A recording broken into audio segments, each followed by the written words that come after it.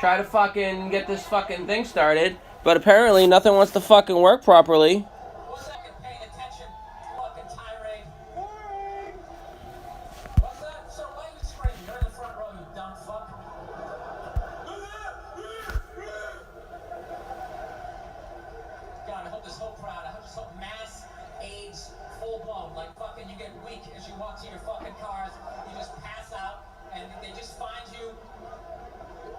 Next year, 83 fucking Monte Carlo with gravel embedded into the side of your fucking bald ass fucking heads.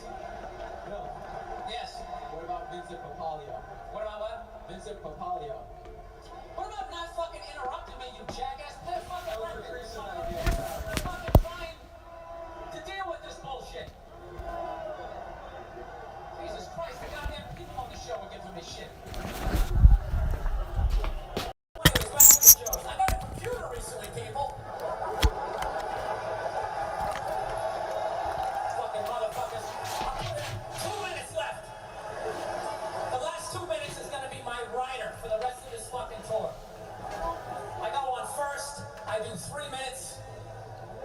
That's it. I come out here with a fucking gun, right? That's what I do. I come out with a fucking gun, hollow tip bullets, and I just start fucking shooting people, okay? Everybody's chained to their fucking chairs. I just blow all your fucking brains out, like just one after another. Just fucking one. Two to the back of the head. Never ending. Coming out like a fucking Mexican with those two fucking crosses of bullets. I just blow all your... I got some reality shows I want to pitch. I mean, I don't really do much of reality TV, but I'll listen to your pitch. Animals are funny. We follow a bunch of small dogs around, and then just as they're about to make, just as they're about to make on the lawn, we blow an air horn and scare them. Don't you think that's kind of mean? Hold on, we blow the air horn and scare them into running it out into the road.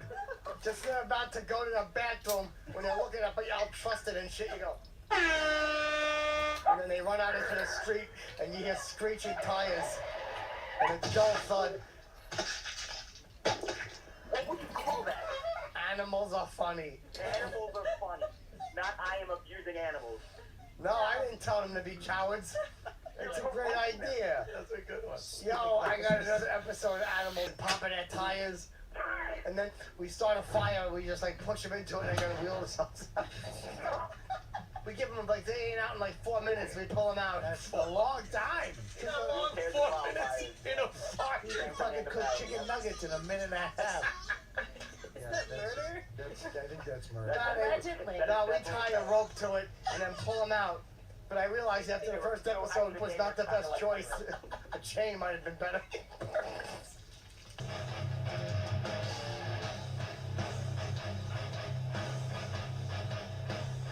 I think there's a Chip happy birthday. There's someone out there that's sneaking in Jimmy's characters from the show into these birthday wishes.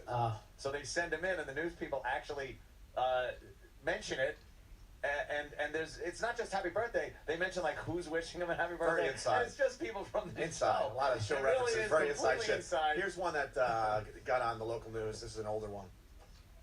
It is birthday time. It sure is. Happy 12th birthday to Michelle Toulouse. Birthday wishes from Mom, Dad, Melanie, Joey, Casey, and Rascal. Happy 7th birthday to Connor Peterson. Birthday wishes from your fishing buddies, Lacey. That's a good boy. God bless this guy, whoever he is. All right. Young Billy, it's good to see you. See you too, Uncle Paul. Sounds like a plan. Thank you, Christy. Celebrating today, Kelly Elizabeth Michaels is turning 6 years old. Happy birthday, Kelly. Love Pop. Lyle Chip Shipperson is turning 37 years old today. Best wishes, love Uncle Paul, Greg, Tony, Ted, Edgar, Jim, and Steve from Yellowstone. If you have a birthday wish you'd like to get Edgar. They threw Edgar in. Look at the picture. I swear, it looks like a fucking a mugshot. It's so obviously a mugshot. The guy's got hella. Holy no! You gotta fucking get that up online so the people can see. How do you not know looking at that fucking picture? Boy, they must have had no other birthday wishes. Can you play the names again, please? The names are great. There's 30 of them. Steve from Yellowstone. Jesus. Damn, send it to me. Let's read it. Happy birthday, Kelly. Love. Lifting to molestation. Yeah, I'm thinking domestic. The mullet is always good for domestic assault on a wife or girlfriend. Or molestation, yeah. That's unbelievable. Very good. Wow. One of those very fucking. God damn. I love when those come in. It's just so fucking They're wonderful. fun. To just put those dumb newsreaders in their place. Do a little research, stupid. Fucking Google the name. Google the name Liar Chip Jefferson. Then I could say it. Because I was going to say, haven't you guys been right. talking about this? Yes. I would think that the bit would be over the second you say it on radio. Look at our door. Yeah, see? Look at that. Those are all the screen all caps. real happy birthdays. Google Lyle They got Chip that Jimmy Jefferson. want Ted Sheck. Oh, yeah, Ted Sheckler, Paul Harkin. Oh yeah, we got some of the other ones, Travis. Yeah, for Bill Burr, why not? Here's And they got 77 years. See, it's not even like he has any Benjamin Button makeup on. Look at that. It's clearly. Here's another one that got through, Bill. First, happy birthday to you. We've got some great ones to celebrate. Celebrating on February 1st. I think Jimmy's celebrating birthday today. Yeah, Captain Jimmy Nordenberger, we're told. It's his birthday, if you know Captain Jimmy. 43 years old. Happy birthday from Steve, Sammy, Greg, Chip, Tony, and Uncle Paul. That's a great one with Captain Jimmy. And it's clearly a Photoshop picture of Sullenberg and Jimmy morphed together. Here it is. I just like that that's just fun. Captain. The third thing Do you down. think he has this ship? We'll be right back. The third thing down is YouTube, Opie and Anthony, more Chip Chipperson. Fucking asshole Lyle Chip Chipperson. Like, all you have to do is Google the fucking name and you would see realize where it's it's a coming joke. Dummy. Stupid news. His Facebook page. My favorite, Look at the mouth. It doesn't even fit. the Ted Sheckler Yeah, it's the Photoshop Ted is my Sheckler. favorite thing ever. It's the best That one. Photoshop of Ted Sheckler is horrendous. Unbelievable. That's the best thing I've ever You seen. with a horrible mustache. People are fantastic. Yep. Love it. Awful photos, and just talents. Fucking A. You ever put out a Lounge Act record? That should be the name of it. People are fantastic. People are It's fantastic. a new easy listening. I just want to tell you. To add to the collection. Hit it. Today, sharing the day with you, with Tony, with Elvis, all the big hitters celebrating today. Yes. Here's Christian. 9th birthday for Christian. Lots of love from Mommy, Daddy, Luca, and all your friends at Pope John, the 23rd school. I think it's 23rd. Did I do right? Yeah. Is that right? Yeah. Have a fantastic day and exciting birthday party. I know because our producer Kent Manning told me this morning. Oh, did he? I was like, what is that? He could. Happy 4th birthday wishes going out to Riley. Happy birthday to you, Riley. Love from Mommy, Daddy, Big Sister Sky, and little brother Tanner. Isabelle La Jeunesse is turning 6 years old today. Isn't she pretty? Lots of love from Mommy, Daddy, Danica, and her puppy Jessie. Happy belated 1st birthday wishes going out to Alexia Christina Parisi. We all love you so much from the entire entourage of family and friends, and of course, Mom and Dad. It's 12th birthday today for Teddy Sheckler. Teddy, happy birthday to you from your Uncle Paul and Marmalade. Marmalade. Yeah, so it says here, Steve, C, and all your friends down. That's fucking classic. 31 doing that fucking picture. Yeah, let's hear that one again. Little Teddy Sheckler. Teddy Sheckler. Yeah, good old Teddy Sheckler. Happy birthday, Teddy. Jesus, that's awesome. And of course, Mom and Dad. It's 12th birthday today for Teddy Sheckler. Teddy, happy birthday to you from your Uncle Paul and Marmalade. Marmalade. Yeah, apparently. So it says here, Steve, C, and all your friends down at the Emporium. And Marmalade. Happy 2nd birthday wishes. Marmalade. Oh, that is so fucking good, man. It sounds like a fan of the show or something. Yeah. Jesus, Jimmy. How did they get Aunt Marmalade through? Aunt Marmalade. He goes, well, that's what it says. All right, well, let's read anything here. Very good. God, that's a good one. Keep them coming. Keep them coming. Absolutely. I can't get enough of those. I don't know why I find them Funny, silly. They're great. All right, I, you know what will be the highlight of the day for me? What? Brand new birthday clip from the news. Oh, yeah, where is that? Oh my God. Huh? Oh, we're going to play it off the computer today? Yeah, that's part of these. All right, why don't we play right after the break? Let's do that because. We'll get right into it after the break? Yeah, it's so. Is it a good so one? Goddamn funny. Yeah. Is it the best one yet? No, they're so hard to judge because they're all different and lovable in their own way. Okay. But this one features somebody very popular on the program. You? No. I haven't been featured. Why haven't you been featured? I don't know. I don't have a real, a go-to character. You can say that again.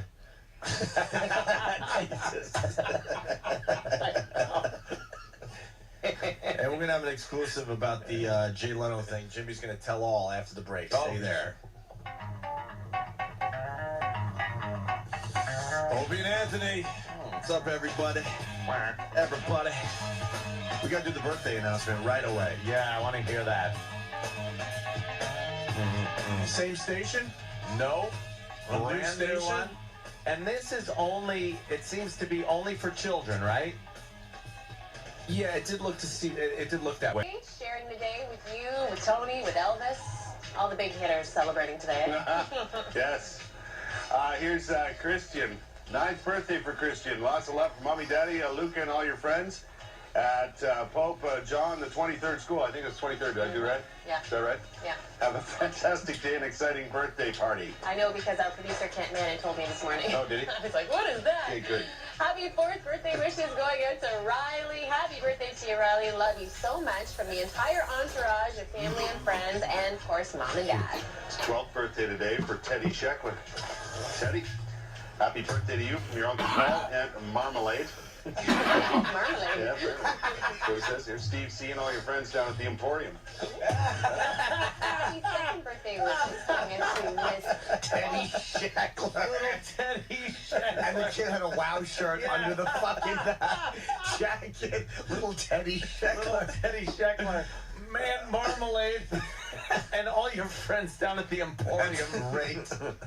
Teddy Sheckler. That's fucking classic. He's 31 doing that fucking picture. Yeah, let's hear that one again. Little Teddy Sheckler. Teddy Sheckler. Yeah, good old Teddy Sheckler.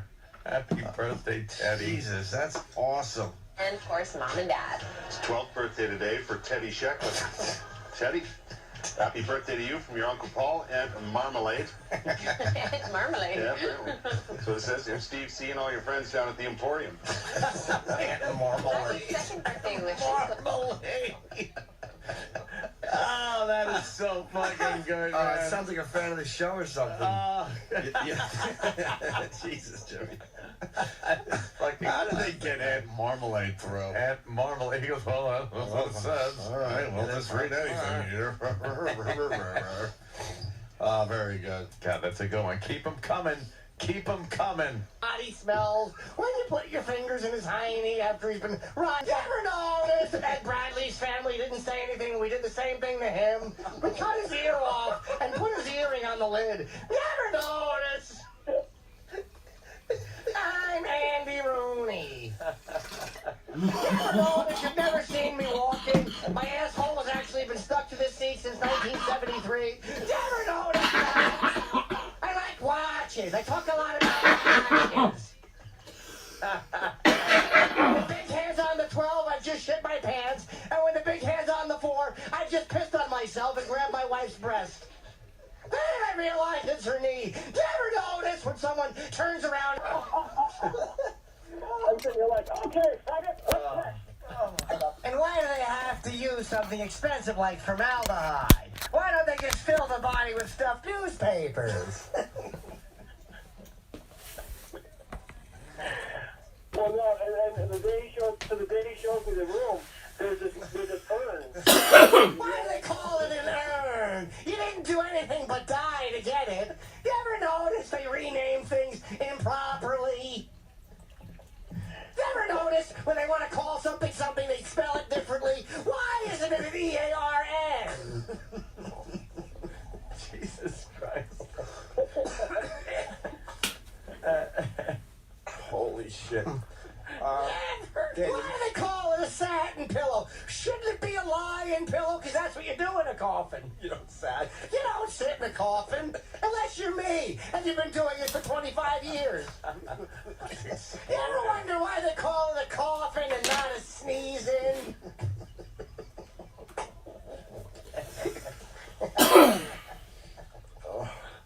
I don't think much coughing's really going on in there after they shut the lid. You think they'd call it a rotten, because that's what you're doing. Rotten. What size rotten would you like to be? How inappropriate is that? That would be awful. What size about time?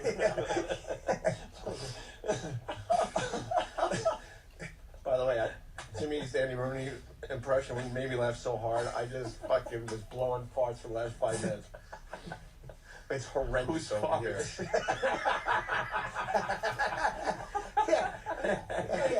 They call me Fart. Oh, you can call me Fart. You can call me Farge. You can call me Ashland. But you doesn't have to call me E-Rock Mouth. God damn it. Want you to jump out a window.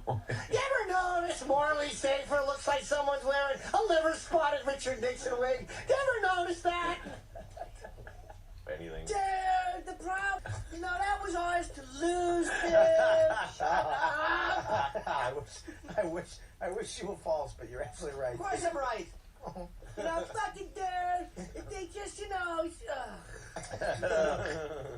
I'd love to hear you justifying that Patriots loss to yourself. Dude, I mean, fucking Brady, the fucking guy, Giselle, dude. Why do you have to bring in what could have been except opposed to what really is? Perfect season. Yeah, dude, what's a better story? That happened. Fucking civil rights footage, fire hose toilet. His bidet, his mechanical, automatic, fucking ass fucker. R2D2 shitter. You think it's not queer? Well, what are you gonna do? Some of them are winners, some of them are... Dude, I was on the show, I said something funny, and then they fucking, you know what, dude, they won't laugh. It's about them and Norton. I actually do a great Christopher Walken. Oh, let's hear. Do you? Because Jay does it, I'm gonna do it. I used to do my act. Did you? When I first started, yeah. Because Jay does it, you won't do it? I mean, If that's his Jay thing. does it, then you know it's not original, so you can do it anyhow. Jay Moore listens to this program now, my friend. Yeah, he he's listens listening now. right now. Good. So he'll know that Rich Voss just called him a ripoff. Yeah, why not? Big deal. And, It's gonna be worse. No, he started to call our show again. Oh, he did? Yeah, he's realized Who are you that. talking about? Jay London? No, I'll do Jay Moore. Oh, I thought you were talking about Jay London. Oh, Jay You Moore. are such a load of shit, Get out of Voss. here. You didn't say last name. Oh, She said Jay. I stop. didn't know what Jay I was said talking Christopher about. Walken. Who'd you think I meant, Leno? Oh, I'll do the Walken. Hey, little man. Wow. Wait, let me close my eyes. I Do it thought, again. Do it again. yeah. I got this watch. Little man. Oh, my God. It's in my ass. I thought he was in the room. Oh, my God. Wow. I'd open my eyes to make sure he wasn't here, Jimmy. I do these impersonations. That's fucking good, Yeah, man. do you? Yeah. Wish I could find that one. I do them all day. Suicide Kings. You don't even do lines from the movies, you just mention the movie title. Yeah, things to do in Denver. He does these impersonations. I swear, you would think it was the real people. How about like a, oh. Yeah. Oh! Oh, that's Dice. nice. Oh, Why are you doing dice? Because I was just throwing in a montage of all my impressions. Oh, dice too. All right. Yeah, I do them all. I don't want to outshine Anthony with impersonation, so I hold back. All right. Thank you for that too. Can we get Billy Mitchell on the air? A little more Billy Mitchell for the peeps. Oh, Billy Mitchell? From That tool? from King of Con. Why? Billy Play Mitchell. it, play the clip. Whoa. Could you get it? I thought he was in the studio. It was amazing. Yeah, he set the record for playing Donkey Kong back in '81, I believe it was. 82, stupid. Oh, Jesus. I like how you correct people too, Jimmy. It's very, very comforting. I was in The Shining. Oh wow! Wow. That's that guy. That was the guy that invited Nicholson up Yeah. and told him about the job. No, it was Jack. Of course it was. The I was golfer. kidding. It was so good. I'm not gonna bash your brains in, Rich. You alright, Rich? Well, I was just looking at fucking Bush and the Pope. Yeah. And Yeah. Pope and the dope. Look at him.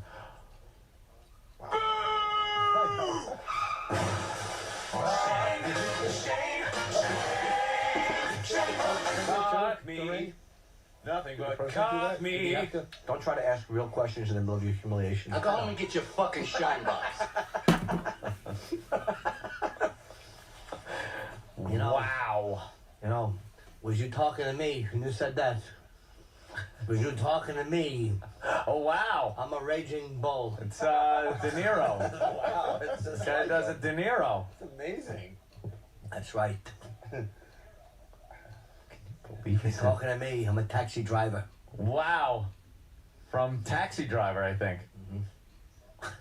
All right, let's do. That's great. Put the clip on. Do it. All right, we're doing Billy wow. Mitchell. So Billy He Mitchell goes back and forth, too. held the world record for Donkey Kong. Set it in 1982. I hold the world record for axe killings. Nicholson, Of course. from The Shining. Yes. Sorry. Scatman Crothers. Oh, that's killed with it's all the, good. I didn't mean to interrupt. I was. Wait, hold on. I think Jimmy's Uh-oh. one of his great impressions. Cool. We're very privileged to have. Robert De Niro here. Oh, Dave. Wow. I like how he gets that right out of the way so there's no questions. You knocked me out. Raging Bull, I knocked me out. Yeah, Well, let's that's see. that good, though. Let's see what my friend Joe Pesci's doing. Oh, There, you play that clip, you prick stuttering you. Play that clip, you motherfucker. well, Bob Kelly. Hey, Bob, just fucking kill yourself. There's no you at the end of. We know, that's why I was saying it. Oh, wow! You can even. And now we have to deal with Billy Mitchell and his dumb record again, and talk about him this dumb show as Jimmy does dumb impressions. Dumb impression. What dumb? Oh, sorry, Jimmy. My You weren't friend there. Jack Nicholson wouldn't agree. I'll bash your fucking brains in, Anthony. Wow, where's that from? I flew over the cuckoo's nest. Oh, it's already... I like how he personalizes the I'm impression. not the only one. I have other friends, like my friend Al Pacino has some Oh, let's thoughts. hear Al. Does he? That's Al. That's Mr. Haney. Mr. Haney. I don't know who Mr. Haney is. He's the guy from Green I Acres. got two on the truck you could have. Well, Mr. Douglas, I brought you your mattress. I didn't order a mattress, Mr. Haney. Well, then I'll take it back for a nominal fee. He was like the Jew of Hootersville or whatever they lived at. Green Acres. Green Acres, the Jew of Green Acres. Always a Jew. If you wonder why your show isn't going to be picked up on Comedy Central, Oh, it's because no. of Jew smashing. Someone threw a penny in the glove compartment. Try to get me out of here, Mr. Doug. Reporting, yeah, he was spotted dazed. Audio. Wow. You close your eyes. Wow. You feel like the guy's in the room with you. It's amazing. Yeah. You would think he, if he was that, I don't know, crazy, he would need help. So I that's just all like- I got on that. I just like Jimmy's Peter Falk. Peter Falk When the impression. cops showed up, they're like, well, he goes, hi, I'm Lieutenant Columbo. Can I stop bothering you?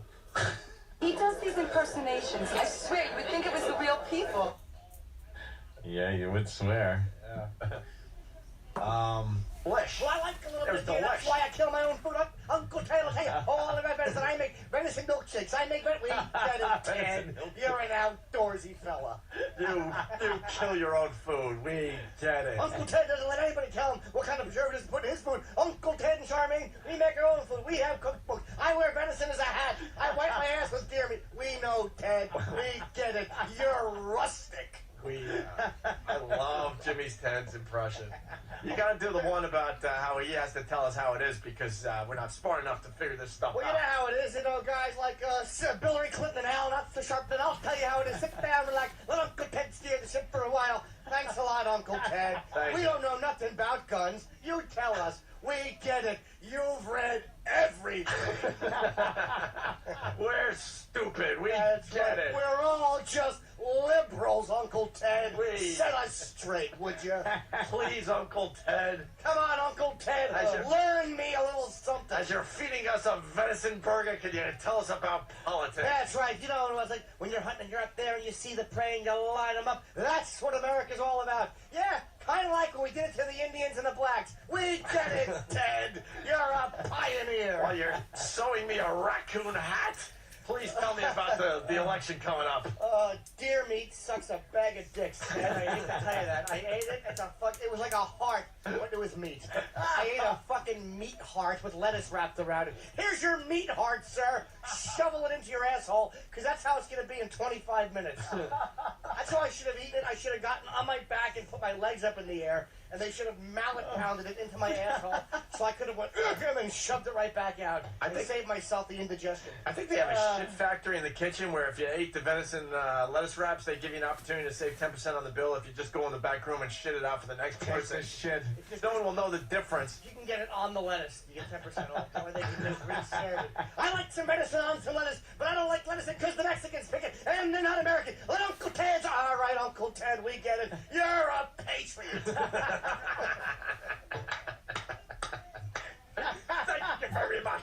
I'm like, just sit down, just sit back, put my feet up, a little overconfident considering I'm a hillbilly who plays the guitar. Come on, sit down and play Cat Scratch Fever. Uncle Ted will straighten you out. Let me get it, Ted. You have a gift.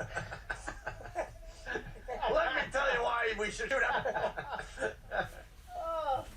Keep going, Jimmy. I can't. It's very energetic. It's very Uncle Ted. When Uncle Ted hits me, I do. Fuck, every time he's on our show, it's the same thing. I know, It really I is. say nothing. We like him on the really show. is. We do like him on the show, I but happen to like Nugent a lot. we just But he's a bit much. He called me a liberal one time. It's I know. dumbbell. we just have an observation. He That's all. assumes because you're in the media Yeah. in some way, shape, or form that you're liberal, and of course you're more liberal than him. So Who isn't? it's exactly. So it's like you're a bleeding heart, left-wing liberal ass. Well, we would talk about that, and then he was talking about Iraq. And I like to go over there and shoot the big AR-14. I'm sure you do. But then he said something about, well, you've never been there. I'm like, well, yeah, I have. You know, I was in the fucking C-130s over in Iraq entertaining troops, and then he kind of backed off.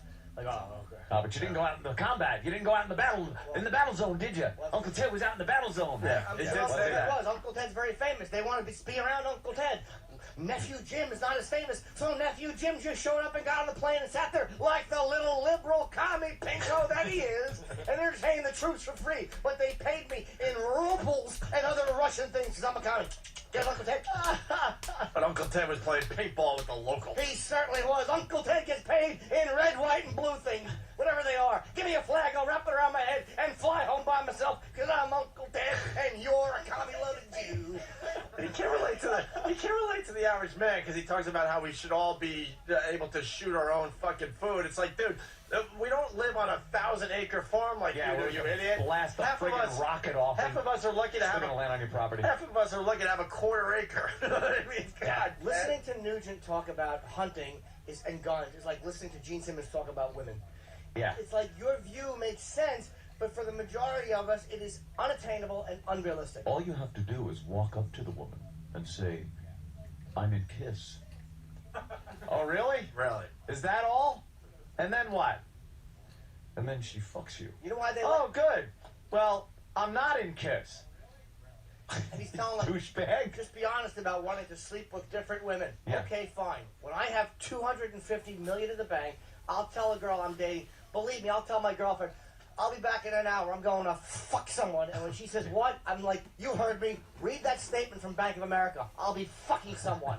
And when I got back, I want you to smell my dick. Would you do that, honey? Sister. Read $250 million? Okay, yeah.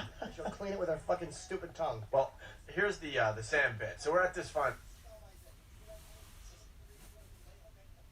No fingerprint expert. He has certain weird clipped words. Yeah. Clips. And now, I guess the next stage of this bit, people are finding Quincy clips that they think are ridiculous or funny or whatever. And it's not supposed to be funny because it was a drama. It was a drama. No one really realizes that this show It's freezing it there, had by the way. credibility. It was a serious show, and it was on the heels of The Odd Couple. It was after he had left The Odd Couple as Oscar Madison, so it was kind of odd to see him in a drama. There were some comedic moments and comedy elements throughout the thing, but basically it was supposed to be like a serious show. Right. And at the time, I don't know how, but it was. Now, though, you listen back, and it's like, this is horrible. It stinks. And when Quincy would talk, he would take his thumb and he would take the other four fingers. Picture going, Mamma Mia. Right. The way you do your fingers for Mamma Mia. That's how he would talk. Like, he would, even when he was just talking casually. He's a harder guy to do when he's not angry. Yeah. But he's always wearing a dick sweater or some fucking Iranian president members only jacket. And is this the punk rock clip? Yeah. He wants to talk to a bunch of punk rockers. This stinks. It's It's almost a parody of a show that stinks. Oh It's yeah, so bad. yeah. It's so completely bad. He's in a punk rock bar. You want to play the first clip, even though it's slightly long? I mean, the punk rock clips are the big get here, but the first clip's funny because the over the top caring is like, why would you care about the answer? Right, it's the one we listened to earlier. Yeah. Well, let's start with this clip from Quincy way back in the day, and then we'll get to the punk club. Punk club. You can blow up even bigger if you want, Quincy. Oh, thanks, Ed. You can blow them up the size of an elephant. We still wouldn't get a clear print out of it. Clear print. Clear print. Just isn't my day. Not your day. What problem do you have? I was overlapping fish we found on the ice. Some of Steve's acting right there. Not your day. That was just a fucking awful boss. John Aston, his real name was, I think? I don't know. He had Was that it? fucking dumb mustache. What was his name? How'd your parents die? Yeah. I don't know. We haven't done an autopsy. He looking blown up as big as an elephant. What's my problem? You're in my fucking house. I'm not gonna get a clear print. Clear print.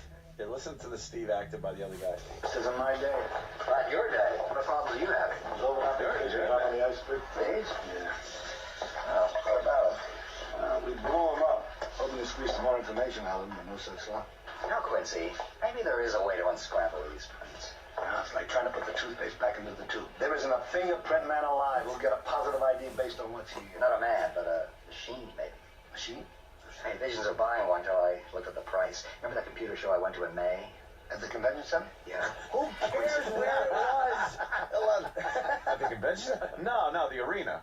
You sure? Because I remember the one at the convention center. Right. Oh, who cares where it was? A computer show at the convention center where they have one computer. Yeah, one computer. See, because they were real large back then. That's my large computer joke. It was so bad, the information that you... it was too pricey back in May. At the Who gives a fuck? Just a machine. What, a computer? A machine? I was going to get one, but it was a little too pricey. Oh, you a Jew. So because it was too pricey, there's like dozens of murders they're not going to solve. Yeah, This guy was too pricey. Too pricey. I'll try to do it the old-fashioned way and save a few bucks. We would have fingerprints, Sam, but the boss is a Jew. Sorry, this guy never saw a penny that he didn't like. We can't get a clear print. A clear print. I bet we could get clear prints off a penny from your pocket. You're a Jew. Quincy's an anti-Semite. There's 6 million of them, Sam, and they're hiding somewhere. Bobby Fischer was right. The whole thing was a lie. They were never murdered. Wait a minute. Thomas Overbeck from Dallas. What's my problem? You're in my fucking crime lab. You're in Quincy.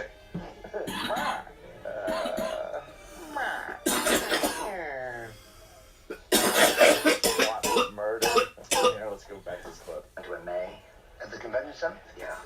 Quincy, they had a graphics computer that could take 2 combined pictures and separate the images. No. Do you remember who was displaying it? But I was too cheap to buy it. Too cheap. Oy vey, Quince. Right. Do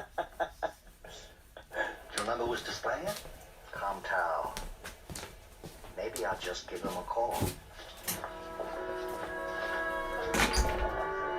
Modern computer equipment there, huh? Help Quincy out. Right. It could actually separate 2 sets of fingerprints and play Pong at the same time. The student attended private poly prep country day school where Catilla was a part-time volleyball coach. Part-time volleyball coach. The abuse came to light when the teen's mother started asking questions about a hickey on her neck. Oh, shit. And she confessed to sexy sessions with Catilla between January 4th and 9th.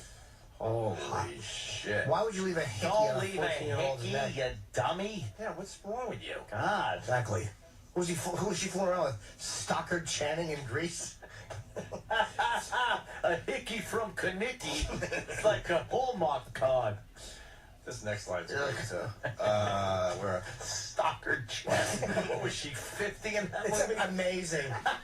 The fucking Zelda from Poltergeist is a more believable high school student. Right, look who it is. My new high school mate, Jack Klutman. We gotta get to gym class. We're gonna be late. Quick, Zelda. Go grease lighting. Burn it down a quarter mile. Abigail, can't you Landed at the coroner's office, branded a fool.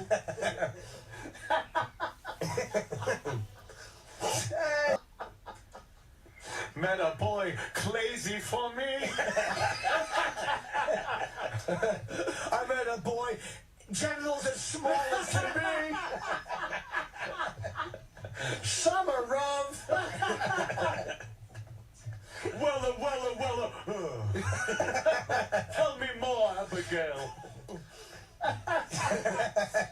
Oh, fuck. Stalker Channing was How fucking old is Stalker Channing? That fucking awful. She had Joe DeRosa hair. She bugs me. Bigger shoulders. Yeah, bigger shoulders and fucking less curly, awful Egyptian dude than fucking DeRosa. Stalker Channing. God, that's funny. Oh my god. Yeah, look at the picture over there. She's in high school. Oh, she's ancient. She's fucking ancient.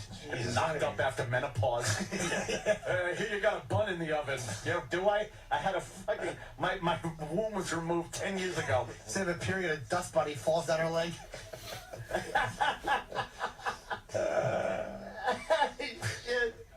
Getting back to the hot story, a complaint filed in Brooklyn Criminal Court says the teacher, getting sock ladies. Jesus. You burning up the corner a mile, and it's Quincy, and behind him is Sam, and fucking Detective Monahan, and Mr. Aston. Whatever that creep's name was, the mustache. He's wearing a fucking members only jacket pointing. You're the one in the want. You want to want. Let's go to the Shake Shack. On an all-new house with guest Lonnie Hazard. House has to find out why Lonnie keeps humping the patients. Why patients are coming with any problem all of a sudden need sphincter repair. Or is he on St. Elsewhere, and he treats Ed Begley's face in a way that no man should. I'm gonna go with your house thing. Wouldn't house have to rebuild the sphincters with some part from some other? Oh, of course, from a child or something. Damn it, I gotta save one of them. Right. House. All right, Lonnie Hazard, come here. This is a stupid house. Show's still on. Sam. Sam. Sam is another victim of Lonnie Hazard. Lonnie Hazard. Oh my god. Well, Quince, I don't know what the matter is. Sam, they're finding the same substance in all their underwear, and Lonnie Hazard is connecting them. Why don't we understand that this is the work of Lonnie Hazard? I close my eyes, I can enjoy the impression that much more. It's just a perfect Quincy. He gets all the little inflections. Lonnie Hazard. That's right. Hey, it's Detective Monahan. Oh, yeah, Monahan. So he's after Quincy. Lonnie Hazard was accused of flattening a woman's ass with a shovel, and then she wound up on Quincy's houseboat. That stupid flat-ass woman. There's a cardboard cutout, Quince. He got it from a Victoria's Secret. Here's a chick there, Quincy. Oh, hold on.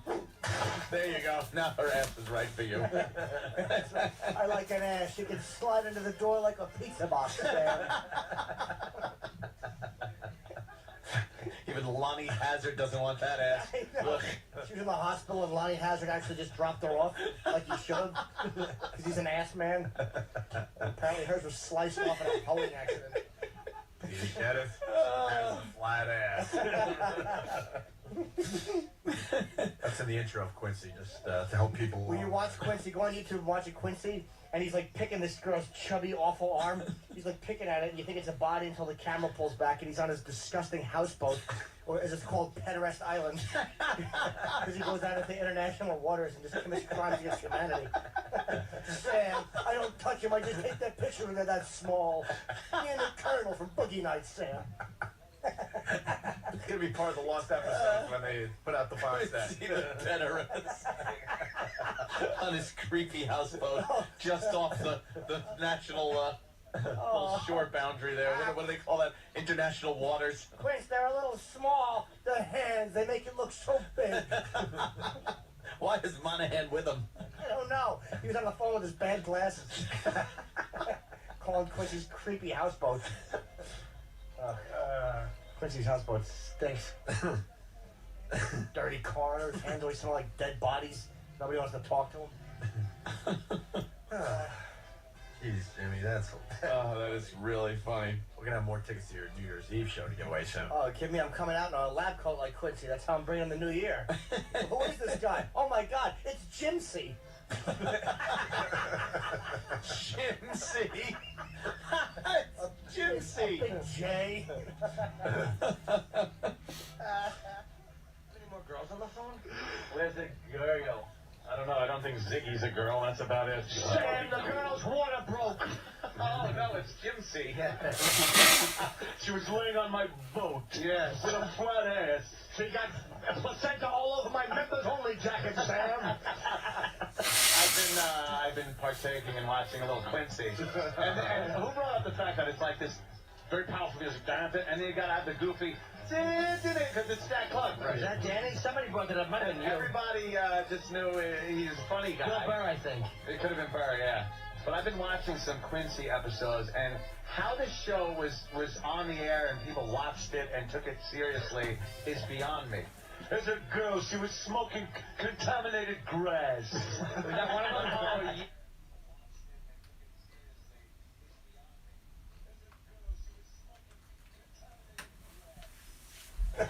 And his mother was yelling, "What happened? I thought it was you, Sam." Wow.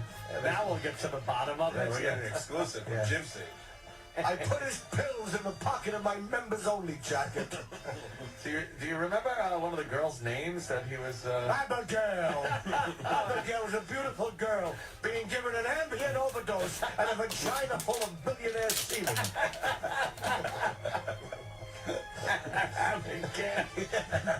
I stopped the punk rock concert. You sure is. Boy, Tiger is part of some sick society. He sure is. Let's hear. I want to hear that old bag again anyway. Hello, this is Taylor Swift. Hi, Taylor. My name is Deborah Bowen, and we love your music, and we just donated $25 on behalf of our granddaughter, Shyla, who has spinal bifida. Oh, thank you. I tried to give my girlfriend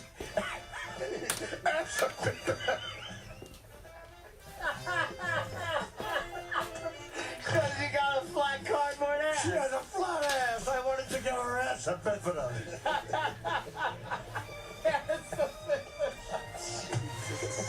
So that her ass juice could plump out a little bit like a fluty pincushion.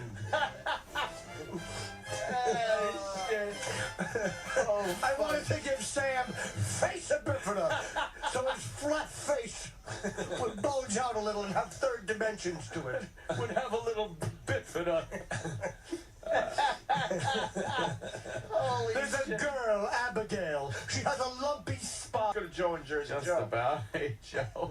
Hey, I didn't know Lucille Ball's kid had spinal bifida. I was just gonna do it. Hi, Taylor Swift. Who's this? This is Lucy McGillicuddy. Mr. Mooney has spina bifida. We're contributing $25. Give me another Philip Morris. Ricky.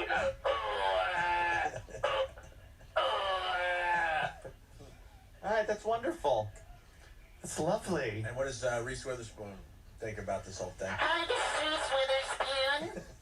Why don't you just take the spina bifida and grab a spoon and just, like, spoon it out? Spoon out the bifida fluid with a spoon. That's the advice from me, Reese Witherspoon.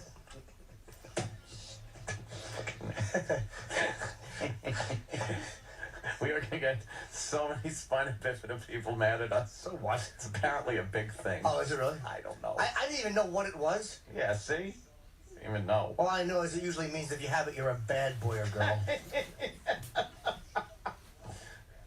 They'll be out front marching in a fucking circle.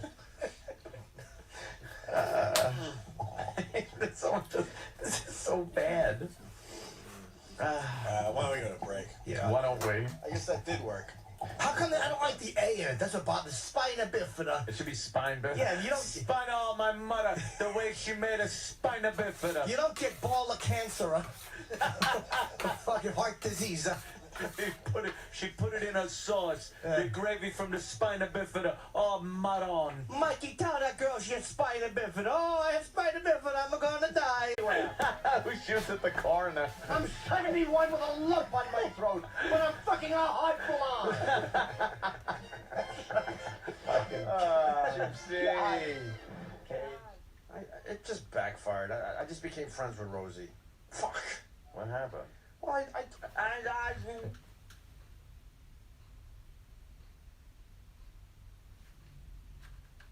that movie.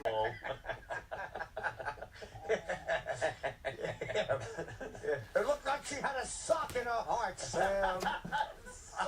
A large sock in her heart. I'm telling you, Sam, it's a miracle she can walk. She was murdered. The creepy picture guy murdered her. Look, I heard her interview Louis C.K. and she did an amazing job. She got more out of Louis C.K. than we have in years. Really? Like him doing our show. Yeah, he's opening up. Oof.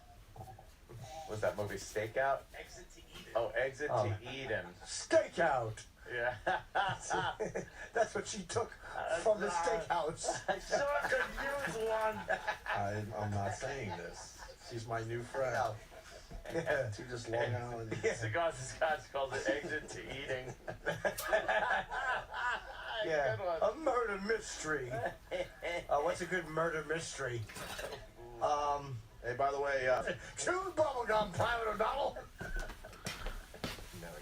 I gotta get on the bus. I gotta get down the hall. I gotta get down the hall and talk to radio. I gotta talk to them guys. Yeah. I'm always the first one in the studio and the last one off the studio bus. I sat down and killed Cherry. Cherry? Yeah, Cherry. Oh, that's the name of the Jimmy's Playhouse. Oh, I'm just gonna eat foodie. Exactly. Try to be discreet. Everyone's saying she's coming over. Hey, Hitler hair, hurry up. Hey, let me talk to her. Tell her this, E-Rock.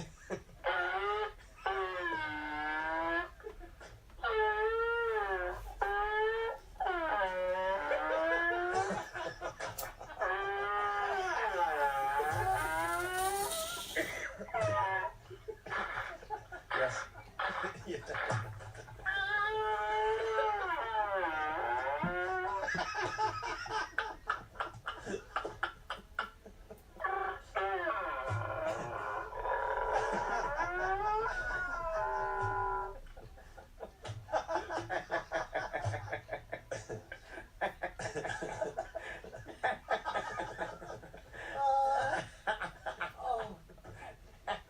She was killed for lamp oil, Sam. Yes, sir. She's running down the hall, 5 Japanese are chasing her. They cut off one of her arms and threw her back. Oh, I've seen that documentary on the Discovery Channel. Yes, Rosie Wars. Paddled after a Japanese show? Really? What was? Frank Cannon Quincy was a Canadian show before it was... I have no idea. Let me hear. Hey, Don from Nevada. Hey guys, how you doing? Hello, Don. You have some Quincy information? My God. No, back then there was a coroner in L.A. who was a Japanese guy. I can't remember. Ken his name. Noguchi. Quincy. But that was before Thomas Noguchi, I'm sorry. Crap, and he was getting really in the way in investigations. I remember him catching shit all the time by the cops and the government people for getting involved in investigations. Oh, really? Can I ask why nobody's impressed that I knew the name of a Japanese coroner in LA from the 70s? amazed at that. I thought you just made that up. That was an actor, too. You're a very good actor, Jim, and you do that. You go like, oh, I know who it was. No, you'll know I'm Thomas Noguchi. Look that up. Is that right? Just look up. You'll never get Noguchi. And he would get involved with investigations and I guess piss people off. So Quincy was supposed... When do they... See, I guess that's why Sam was That's what happens in real life when a coroner gets involved. Just pisses the cops off. Yeah, always run and annoying. Just contaminating crime scenes, you idiot. You don't have your booties on. OJ's running loose because of you. Dolt. Is that him? He almost looks like Quincy. Thomas Degucci. Looks like Quincy squinting because he can't see his page in front of him. He's a face like Quincy and a cock and balls like Sam. Boo on both counts. Good job, Quincy. We got to let this murderer go because you questioned him illegally. Yeah, very good. Thanks a lot. Thanks again. That's 22 this month. Guess what, Quincy? Another child did just die because of you. All the defense attorney would have to do is, was a coroner on the crime scene actually talking to my client? Yes, he was.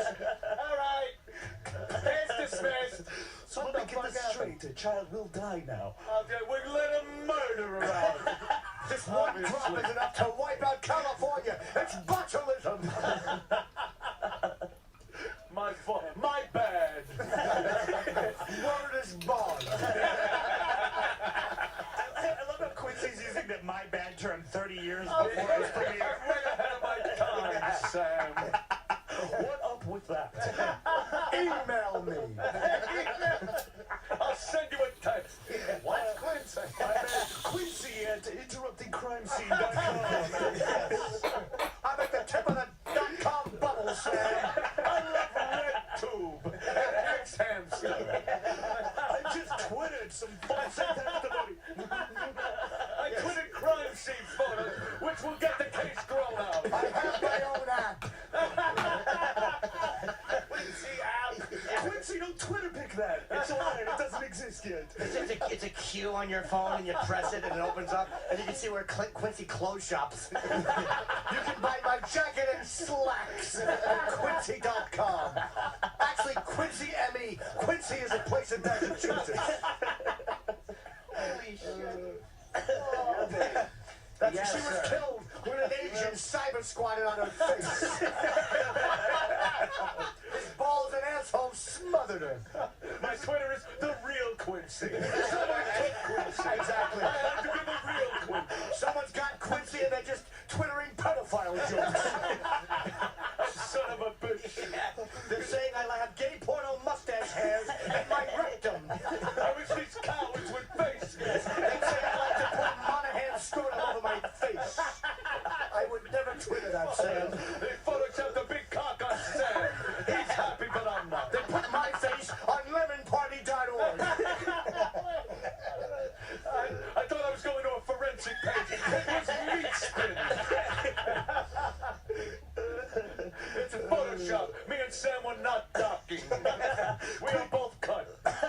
Quincy is very much not. You can hear this? Send. Holy shit. Who is Ralph? Oh, that's rolling all over floor. I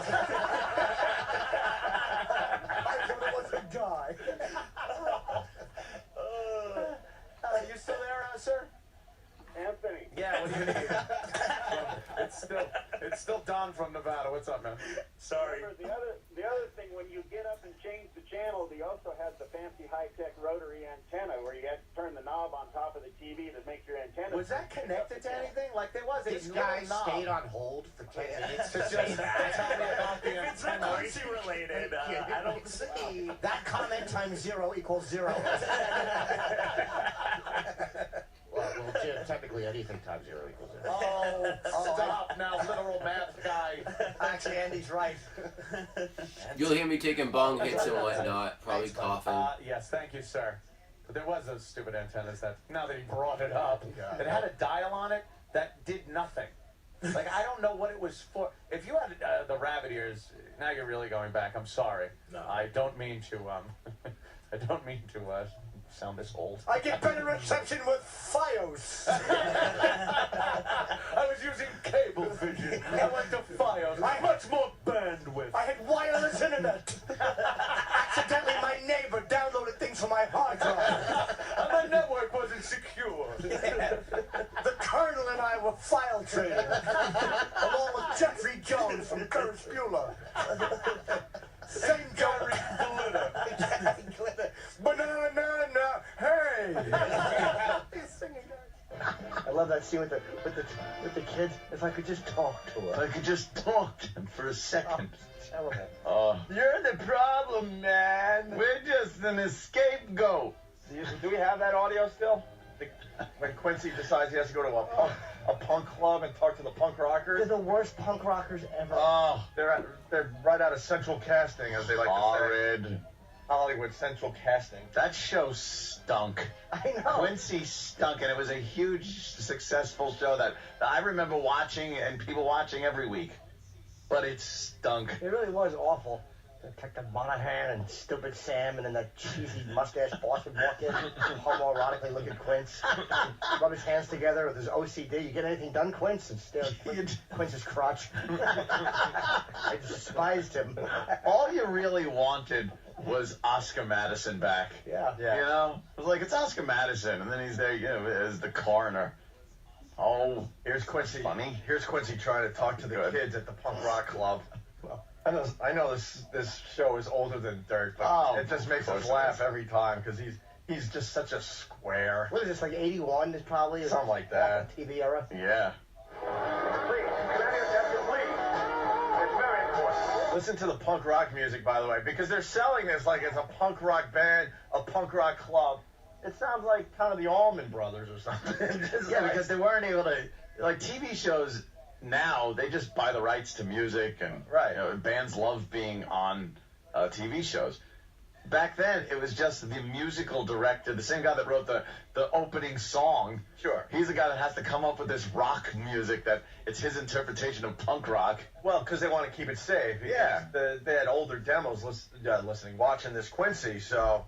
You know, you had the Sex Pistols already. This doesn't sound anything like the Sex Pistols. No. And it's supposed to be a punk rock club. He's just yelling over the music. Yeah, listen how fast it quiets down, too. Yeah. Yeah, this is horrible. Wouldn't a punk rock club, not quiet down right away? Things at the old bastard. Yeah. His dumb members-only jacket. Aldehyde fingers. 1976 for Quincy. Oh, wow. Please, can I have attention, please? It's very important. Silent. As soon as he said it's important, Very they just shut important. down the Oh, music. okay, we're punks, but got sensibilities. Yeah. But no one's doing anything during the music. Bow, bow, bow, bow, bow, bow, bow. And then it's just very important. Silence. They're all reading, perusing magazines. Yeah. What was the year on that? Of this particular one?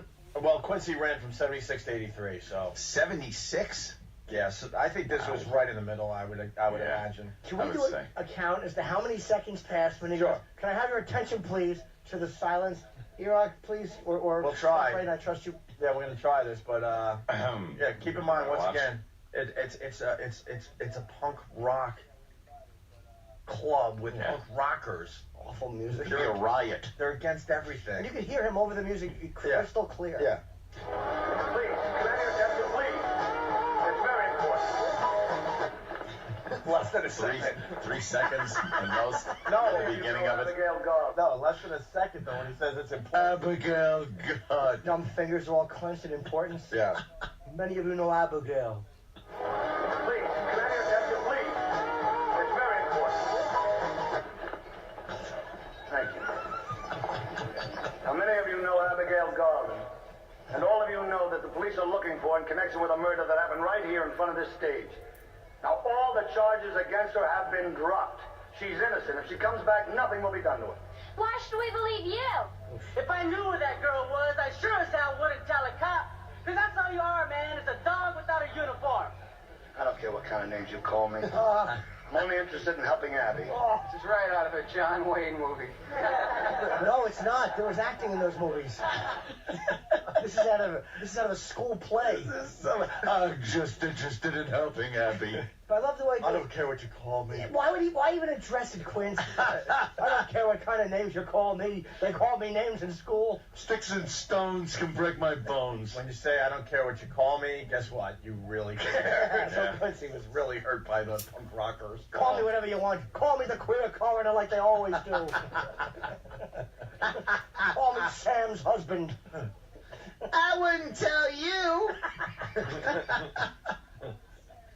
I want to hang out with those guys. Oh, of course, they're such punks. Oh, they're dangerous.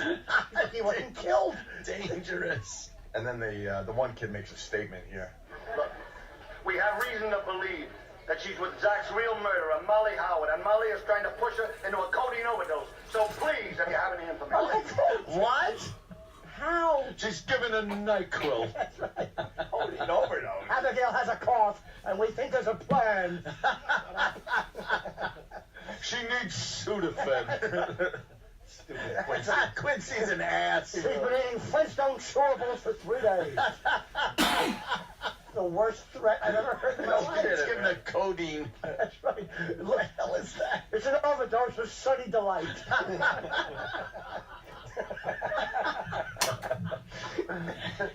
And Molly is trying to push her into a codeine overdose. So please, if you have any information.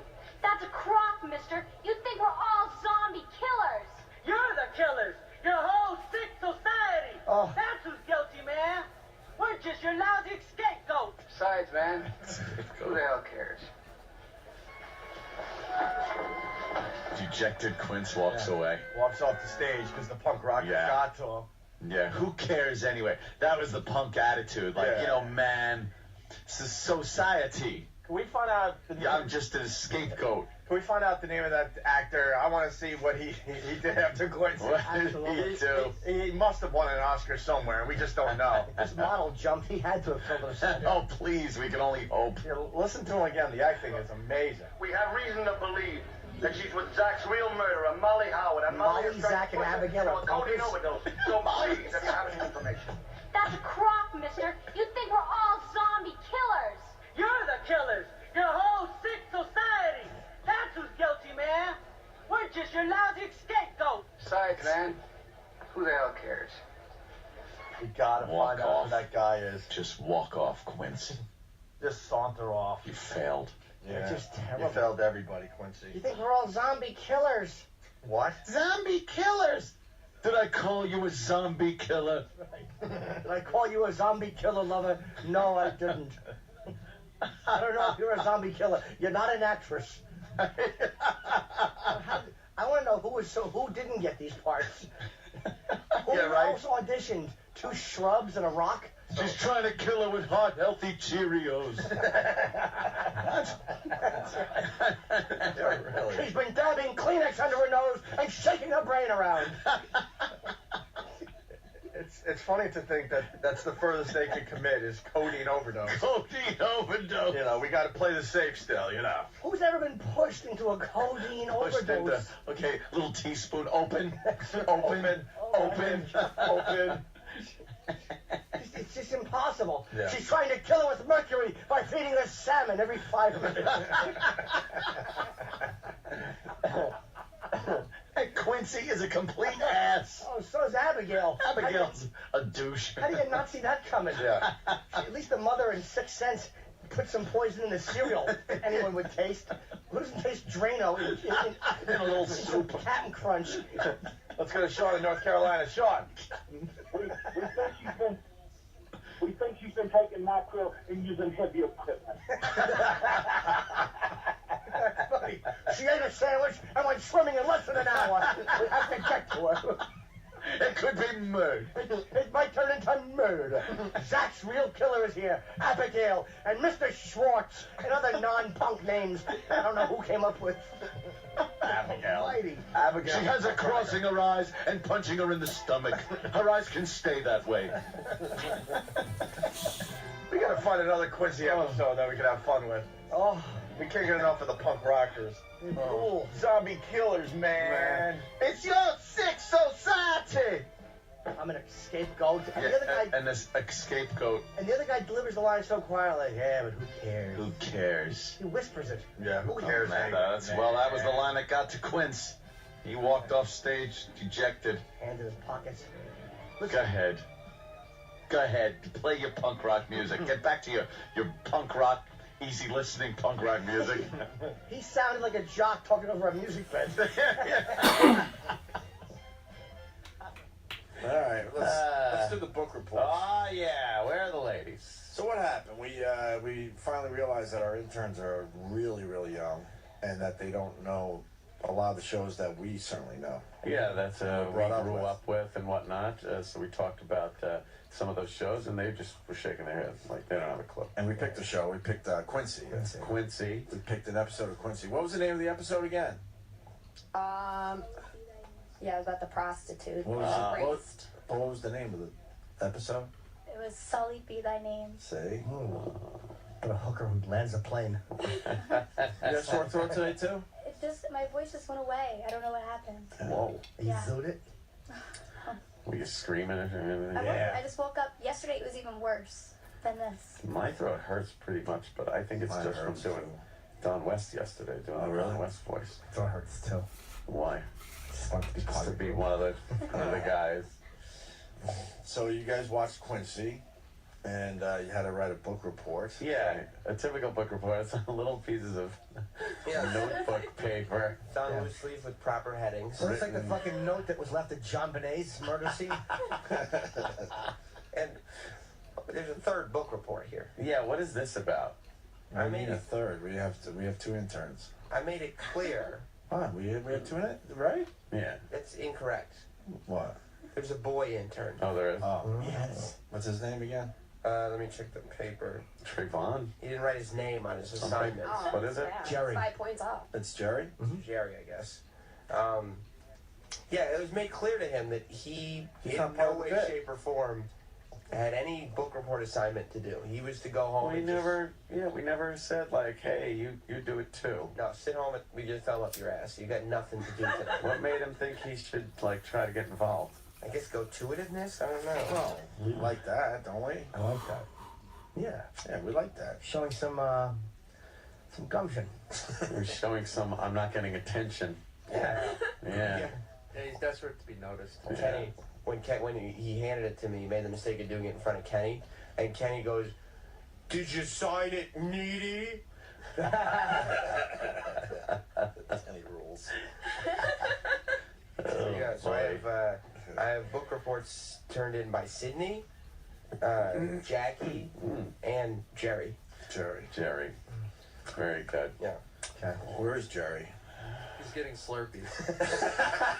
Instead of airtime, we have Nice. free Slurpees for everybody. Slurpee Day. How great is that? 7-Eleven Day. Yeah. So, ladies, you watched it and had to write a little book report on it. Overall, what'd you think? How great? It wasn't bad. It was just a little slow. A little slow? A little 1970s, yeah. Yeah, a little 1970s-ish. Slow? What are you talking about? I read their book reports, and they both had the same observation of something that they did at the beginning of the episode that makes no sense and never happens anymore. Oh, wow. Yeah. They did, like, instead of a recap, they did, like, a trailer instead. So I was watching it, I was like, okay, so this is what happened in the last episode, and nothing got solved. And as the episode went on, you realize that this is what you already saw. They were showing what you were going to see. Yeah. Oh, right, they used to do that, right? They did, Oh, yeah. I forgot about that. Why would they do that? I didn't know, like, at the end they were going to show and, like, do a recap of what they just showed you. I didn't know it was going on. Yeah, they show like a prequel, a preview of it's really like a movie trailer of what you're about to watch. Yeah, that's though. Yeah, they show a lot of it. They show you a lot. The kids are way stupid. Yeah. Why would they do that? How lame. So how should we handle this? What other basic observations about the show? The music was great. Yeah, there's a lot of music. A lot of music. It's way more suspenseful. This is the opening theme. Yeah, the opening theme where they're showing him, because he's a coroner, but he's also a guy. Yeah. You know, so they show him doing his coroner work, but then he'll be out to dinner, on a date, Yeah. and then there he is in the medical examiner's office, and then there he is on his boat. He's a devil-may-care jack of all trades. He really is. Did you find him a good leading man for the show? Yeah, actually, I did. Yeah, you did? Yeah, I like them. You did? Jack Klugman. Do you think he was sexy? Yeah, I like that part. Jackie noticed something subtle that they did in the show. Yeah. In her book report, she writes, it was a tad dull and very predictable. They showed their #1 suspect in the scene right after the murder. Literally, and they show him watching What? the news report of the murder. So you're like, oh, I wonder who it could be now. It's not even a whodunit kind of a thing. You just know. No, you just know. They're like, oh, did they move the body? And then they show the guy who moved the body. They really were catering to simpletons. Yeah. But it ended without knowing if he was killed or if he just died. If he was a murder. Really? Yeah, that made me really mad. Were you gonna read the book report? I think we should have them read. Yeah. Why don't you read? Absolutely. Did they show the part where? No. Did they show the part where his assistant Sam attempts to land a plane in San Francisco? All right. Who should read it first, Sam? What do you think? Can we read Tyler's? Let's start with Sydney's book report. Oh, Sydney. Yeah, you can do it. Sydney.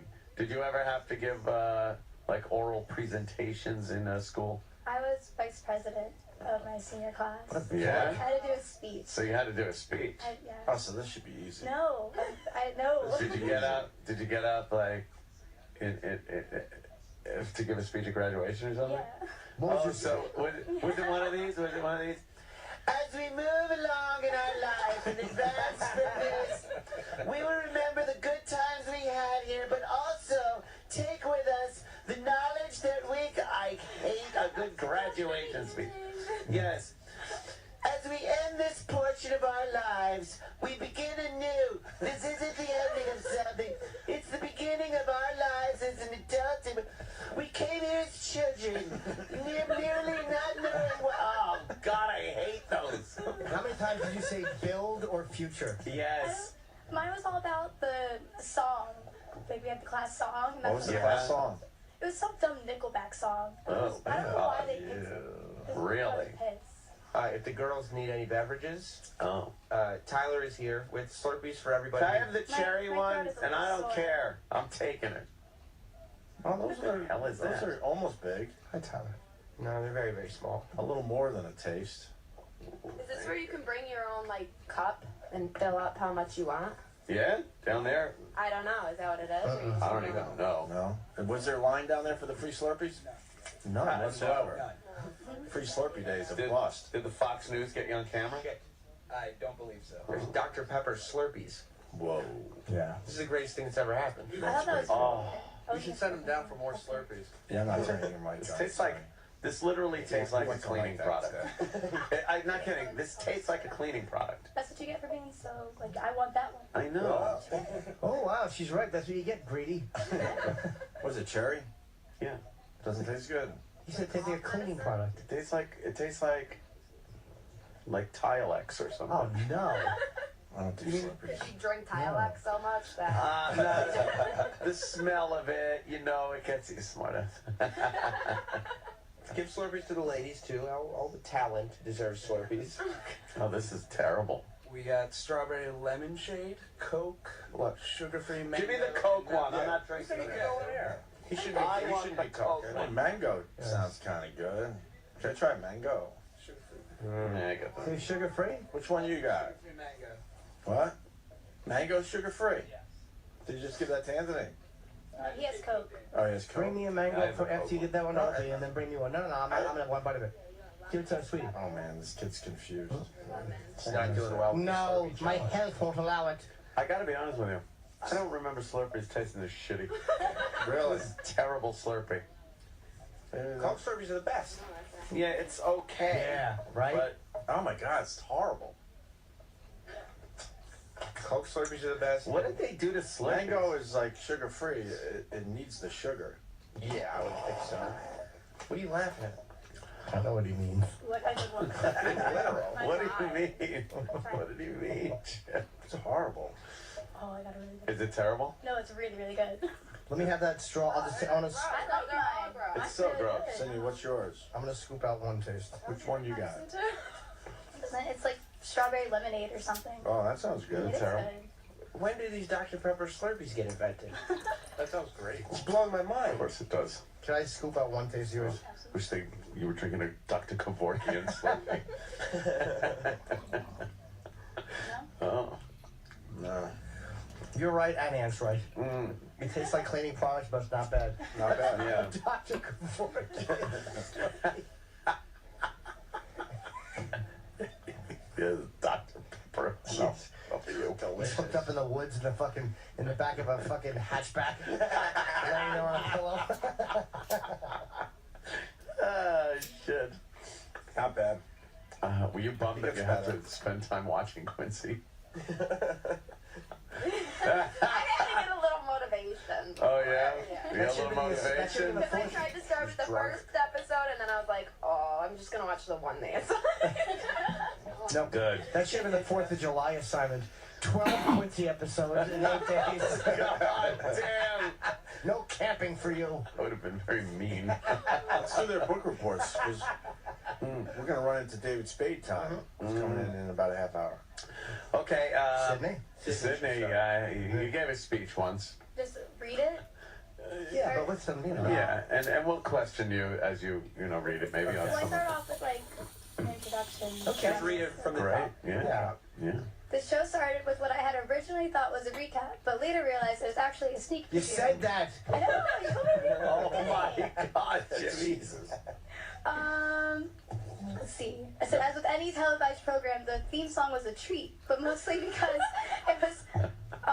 it formed an idea on who Quincy was without even having to watch the whole episode. Yeah, see? That's what I was saying, He's the working guy, but then he's just regular guy. Exactly. Yeah. Let's see. I'll go into the summary of the show. We'll move on. Okay. Monahan called Quincy in the middle of the night to go to an apartment because he knew he was the right guy for the case. A priest had died in the home of a prostitute, and it was now Quincy's job to find out how. Wow. The priest was Father Martin Terrell, a man known by the news to be an activist and a rebel. Oh. Father Martin had a heart condition and had died from a heart attack. Back in the lab, the cause of death was confirmed, but the lividity on Father Martin's body suggested that although the cause was no question, the location was up for debate. Lividity. It was not murder. So he had to check if he had been having sex with the hooker, so somebody walked in and they caught Quincy with the dead priest's penis in his mouth. Oh, God. What are you doing? I'm checking for residue, Sheriff. Vaginal residue. I can tell. It makes my mouth numb. It's a unique flavor. It gives me bleach breath. Was it like that? No, It didn't happen? They just moved on real quick. They're like, nope, we can't prove if they had sex or not. And then that was it. Wow. Yeah. Well, that was back. They couldn't That's a talk little about too sex. controversial. A little wild. Right. You got to wash over that stuff. But Quincy was arguing that they did have sex. I found a cunt hair in his teeth. Detective Monahan. Easy, Quincy, you can't prove it. Detective Monahan. So what finally happened? Yeah. I like this. So you're watching it, right? Yeah. I know where it was. Oh, no. Oh, no. What is it? Father Terrell had funded an orphanage and a halfway house and was also a heavy activist against a dude who wore a very large medallion and ran a porno magazine. Oh, I could not remember his name. Al Goldstein? It was a very stereotypical kind of, big medallion porno magazine. Yeah. Monahan went to the halfway house and met with the priest's attorney that was helping him fight against the porno guy to try and bring down like his whole empire thing. And then he found out that just before Father Martin died, he was in a meeting with the porno guy discussing a future article that could ruin the priest. The priest, right. Oh, boy. Discussing like an affair or something with his Right. lawyer. So now he's, he could get screwed on this one. Yeah. Yeah. Go down. So then what happened? And then, obviously, the conversation got rather heated, and the porno guy claimed that Father Martin left with much aggravation. In the lab, Quincy finds that a reddish-colored fiber was found in Father Martin's throat as part of his last breath. A reddish-colored fiber. Aha! That would explain why she was cranky. Yeah, we got it. A reddish fiber. Yeah, a reddish fiber. The moth or pupa. Yeah, okay. Keep going? Sure. Please. They go back to the office of the porno guy to gather a sample of his carpet, but it wasn't a match, setting them back at square one once About the drapes. and saying where Father Martin died and clearing a dead. Whatever. No, wait, Cindy, what happened? Yeah. Please. Setting them back in square one and saying where Father Martin died. Okay, gotcha. Monahan went back to talk to Father Martin's attorney one last time, and finally everything came together. Oh, good. Yes. Everything or everyone? They're all standing just looking at Father Martin cranking. And no one knew why. 4 men just jerking off, looking at the feet of a dead priest. That's a hell of an episode. I don't know what we're doing, but it feels right, doesn't it? It turned out that the priest attorney was very close to the man who was representing the porno guy. During the argument between Father Martin and the porno guy, Father Martin had a heart attack and collapsed. In a panic, the guy who ran the porno magazine called his attorney, who then put the priest in his trunk, which had a red carpeted interior, and was also the location of Father Martin's second heart attack. Oh, so they felt that would be. Wait, he felt that would be a better idea than to call the ambulance. Right. Would be to put the priest in the trunk. What the fuck? Next to the spare tire. That makes no sense. No. The attorney was charged with negligent homicide, and I think other things I don't remember. Negligent. Overall, this episode had a lot of twists and turns that didn't really matter at all, and a whole lot of cheesy one-liners. Well, you don't remember any of the one-liners? I didn't bring my notebook. I had it written down in my notebook. Oh, man. I want to know what the one-liners were. Yeah. One was, now you're rating on my parade, or something like that. Oh, that's a good one. Phew, good one. Shit. He died of the cause, like Father Chiarelli, or something. Right. Oh, okay. Yes. Wow. Okay. Very concise. Very nice. Absolutely. Usually that was do book reports. They get bombarded with insults, things. No, that was terrific. The gals getting applause break. Yeah, that was great. But you got That applause. was good. I love story time. That was more of a very concise report of that. Not much of your basic opinion on the characters and. I always had to do like a summary. Well, that's okay. Yeah. No, that's exactly what we wanted. That's what we asked for. So I painted the picture of the episode, and then Jackie has all the opinions. We just did a team. There you go. Exactly. Oh, that was very smart of you. That is just to be redundant in a Right. Yes. It's so sexy the gals got together and watched Quincy. What's sexier Two than that? gals sharing some wine and watching Quincy. Things happen. They fall asleep. Exactly. It's Jackie's turn. All right, Jackie, if you would. Yeah. And don't skip anything if it's the same stuff Sydney said. Oh, yeah. I don't think it's anything. This show craves redundancy. So I thought it started kind of slow, but the plot was really interesting with the priest and a prostitute. How interesting is that? Sure. It was weird to see the clips of the episode before it started, but I don't know the last time I saw that, so. There were a lot of suspenseful moments with insane camera angles and constant scene setting music. Like what was an insane camera angle? Like they zoom up from up his face or in it to get like the dun dun dun. All right. I know exactly. How his eyes, Yes. Oh, it was constant. It was awesome. They start like on a giant white thing, like, oh no, they're like, it's like a polar ice cap, and there's just a piece of Quincy's dandruff on his tie. And they pull back.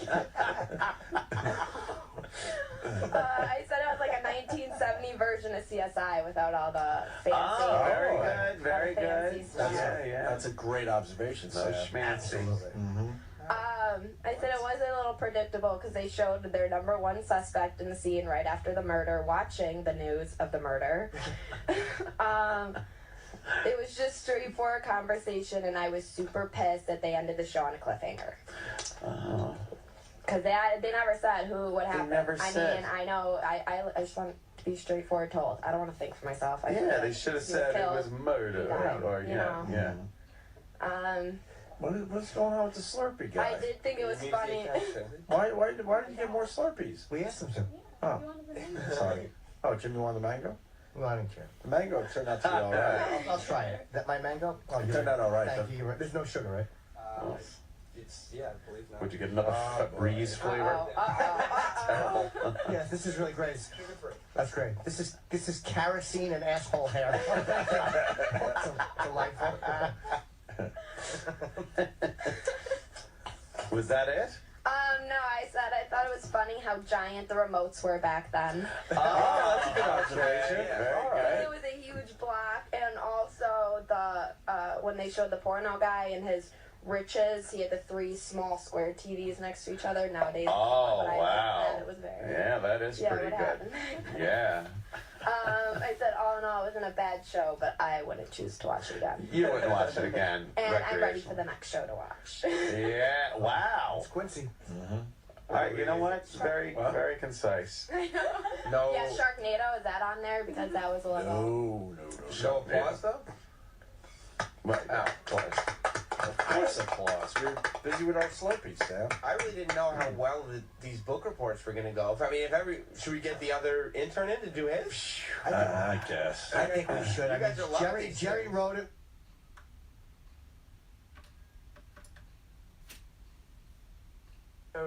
Following the classic tropes or writing them? Oil spill meeting tells BP to plug the damn hole. But there's no audio of that. That was more behind. No, that was behind closed doors. Somebody said he said that. It's making him look bad. He's not. This is Katrina. This is a crisis.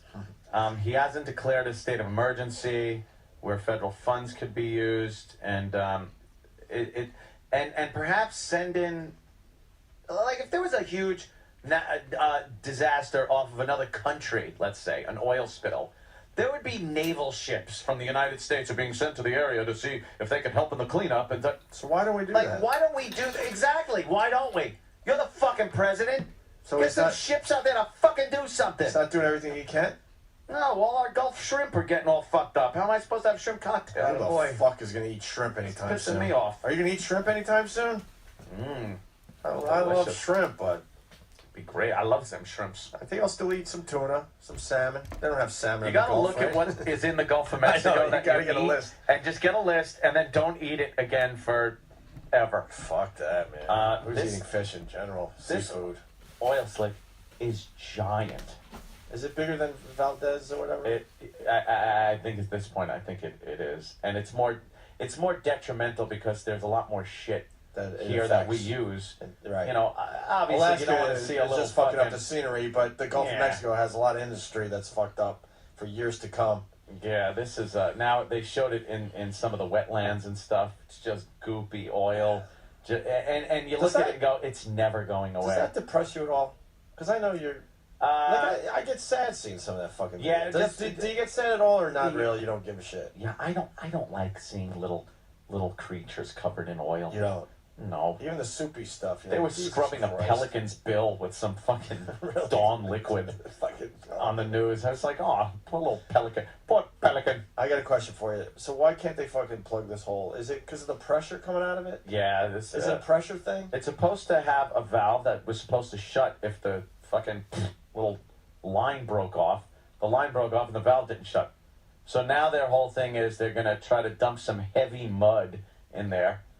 How is that going to work? Well, they're going to call you up for your morning shits. Get some heavy mud in there. Me and then Danny. some heavy We mud. get something going. And cement. And try to plug it that way. But they don't even know if that's going to work. And This is like and it's a really hole just in the earth. But it's just pressure, right? Yeah, because there's natural gas in there too, pumping out all the oil. So Now let's say they never plug the hole. How long will this last? Endless. It's a hole in the earth that's pouring oil into the And there's water. just a lot more oil. We put a hole where there wasn't a hole. But isn't oil part of Earth? Yeah, So we're but not it's really supposed polluting. to stay kind of underneath the ground. Yeah, but what part. if there was an earthquake and caused the same thing? I don't think it makes fissures that deep in the ground. Yeah, we I drill gotcha. pretty fucking deep. I gotcha. But this one is really bad. Yeah, there's a live cam of the leak. Yeah, so that's what Chris is saying. I've been watching some of that. It's Yeah, pretty right. interesting to watch the oil leaking. And I think BP Twitter that they're going to keep the feed going. Because there was controversy There was that they were going to controversy, shut it off while Right. they did this Right. this procedure, but people said, "Hey, assholes, no, we So want they, to watch this. so they tweeted, okay, we'll keep the fucking Keep you on the up and up."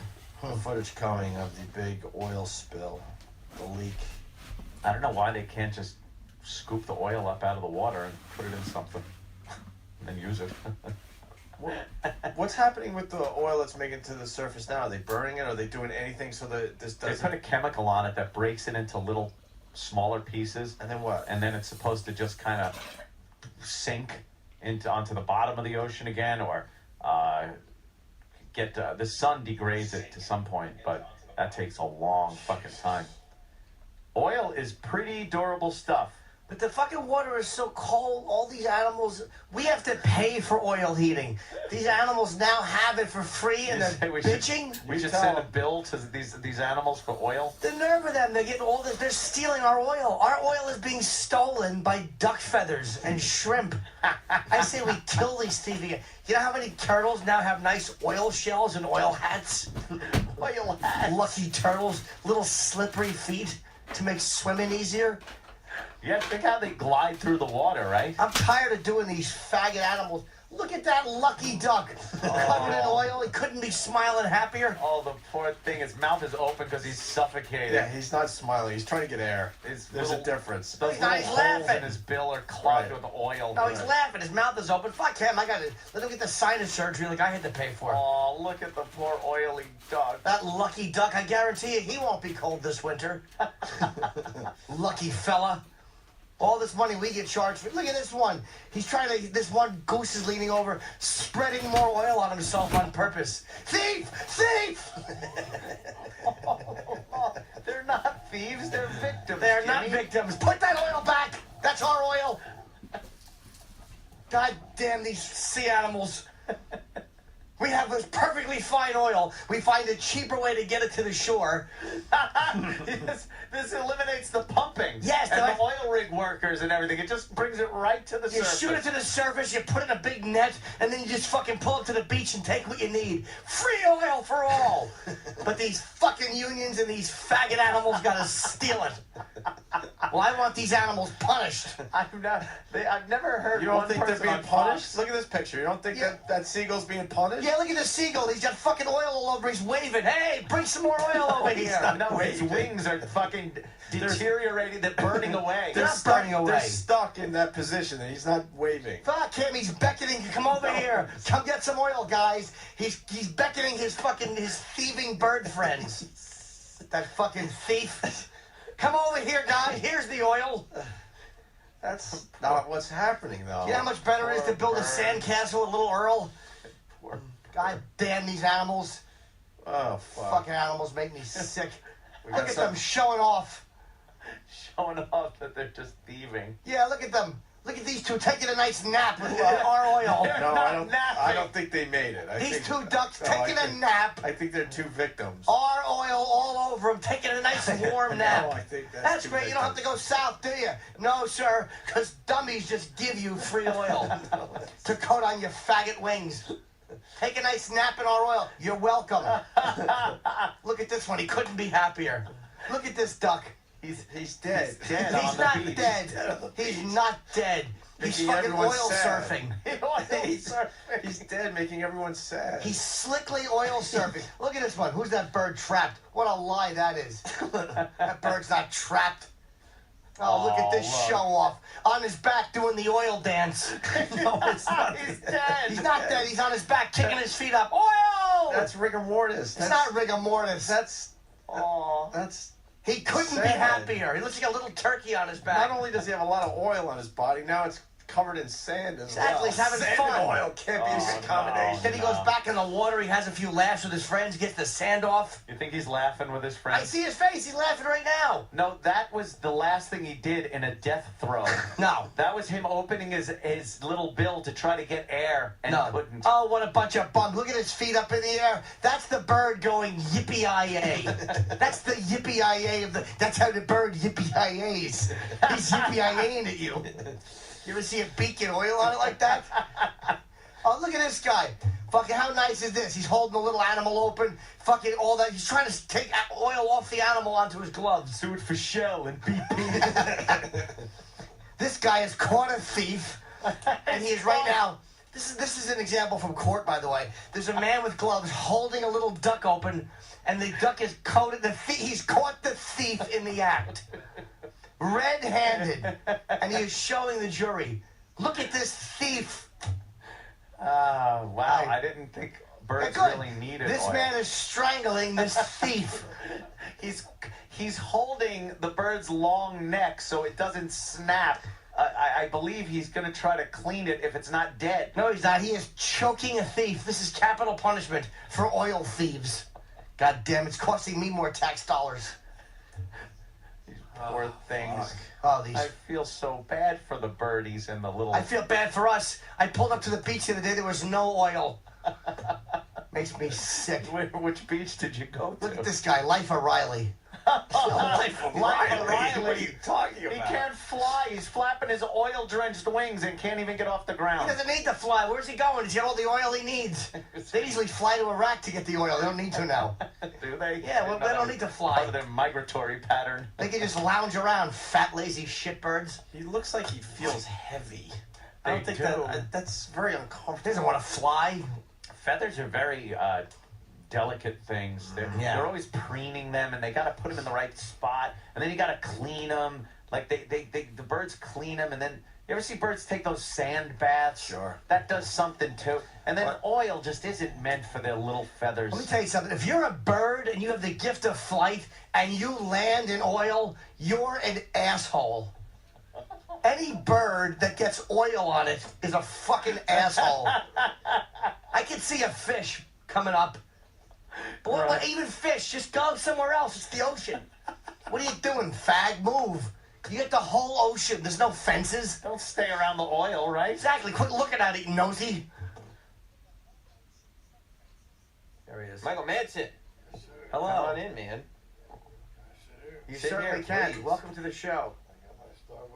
Yeah, good for you. You're ready to roll. Yeah. Yeah, take your jacket off. jacket off. Make yourself at home, man. You can do whatever you like, sir. Yeah. Well, to him, you can do whatever you Yes, like. exactly. I To my might, hiney. I might have some objections. Michael Madsen. Getting settled in. Of course he is. Of course he is. Explosion Jones. So, God Michael, damn it. you forgot your I'll be nice. Okay. you forgot your ID this morning?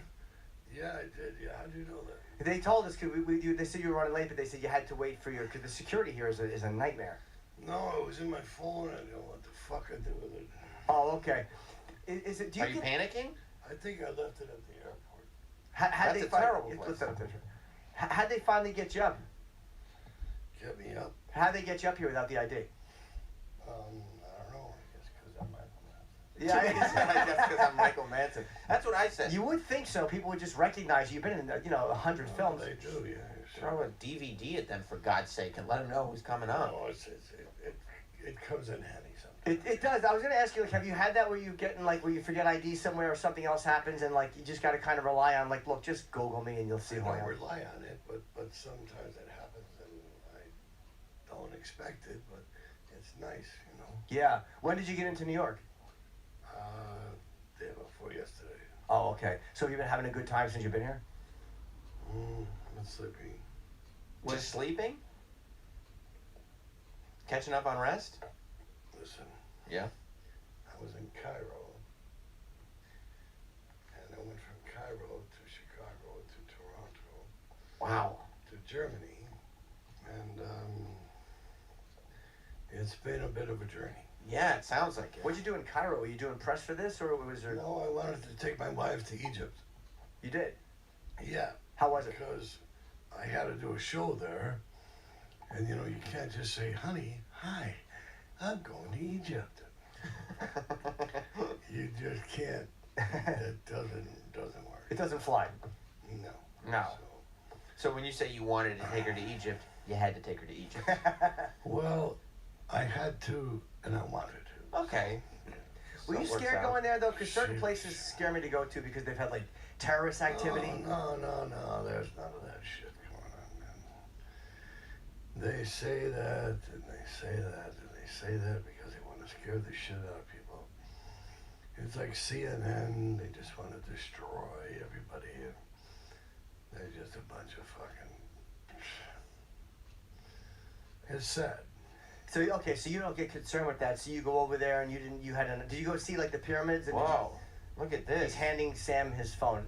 Is that you and your wife on a camel? Yeah. By the pyramids? Yeah. Look at how cool that is. Yeah. That's kind of what you do. You take the camel ride there. That looks fun. You can see the 3 pyramids in the background. He offered me 1,000 camels for my wife. Tough to travel with. She's very beautiful. I'll give you 100 camels. Wow, I said, well, buddy, you know, I'll take a little bit more than that. maybe 100,000. Let's see. If you got that many before they Oh, all. yeah. I'd take your wife over the camel any day of the week. You see? Yeah. I can't see her from there, but. Hey, so when you were there, how did you like the pyramids? Had you seen them before, or is this your first time? Well, I seen them, you know, on National Geographic and on TV, but I've never been there. Yeah. So, seeing them and being there is a different thing, right? How did it feel? But they take people inside, and it's really claustrophobic. It is, right? Yeah, and it's hot, man. It's hot. When you walk inside, how far in do you go? Is it like just a little area, or do you go pretty deep? I went in about 100 yards, and I turned around and I left. So. Are you claustrophobic? No, I just didn't like to be in there. I would probably like to do it, but it might freak me out a little bit. Go into the pyramids? Yeah, but I might get the same way. 100 yards in, maybe I would say I'm done. There's nothing in there, man. There's nothing in there. It's just like a room. It's like a lot of stairways and little ladders and things, and you might think that there might be something more interesting, but there wasn't. So. It'd be cool to see, like what they built on the inside, right? That they built the staircases and ladders and stuff like that. But once you see it for a minute, you've seen it. Did you have any of those? Were you awestruck by any of it? Like, do you have a moment where you're like, "Wow, this is ancient. People did it," or did it not hit you that way? I was more awestruck by Easter Island. I went to Easter Island, and I have to say that. Are these for me? The headphones, yes, sir. Help yourself. Oh, now. There we go. All right. I thought Easter Island was a lot more interesting because they cut those little figures out of the side of a mountain, and they're like 40 tons. And I know Kevin Costner decided he knew how that was done. What did Kevin Costner say about what was his theory? I got news for Kevin. They weren't moved on logs. Fuck Kevin Costner. What does he know? Yeah. I made a boring movie with him. So. What movie was it? I did Wyatt Earp. You didn't like Wyatt Earp?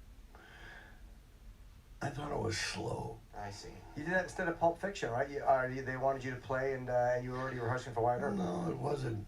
It wasn't. I didn't want to, but I was contracted to do Wyatt Earp. So. Yeah, it was your. But then I did Kill Bill, and I did Hell Ride, and I did The Hateful Eight. So before you break my fucking balls, you know, fuck you, man, okay? I would probably hate Wyatt Earp too if I did that instead of Pulp Fiction. Yeah, I figured it was a contract thing. I mean, of course. You know, it was what it was. I did Reservoir Dogs. Yeah. It was just, to me, it was another gangster picture, and I was already contracted to do Wyatt Earp, so. So Kevin's theory now about these things being moved on logs, you think is a shit theory? It's a bunch of bunk.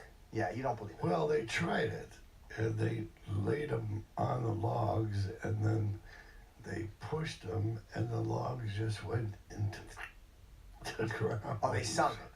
Yes, and there's no trees on the island, so where are you gonna get the logs from? Doesn't make sense. So how do you think they did it? What's the prevailing theory? I don't know, but Kevin Costner doesn't have it. That's for sure. He's full of shit. He's an idiot. He's a dope. I think that they had some extraterrestrial help.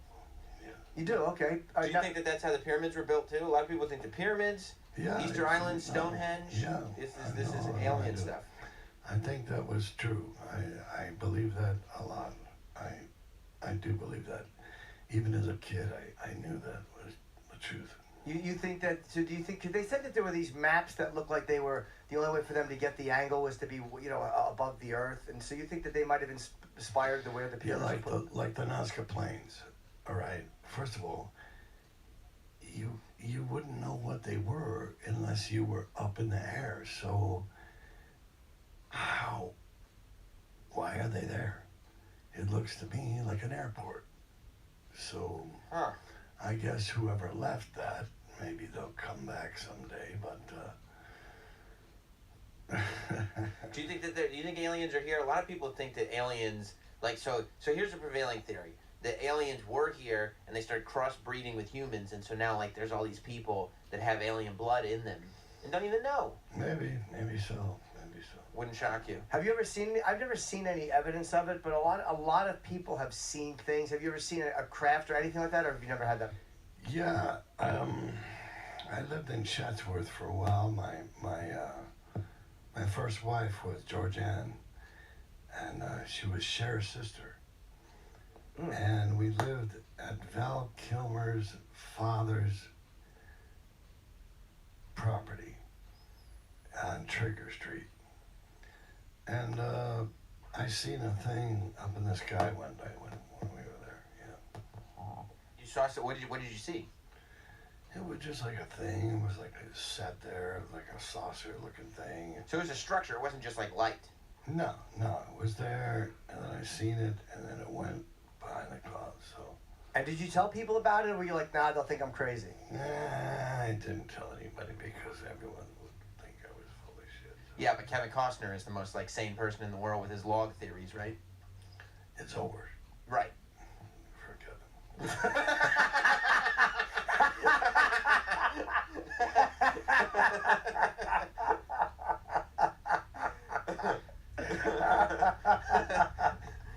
So you didn't tell anybody when you saw that stuff? No, I did mention it. No. No, you kept it. Anything. And again, do you think it's one of those things where they target specific people? Because some people have had multiple encounters. No, I haven't had any multiple. That was just the one. That was the only one. Now, do you think it's a government? We've talked about it on this show before, and it's a fascinating discussion. Do you think that it's something that's being covered up purposely by the government, or? I think there's probably a lot of things that they could tell the people, but I think that people might freak out. I think they might get scared and they might go berserk and they might have a riot. So, there's some things that just need not to be talked about. So keep everybody calm, keep everybody in order. Well, there's so much bullshit going on nowadays with people saying this and saying that. Maybe it's time for them to come back. Yeah, save us, right? Yeah. But do you think we're in bad shape? Straighten shit out. Do you think we're in bad shape, or we're? I think everybody's too politically correct, and everybody's hiding. Right. They're all hiding behind what they really believe. You know what's funny to me is there's newscasters who basically what they do is they read a teleprompter, okay? And some of them are pretty cute. And some of them are handsome, handsome guys, pretty girls. And they're reading a fucking prompter. And all of a sudden, they become celebrities. All of a sudden, their opinion means like something important. And they have little facial gestures, and they have little, the eyes, they roll back the eyes, and, they project the opinion of the network that they work for. And that's not fair, and that's not right, and that's not okay, because the news should be reported as the news. See, not with an opinion, based on the network's opinion, which they hammer them to do, see. What do you think about the fact that people, though, now have almost acknowledged that and just look for whatever news source agrees with their opinion? They find whatever outlet agrees with them, and that's what they're going to watch or read. Well, I think a lot less people are watching those kind of things now because they're not stupid. People are not stupid, and they're starting to see they're starting to realize that it's all a bunch of bullshit, and they're being manipulated. And so, you know, God bless them. You said people are hiding, which might be correct too. What do you think they're hiding from? If they're afraid of being. What do you think it is? Where's all the people who voted for Trump? All right, the guy's unanimously elected, and they're crucifying him on CNN. Where's all the people that voted for the guy? Where are they? Where the hell are they? They're in those airplane hangars where he has his rallies. Well, they don't bother showing them, so... No, they don't show. Now, do you think that it's because they're afraid of being identified with him and afraid of afraid to admit that they voted for him? I think there's an element of that, yeah. Now, do you like him or do you not like him? That's a mixed question, man. You know, he's trying to repair and trying to bring back what was once thought of by America. But when you got football players who are on their knees during the national anthem, what in the name of God is that supposed to mean? These guys are athletes, they're professional, they're good at what they do. Do they need to use our flag and the American? How is that okay? I don't get it. So you think that their protest is ill-placed and they probably shouldn't be doing it that way? I think there might be a better way to do it, yeah. Considering the fact that they're NFL players and they've arrived at a place of dignity and of fair play, and they're football players and they're good at it. Do they need to use that to crucify the national anthem of our country? But hasn't the NFL lost a lot of their dignity based on their hiding concussions and allowing wife beaters to play? And I'm not going to go into that, man. Dog beaters. Everybody does that, okay? Michael Vick and, you know, people, you know, they make a big thing out of he beat the dogs and he had the dogs attacking each other. And the guy in the elevator, he smacked his girlfriend. Have you ever smacked your girlfriend? No. You're a liar. You think I beat my wife? I think you do. You're a liar. You're a fucking liar. No, I haven't fought a dog or a lady. I don't believe you. No, and you've had sex with both. So you don't believe me? Excuse me, what was that? No, don't worry about that. That's a whole different conversation. So you don't believe him? You think that that's just something that guys do, and that the NFL is just kind of like, all right, it is what it is. I think that sports should be sports, and I think that we should leave that alone. And I don't think it has any place in politics. Are you a fan of sports at big time, or is it something you like? Did it ruin the NFL for you, or do you not really watch much anymore? No, it didn't ruin anything for me. I think the Patriots are a great ball club. I think I used to like the Green Bay Packers. I thought they were a great outfit. I like the Green Bay Packers. You know, there's been some great football players out there, and it's a national American thing. It's there should.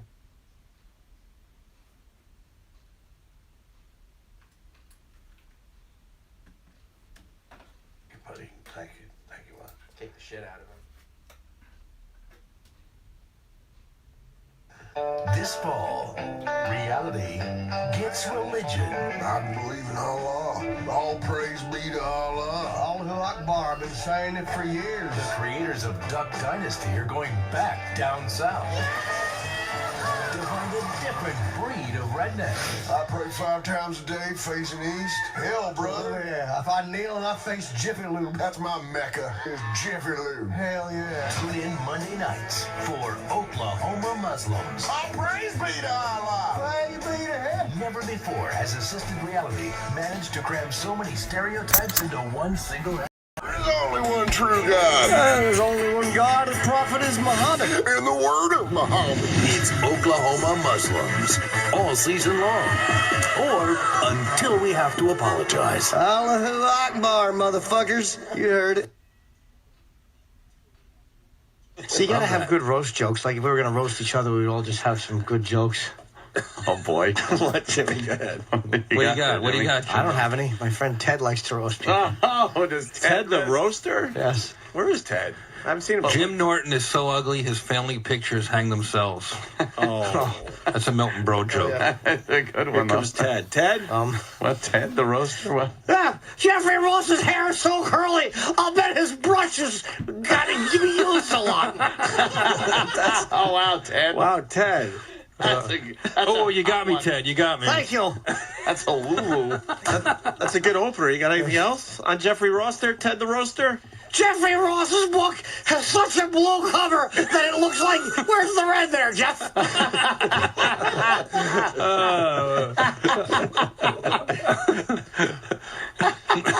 What about how long it is? It's such a long book, Ted. If that book was any longer, I'd have to say something about it. I don't think you're getting the spirit. I certainly am, Anthony. Yeah, he's killing. Ted the Roaster's I killing. don't think you're getting the spirit of the roast. Of course I am. Ted, $20 for a book. Can you believe that? Well, it's so unbelievable that I can't believe it. I'm very good at this. Hey, Anthony, you have so many guns. What are you, the whole army or something? That's vicious, Ted. I don't take any prisoners. Ted's working the room now. I Watch certainly out. am. Ted the Roaster. Ted, have you ever roasted Milton Berle? Who's Milton Berle? Well, He's so old that I don't know him. But Ted doesn't understand sometimes the spirit. Hey, Daddy, I hear you've been drinking a lot. I hope you're driving and you're killed. That's going too far, Ted the Roaster. Yeah, that's Where's the funny in that? That's not funny. That's just really very mean wishing spirited. something horrible on somebody. Right. I like that. Ted the Roaster. You could just nickname Toaster. So you gotta say toaster. Hey, Toaster. Oh, yeah, they call me the toaster because I pop it up and shake it around. Throw you in the tub. What's that? What do you mean the tub? What type of talk is that? Ted the Roaster, you got anything on E-Rock? What's that? You got anything on E-Rock? He enjoys a good roast. Yeah, E-Rock sure does. E-Rock's neck is so fat that when he has a stroke, he'll be dead before help gets there. Oh, Jesus. Wow. That's good, right? That's cutting deep, Toaster. Cutting deep. Toaster Sheckler. I like that. Sheckler. Ted Sheckler. What about Jim Norton, Toaster? You ever roasted Jim Norton? He's not really popular enough, apparently. Holding a grudge because Comedy Central only asked you for one? I respect they don't like me. I don't think they like it. It is what it is. It's okay. I accept it. It's not like they're doing 5 a year. I mean, No, I know, but I mean, like, historically with the network, they just don't dig me. But again, whatever. You're too much of a potty mouth is what it is. Everyone has their own You're taste. too dirty. You roasted Saget, right? That's because Bob requested me. Oh, okay. Has nothing to do with them. Special request. Yeah, Bob's buddy. That was a great one. You were great. Thank you. They didn't think so. Yeah. Anthony's shirt is so green, I'll bet it's envious. That'd be the one I closed with. Oh, we get a standing ovation. You look like Che Guevara. Che Rivera, yeah, right, the revolutionary. Huh?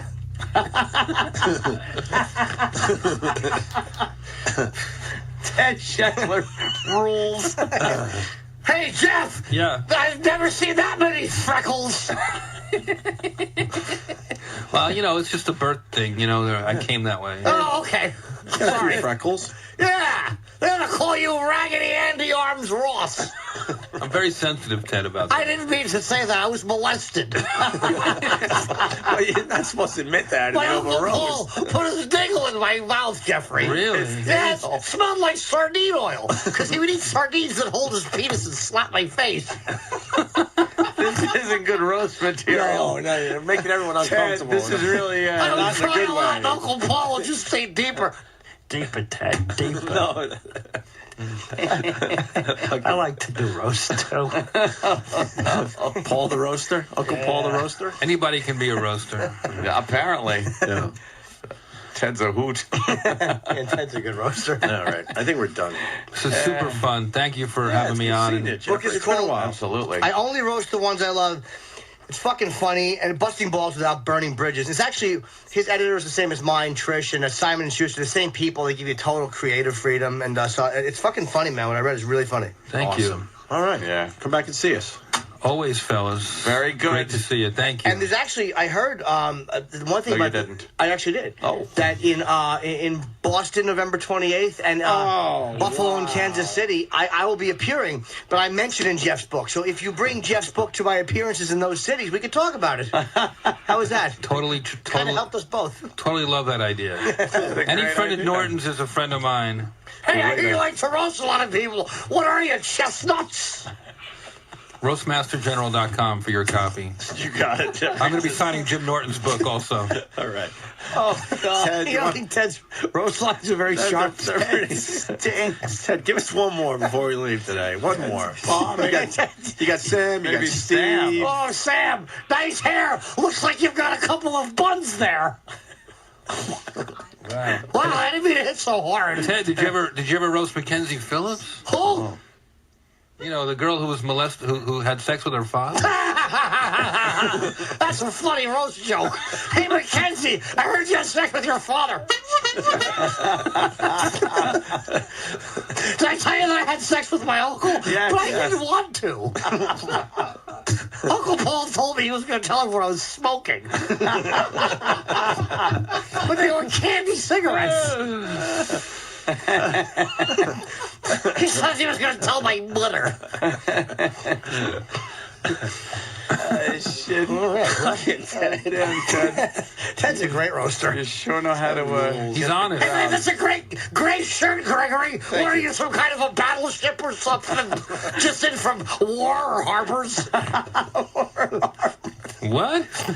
Is it Battleship What's the matter? Did Gray? you get it? I'm very good at this. He's the best. I guess it's Move over. Battleship Gray, right? Yes. You've met your competition, Jeffrey Ross. I love the brutal honesty, Ted. Brutal honesty. Yeah. Ted always goes too far. Right. Hey, nice curly hair, Anthony. What do you, fuck children? Wow. Where did that come from? Chestnut. Wow. That's not going to get you on Comedy Central, Ted the Roaster. No. Yeah, you gotta, I don't think you get the gist of it. You gotta soften up the edges a little bit. There's got to be a joke there. No. I thought that the curly hair thing would get a big laugh. Then I ran out of steam and just added something. Pedophile accusation? Sure, why not? I was winking when I said it. Oh, okay. Jim, Ted, what about a sincere moment to close things off with? Sometimes, right. I say, sometimes we have so much fun at these events, we forget that little boys are molested by family members. And that we should never do that to a boy's Heidi. No does not always mean yes, Uncle Paul. Thank you. Wow, that would be a good closer, all right. Yeah, that's a great closer. He made me drink warm papaya juice out of a can while he fingered my backside angrily. Angrily? Shouting, bad Ted, dirty Ted. Oh, this explains everything about Ted Sheckler. It certainly does. He told me that there were ghosts under my sheets, and he had to protect me. Wow. Oh, great way to end it. Ted the Roaster and Jeffrey Ross. Jeffrey Ross. We're out for today, guys. Thank you. Bye, guys. See you tomorrow. Later. I looked at apartments that were that high. It's creepy. 150 stories? Well, I looked at an apartment in your building that was like on one of the top floors. It was creepy I'm pretty high, but it was like 50 stories up. 50 stories up is pretty creepy, man. I love being that high. I'm up there, but 50 looked weird. They said in this building, some Palestinian guy some businessman paid $3 million for a one-bedroom on the 80th floor. Oh, that's and real estate has dropped a lot, so he's probably taking a fucking beating. You think? Yeah.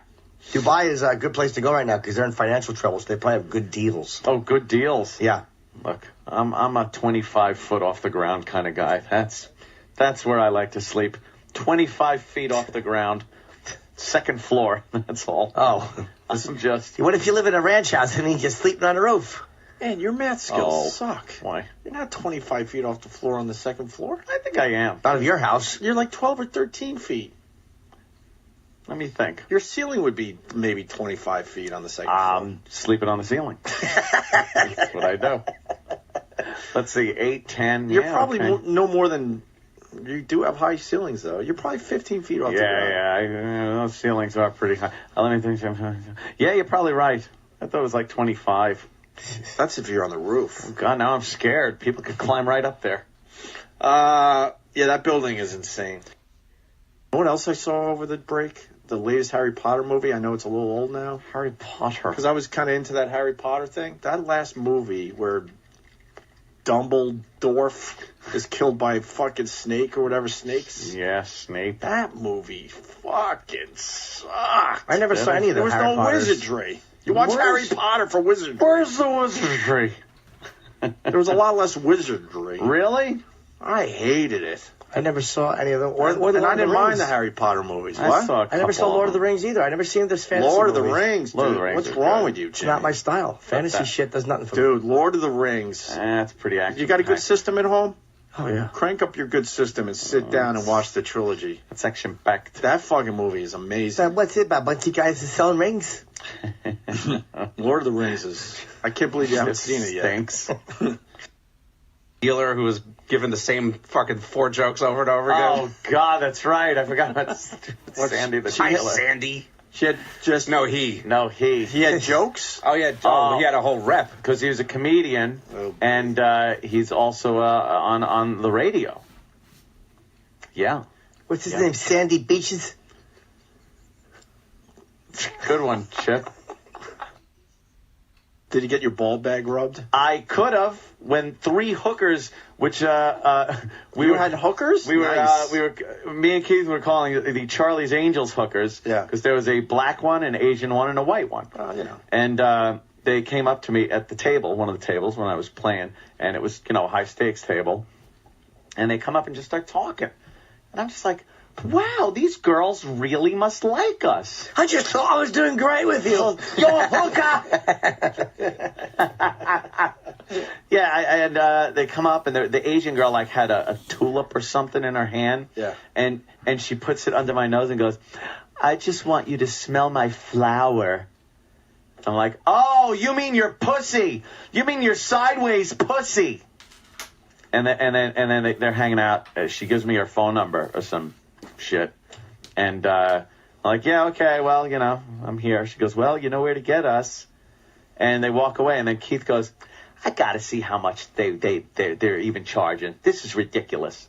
So he goes up, and they wouldn't talk price in the building, they said. Did he find out, though? No, he goes, fuck it. Where would they talk price? In the room? I guess in the Jimmy, room. and they already got you. Yeah, exactly.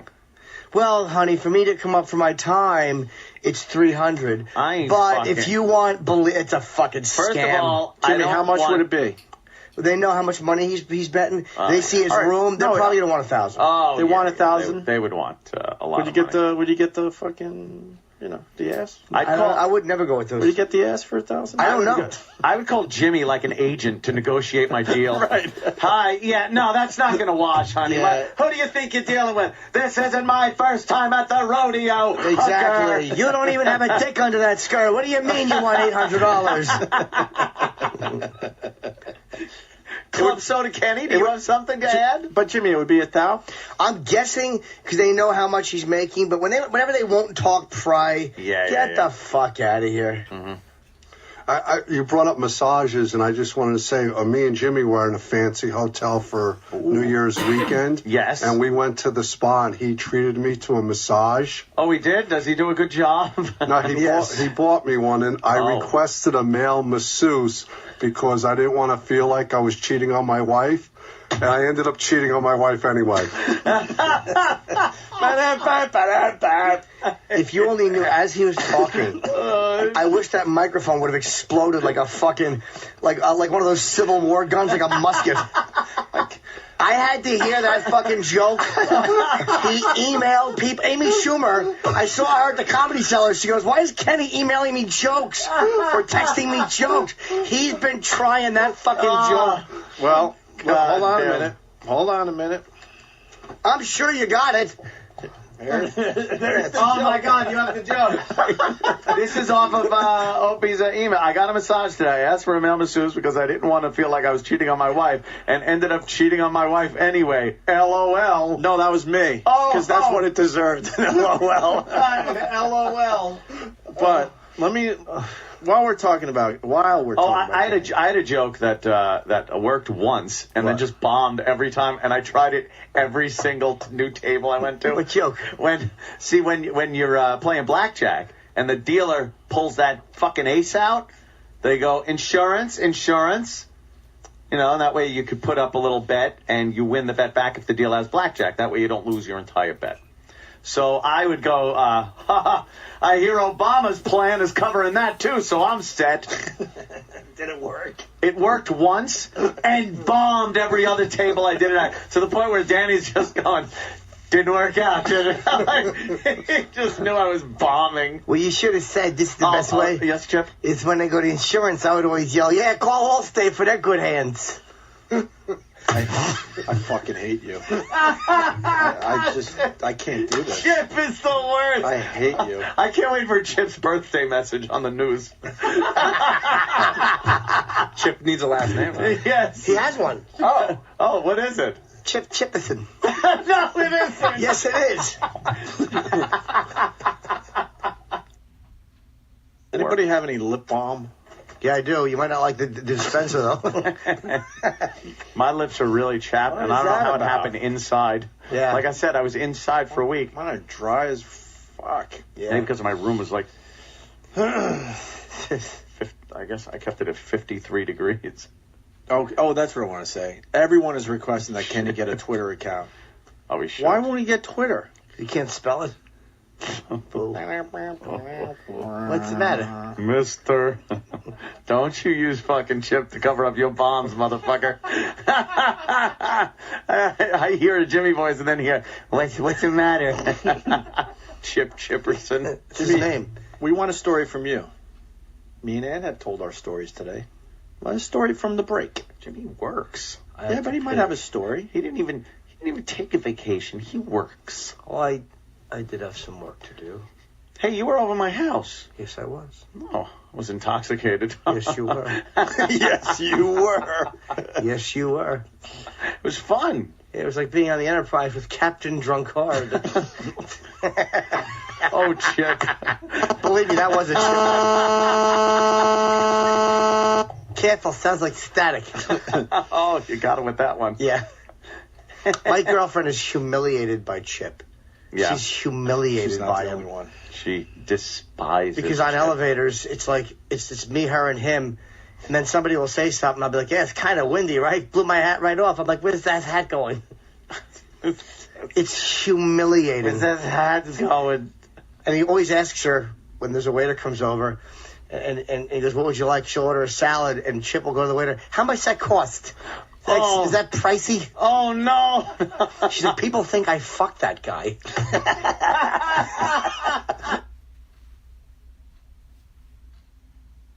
Charlie! What's up, little boy? Charlie. Hey, Charlie. They took my thumb, Charlie. Every time. Yeah, Of Greenwich Village. Of course. I asked him to give it back, and he said no, right, Charlie? Yeah, right. Chip. Shut. It's fucking... Yeah, we just start the not show, yet. Chip. How about you settle down for a few... Oh, what's the matter? I'm sorry, I figured it's got a tooth in my pimp. Cavity? I had no idea what you just said. I said, figured out a toothache. It's been like a dull throb. Oh, it's up in here, too. It might be... Oh, you poor boy. I don't know what it is. Maybe you got like a popcorn kernel stuck in there. I hope The not. worst thing ever. Yeah, it's better than a popcorn captain. No, see, that's too funny for Chip. That actually isn't bad. Exactly. For a hacky joke. Chip's very funny. Chip stinks. Study says the G-spot does not exist. Yeah, right. What? Yeah, right. Who said that? Every guy. Yeah, right. And find it. Good morning, Steve from Bayshore. What is this? He was sleeping in today? I guess so. Fuck, Steve. Lazy fuck. I know where the G-spot is. Yeah? Oh, really, Chip? Yeah, it's in a ladies' clothing store. That's where they go crazy. I really do not like Chip.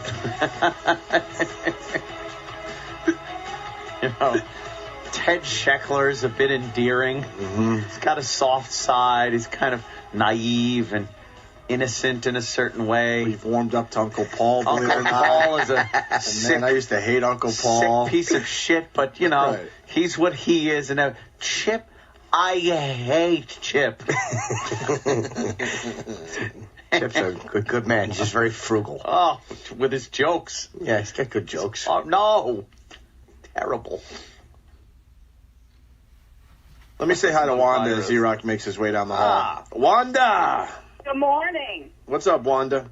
So, yeah, we have a G-spot. It's called a clitoris. That's the G-spot. Well, what about this garbage about inside, an inch and a half in, and then you kind of do the come hither like, hey, woo. So let me ask. What does that do to you? Let me ask you guys.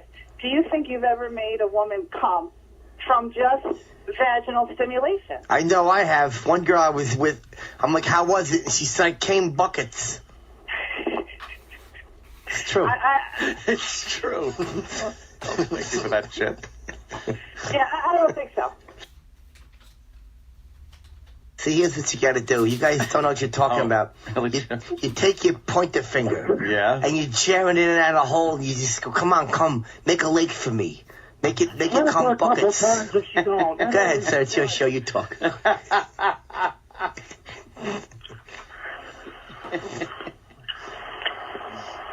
Thank you, fellas. What did he say? He goes, thank you. Thank you, fellas. You know, they're showing Avatar on TV right now, like a clip. Yeah. And it doesn't look as good when it's not in 3D. No, I can tell you got to see this in 3D. Yeah. Oh, yeah. It'll probably be in the theaters for a while, I would hope. Oh, yeah. Oh, fuck yeah. Perhaps a week, maybe two. Oh, shit. Look at that fucking creature, man.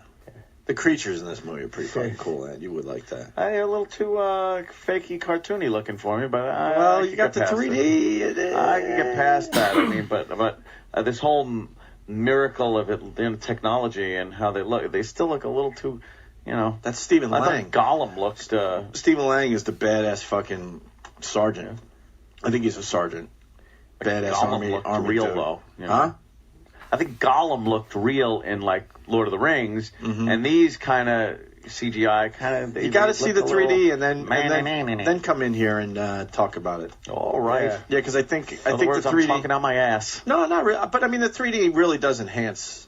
Yeah, It looks I don't completely doubt different. Is my point as we look at the clip on regular TV. That's probably got to be scary seeing these blue monsters. I bet they're not as scary as the guy next to you in the theater eating popcorns. Oh my god! Speaking, we don't like Chip, dude. I fucking hate. Can't wait for Chip to leave to go to LA to be on Leto. No, that's Jamie. No, it's Chip. Chip goes with him. not Chip. All right, Ann, let's do birthday announcements. That's what I want. This is continuing, which is great. Yes, people, they find these, I guess, the news stations that do those birthday shout-out announcements. All over the country. Yeah, all over. And they incorporate some wacky characters from this very program in to get their birthday announced. The one station's on to us, so... I don't... Oh, yeah, Channel 9 over there, and where's that, Florida, I think? I don't know where. I don't know where it is, but Paul Hargis got it. Ted Sheckler. That's right. Got one. Greg Hughes got one. And E-Rock. Well, we got two new ones. Nobody's ever wished me a happy birthday. I hope no one's going to fall for Chip Chipperson. My Chip's not my real name. You know that. It's my nickname. Oh, what's your real name? Lyle Chipperson. Lyle? Lyle Chipperson's my name. Lyle Chip Chipperson. Just Lyle Chipperson. They call me Chip because I'm like a chip off the old block. Oh, okay. Really sucks that Chip has to go to L.A. because I really wanted to get to know him a little more. I'll be happy. Anytime you need something, I'll help you. Doesn't Chip have to leave? Doesn't he have a flight? No, I gotta go fly. I don't fly. I flew one time. My arms was tired. Oh God! No, you didn't that. say that. Not that. I'll see you guys soon.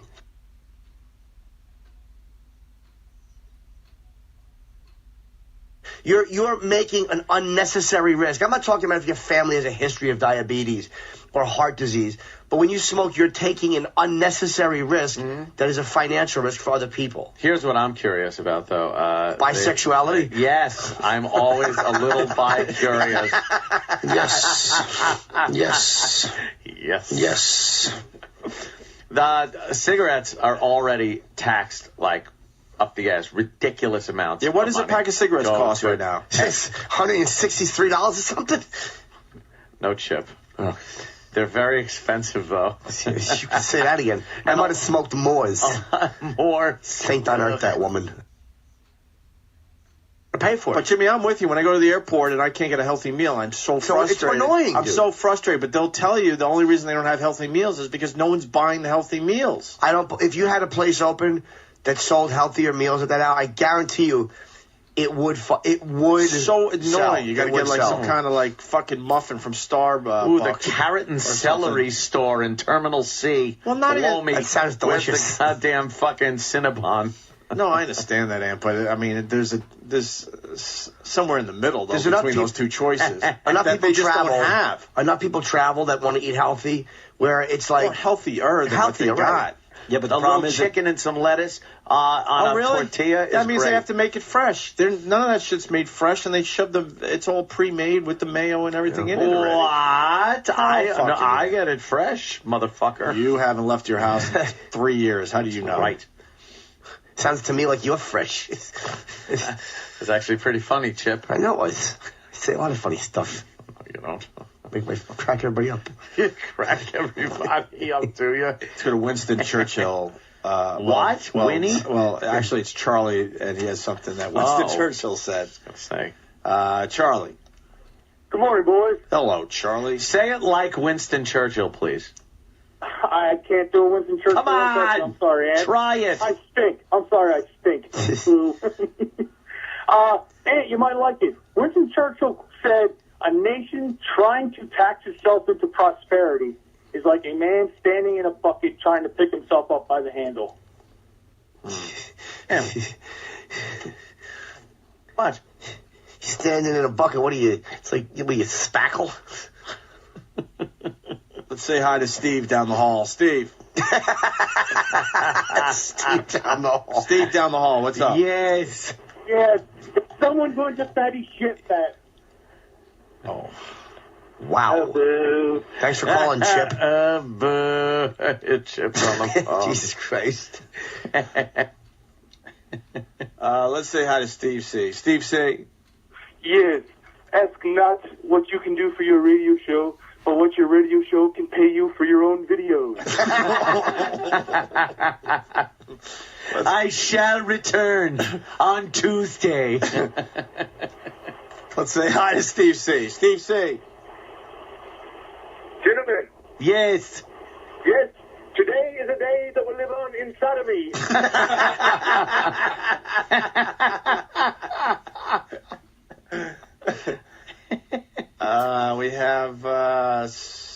We have Chip on the line. Chip. No, it's Steve C. Hey, I may not agree with what you say, but you give me a whole bunch of cupcakes or something like really bad. Wow, Chip. How did you do that? Can't they hung up on me?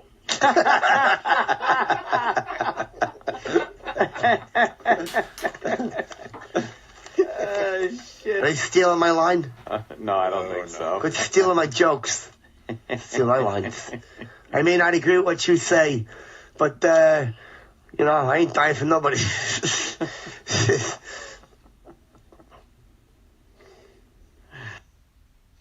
Some people have accused me of being a producer. Well, I'll tell you now, I'm not a producer.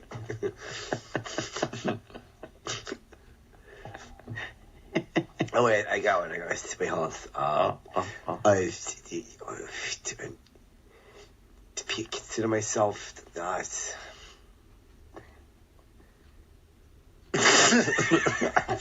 Chip is so fucking annoying. And we get to see it. Yeah. Aunt and I's favorite show is 16 and Pregnant or Pregnant. Oh, yeah. I like that. Well, now it's Teen Mom. Teen Mom, but it used to be 16 and And Pregnant. my favorite girl on that whole show is the one that gave the baby away and won't fucking leave the fucking adopted parents alone now. Now they're like saddled with this fucking idiot. And they show the couple, like the two kids, just looking at pictures online of the baby they gave away, like it's theirs. Yeah, they gave away the baby, but they want a relationship with the baby. And then the parents that adopted them are kind of like, because the kids look like they're 10. They look like they're 10 years old. Well, they're 16 and pregnant. Yeah. I like the two fat couple is my favorite. Right. The girl beats up the guy and everything. Oh, yeah. And the dad has like a Joe Dirt mullet with a handlebar mustache. Did you see when did you see when the fat guy brought the fucking, like, the bag of McDonald's to the hotel room and set up a candle on the table for a romantic meal? Well, they were having a romantic meal. They were trying to get back together. I'm surprised they haven't eaten a baby. Pigs. Just curse at each other and sit around. Oh, just miserable. Oh, it's great. I could see where that show might help. Then there's the Why other would you girl. want to fucking get pregnant at 16? We're just spending her whole time leaving the baby at home with her mom and trying to find a new And boyfriend. partying, yeah. Going over houses with Puerto Ricans and black guys trying to find Mr. Right. She's probably trying to find Mr. Right now. Oh, shit. Oh, God. Chip is so fucking annoying. Hi, who's this? Yeah, it's me. It's Chip. It sounds to me like you need clean wax eddies or something. Yesterday I heard that Bob Kelly was there. What is he today? Gone fishing or something? I heard he didn't catch a bunch of mosquitoes. They're laughing at balls off. Yeah, Chip. Hello? Hi. Hey, where's the guy from the Star Trek? Is he there today? Oh, William Shatner was in yesterday. We had a fine interview with him. I was going to call up and go, hey, why don't you beam me up something? Guy's getting all this space. You should just stay here for a while. I don't know. I think they can help on something. You must have got disconnected or something. Let's see. Chip's. There he goes. What happened? He hung up. Chip sucks shit tube. Chip blows. Oh, look at that. I love Chip. Can't stand Chip. Hate Chip. Breaking news from Cosmo Radio. Let's go to James in Chicago. I don't know why James is listening to Cosmo Radio, but he is. James? I listen to it because it's 10 minutes of Jocktober every day of the year. Oh, really? Nice way to put it. that is a good way to sell that to our listeners. I don't Anyway. want to say anything bad about the company, but anyway, they were talking about you and Club Soda Kenny walking by their studio and talking about what a creepy lurch Kenny was and why. I guess you guys he gave him a shitty look because of the sweater party or whatever it was, but I wanted to let you know that they were talking about you during the break. Oh, can we get that audio? Let's try to find that audio. I want to see what they were saying about us today. Thanks, James. No problem. Before we completely attack them and destroy them, we'll find out what they said. I'm always scared about, like, listening to what people say. Yep. Especially girls. Why? Actually, only girls. Why? Guys, I could give a shit what they say, but girls, it's like, oh, that was hurtful. There's no lookers around here. There's like one or two. There's a couple. There's a few. A few of these gals are eye candy. A few of these slits. There are a few. Slits. Trying to make it in broadcasting, and I call them slits. There's a couple hot slits around here, Jimmy. Yeah, a couple of nice dishes, yeah. Nice. Nice? Yeah. Dish. Nice hot pockets. Nice. Hot pocket. Jump on and make that girl come buckets. Make her come like that. You moved the dam out of the way and the water just came flooding through. That's how good she'll come. Of course, Chip. Make her come like crazy. Yeah. What is she doing? She's showing how she burnt her skin using Nair to get rid of her mustache. She has a mustache? You know what that means? I guess if you're using Nair on your upper lip. You know what that means, though? A lot of hair. Nice. Yeah. Oof. Nice. Keeps all that smelling. Big. I like it. I like a girl with a little bit of a mustache. She eats like sardines or something. You can taste it when you kiss her. It's nice. My mother has one. It's actually cute. makes a little sense, though. Sure it does. Conan's going to Fox. It's obvious. Because with that statement yesterday, he's got something going on. Look, he's got the biggest balls with that statement. After last night's show, after the shit he was giving NBC, I don't see how they can keep him on the air for the rest of I mean, I think after this week, they got I know. How can they got to start running reruns or something. You know what, though, Andy? You're right. Because we've been in situations where we knew we were going to get fired, and then like, oh my God, we got to get rid of him immediately. Yeah. Why? Everyone's going to want to see what Conan has to say. I mean, he's really trashing the network, and I just don't think what a does guy that mean is in the using end? your airway. Well, I think it damages your brand. And it wasn't even in a way like when Letterman does it. It's kind of in a funny way. Right. It's beyond that now. Just going like now he's like saying things like, yeah, nice people. Yeah, nice people. Exactly. Like a couple of nights ago, it was funny. He did it on the air, trash. And it was funny last night too. But I mean, it is now crossed over. And I love that shit. Straight old mean territory. I love that shit. Oh, it's fantastic. It's getting uglier and uglier as the. Do we have audio that I didn't see it? Could you bring that audio back? Where's Why Xerox? would they take it? Did he put a donut on it? Maybe it's over here. That was a plate. Just carrying it around, eating it all daintily. Yeah, where'd it go? It didn't get him roll itself out of here. Chip, shut the fuck up. Danny laughs at Chip. Danny, here's the thing. As far as Danny is concerned, Chip is the sun and the moon and the stars. Danny adores Chip in the Latin sense of the word adorare. I'm totally crushing on Lyle Chipperson. I know you are. His middle name is Delmar, by the way. Lyle Delmar Chipperson? Yeah, it's a weird name, my mother. We hit a gardener. He's a black fella, nice guy named Delmar. I don't know why. My father hated him. Yeah. My father sold encyclopedias. Danny fucking digs Chip in a big old way. There's not one night I'm flipping through the channels going, oh, man, Home and Garden is off. Shit. That was a good channel. Oh, Chip. I don't even know if I ever came across that. I don't know. Even as a goof, I don't know if I've one ever show, the food. ever seen that. What? One of those stupid cake building shows? Did you watch the Food Network? I got so hungry one time I stopped biting the knobs and stuff, you know. I don't know what to do with Chip. I don't know what to do with Chip. I don't know why they gave it to Jay. Maybe they just felt like he would do better. I don't know what they're doing with that shit, huh? Well, they did, though, because he was number one for all those years. Yeah, that's true. Well, they turned out. I guess you're right. They made the right move. If, Jay takes the spot and does okay with it. Got Jay a lot of fucking cars. That guy, if he all he does is drive cars. It's like, well, you can't know if he's backing up and talking on the phone or whatever he's doing. So he's zipping around, right?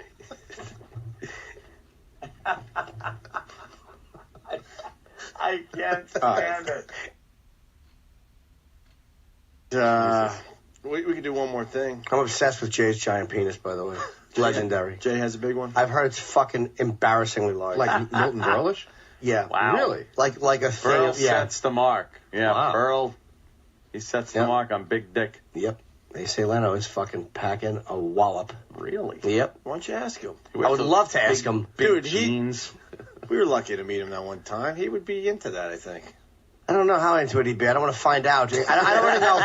I don't want to go. Hey Jay, how big's your cock? What? No, nothing. There's no way to rephrase that. There's no way to back out of it.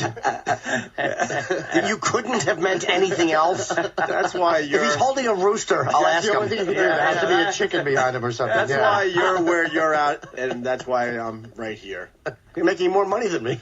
A lot more. What are you talking about? You're in much better shape than me. Oh, yeah, good you have point. 4 times the amount of bedrooms I do. Good point.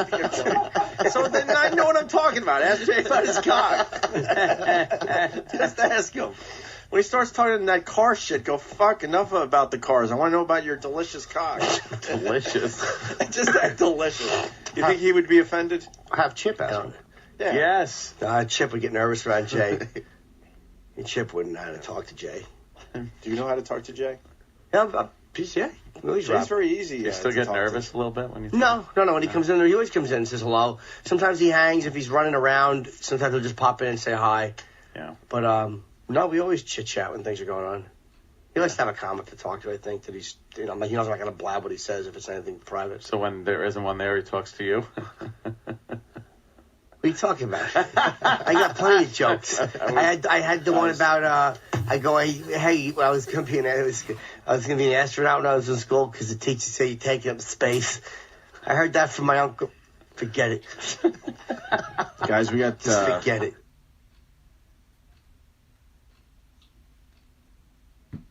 Mustard really could probably bite Sam.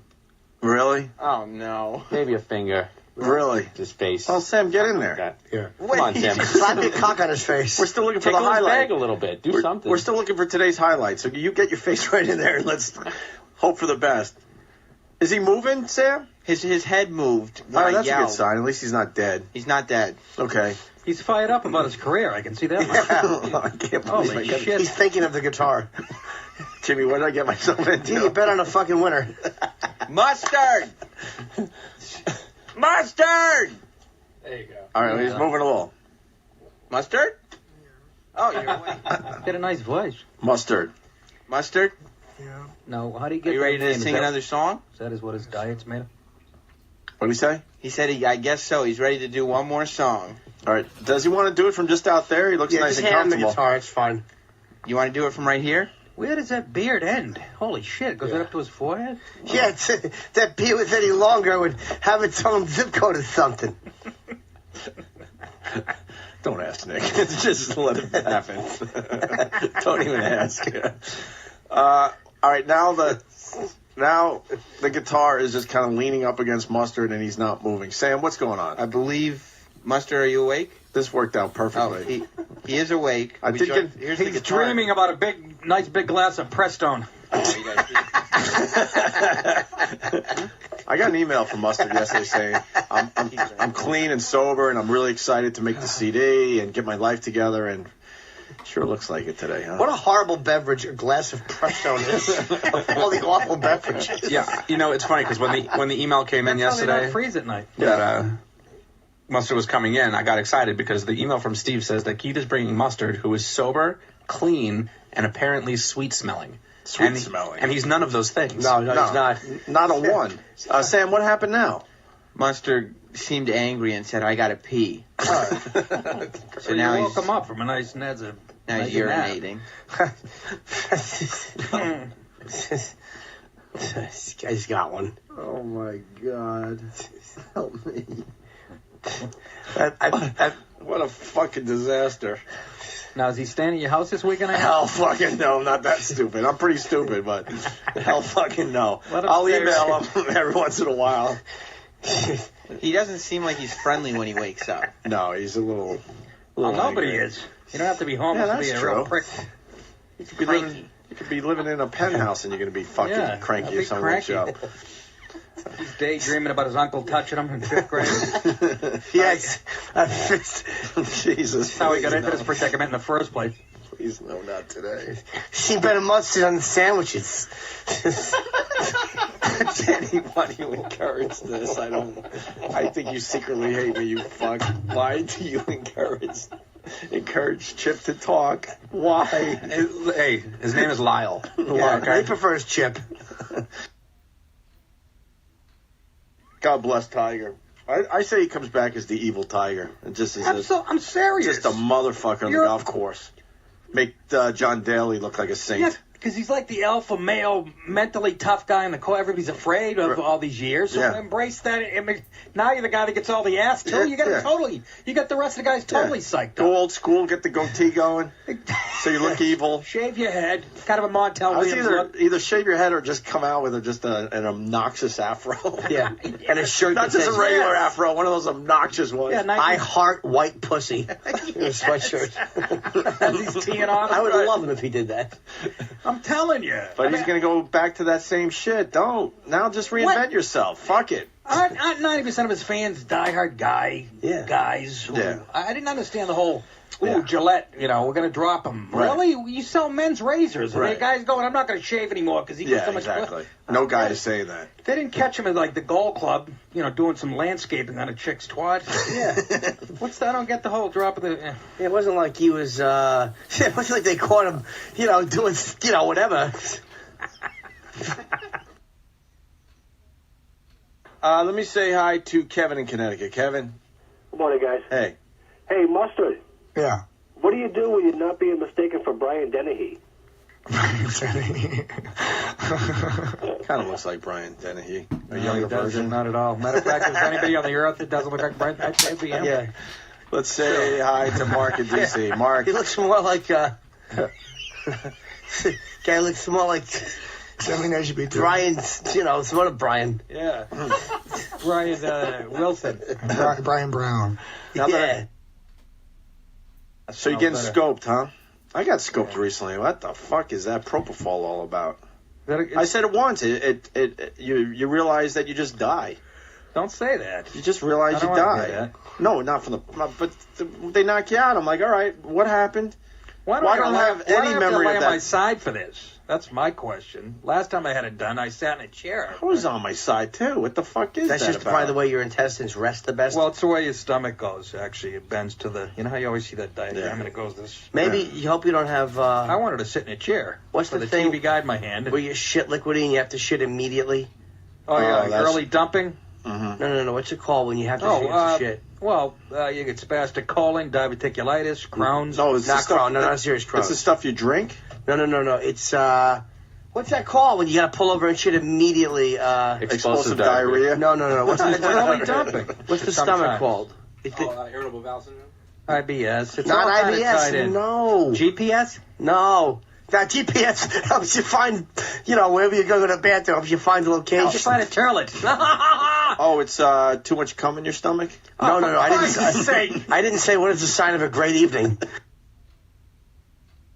You've been knocked out, Jimmy? Sure, I have my. Oh yeah, you had the many nose times, thing. dude. Many times. Does it creep you out when you wake up? I love it. I mean, I get nauseous. But does it creep you out that you have no memory? Not even like some weird spiritual fucking And this memory. is only of a it. 15-minute procedure, they say, but I can't drive after it. I'm going to drive anyway because it's fun. I drive on propofol. Yeah. See if you get pulled over, get tickets.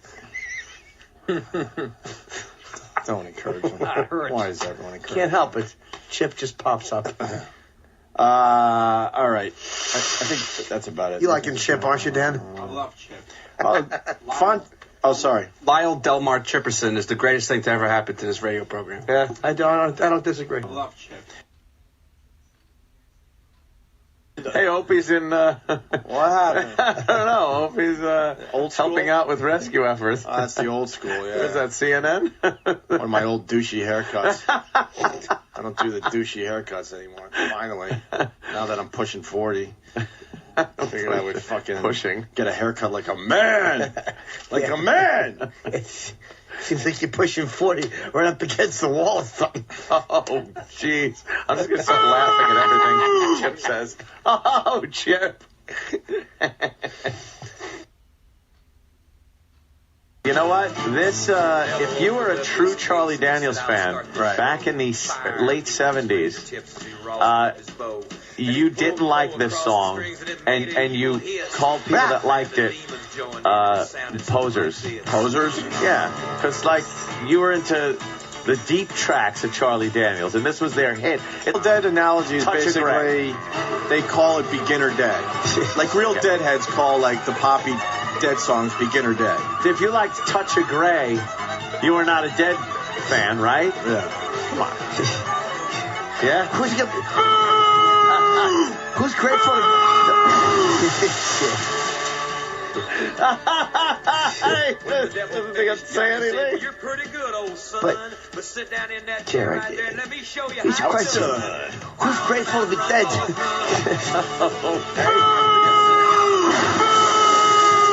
We don't have to listen to Charlie Daniels. Hey, we definitely went to Georgia to take a bus. We have a good car or something. A little acknowledgement here. Jimmy, you asshole. This is Eric in Farmington, New Hampshire. You can stop it right there. I am now cleaning coffee off my desk. He's a fiddling old bag of shit, isn't he? Coffee everywhere. That was me in who said capital that. letters with an exclamation point. Boring. Play a good fiddle, dude.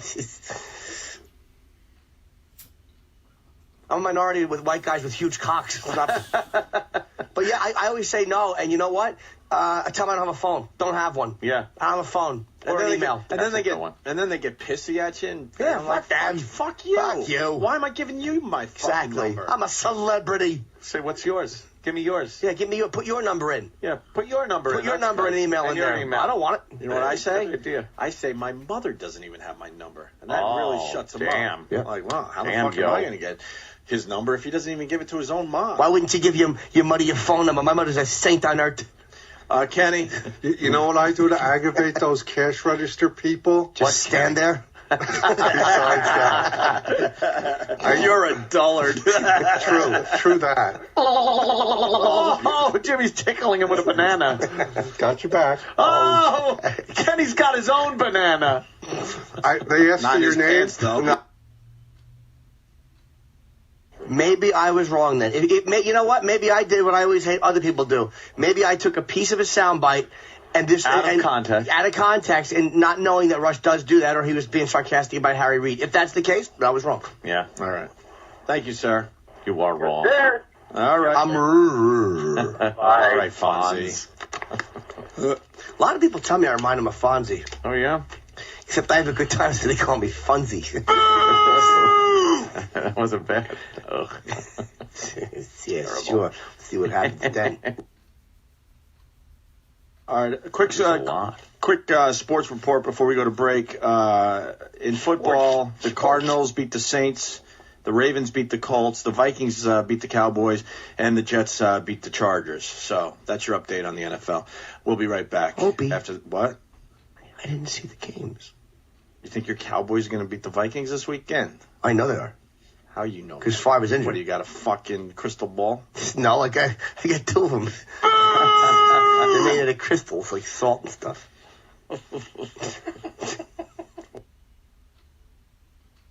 So he totally got fucking blown off and goofed on by... No money, no trip to Buffalo, none of it. No headlining gig.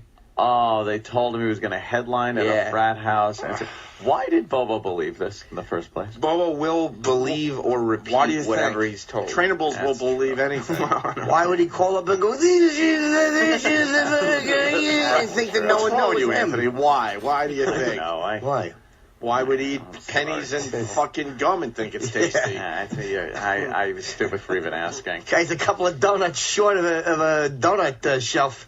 That's what I say. Where's Ted? Of course. Where's Ted? I don't like that Ted kid whines. The baby. I just can't wait to sit down and play blackjack with fans. Really? Yeah. Oh. It's going to be great. Hey, Anthony, sit down and watch him fuck me up by hitting on something he shouldn't. Did we do show references and stuff? Yeah, the whole time. Hey, right? Well, the guy will have a 10 and he'll get blackjack and he'll go, well, it looks like I have blackjack. Oh, look, he's trying to get on the show. Hey, don't talk about this on your show when you get back. I don't want it to be material for your show. You won't be. Don't worry about it. Every time that you lose, he'll point out, that's a car crash for you, Anthony. Oh, geez, you just lost, so I would buy it. That's like a year's salary for me. You lose, you get nothing. Good day, sir. Oh, and Danny knows how great I handle a loss. I will fucking kill him. Know what I'm thinking? You before you spit all over the place. I will spit on punch things. I know, I'm terrible. I'm thinking this. You're such a big fan of Chip Chipperson. I pray that he sits right next to you and plays blackjack. I hope so, too. I would love to have Chip just harass the dealer all night long. I play good blackjack. Yeah? Sure I do. I hit on everything because I feel like the odds are in my favor. So what if you have 20? No, I won't hit on a 20, but you give me a 17. The odds of getting a 4 are good. I'm really good. No, I make jokes, the queens, whatever. I make everybody laugh at the table. I crack them up. What's like one of your jokes? You're sitting there, you're dealt a pair of queens, the deal's got a 4 show and go. Hey, who are these two ladies? What are they doing around here? Please play with Anthony. And then he'll see it my way. Hey, these two ladies. Yeah, look at them. Bet you they're hoping for a couple kings to take them for a night in the town or something.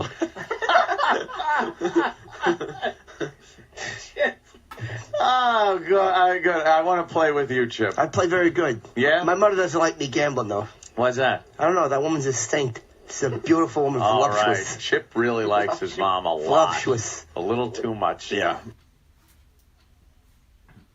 Let's go to Sean in Jersey. Sean.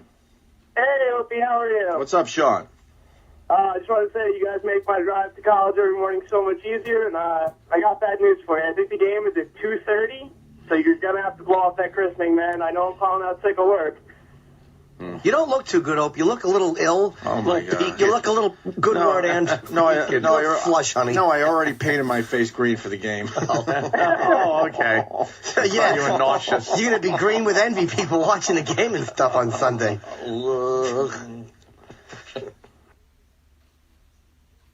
I want to see Favre do well, too. The Saints are gonna be I think the Jets could take out the Colts for real. Yeah. But the Saints are fucking rough. Shit. I'm just glad, the Jets, it makes watching it a little more exciting and stuff like that. I'm not don't get on me. I'm not becoming a fair weather Jets fan. I know. I have not watched the games. I have not done anything. But it just makes it more interesting to watch the game when the state you live in, one of their teams is playing. Shut up. Really? We're going to see what happens when them Saints come marching in on Sunday or something. Oh! So it just goes, shut up. Exactly. Charlie in Georgia. Listen to this, dummy. Oh, sorry, Charlie. You can hear me. Yeah. Charlie. What's up, fellas? Say hi to the devil when he comes down there, Charlie. Oh. The rest of the people around you must just be thrilled to have you at their table. They're actually kind of... They're okay with it because they get to watch some really intense betting. Like even at the big boy tables, I don't think there are people betting like I am. To be honest with you, I don't see a lot of people with a lot of pumpkin chips. They're called, which are the thousands. Wow. Just have you ever had a pumpkin chip? Pumpkins. No. Pumpkins. Oh yeah, for Halloween I had a couple. Pumpkins. And you get it? Yeah, Halloween. Pumpkin I chip. got it there, Chip. Oh, Chip. He's asking me questions. Chip. I'm a sensation. Ass. No, you're not. Yeah, it was gambling. I said, "What are you gambling? Why don't you just roll the dice on the table or something? Get really crazy." Yeah, that's exactly it. You ass. So what happened? You called your girl. What'd she say? She was in Philly. She couldn't make it out there. Couldn't make it out. Why? She was busy. Doing? Work. And by the way, Philly's very close Philly is to a hop, skip, and a jump. A little over an hour, she didn't have her car with her, so she wouldn't have been able to make it out. So you're in New York. I need my luggage. When was she coming back? Not till later that night. Okay, so she's coming back that night. Yeah. So basically, you could have finished the weekend programming or just put it aside or give it to Sam and then shot down and either A, met your girl in Philly and driven her back since she didn't have her car, or B, had her take some kind of transportation and meet you in Atlantic City, which would have been a nice weekend for you. Yeah, could have. Oh, Steve from Bayshore is saying Opie should have told him he'd be staying in the Hellman's suite. That would have been a little more incentive. Yeah, this kid loves mayonnaise, right? Oh, Chip, shut up. There it is. What is that? There it is. What is that? That's Monique's legs. Oh, God, what the fuck is that? No, it's not. That's Scottie Pippen. That is Monique's legs on the red carpet. She's wearing a nice dress. What's going on with your legs? Try to gussy up her mess. I can't get a good view of what's going on. It's zoom in. It's two legs that aren't shaved, and they haven't been shaved in a long fucking time. What is that fucking mess thinking? Maybe she did just shave him. That's screwing on the fucking limo ride. You would lose a lot of money. You would say that is a guy's leg. It is. Yeah. Monique is disgusting. And she's always talking about how good she looked. I look good. What do you think, everybody? What do you think of me tonight? You look good if... I hate women that don't shave their legs. You look good if I was a meth head. God, there's so many jokes I want to make. Yeah. Look at those fucking legs on the red carpet. Hit one for me, too. Yeah, you know what, I'm not done Anthony? with me yet. You know what? You know what? Make it a trifecta today. All right. I'm in with this racist shit so today. So many jokes I want to make. Oh, Chip? For her legs was any hairier, they'd be wearing hats and stuff like heads. That's a good one, Chip. That is a real good one. I'm so glad that Chip made his stage debut. Oh, did Chip make his stage debut? Of course I did. I was up there telling some jokes, getting some laughs.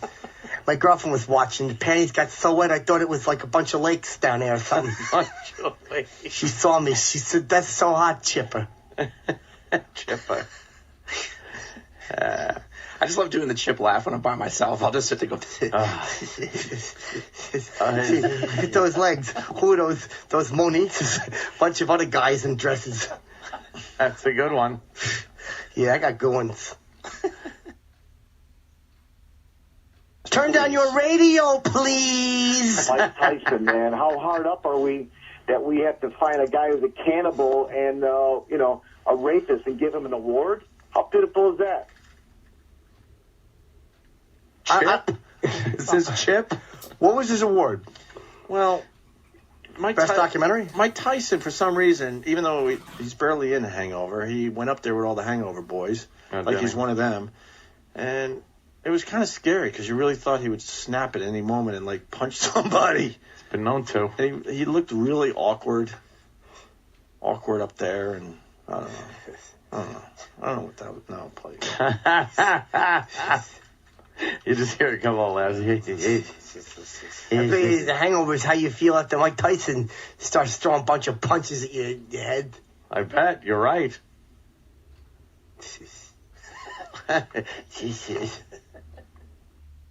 Chip, shut up. Yes. Every time you click on the Jim Norton Show link, I get $1, please. Matt in Connecticut. Matt. Even for traveling virus.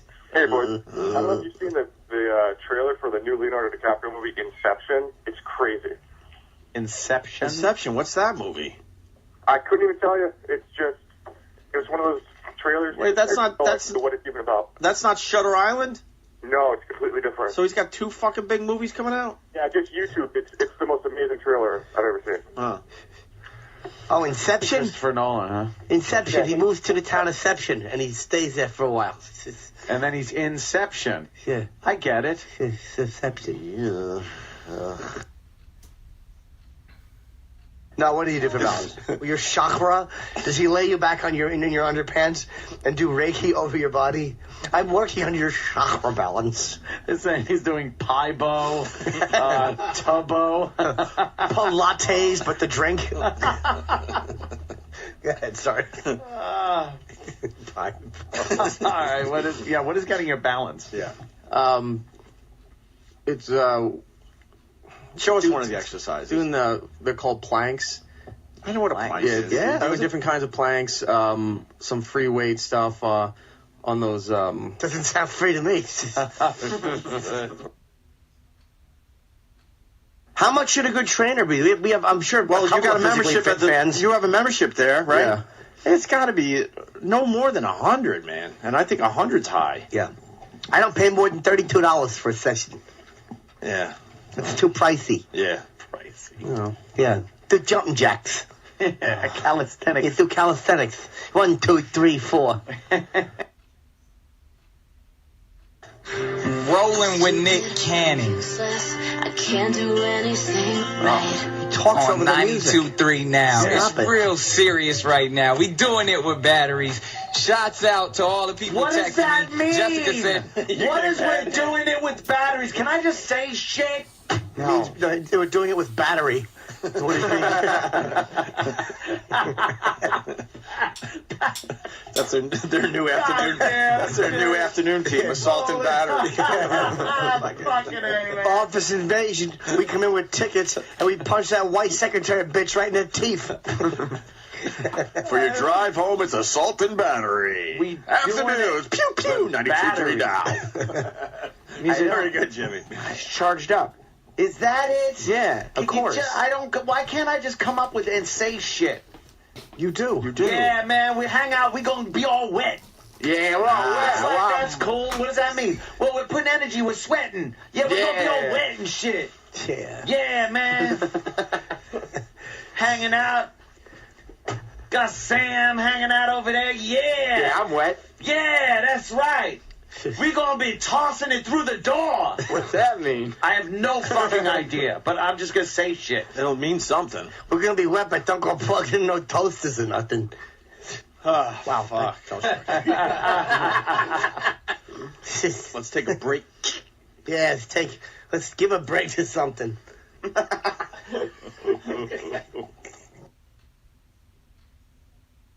Hairy pits I could tolerate occasionally on a girl if it stinks. It's a little rough, Jimmy. A little bit, but I can That's a take little armpit odor. I like that if I like the person. What is she thinking standing there on that fucking red carpet wearing a dress that obviously her fucking hairy leg? And why? She's proud of it, Aunt. Has anybody talked about this on any entertainment shows? Yeah, let's find out how they sugarcoat it, make it a nice thing. And Monique looking lovely in her fucking horrific wool socks. Yeah, it looks like she's wearing a couple of bands or something on her feet. It's just kind of a little too funny. Punchline, please. You're a stand-up comic. What's wrong with you? This should be easy. You're the virus. Here comes the punchline. There it is. You want to try the third one, Jimmy? Yeah, I think the third one might be. Gotta be so easy. Sure. All right, let's do the third one. The setup is down for you. It stinks. NBC is thinking about changing the NBC Peacock to a cougar. Some women don't like the expression cougar, but it's better than what guys get, right? An older guy who dates a younger girl, that's called a... And we're just missing the punchline. Hit us with the punchline and go.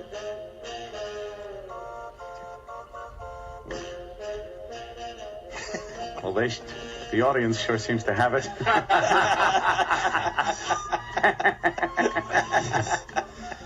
I was gonna say millionaire radio host, but... What? There you go. That's a punchline. That's a punchline. And that's the deal we made with you. One punchline and you're out. That's it. There goes Xerox. That's not even a good punchline, though. It's a much better one. Fuck. The guy who dates young girls is called the Lucky Duck.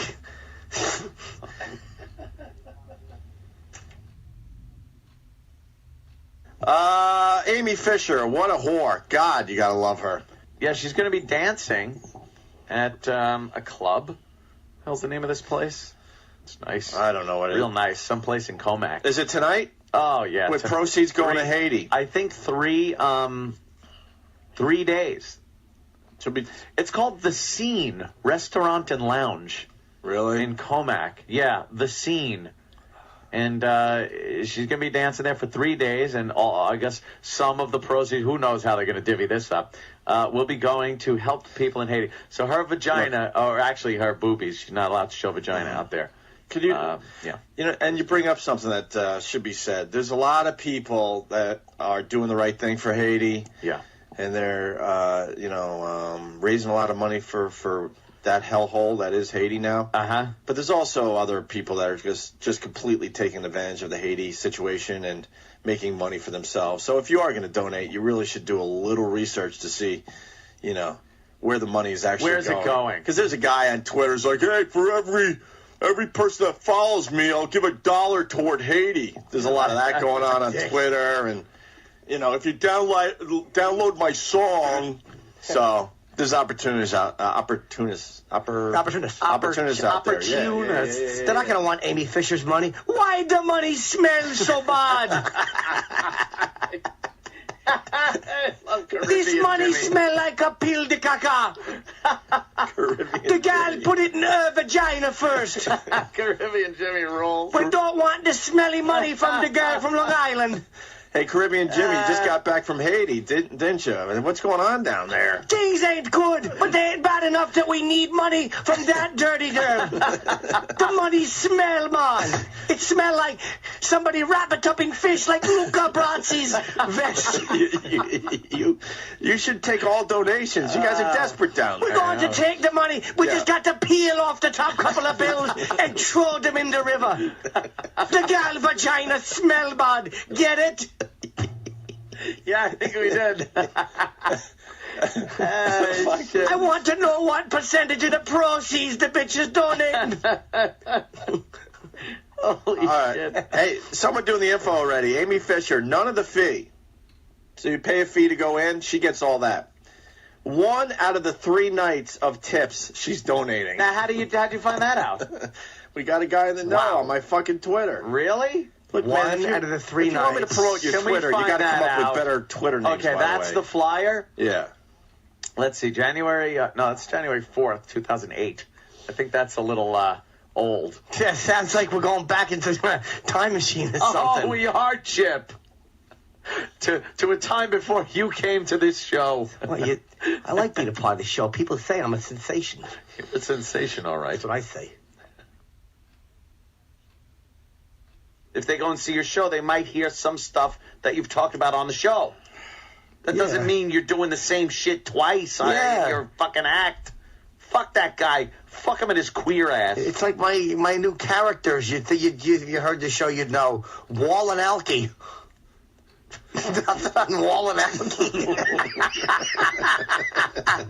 Right, I take back my defense of Jimmy Norton. He's a hack. Chip should be here telling some jokes. Oh,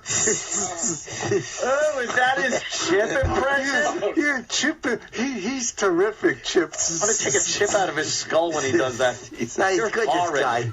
Kenny, is he? This guy's good. Kenny only slept 3 hours last night. He's really punched through.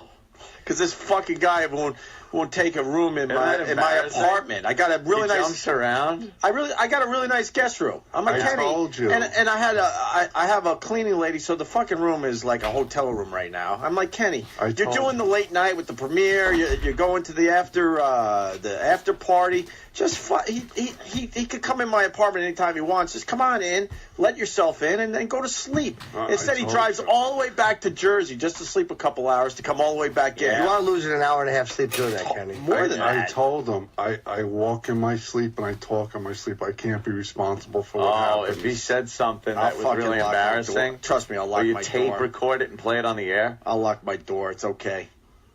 Does Chip? He just makes his life so just tough. He does these impersonations. You think he was a retard? This guy really knows, though. This guy brings it. Does he, Chip? Cop out, yeah, it's pretty good. Yeah? Yeah, sounds like somebody's trying to cop out of doing something. Exactly. Yeah. Yeah. Doesn't necessarily have to be funny. Tracy and Bruce Willis, yeah, I'm sure they know about copping out. Why would you say that? Because I'm sure that every time something happens. Why wouldn't he? That's so bad. That's right. No. Oh, God. When Chip talks, people listen. Yeah, it's like he had fun or something. This guy breathes heavy.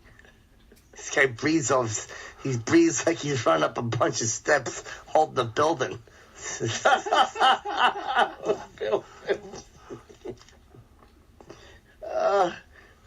that awful?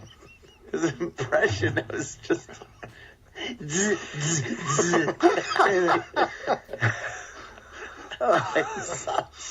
Kenny, people saying you peed the bed. That's why you maybe he's a That's why you don't want to. Oh, wow. That's why I want to stay Kenny. at my how place. embarrassing would that on be? those late nights. Big bedwetter. Big lunkhead in his pajamas. Just pissing himself. Yeah. I did it again. You hear the shooka of his little feety pajamas across the floor. It's my bed. I can do what I want. Yeah. Roll the mattress again. I made wet. Big stains. Big dumb, light brown colored stains from piss drying. This guy. You know what? I got to do this for Jimmy. Glenn in New Hampshire. Glenn. Hey, how you doing, guys? Hey, buddy. Listen, I listen to the show every day. I went to see Jimmy when he was back in Boston at Silver Theater a couple months ago, and it was hilarious. I had a wonderful time. And I met that cyborg Kenny on the way out the door, too, and he even gave me a fist bump. So who says he doesn't have Oh, look at that, Kenny. You were feeling good that night. Usually gives fist bumps to the face. Yeah. No, and the rectum. I'm always cordial to the fans. Most certainly. You guys have a great show, and I really enjoy it. All right, thank you, Glenn. Yeah, because Jimmy. The old white guy was hilarious. Yeah, because Jimmy's out on the road, and I mean, Mike can say whatever he wants, and that's, I guess, in the end, it's fine. But I don't want people to think that they're not going to see some great stuff from Jimmy. I mean, Jimmy is one of these comics that really has a lot of new material every time you see him.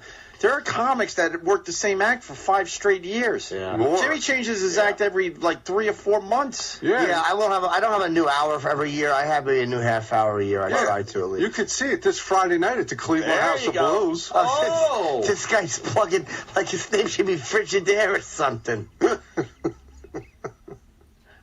at the reference. Plugs. You plug it in. I get Jesus Christ. Wow. That was a good reach. I should say General Electric. Yeah, that would have made this it guy's funny. Plugging like he's got an electric companies. It's take General Electric. What are you talking about? Some army now? General Electric? Dueling chips. I hate. We're not doing with friends. This guy's writing about General Electric. It's like I was saying the other day, it's like Sergeant Electricity or something.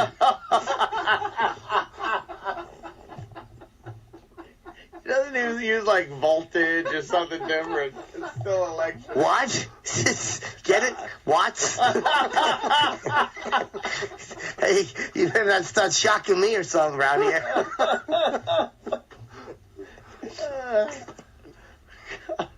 Yeah, people are definitely commenting. Who thought there could be something worse than one chip? Yeah, chip to the second power. Oh, chip. Couple of chips. We're doing a movie like a couple of cops, but it's with chips. It's me and him. Yeah. Chip out. Chip out? That sounds like a pretty lousy cookie to me, bub. I like chips in my cookies.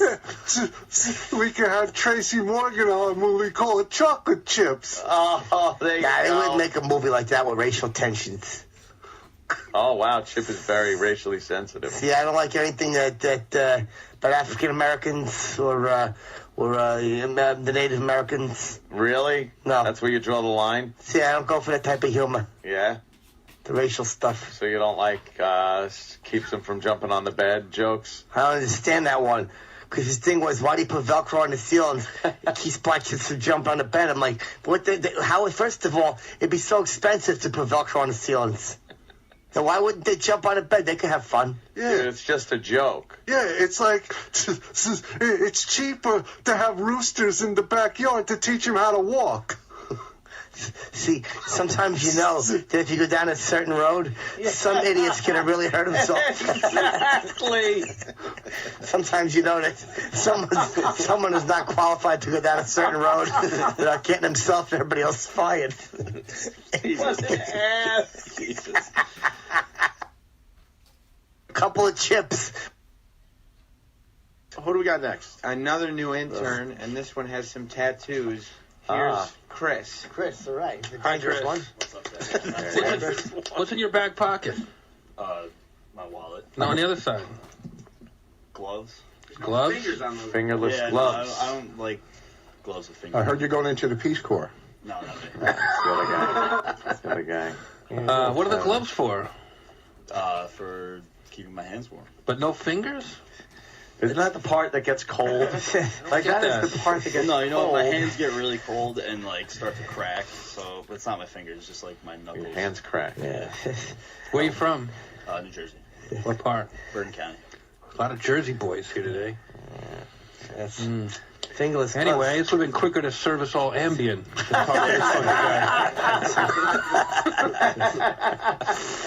It's like buying pants without knees in them or something.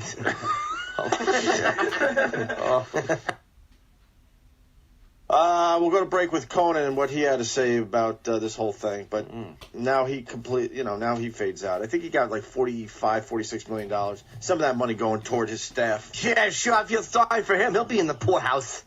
Here's Conan from last night. The internet, they pick up things, they run with it, and the general terms of the contract are now all over the internet. But there are some provisions in the contract you may not know about, and I want to tell you about them right now. I am prohibited from coming within 500 yards of 1130. I must return the Etch-a-Sketch my contract was written on. I'm not allowed to make fun of NBC programming. I have to let the programming speak for itself. The cop who escorts me off the lot after my last show must have the rank of lieutenant or higher. Max Weinberg must surrender his key to the women's locker room of the NBC gym. I have to watch at least one NBC show every weeknight in order to double ratings. Effective today, NBC will stop paying for Andy Richter's medical marijuana and medical Jack Daniels. I must stop production on my documentary expose of NBC, Inside the Cock, which...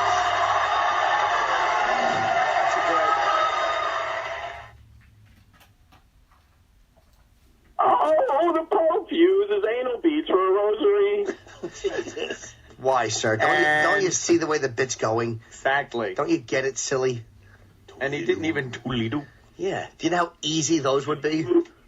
That's the beauty of this bit. It's all nice stuff about the Pope. Of course it is. Dumbbell. Well, we got a nice one coming in. Footer. Hey, trainer or not, he rocks a big fat flop, toodly-doo. See, that's a nice one. That's what we want. Nice ones. Pleasantries, boys. Pleasantries.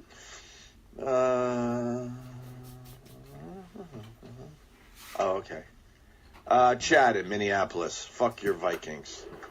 Yeah, the Vikings rule. All right, I got one for you, the Pope. Oh, the Pope likes statistics on a Friday. That's all I got. Oh, what? The Pope is a good guy and goes to church a lot and stuff. Toodle-doos.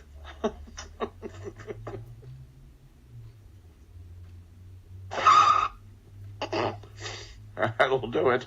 I just want to jump on board, be funny like everybody else. Be jealous. Be jealous. Yeah. Sorry. Tim, Massachusetts. Hey, boys. I don't know if anyone brought this up or not, but with the Colts making it to the Super Bowl, do you think that the whole resting your players thing is going to catch on to the last couple games of the season just going to suck? Maybe. I mean, Colts were smart. Bad question, bad answer. Well, they rested their guys. They made sure they kept them healthy. So, who am I? I said it was a dumb move during the season, but what do I know? You think the Colts beat the Saints, though? It's going to be a hell of a game. Yeah, I think so. You can't, goddamn that Manning. Breeze is fucking solid, dude. Yeah, I know. Breeze is fucking solid. Oh, man. Let me go to the phones real fast. Let's go to Jimmy James in New Hampshire. Jimmy James. Wait, please. Hey, boys, I just wanted to point out how much Indianapolis sucks. They are shipping, they get shrimp shipped in every day from the nearest ocean port, which is New York. Oh, really? Oh, great. So they're sending it from New York to Indy to throw some horseradish in the box. And then shipping it right back. So basically, this dumb bet, all they provided was the horseradish. Fucking Indianapolis. Hey, you guys got a good fucking football team, but your logic sucks. Hey, just to put horseradish in the box. Sounds to me like the shrimps are taking a bunch of plane rides for no reason. Hey, that's why I'm watching the game with Patterson. You just put him in front of the microwave, and every time he dings, he goes, "Oh, they must have scored again." Okay, I should have stopped at one. It's all right, it happens. No. Everybody didn't go out and get the iPhone right away. They had to see their friends that had it and say, "Holy fuck, I want to get that." And I think the tablet is kind of doing the same thing. Dell has a computer where the monitor is a touchscreen. Wait, what'd you say, Ant? About what? I didn't hear you. I was reading email. What'd you say? I said that Dell, yes, Dell had...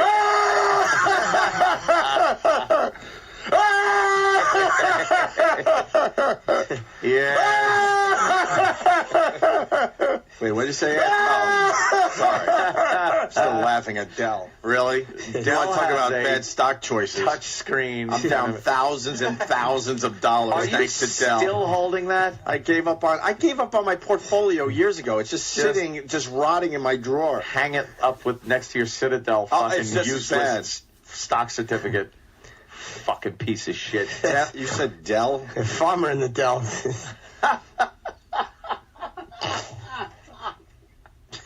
God damn it. That wasn't bad.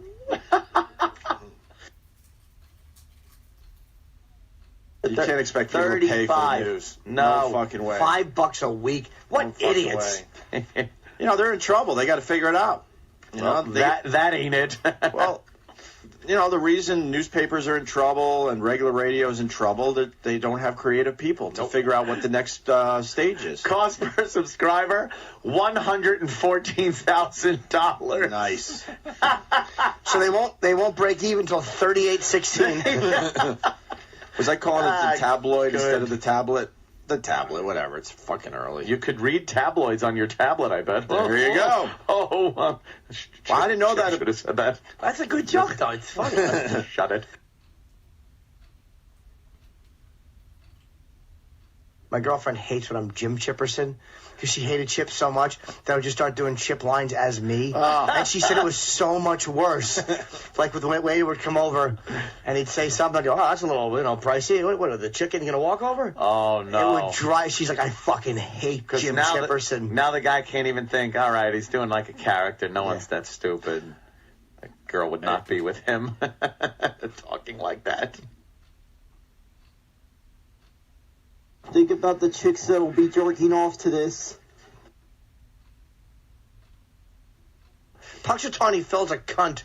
Every time I hear Jimmy talking about how much he hates Punxsutawney Phil, I go, wow, another year's gone by. Yeah. It's like amazing. When is this Groundhog thing? Soon? Yeah, for a couple weeks. I hate these guys and their stupid fucking hats. It's just stupid. There's another groundhog out there that doesn't get the attention that this Punxsutawney Phil gets. A little groundhog named Ted. Ted the groundhog. They don't have a... No, they're really Ted the groundhog. Yeah. Where's he? He's in like just some real small fucking shithole. He's in Schenectady. Poor Ted's got Schenectady every year. I'm frightened, but not of my shadow, of all the people. Somebody called Ingrid Newkirk. Poor Ted, you don't want them using a robot, right? I certainly do, Gregory. I want to go back to the woods and hibernate and lick my own testicles. But it's tradition, Ted. I want to do things the groundhogs do, which is eat apples and fruits of that ilk. Do they do that? I don't even know. Yes, we do, Anthony. Oh, thank you. Do you ruin golf courses, Ted? Groundhogs, man. I do. Our hero is the guy from Caddyshack. Yeah. That little guy really got things going. I wish I could have phrased that funnier. We knew where you were I'm not going. used to being an animal. I believe that was a robotic gopher and not even a groundhog. Oh, I'm sorry. Yeah, I think What's it was the difference gopher. between the two fucking varmints? No, they're giant rats, all of them. They're in the rat all family, of them right? are rodents. They're disgusting. Didn't one bite Bloomberg last year or something? Yeah. The one that they do on Staten Island. Yeah. Like, everyone has their own version, and it just pales in comparison to the wonderfulness of Punxsutawney Phil. But you would assume that the mayor's used to getting a little bite every once in a while. Yeah.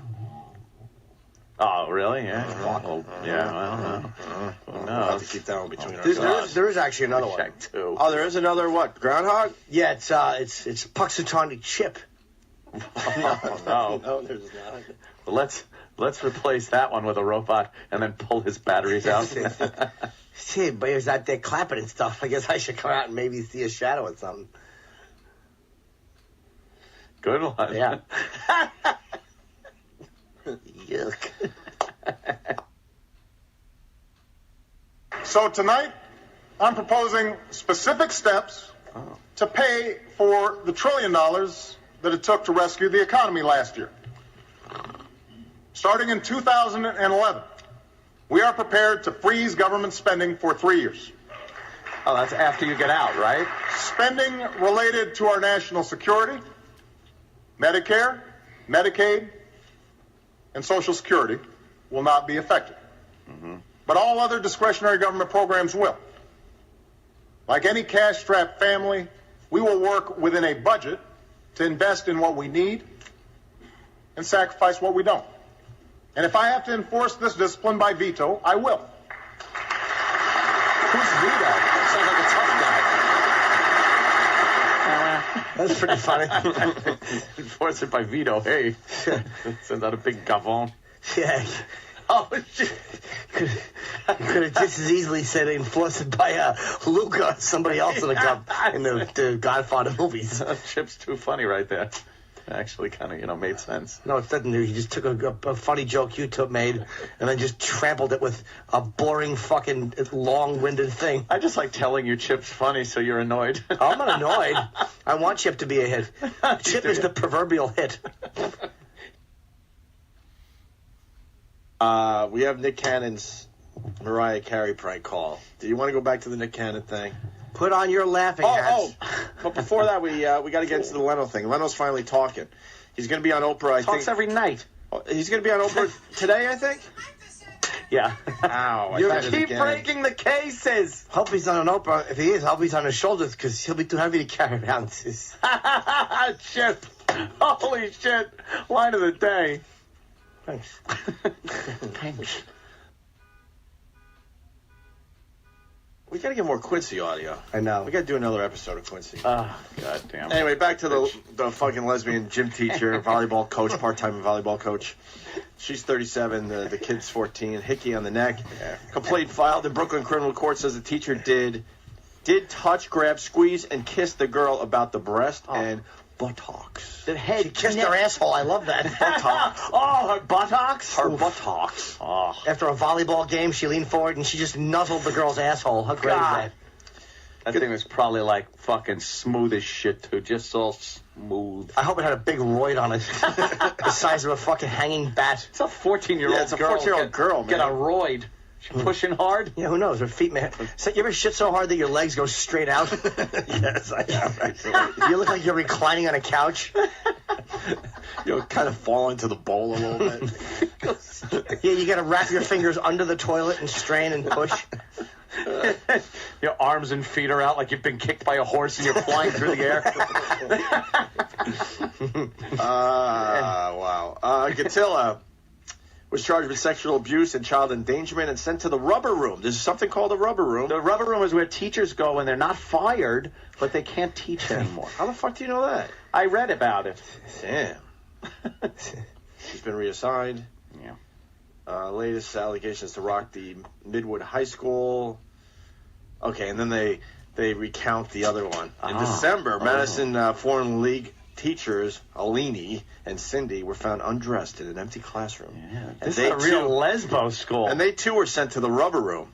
They should rename it the Lesbo Room. Yeah, call it the rubber room because everyone's bouncing around all over the place in there. Something. Oh, God.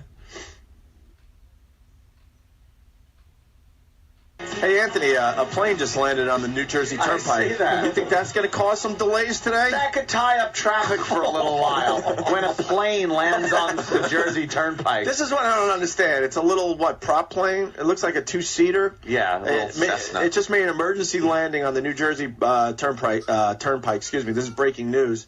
Now, this is what I don't understand, Ant. All right, the plane has landed. Everyone's safe. Get the fucking plane off the road. That plane will sit on that highway now all day. Yeah, they got to do an investigation. The FAA's got to show up. Get the fucking plane off the highway. And planes take up a lot of room with their stupid wings, don't they? Like, you could land in one lane, but you're taking up all the lanes with your wings. I think that might cause a problem. Good landing. Yeah. That thing didn't have a scratch on it. No. But, yeah, traffic, rush hour. Plane is in the road. I think even the other way might be a little rubbernecking. They got to see how much the toll's going to cost. For a plane! Oh, shit. I'm going to come now. Open your mouth.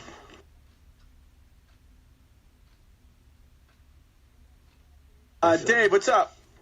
Not much. Hey, about 10, 12 years ago, if you guys look at Sports Illustrated, they did an article on Herschel Walker.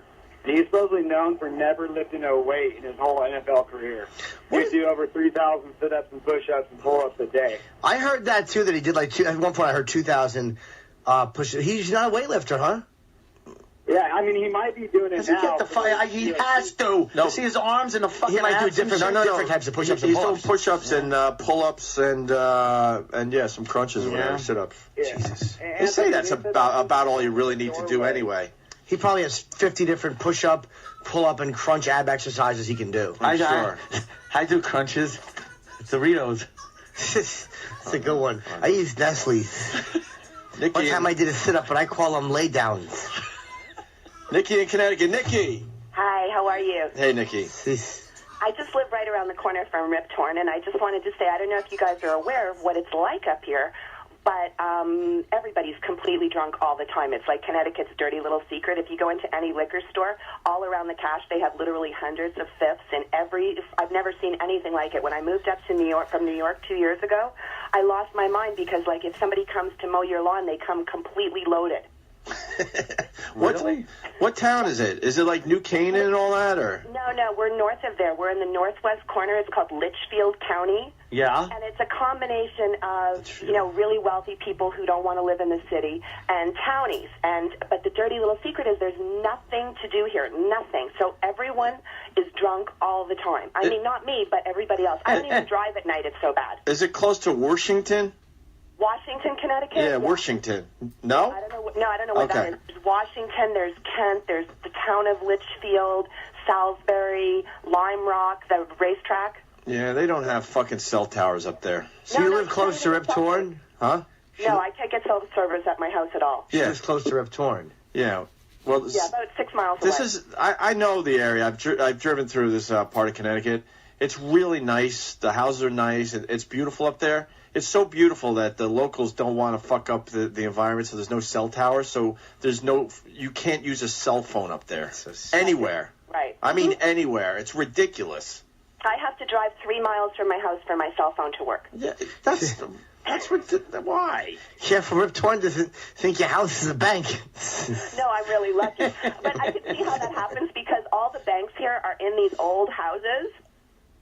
And anybody could break into them. But Really? They're like the old Franklin savings banks kind of old buildings? All right, that makes sense, too, because I was thinking... I'm thinking like a Citibank or a Bank of America. Yeah, right. Brick buildings with glass and fucking the big signs about interest rates in your windows. Yeah, a guy named Sal with a machine gun.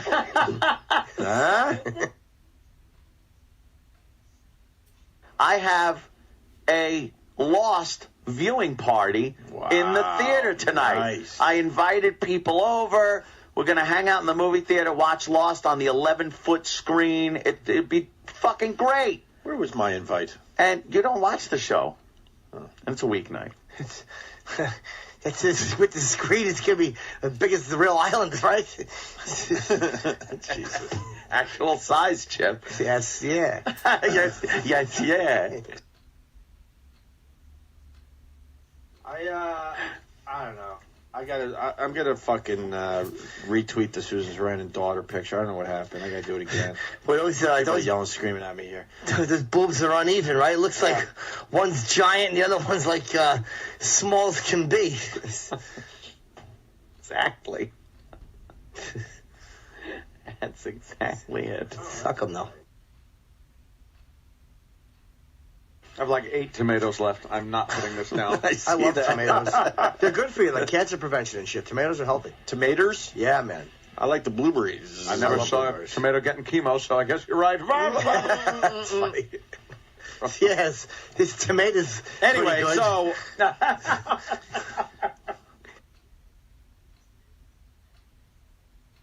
Oprah.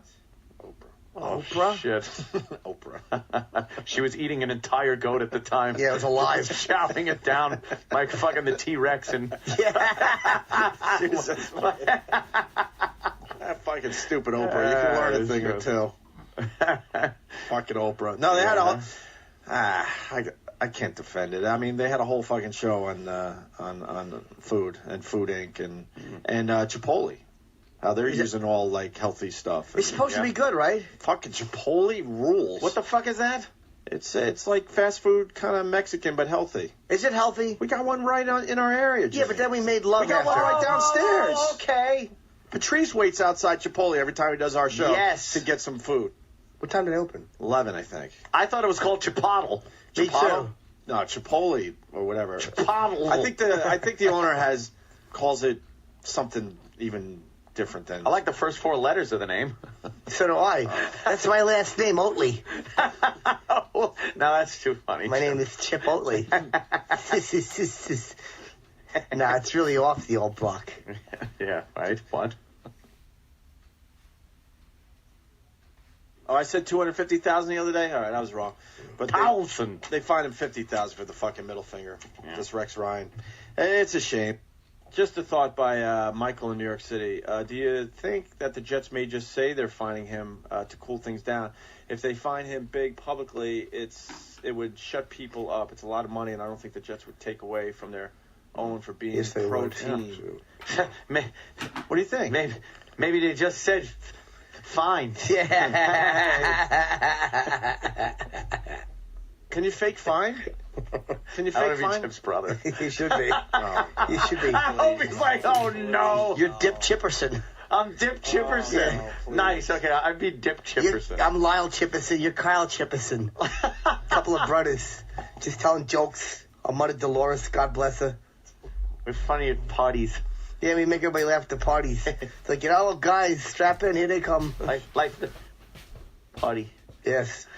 I put the lampshade over my head. I'm like, look at me, I'm a lamp. Somebody's like, come on, you know, light bulbs. I throw the potato chips all over. I'm like, crunch, crunch. Shit. Ooh, someone's touching their cock with a plastic knife. Why are you doing that? Because it feels good. He's just rubbing it. You are a weirdo, James. Hey, I do. I go like this. What's the matter? You can't hear it? I got my middle finger pointed down. I can't hear it. I'll turn the volume up a little bit for you. And I turn the hand around. All of a sudden, I'm flipping him a bird. Fuck you. I'll turn the volume up. You ever heard that? What's the matter? You can't hear this? Oh, let me put the volume up just a little bit for you there. Chip, I think it's just let me turn it up for you. What does that mean? then you turn the finger up. He doesn't get it. My mother didn't talk like that.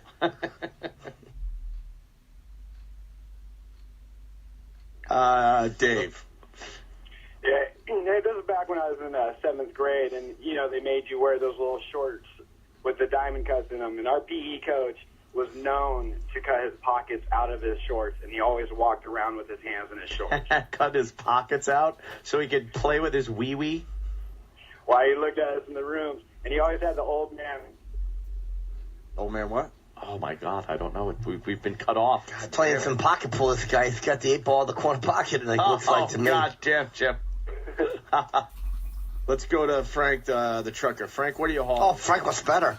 I wanted my Holland Bloody Mary mix. Hey, that's right up your alley. All right.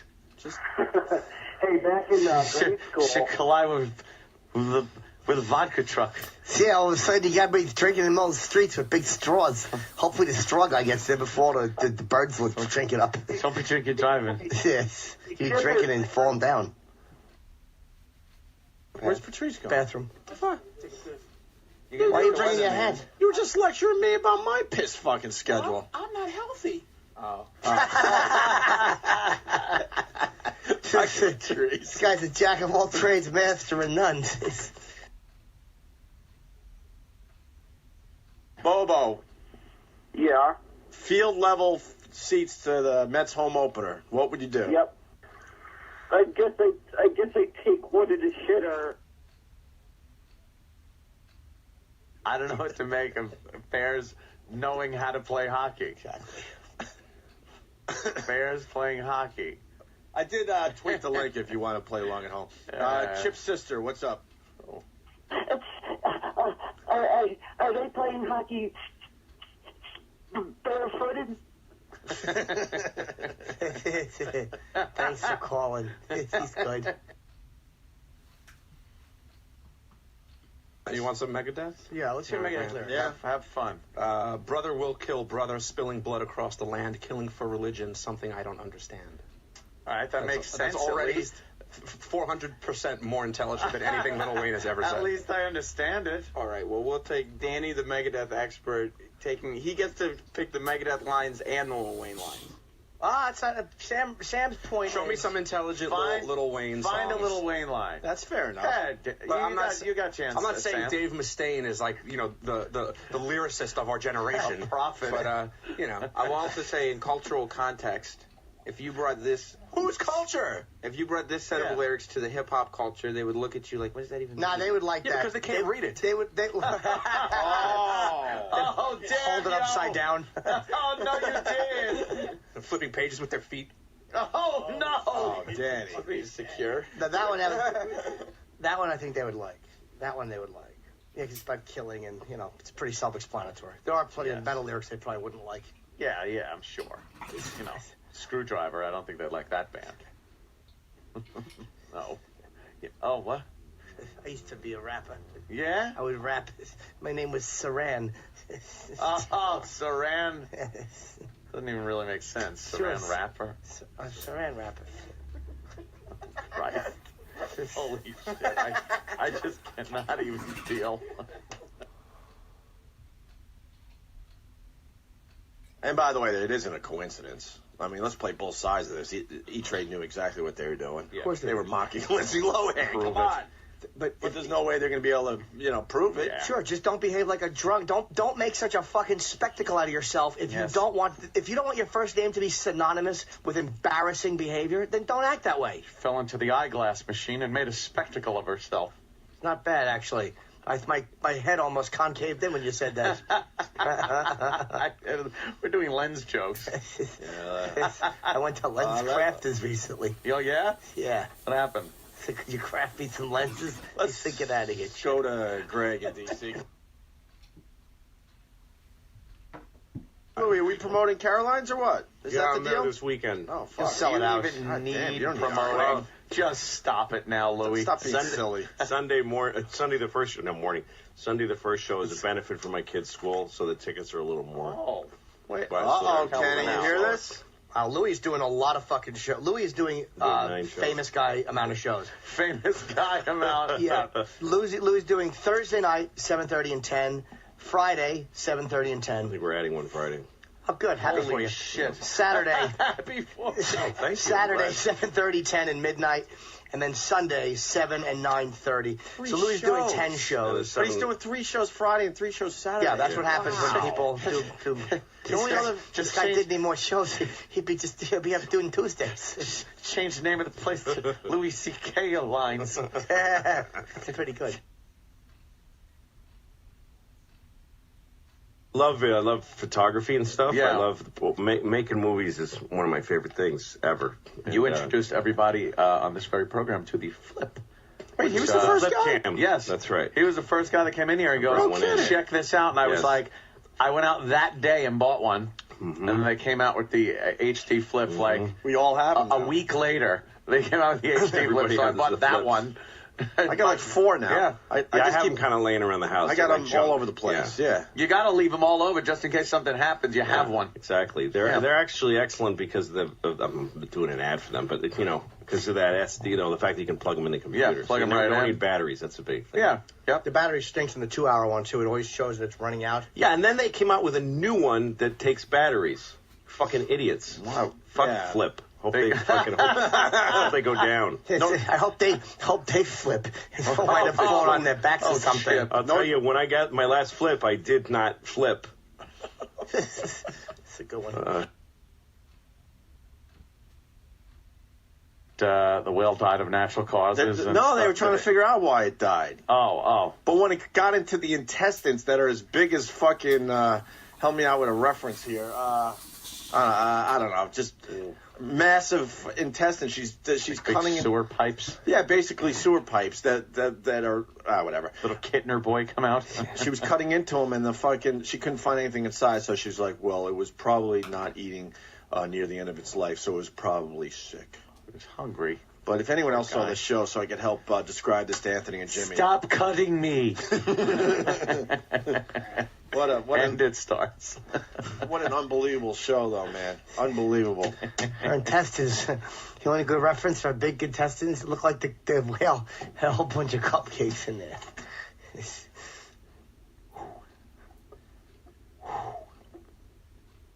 Wow. Yeah, it's big. All right, well, let's do the Delta flight thing. This is what happened to one of the 5 passengers. A group of Delta passengers had a great time in Puerto Rico until they got home to Colorado. Everything was thoroughly soaked and heavy with jet fuel. Overwhelmed by the smell. Fuck, I want to stop it there and just say calm, and everyone would have laughed, and oh well. I still think it's funny. You think it's funny? Wait, still? dude, I got a joke for you. Good luck doing that without Ant. Okay. No, that's okay. It's the people. He don't even like it. It's the people outside that do. Hit the. Watch this. And heavy with cappuccinos. What? Smell like cappuccinos. Oh. Everybody's all caffeinated, fighting and stuff. Number 1 and 2 on iTunes, huh? Yeah, it's the best comedy CDs that do impersonations. Until they got home to Colorado. Everything was thoroughly soaked and calm. That would have been at least a quick laugh for people out there. I would say something not with that kind of language. Probably like maybe coffee with some Caesar salad dressing. You know, because everybody likes it. Just cracking a bit. Supposed to encourage it. Sorry. Chip is the until they got home to Colorado. Everything was thoroughly soaked and heavy with jet fuel. And we're in the middle of a Delta passenger. Yeah. Got their luggage. Oh, it was only one passenger. No, it was every passengers. It was a lot of passengers. The whole plane. Okay. And they got their luggage, and it's jet fuel. Just soaked in jet fuel. Yeah. You think the baggage handlers in Puerto Rico are just fucking squirting down the luggage with jet fuel? And the people who you have to complain and demand that those scumbags at the airline give you what they owe you. Yeah. The airlines are scumbags, man. They only respond to being dealt with harshly, which is like, you know, again, having a platform like Kevin does, like, you know, we do on a, you know, it helps a lot. Because you can at least tell people your shitty experience with them. But if you're the average Joe... Dude, I feel bad for people because I know that in a worst-case scenario, I tell a guy, and I've told guys this, I want you to remember this conversation. Yeah. Because your phone is going to ring, and I want you to remember. Yes. I'm telling you. You don't want that. I mean, I really am a dick about it, but it's like try to give them a fair shot, and if they don't do the right thing, people like to jump on them because everybody gets fucked by these companies. Everyone has to deal with these scumbags. The airlines are really bad because there's no choice. What are you going to take, a Conestoga wagon to California for 3 months? Yes. Well, you got to get yourself a bunch of birds and string together a sheet and make them carry it. That's a good one. Thanks. Wasn't doing too good when you weren't in here. Everybody's not as big a fan. So glad you're back to encourage it, Ed. Oh, yeah. I knew the bit was missing something. You might not know this, but there are actually people out there who don't enjoy Chip Chipperson. Oh, my God. Boy. No way. I don't see how. How about we start with the people in studio? Oh, come on. We all love Chip. He's the proverbial smash hit. Everybody says it. That's why that guy punched the black guy, because he didn't like Chip on the bus. All right, Mary. I want to go to jail for a year. Why? Get fucking ass. Oh, right. I would go home. You would? I went home anytime I felt the least bit of pain from work.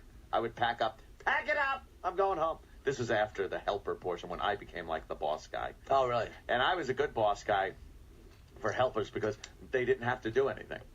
I would listen to a certain radio host until like 11 o'clock in the morning in my van, just reading the paper, not doing any work. and then I would go to work which lasted till noon, so that was a good hour. And then lunch was till about 2 p.m. And then another hour of work. And then, God, you got to clean up. So I would clean up. So about a good 2 hours work I put in on a daily basis. Sounds to me like this guy shouldn't get no Employee of the Year awards. Oh, Chip, I didn't. Oh. You're lucky a biker didn't cave your head in. That's usually what happens when you abuse the dancers in such a manner. Yeah. Well, that's my douchey moment. So I'm going to go eat a bullet now. So thanks for the time, boys. You do that. Thanks, man. Have a bunch of that. Later. Speaking of, look at the segue. Eating bullets, that would be suicide. And suicide? How about Boner? Yes. Who knew? What a horrific scene that must have been. And make your own jokes. I mean, come on. Well, Boner was strangled. Yes. Oh. Boner hung himself. Sounds to me like he's acting like a real dick. It makes sense, though, because Boner is a dick, and Dick hung. You say you're hung. He must have been well hung. What do you mean? No, Chip. Boner was doing this. He's just acting like a bunch of dicks. No, it's because he hung himself. That's the funny part was that his name is Boner, and hung. Are you well hung? Hung is usually used as a term for how big a penis is. See, but Boner should have just killed himself by hiding a pair of blue jeans or something.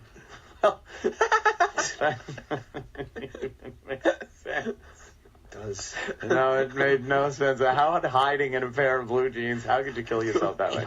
I don't know.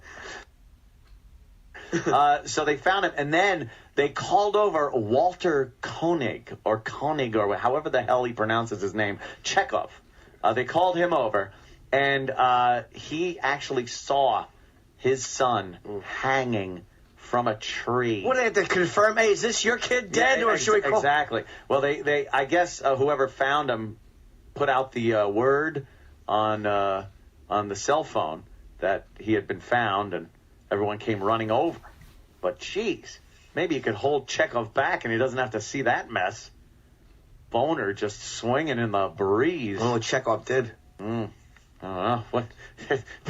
I would have beaten out of there. Yeah, me too. He probably would have checked him off the list or something. That's funny. Check off.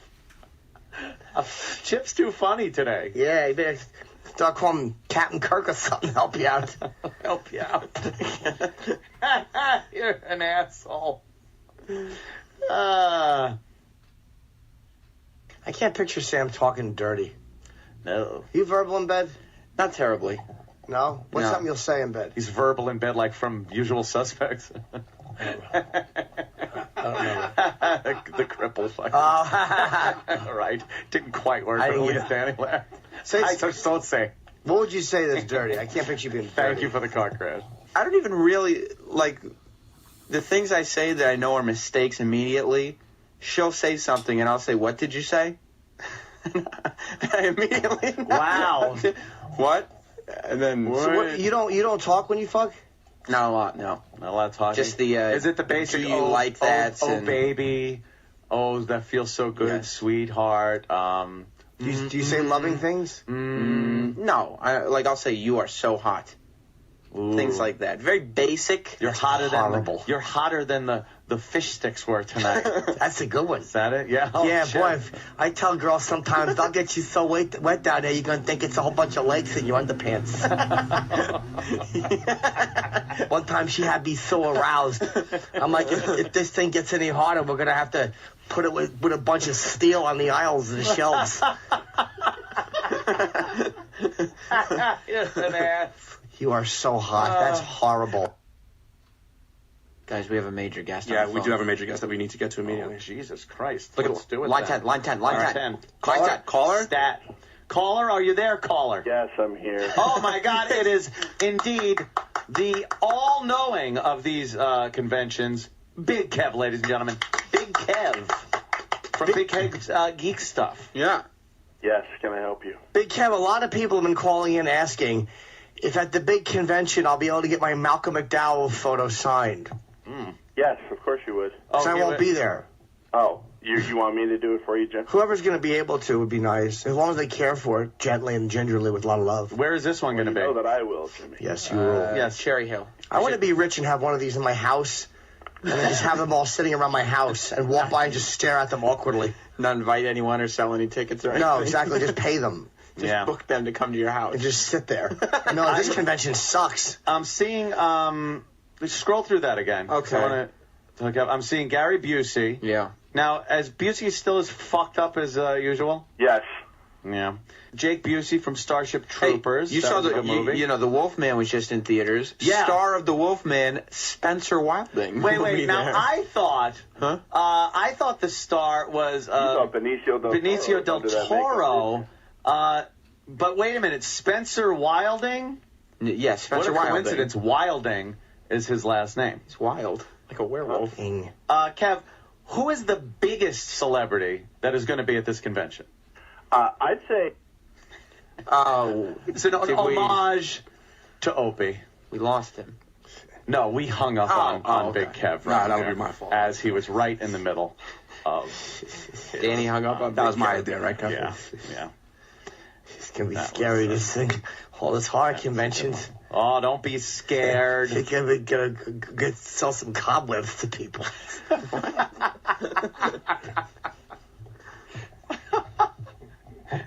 That's ridiculous. Big Fish wasn't bad. It was, oh my God, Jimmy would be a blubbering mess. Isn't it about it's like a father issue? It's a father-son thing, and the father dies. Here's the story. Hold on. I read the book. Did you? I just got to give a little insight to this real fast, and then you can give it away.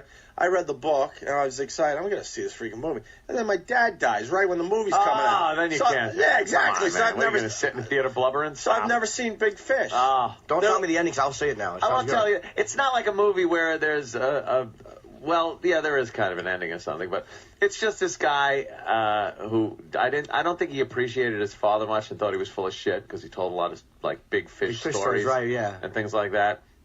And then he realized as time was going on that he was quite a magnificent man. He realized that after he was gone. I thought it was just about Abe Vigoda from the show Fish getting really tall. That's funny. Chip is a sensation. Chip's kind of fucking picking up steam. He's finding his comedy chops. And we got a Tiger Woods update. His caddy's speaking out. His wife's moving back in. I fucking was wrong on that one, man. Jimmy wins. Jimmy said she was moving back in? Oh, yeah, he did from day one. I said, no fucking way. Payday, you're right. Well, she would get a big payday.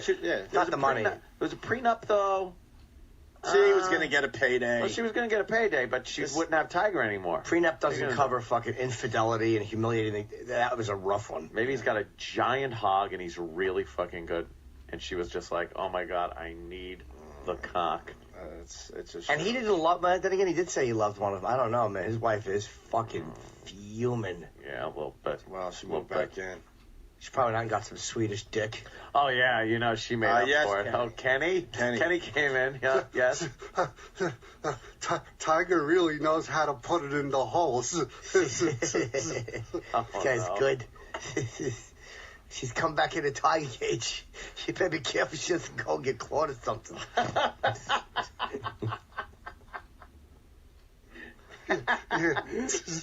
That tiger's a real animal. I know this. If this guy was any crazy, you would call him a fox. Be Tiger and a fox. Oh, like crazy like a fox. Yeah. Yeah, but instead I'm dumb like Woods. Holy shit. I wish you'd slip on something. Hit your head. Exactly like a cliff. Jesus. I want Kenny to fall off a cliff.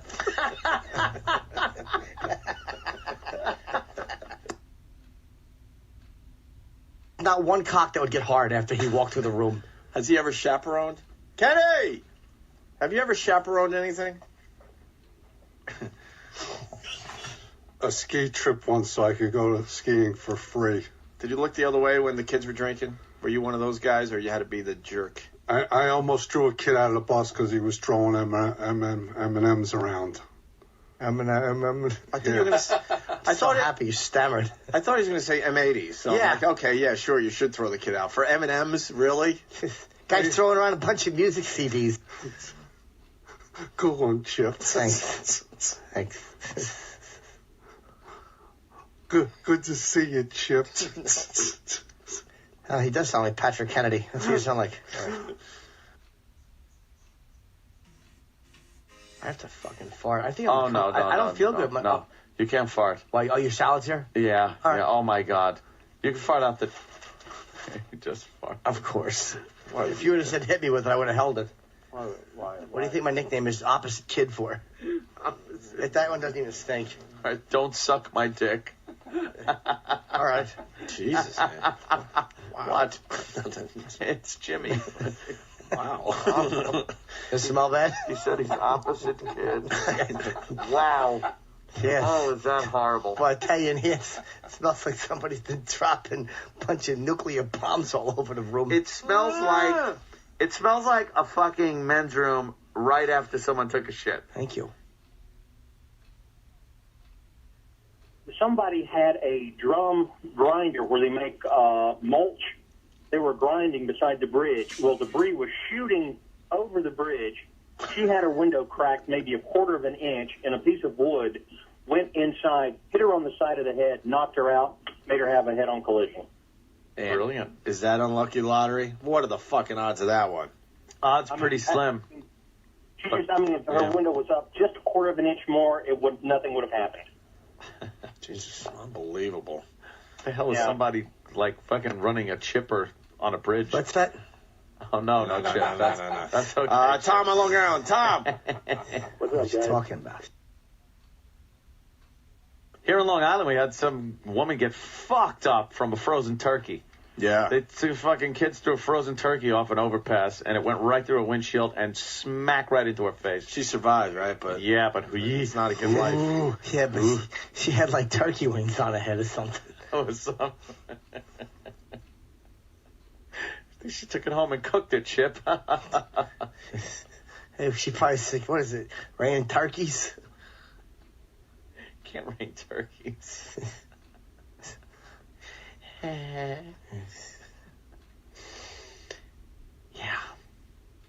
If it happened to me, I'd probably look up in the sky going, hey, where's the stuffing?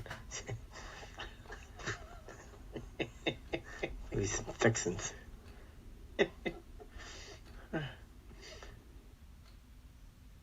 David Winfield throwing one in from the outfield. Yeah. The bird. Oh, hit a bird with throwing a ball? Randy Johnson fucking nailed a bird, too, really good. The Randy Johnson one, I think it exploded. Yeah. Yeah. Can I have the tissues again? My nose is running. Here you Where's go. it going? Thanks. I got a great joke. I bet you do, Chip. I hit a bird one time because I misunderstood what he said while we were playing poker. You hit him. Blackjack, I mean. You were angry. No, I mean, I hit him and gave him an extra card. Oh! You said poker. Let's say hi to Sean and Charlotte. Sean. Hey, good morning, boys. Hey. There's for the life, I can't remember the freaking guy's name, a PGA golfer who's doing one of those instructional, like, golf digest, golf television type bullshit things. And, they had all the camera crews and the writers and all that, and they were set up in the tee box, and there was this bird, like, squawking at him, and they kept yelling at her to shut up. So, he took his iron and just drilled the ball and fucking killed it. And it turned out it was like a protected crane or something like that. It was a 1 in a million shot. This guy just drilled it in the head and killed it. And he got all kinds of shit for it. Had to apologize. How a golf ball hurt a crane? Great. I think it's flying. Big and metal. It's a terrible joke.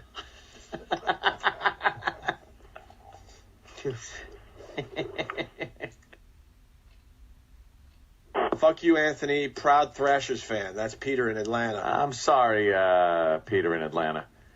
There's only one good thing in Atlanta, right? Nice. Yeah, what? Yeah, I learned this yesterday, too. Yes, Chip? I didn't have that. I was just laughing at his joke. Peter in Atlanta. We'll see what happens with that. He has a bad hit from falling down because he's always drunk. Wow. No, he's not. Look it up. Google He's it. Google it. Google it. These are just jokes. With splashdown. Don't fucking sue me, Buzz Aldrin. John, Buzz Arizona. Aldrin. He won't sue you. He'll punch you in the face. Well, I could take a man's punch. man. You could take a punch from Buzz Aldrin, right, Otto? Be an honor. It'd be an honor. Kyle knocked the space dust out of you. Chip. Oh, he hit you so hard, you start seeing stars and stuff like that. You fucking asshole. Stuff like that. The thing that shuts off the toilet tank with the bulb Yeah, the that rises bulb, up. yeah. That's the same invention as fucking Jiffy Pop. Because when the fucking thing is done, it shuts it off. Because right on. Yeah. Well, Same Jiffy invention. Pop. Yeah. But toilet. Oh, yeah, Chip. You don't want to. You only want to eat the popcorn. You don't eat the stuff from the toilet. Oh shit! Oh, you're a hoot, Chip. Jiffy poop. Jiffy poop. Jiffy poop popcorn. You feel like, hey, give me some Jiffy poop. And Wow, some Chip's poop. working blue today. Oh, that's god awful. Advance us 1,000 technological years. Yeah. 1,000 tech. Because this is all industrial revolution shit. 200 years we've been doing real technology. Go 1,000 years from now with computers. Yeah. That will be a piece of fucking. Oh, I can't wait to see that. I think everyone should be a pretty old guy. 2000. You know, a 7 wouldn't be a problem for LA. Everything there is earthquake proof, and everything that's not deserves to be knocked down. They got those buildings on fucking springs. You ever see those buildings that are built on ball bearings? No. They're like giant fucking ball bearings, and they're on little like cupped supports, so that if there's an earthquake, the fucking earth moves and the building just stays still. Fucked up. I would rather an earthquake than a tsunami. Yeah, I think you'd get both with LA. Yeah, you probably get both. You get both. But the LAX would be gone, the tsunami's got to scare the shit out of you. Then LAX would be gone, so there's no leaving or flying goods in. All those airports. Oh, what happened? It's just funny, all the buildings, like on bowling balls, going to be rolling all over the place. Yeah, Chip? It's Chip. It's not very funny. Chip sucks at humor. Is this a new character? Why would it's it Jim. be? Why wouldn't it be? The best thing is not to acknowledge He it. might be impersonating No one else someone understands else. that. No, it is Chip. Chip Chipperson. And, Chip, what do you think? What do you think of what Michio Kaku said about wormholes? It's a great place if you're going to go fishing. Get some worms and stuff. Isn't it horrible? I hate Chip. I've been on the radio with a guy like Chip before. Yeah. That's what makes it so funny. No and you're there shit. going, I'm going to pick up the slack on this cunt. Fuck, you know. No, it's fucking, I'm carrying him. I've had people like Chip who is their show. Yeah. They're not even the guest. Yeah. It's like, what are you saying? This Really? it's not even the least bit funny. Yeah, you do this every day and people Trying listen. to be funny. What? Anything? Chip just you lob them up, Chip hits them out of the park. I just hear. Why don't we take a break? Jim Jeffries is going to be at Caroline. Speaking of earthquakes, everybody let's take some breaks. Because the earth breaks open. Yeah, Chip. It's San Andreas' fault. Just blame him. Actually, that was quite funny. I know, it was a little too funny for Chip. Of course it was. Jim Jeffries, Caroline, starting tonight. It was an accident, though. You didn't mean Yeah, to. put me on your show, Caroline. 212 what happens. 757-4100. We're going to continue in just a bit. Chip sucks. Here's the story about Jermaine Jackson's son. Some stunning claims involving Michael Jackson's children. An attorney for Jackson's mother now confirms that child services workers are investigating how a stun gun ended up at the Jackson family home. Jermaine Jackson's 13-year-old son apparently bought it online and was reportedly intending to try it on Michael's son, Blanket. Security heard the children testing it on a piece of paper, was able to stop them before anyone was hurt. Who cares? Good. 2 kids. How old is Blankykins? Little Blanky. Maybe we want to shock the kid into fucking saying something. What a bad boy he is. He's under 10. I told you to leave that alone. It never gets old. Never.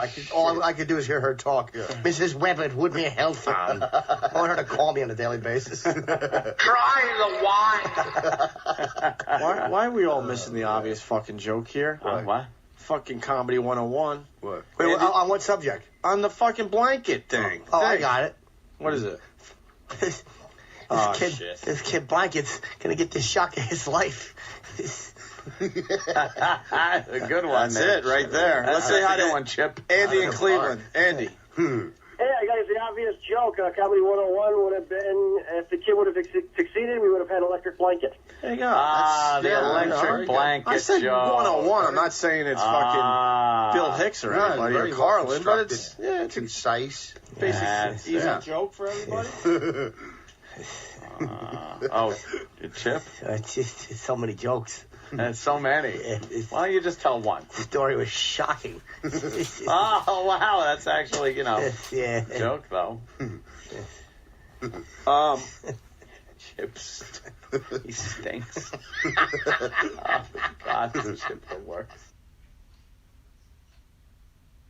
What about who's the guy that could throw righty and lefty? And you were telling me about yesterday. Some minor leaguer for the Yankees. Yeah. Supposedly he throws 85 miles an hour with his right hand and 77 miles an hour with his left. So he's got to have a little more juice when he's throwing lefty. Definitely. He's a kid though, so.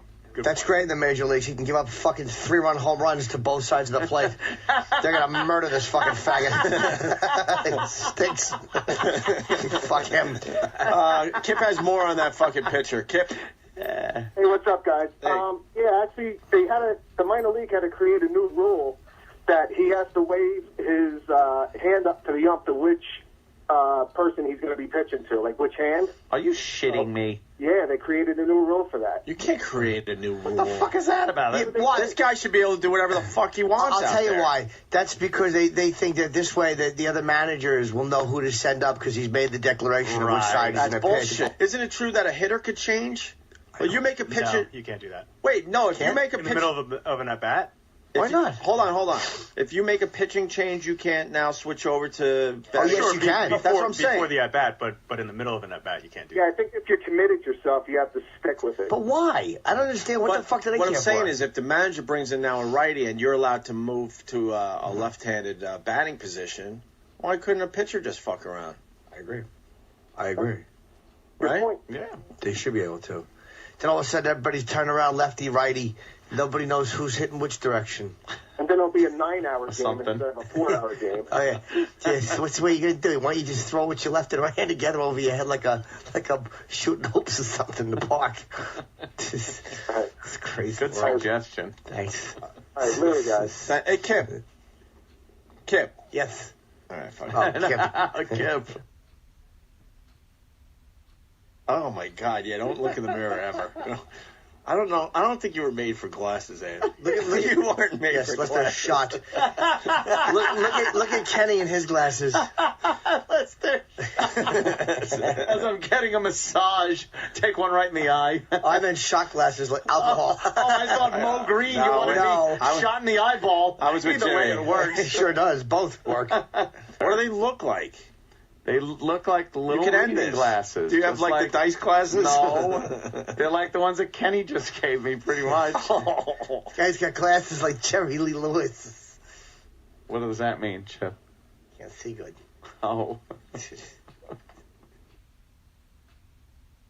Wow. All right, Mike in New York. Mike? Yeah. Mike! This guy might date you a little bit, Anthony. Mike might date you a little bit. Go ahead, Mike. Hey, guys. How are you? Yeah. Hey, I've been working for Coca-Cola for 22 years, and Friendly's has had Coke in their restaurants ever since. Yeah, I don't doubt it. I mean, I haven't been to a Friendly's in fucking 22 years, I bet. But I remember the days when, they didn't have Coke. They had Friendly Cola. Yeah, I'm conveying a story from my youth, my friend, not last week. Yeah, no, I got you. Friendly stinks anyway. Yeah, fuck them. All right. Fuck Friendlies. Fuck them in their ass. Yeah, that'd be friendly. Yes. You want to talk about getting friendly with someone? You might as well give him the old high hard one. Oh, Chip, you're incorrigible. Want a break? That was kind of interesting. Sure. Robert Kelly, live.com for all his tour dates. Yeah, thanks, man. Hey, I had some plaque on my teeth because I won an award. They put plaques on. Who is this? Chip, you don't want to know. Who is that? It's Chip. The Comedy Club in Rochester. No, but I mean, the gig itself is 200 seats. It's a great comedy club, man. I used to live up there, dude. You know Spencerport, New York? You lived in Spencerport? Dude, that's the last place I got arrested. Why'd you live up there? And I went to jail in Rochester. The juvie jail up in... That was the last jail I went into. I stole a gumball machine. But... I worked on a farm criminal. up in Spencerport. Yeah, up there, dude. Yeah. I did time I was in on a Rochester. bowling league. I did all kind of hick shit. That's when we used to party in the, the rednecks, the hicks, when you're out in the woods. You go out in the woods and fucking chop down trees and build forts. And Yeah, you build like a corral area and fire sit pits. in there and fire, whiskey, beer, and just fucking whatever. Dangerous. Yeah. Nothing scares me more than a fucking redneck woods drinking. Yeah, I used to get because I was from the city, dude. I don't mind the city, but being in the woods with dudes with belt buckles and fucking knives. Belt buckles. Yeah, you gotta watch those. Yeah, hey men who don't want their pants to fall down. I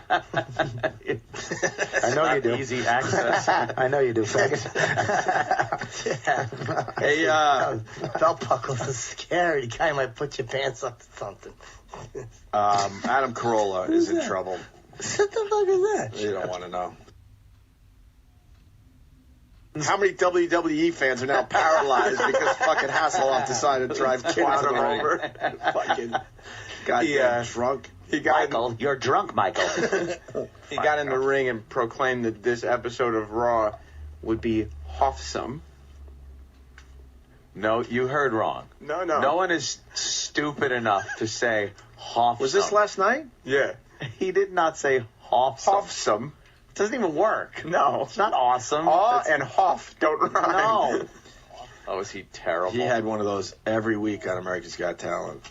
I can't remember any of them anymore because they were so not memorable. When he put his book out, he was putting out all his T-shirts that, of course, said his catchphrase, "Don't hassle the Hoff." Intoxicated. That one. I think he was that one. Oh, God, fuck him. All right, what did we get done this first break? Absolutely he's nothing. A jerk off. There you go. There you go. This guy, oh, yeah, Chip? This guy want to take the volume on his TV and put it on the Hoff part. Chip Chipperson is the worst character on this show. The worst character ever. I hate to tell you, but Chip is everything. Where's Danny? Fucking miss Chip. He's gonna kill himself. He lives for Chip. I know. Make sure you tell Greg that Jimmy wants to do Chip on Red Eye. Make sure that happens. Okay. Please. You don't know. Please. If you only knew. Do it on Red Eye, please. Dude, if you knew how happy it would make me to do Chip on television. Do it. That's the problem is. Do it. I'll ask you about it in postgame tonight. The problem is it doesn't translate because it's not like an ongoing soap opera. But it translates here. Yeah, it's different. Radio's different. It's like you pipe it up one line here, one line there. You can't do that on TV. It's like, 'cause, people say, what is that? Who's this guy? Is he funny? Smart? Yeah. I understand. Yeah, don't be afraid.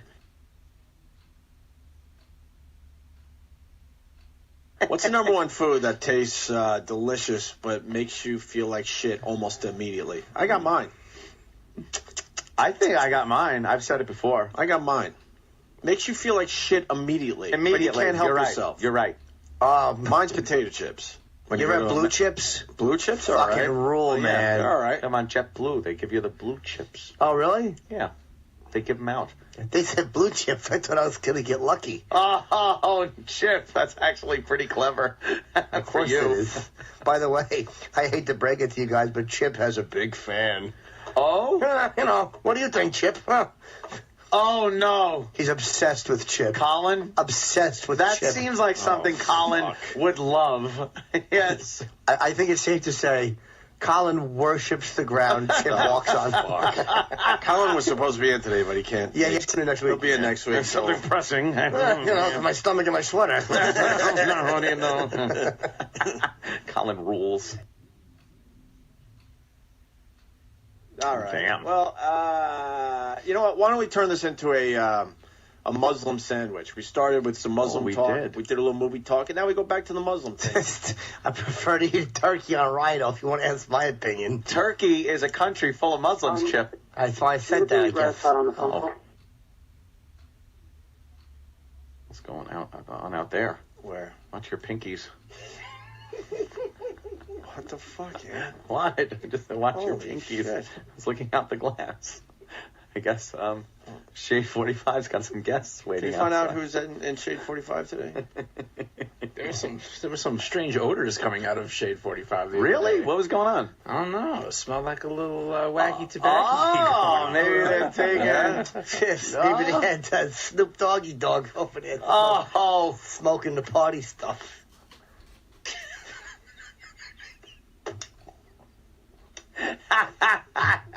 Chip is a dick.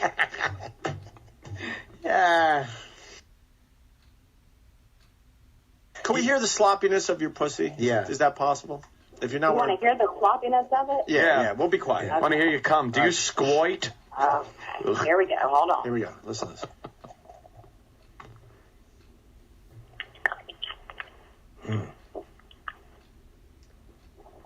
Okay, did you hear anything there? Oh, Yes. yeah. Oh, yeah, we did. Wow. Oof, that sounds like it's pretty darn wet down there. Oh, Yeah, it is. If that was any wetter, you'd be having all kinds of stamps getting stuck to it. Everybody just needs to shut up and let Jimmy go up on Chris. And it makes a you little all wet? longer, and I'll be done, you know? I got a teepee in my pants. Yeah, I'd like to come down there and give you some Indian rituals. Oh, that's all right. We can do that. What's that mean? Show you an Indian rain dance like you've never seen before. Yeah, it looks like it's right now. It's raining all over your thighs and your underpants. That's right. Yeah, I'd like to go in there and start charging and yelling Geronimo. Hurry up and start coming. Come on, get in there. Get your fingers so wet that it looks like you was handling something in the store.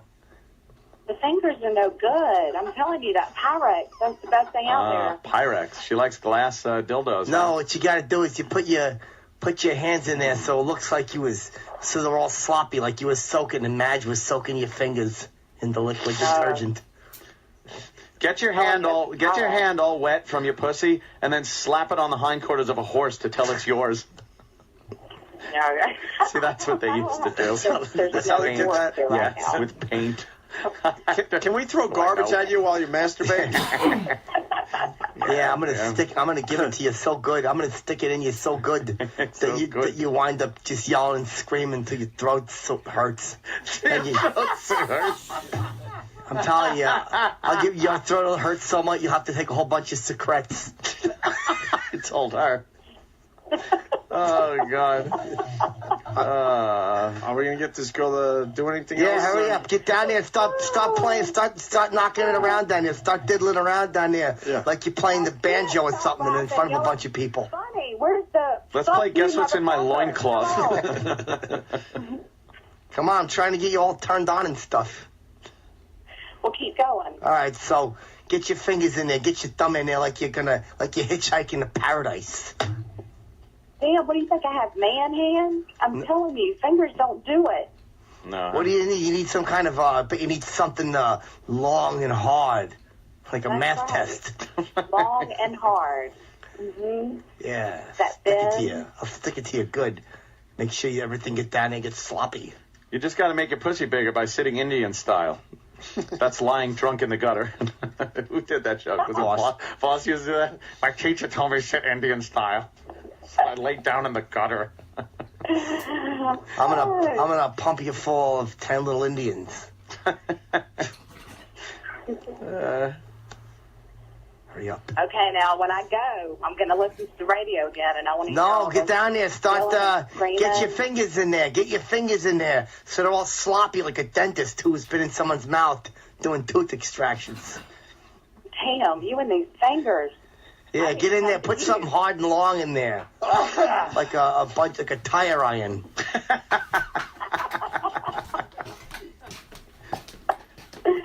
Let's get Chris on three-way. All right, hold on. Rob in the Poconos is on with Brandy from Augusta. Rob. She's down there with Tiger Woods playing some golf at Augusta. What's up, Rob?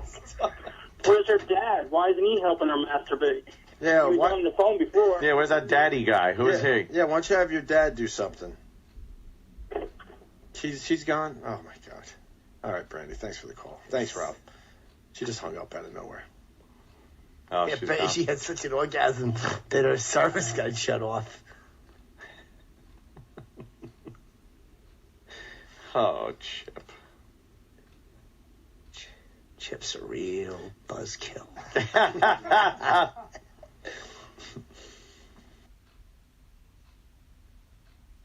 So you got the gun. Danny got his first rifle. And I think if we got a little time. What are we doing today? We on are the range? shooting. Gonna go down to the range, nice, and blast off our new weaponry. So we'll be shooting today after the show, and that's good. Can't wait. Someone just slammed their phone down. Really? Yeah. What happened? I don't know. Did someone get mad? Yeah. No, it's just I have to shoot today. All day. Oh, yeah, you got some HBO stuff today. So do we. Come on down to the range. We could shoot all together. Yeah, I'll bet you that shoot will be a little louder than the stuff we're talking about. Chip sucks. I really just want to hang out with Chip all day. I'll go to lunch with Chip. Go to lunch and just have to deal with Chip. That's all Colin wants to talk to. Oh, I bet. Everyone at the cellar. So, Chip, what do you think? And they have no idea what's going on. They just look at you oddly. I can't wait till Seinfeld comes in. Oh, no. He'll introduce him to Chip immediately. Oh, really? Oh, yeah. Yeah. What do you think Seinfeld will do? Be disgusted. Oh. Yeah. Especially when Chip goes, hey, yeah. how come if you're going to be a marriage referee, you should have like a black and white striped referee shirt and a whistle or something? Oh, yeah. He'd look down at you, like, down his nose at you and kind of be like, he wouldn't crinkle get his it. nose and go like, oh. Yeah. Oh, would you just alienate yourself from him if Well, it you did wouldn't matter. that? I'm sure he likes me, but it doesn't matter. Oh, he doesn't really chat with you that much? We say hello, but no, he's, Yeah, he's Seinfeld. You're just one degree of separation, though, between people that do talk to him and you. That is true. Yeah, so... The only difference between me and Seinfeld is a lot of fame and about $750 million. That's it? It's a small gap to close. Sure, yes. You can close that gap in no time. San Andreas' fault of gaps. And why don't we go home? Why don't we? It's a lot of Chip today for all you Chip fans. Damn. I love Chip. The show. I hate to break it to you guys, but Chip has a big fan.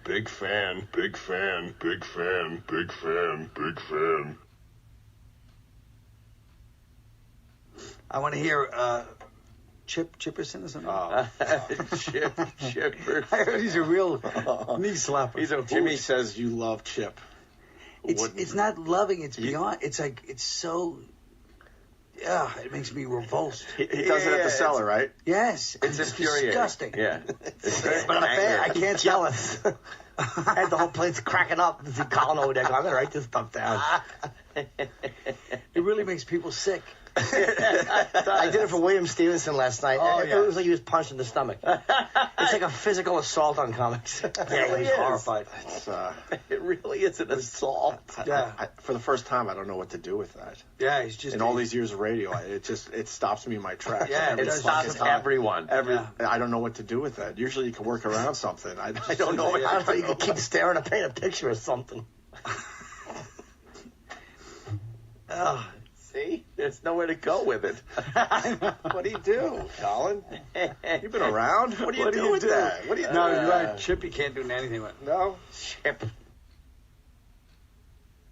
The boy got pissed off, whipped a knife at the mom, stabbed her through her chest. Okay? Mom is in the hospital in serious condition. The boy is in jail. The good news is Mom did not drive drunk that day. So, yeah, see, so it all worked out. You know what I mean? He finishes a lot of his material with, you know what I mean. You know what I mean? That's not good, right, Colin? Wow. No. The you know what I mean is never Being good. the veteran you are, you don't end your stuff with, you know what I mean, do you? You guys know what I'm talking about. No, a lot of comedians do that. This guy, whenever they bomb, this guy knows what I'm talking about. You know what One guy in the audience. Looks at one guy in the audience. Yeah, this guy knows what I'm talking about. And one guy's looking back, and I'm like, no. No, I'm with the rest of these guys. Yeah, here. exactly. Right. I have no idea what you're talking about. I always, whenever someone doesn't laugh at a joke, I'll go, hey, you guys might want to look over your head. Something just flew over there. You're right, Chip.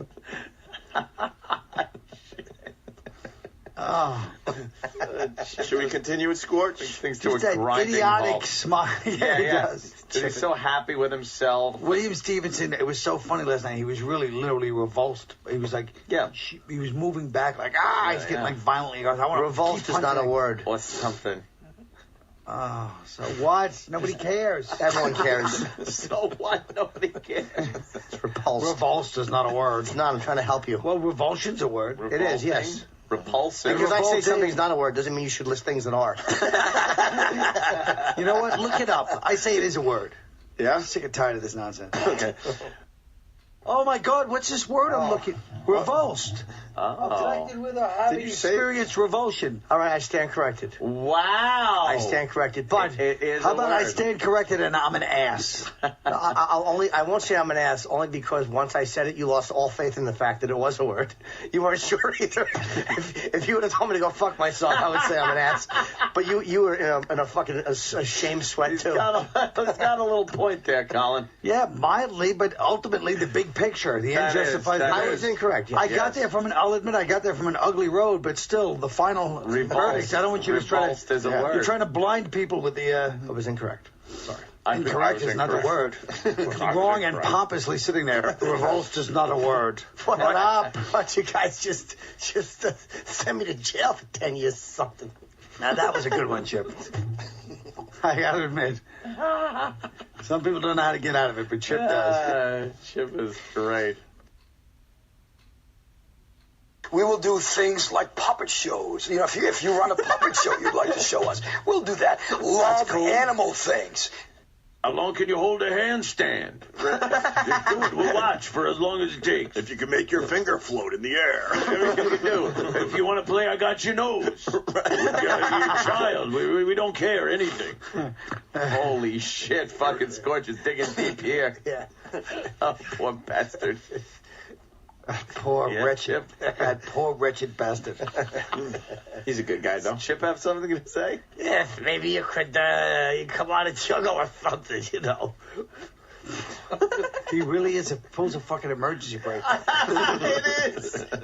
We're all flying through the windshield right now. Greasy, sweaty fucking hand on a rusted fucking brake handle on a train. Yeah. Hope the airbags work on it. Oh, Jesus. it's that clammy fucking hand of a man that has whacked off too much in his life, lives with his mother, miserable. His father died. He still thinks his father's on the road, and his mother's. It's like, well, my father was on the road. His father was on the road since he was 7. That helped traumatize him. He's been bullied and beaten his entire life. But as I was saying last night, we were discussing Chip at the table while Chip was there. Yes. Oh. I was saying you can't feel sorry for him because you know he would have been a Nazi in Nazi Germany, would have killed on order.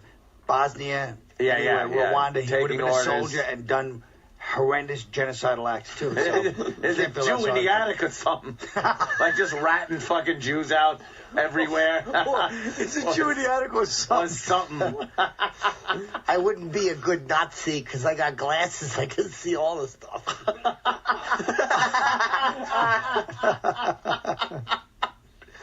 Fucking Chip. I'll say one thing with Chip. I never even thought Nazi. I know. Sometimes Chip hits. Sometimes Chip hits it out of the park. Yeah. Bunts it down the third baseline for an easy out. Sometimes Chip gets hit in the fucking septum with a pitch when the bases are loaded. Rock and rolled Yeah. is where you show a picture of a rock and roll star when they were young, and then next to them, now what they look like that they're old. Yeah, that's a good point. Holy shit. What happens? What's that mean? While he's rocking this bit, the audience rolls out? This is a segment we call rock and roll. I hope Zeppelin. How great would that be? Takes the little he has. Look, people, I can't afford the Papagino's pizza anymore. I'm in heavy litigation with Led Zeppelin. How great would that be? So, no Papagino's this Tuesday. And I'm going to have to start charging tickets even though the 5 weeks hasn't expired. Yeah. How great would that be? Wait, Chip went to say something. Be a Led Zeppelin Tuesday, he'll be on a stairway up to the courthouse. It almost takes your breath away. It does. Oh, it does. It's so bad. Colin. God bless Colin Quinn. Courthouse. God bless him. You figured out a way to at least deal with him. I remember once on public TV in Boston, I think it was all around, there used to be a show called Zoom. Yeah. A little kids show. And one time on Zoom, they did a story about this dried apple head doll. Yes. So Mick Jagger looks just like a dried apple head doll. Oh, my God, like the thing on Zoom 31 years ago. Right, Zoom, ZOOM, Box 350, Boston, Mass. 02134. Yeah. Wow, what a good memory. Jesus, Anthony. I just remember this thing. It's not making us look I don't know stupid. how. God, this guy's got a memory. Looks like a bunch of photographs was just pulled up. I hate That wasn't really a slam, though, Chip. That was more like a compliment. Yeah, I know. That's what I'm saying. This guy remembers everything. Boy, you gotta get up pretty early. Pull one by this character. You seem to admire Anthony, Chip. I do. I think he's got some good stuff. Smart. Chip. Yeah. I don't think you guys should be very flattered that Chip happens to be a rabid O&A fan. I know. He's got to listen. He's a very loyal listener to the show. Very loyal. Oh my God, who got eliminated from American Idol? Siobhan. How do you know that? I was watching. Why? She was my favorite to win, too. She looks pretty cute. She looks like one of the girls from Bananarama. Are they still popular? Bananarama. Yeah, she's gonna have to be on a show called American Idol. Not. Oh my God. Oh, you did a not. Chip is really shameless. There's a level of hostility. It's like really there's something underneath Chip that really is just hostile and violent. That's why I say it reminds me of like Rwandan, like he's like your next door neighbor. They'll just turn on you, just eviscerate you and rape your family. Yeah, you can tell, like, there's something about his look and his demeanor. Yes, that he's trying to be funny, but there's he's a lot very of mean. Yeah, very mean. Angry. And, yeah, he'll turn on you in a second. I just like to make people laugh. There's nothing to it. Yeah. I've always been funny my He's whole like a life. mean Rupert Pupkin. Cracking people up all over the place. Well, yeah. Jealous. He's like, he thinks he's making people laugh all over the place. Yeah. But everything came from stars anyway, so Yeah. it's not. There's no pollution really. 71% of Earth is water. Yeah. What's that, Chip? I was just going to say, everything came from stars. What do you mean? It's like the Showtime Network, the movie channel, right? Jason, West Virginia. Jason. Yeah, or something. What do you got, Jason? When the fuck is this show going to be on? What's that? The show you're working. When Comedy Central, they right? have to get together and decide if they're gonna fucking. So the pilot's just about done. You just got a little Pilot's done. Post-production shit. Post-production. Clean up a little bit. Oh yeah, the Make it look principal nice. filming and all that All shit. that's done. And then in June they'll look at it and see. When? Oh, okay. So it's for the fall, maybe. Principal filming. What about the other teachers too?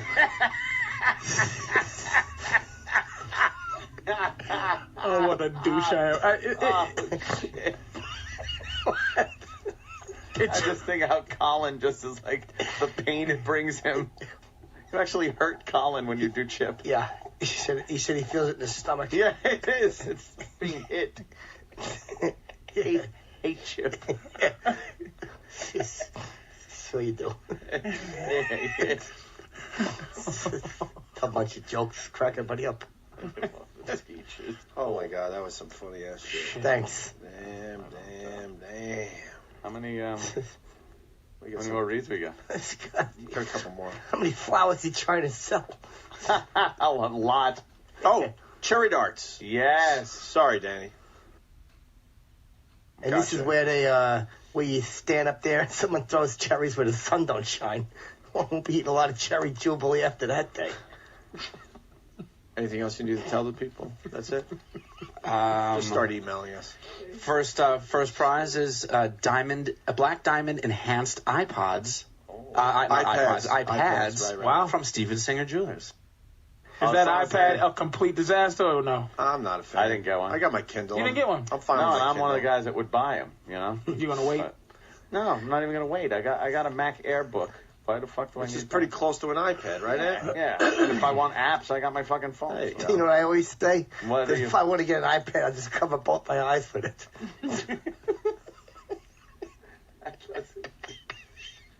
Holy. Oh, fucking Chip. Oh, Chip, yes. Holy. She was just like, holy Christ.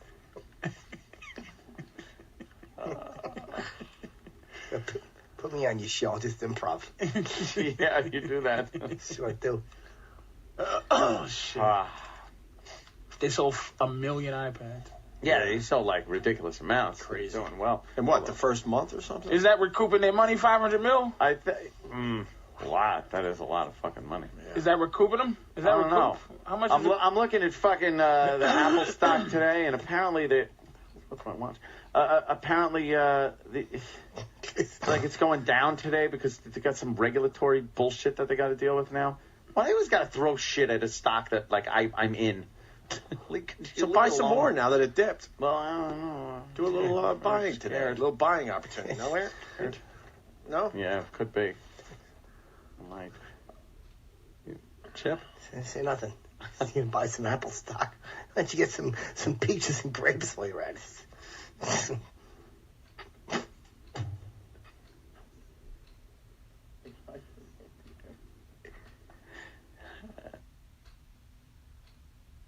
This is when Sean just first smelt it. Oh my!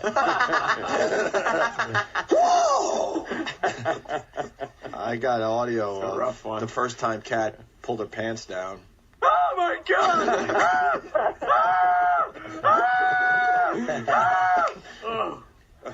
Yeah, it's rough. Yeah. Don't stop treating me like a whore.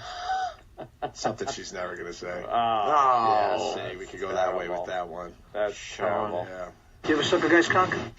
Show me how you suck a guy's cock. The last time I'm going to ask you. Troy. It's great like that. Mm-hmm. Oh, I got one too. I'll bet he never said, was beauty killed this beast. All right, fit's over. That's it. Did he steal something? There's a black gentleman running. I didn't even see it, but it must have been a black gentleman running. Stanley T from Morning Mash Show just ran by our studio at quite the pace. Kenny almost instinctively got up to tackle him. Yes, go and grab some mashed potatoes from the mash shop. Cat. Hey, what happened with the Dow yesterday? Some idiot sold Procter & Gamble stock. Okay. And instead of selling, I believe it was 16 million shares, he put in to sell 16 billion shares, which started this chain reaction of automated sell-off. And people just started selling. Then people saw that crashing and started selling, and it just made this one guy putting in the wrong fucking That's amount. all it could take to fucking destroy everything? A giant fucking crash. They do have rules in place, so they took back all the trades, I hear. You can't get away with that. But it didn't, you know what? They took back all the trades, but it didn't come back. The market didn't come back, and it's fucking, I'm looking at some stocks, I see a lot of red. I see a lot of red down arrows today. There's some buying opportunities because of this guy. I know where the market's at, though. I go to the market all the time. What do you mean it didn't come back? Nobody took the market, no way. I go there and buy my lunch and dinner and stuff.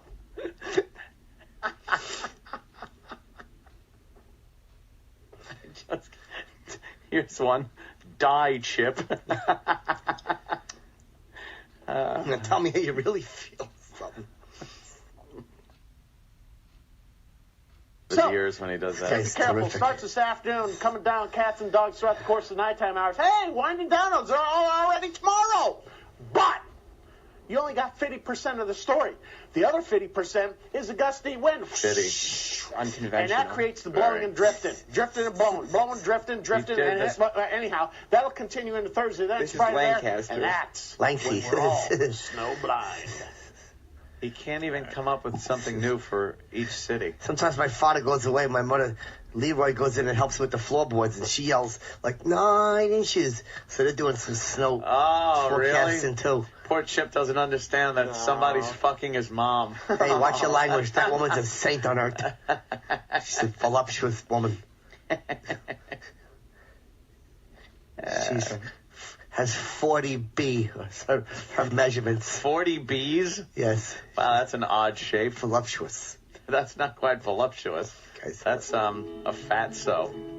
You're surrounded or flatso. What the hell's this? No, we don't need any more. I want to see more. This guy's crazy. Fuck this guy. This fucking asshole. Yeah. Chip. Asshole. No, this is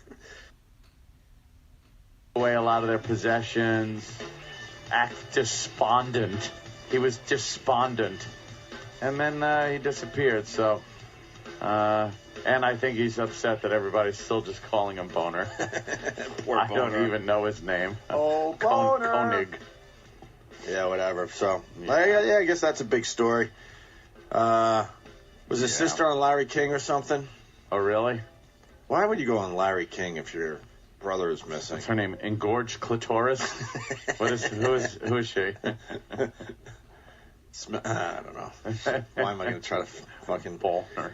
Huh? Wet pussy. Wet pussy. Wet pussy and boner. That is terrible. Oh, no. Yes? this guy ought to call himself Big Giant Prick. He probably should.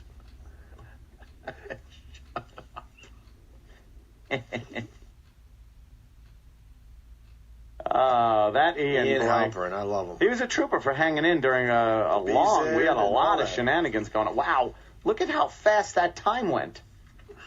With all that going on, I'm sure we only got about 18 reads to do in 20 minutes. Really? Yes. When them Bees It girls was here, I'm like, I'm glad the Bees It ain't stinging everybody. Opie and Anthony, mornings on the Pirates, Sirius XM. I will be on Thursday. Yes. Jimmy is on tonight. One of these days I'll be invited. I love the red eye. No, we're not going through this again. You're invited every fucking time you turn us down. He never shows. I'm shy. You're man. a baby. I'm shy these days. I'm going to start TiVoing Red Eye. Well, you know what it is anyway? He'd sit there. It's like talking to a wall. Bring it all with back. The wall. We end with Bring it all back. And you know, walls don't say a lot. What's that, Chip? What? Poor I don't Boner. even know his name. Oh, Boner. Koenig. Yeah, whatever. So, I guess that's a big story. Was his sister on Larry King or something? Oh, really? Why would you go on Larry King if your brother is missing? What's her name? Engorged Clitoris? Who is she? I don't know. Why am I going to try to fucking Boner. Huh? Wet pussy. Wet pussy. Wet pussy and boner. That is terrible. Oh, no. Yes? This guy ought to call himself Big Giant Prick. He probably should.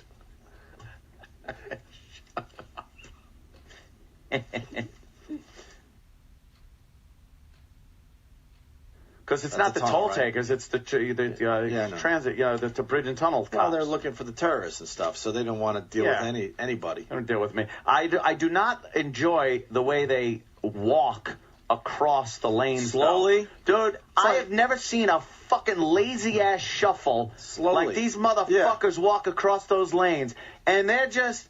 And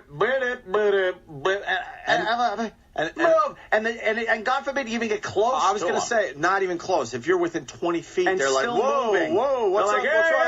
hey, hey, I'm walking over here. Fucker. Out of the way. Yeah, but you've been Launch him, going through that launch him area. right into the mouth of the tunnel. Yeah, it's like, what are you doing? You're walking. You should have Easy Pass on your hat or something. Oh, Chip. They should. Ugh.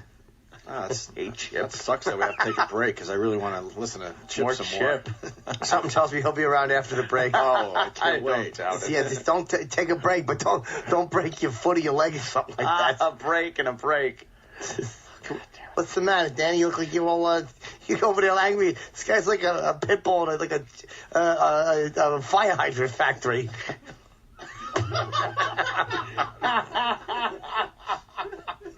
Damn, Jimmy. Can we, if you're going to do Chip, can we get Dip in here today? He just a lot of comes great in. feedback on the Chip and Dip segment yesterday. Maybe we'll have Dip after the break with Chip. It's my brother. Hydrant factory. I got Easy Pass, and I can't believe I've lived without this Waited fucking so thing. long, so right? stupid. I've only had it for maybe 3 years now. That's it. Patron exits dummy. to pay a $1.75 toll with a $20 bill, 75 cents. Toll collector says, "What the fuck are you doing giving me a fucking dollar?" Patron told him she did not have a dollar. Toll collector says, "You are a fucking liar. You and your friend should get on the road and fucking die." Then he threw the change at her. These toll collectors know it's just a matter of time. Yeah. Like they have their union, which is the only reason that there are even still a couple of these idiots around. The Easy Pass is just fucking great. And also, I guarantee you they'll be a lot nicer for this next month after this story. Kenny? Those toll collectors, they're like elevator operators or something. They got like their ups and downs. Oh, no. Yeah, they're collecting tolls. Sounds to me like they're collecting a bunch of bad reports. You're so right, Chip. Oh, my God. Sounds to me like everybody's, you go to pay the toll, and instead of thanks you change, they go, hey, here's some insults to take home with you. Go on, Chip. And then are they going to do a tap dance with canes and hats? What is this vaudevillian shite? It's Chip and Dip. I know. I thought I was talking to Kenny, but I was mistaken. It's Dip. Yeah. My brother's a toll collector. Yeah? Yeah. Yeah? I said, I was one time I was at the toll, and a guy goes, do you want some change? I go, what are you, some kind of a therapist? Ooh, fuck. This is painful. Can I borrow something of yours right now? Yeah.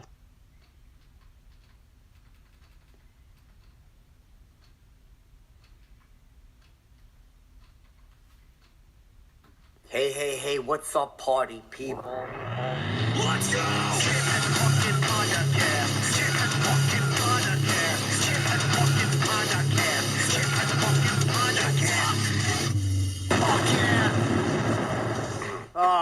Hi, Chip. Hey, babe. You look so nice. Thanks. Chris? I just made a deal. Got my products are selling in Russia. I'm really happy. Good idea.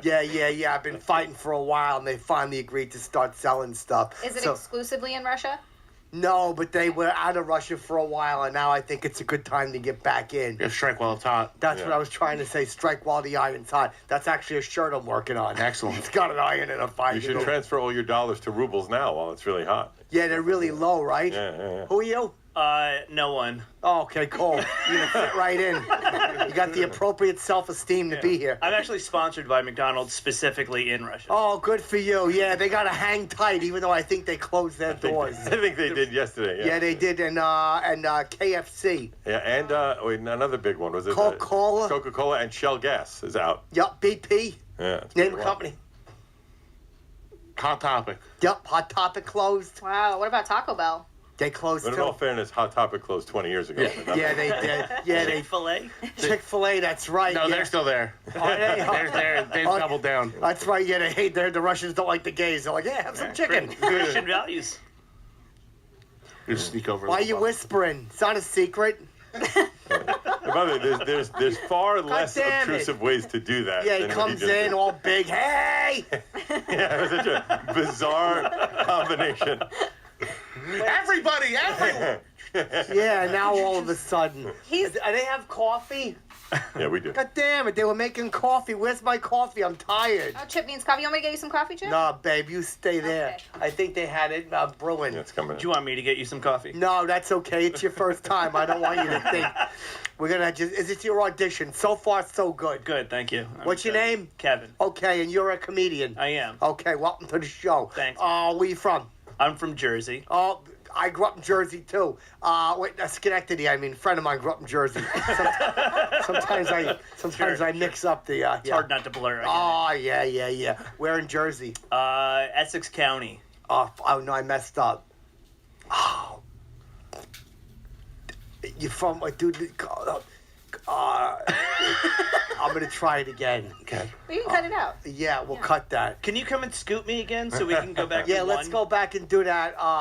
Let's act like we're coming off a laugh, like I said something. Right. So I hear you're from Jersey. That's Is there an right. exit? 153. There you go. That was the joke. Remember what's exit joke? Chip, I have to tell you, you look like a young John Valby today. You know, it's funny. While I was putting on my hat, I thought of that. Fucking, what's his name? Nurse Dirty. Yeah. Wait, here's gonna come in with the coffee. Watch what I say to him when he comes in. It's gonna be crazy. You're gonna fucking crack up. Who are you talking to? Oh, sorry. I was one of our producers. Oh. Are you telling him to come in with the coffee? Telling me to come in with the coffee. Oh, this is gonna be so funny. Wait, watch what I say to him. I'm trembling with anticipation. Oh, yeah. You're gonna go crazy. Please buckle up. Russian invasion. Chip, this might be a good time to bring back Gotcha. Oh, Prank him. that's right. What kind of He prank just should I changed do? his mind, too. He went out. You should just whack the coffee out of his hand. Oh, Say, that's "Gotcha, I did gotcha." that one time in a restaurant. Oh no, to Yeah, a waiter? waitress. She was very.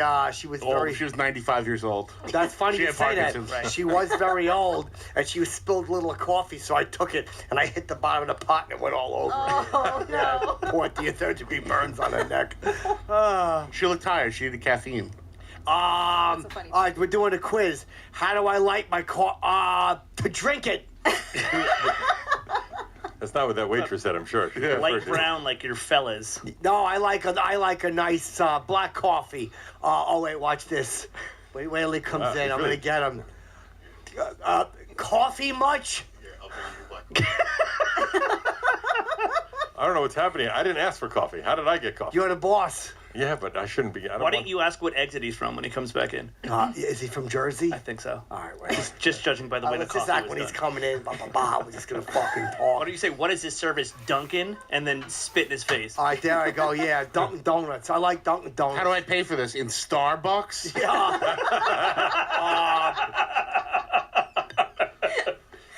What are you from? What exit is your Starbucks? Nailed it. Piece of garbage interrupted. Stick the landing. Yeah. Next time, make it faster. Oh, that smells good. That's a hot coffee. Does anyone want this one? I'm not going to have a coffee. Babe, you want coffee? No, I'm good. Kev, your first time? Have a cup of coffee? Have a cup of coffee. Zach, I should ask you first. You're an old veteran. I'm good. They're probably spitting it because it's my coffee, but good luck They with it. probably fine. did. What's the worst thing you ever did to somebody's food? Spit in his coffee and then give it to the boss. That's fair. You ever spit in someone's food? No. Besides my wife or like for a job? No, for a job. Your wife's understandable. That's almost kind of sexy. Right. Worst thing I ever did in someone's food. Bring it to a table for money. Oh, you were a waiter. That is pretty bad. Yeah. My dad told me a story about when he was a waiter, there was this asshole that used to come in and he would repeatedly not tip. And one time he rubbed his nut sweat on his shrimp before he dropped it off to him. With the nuts or just the sweat? I think just the sweat. I think he rubbed the sweat and then from his nuts and rubbed it on the So shrimp. you had to shake the nuts to get the sweat off. Yeah. Do you ever work in food preparation? God, no. Do you ever do something to someone's food? Yeah, probably. Yeah. What'd you do? Oh, no, I peed in somebody's hat once, though. You peed in your hat? I peed in the guy. He was sweaty. and he had a hat on, and he left the room, and I took a piss inside his hat, swished it around, dumped it in the toilet, and he came in and put it back on his head. Oh. Was he a friend? Great. Yeah. No, he's somebody I didn't like. Oh, I don't think I've ever. The worst thing I ever did was in college when we made like mixed drinks for people at a party. We filled one of them with NyQuil just because it had alcohol in it. We ran out of alcohol. That's the worst thing I've ever. That's not a bad one. It's I not had even the piss bad. thing happen too, but it wasn't my hat. It was one of your mouth. It was a glass. I was drinking out of, and I was mad that he threw it out. I'm like, what are you doing? You're wasting my drink. And we laughed about Technically, that's food prep, right? Yeah, it sure is. I put one time I worked in this place. I don't want to say the name of it, and there was a lady that came in and she was rushing me, so she ordered an omelet. And I took a handful of thumbtacks, put it in the omelet. In the omelet? Yep, chewed her gums up. How long did it take her to notice? One bite, she got like 6 tacks, fucking stuck in her gums and her tooth. Was it Outback? No, I can't say what it was, but they served omelets. Is it? Can't say what it was. Okay. Could it be IHOP? IHOP, Was it the International House of Thumbtacks? I can't say what it is, but she had bleeding gums over my hammy.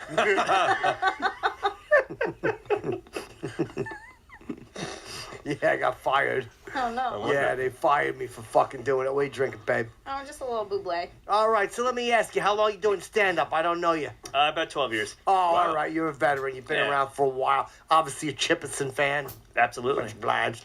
And what type of jokes do you do? I don't know what stuff about my family mostly. Where do you get your? That's I like that. People like to come out, I guys can't like wait for Rogan this. and me. I like to ask. I like to get to the nitty gritty. What inspires your joke? Rogan just got in trouble. There's a whole video of him saying nitty gritty.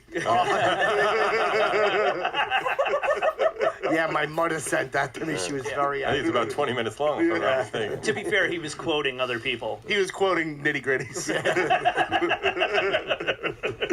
It's funny, and it wasn't even that he was saying. No.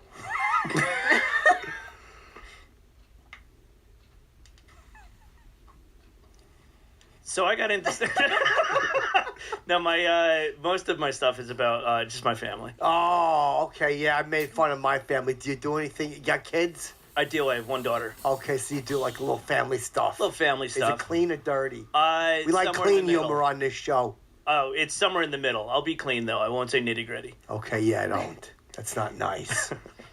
You live in New Jersey still? I do. I was in East Harlem and then I moved to New Jersey. Why now? Why'd you go from Harlem to Jersey? I mean, the obvious. The nitty-gritty. Beat me to it. The Rogan video. Oh, yeah, that inspired you? Yeah, inspired me to move to a white neighborhood. Now, what happened? Did you get bothered when you had a kid? You wanted to go to Jersey? We needed more room, so we went to Jersey. Yeah, me too. It was the pandemic. Yeah, I live in like a fucking 5 bedrooms. I need to spread out. Yeah. You live in Jersey? No. You have a 5-bedroom in the city, Chip? Yeah, Park Avenue. Wow. Yep. This show's paying you well. Little bedrooms. Little bedrooms? Little rooms. Yeah. Just nanny's quarters. Yeah, the whole little. thing. One's got a little seat in it. It's a little cramped. Are they bedrooms or closets, Chip? No. My friend's in the closet, but no. I mean, they're bedrooms. When does he He's come got out? the bathroom with the toilet in it. Yeah, that's. You ever see one of those porta potties? Yes, I have seen a porta potty. No, not a porta potty, but the one that people put over their face so a girl can take a deuce in their face. No, I haven't, but now I know. It's called a glass table. No, those, because God forbid the lady falls through. Sure. They have those little toilet chairs. Oh, okay, like a potty training chair. Yeah, but it's not used for potty training. But it's used for training. Yeah, it sure is. Teaching somebody how to clean up his mess. Your face goes in the toilet seat? I don't know. looking I up? never did it. Hypothetically? A person's face would, yeah. And the girl would go to the bathroom on him. Okay. Chip has a friend whose apartment is covered in those wee-wee pads for dogs, and he has no pets. How many leashes are in that apartment? How many? Leashes, dog leashes. None, but there's a couple of belts that have a weird attachment on them. Sure. Your friend's got weird pets. Yeah, he sure does. He likes to pretend he's a rhino. Little belt thing on it, All right. Your friend Robin Williams? Yeah, yeah, he likes to put it around his head and, Right. sit on it. That's what he was doing, right? Pretending he was a rhino? Of course. Did he? He's revisiting his Jumanji days. When did he pretend he was a rhino? I think right before he died. Oh, no, the poor guy. Yeah. I passed away. That was tragic. What happened to him? Was it not? Did he kill him? He actually killed himself, didn't he? I just wanted you to say it. I wasn't You've been sure. ducking that for a long time. Passing off the dirty work. Nah, Ralph's been refusing to Refusing acknowledge. to admit that he killed himself. Yeah. He's a Robin Williams truther. Very well documented. Yeah, he said Rob was killed and blah, blah, blah. Just like all the rock stars that were killed because of hiding sexual pornography with kids, right? That's a big story. The Yeah, Lincoln the Park pedophile guy. Lincoln Park guy, Chris Cornell. yeah. Supposedly all linked to a pedophile ring. Died on the same day, or died on each other's birthdays. Well, they were friends, too, weren't they? One guy killed himself, the other guy killed himself. Right. Well, that's what you do with your best friend. Yep. They die, you die. That's it. So wait a minute. When did this come out? I didn't hear about this. That's been, you've heard that. Yeah, Zach. supposedly they were working on the rumors they were working on a documentary exposing pedophiles. Yeah, in the rock world. In the rock world, yeah. Oh, so who had him killed? I guess. Was it musicians? I guess the guys doing the actual sex work, maybe. Oh, Yeah. wow. The traffickers, maybe. I don't know. They let the guy from Lost Prophets out of jail. You're gonna break him out like Batman villains? Wow, I never heard that. Do you believe that? No. What's I your don't- conspiracy theory? Well, for different reasons. I like that the Earth is flat. I think that's a fun one because it's so easy to disprove. Yep. But people so staunchly believe it. No one's ever proven it to me. I don't know what I believe with that. I like all conspiracy theories because that's how sometimes truth comes out. It's pretty wild. Okay, tell me one conspiracy theory you think has truth in it. Well, this one was true. At one point, they thought that the government was poisoning alcohol during Prohibition. It came out years later that was true. Wow. That's true. I knew that. Yeah. Yep. What's your favorite? I mean, you gotta love some 9/11 ones. Some There are people that think that there was another shooter at Columbine that put it all together, and the two kids were patsies. That's a good one. People love the word patsy. Ever since Lee Harvey Oswald, I wish he would have said anything but patsy. Is that where it got popular? Of course it is. Oh, He said I'm a patsy, and now everyone's like, patsy, patsy, patsy, or patsy. I fucking love saying patsy. Is there any conspiracy theories you believe in, Chip? The Wayfair furniture thing? That ain't true. Oh, the kids in the cabinets? Yeah, my uncle came back screaming, God damn it, the cabinets are empty. I actually put my kid in a cabinet and then sold sent them? it back to Wayfair. Good for you, just to test the theory. Exactly. What's your favorite conspiracy theory? That the government created crack. Oh, well, I don't know. That might be true. Yeah. Well, who do you think made it? Nitty gritties. So you racing for that? I like the Area 51 conspiracy that there's something back there and everyone ran at the same time. Yep. And said that they can't stop us all, and then the government came out with guns and said yes we can. That's right. And no one got through. And it turns into a big party. They had like a big alien party outside because they told them 6 months in advance, we're going to come for you. And they didn't think that they would hide the bodies anywhere. Mm-hmm. And they showed up and had Do you believe, Chip, that aliens exist on this planet? I ain't supposed to say, but let's just say that I've been told things. You're an inside scoop, Chip? I ain't supposed to say. But we're not alone. I think you just said. Yeah, it sounds like you kind of just said it. We're not alone. Doesn't Chip look like when they would have in the Men in Black movies all the aliens they were following on Earth? Yeah. Doesn't Chip fit in perfectly with that? Yeah, you do. He got you there, Zach. He did get you Yeah, there. what are you, from a fucking Mars or something? Fucking eating Mars bars. This is how you got so fat. Fuck off. Oh, goddamn it. I couldn't think. I kept coming up with clock. And I'm like, no, it's Mars. What's your favorite candy? Oh, Payday. Oh, sure. I No, like they a have good chocolate payday, covered. too. What's in a payday? I haven't had one since Halloween. It's just peanuts and caramel. It's like one of those bars without the chocolate. It's just an They inside, have like a ones Snickers coated bar. with chocolate. It's an inside though, job. and it's good. I used to love Sky Bars. You ever have those? It's an old time candy. I'm an older guy. Oh, wow. It was 4 segments, and each chocolate had a different filling. One was vanilla, one was fudge, one was caramel, and one was coconut. Ralph, can you tell us about a candy that wasn't out when you could smoke on planes? Yeah, how about a newer candy? You ever eat candy corns? Yes. I like a Terrible. good handful of candy Oh, corns. I love candy corn. Terrible. I like gummy bears. Gummy bears. No. No? Twizzlers. Candy corns. Red vines are better than Twizzlers. I Red Vines disagree. better. I disagree too. No, I'm red vines are Camp better. Red Vines. You ever take a handful I mean, of candy corns and warm them up and mush them into a ball, and then you wrap them like in meat?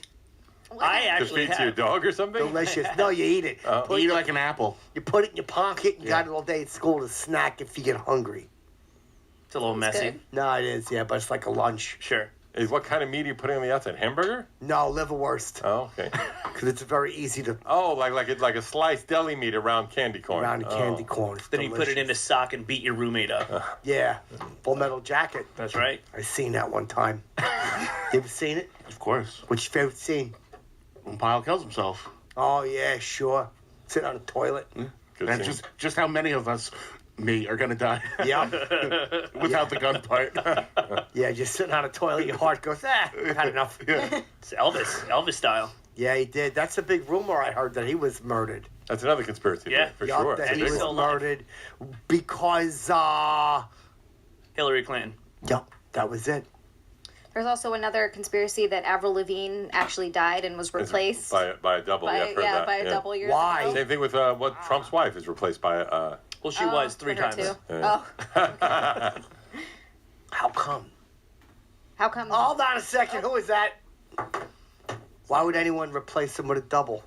I don't Avril know. Lavigne or Avril Lavigne. Because she's too important. Yeah, I don't know why they did. There's videos where they show she looks really different, but I think she just had plastic surgery. Yeah, she's got some work done. Yeah, apparently Joan Rivers was replaced with a She's just bunch dead of... inside. That's really all that is. Apparently, The Kardashians. yeah, according to rumor, Madonna's been replaced. You know?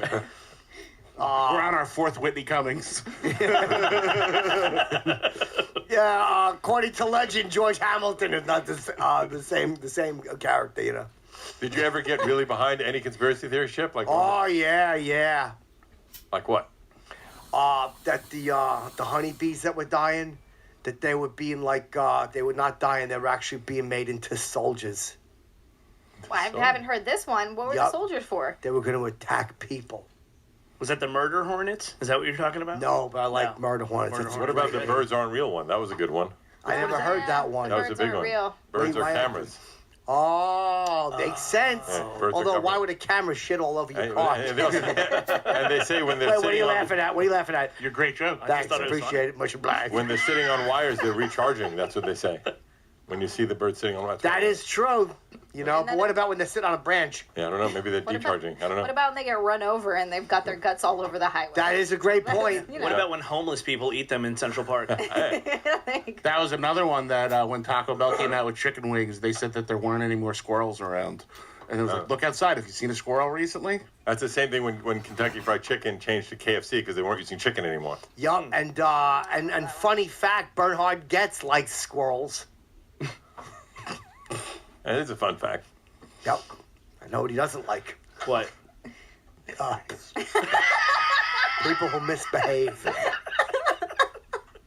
Doesn't like people who are menacing him. He doesn't like a bunch of ne'er-do-wells trying to rob him with a goddamn screwdriver. That's right. Why And can you rob New somebody York- with a drink? All get it aside, you know. Could have been a cosmopolitan. Right Hey, there. motherfucker, you like orange juice and vodka? Yeah. Me and my 4 friends are mixologists. Wait. Bartending. Good point. Fucking, that's it, boom, right back and forth. He had one drink and they went, and another one, and another one. Yeah. And then Ron Kuby, what is he on? What's it called? A busboy or something? I don't know. The movie Cocktail? That was good. He got in trouble because he shot him in the bar back. I like Cocktail. Very Getting the idea. realistic. Getting the idea. Yeah, I love it. Lady wants One half of the word a lot more than the other. well, one in the other.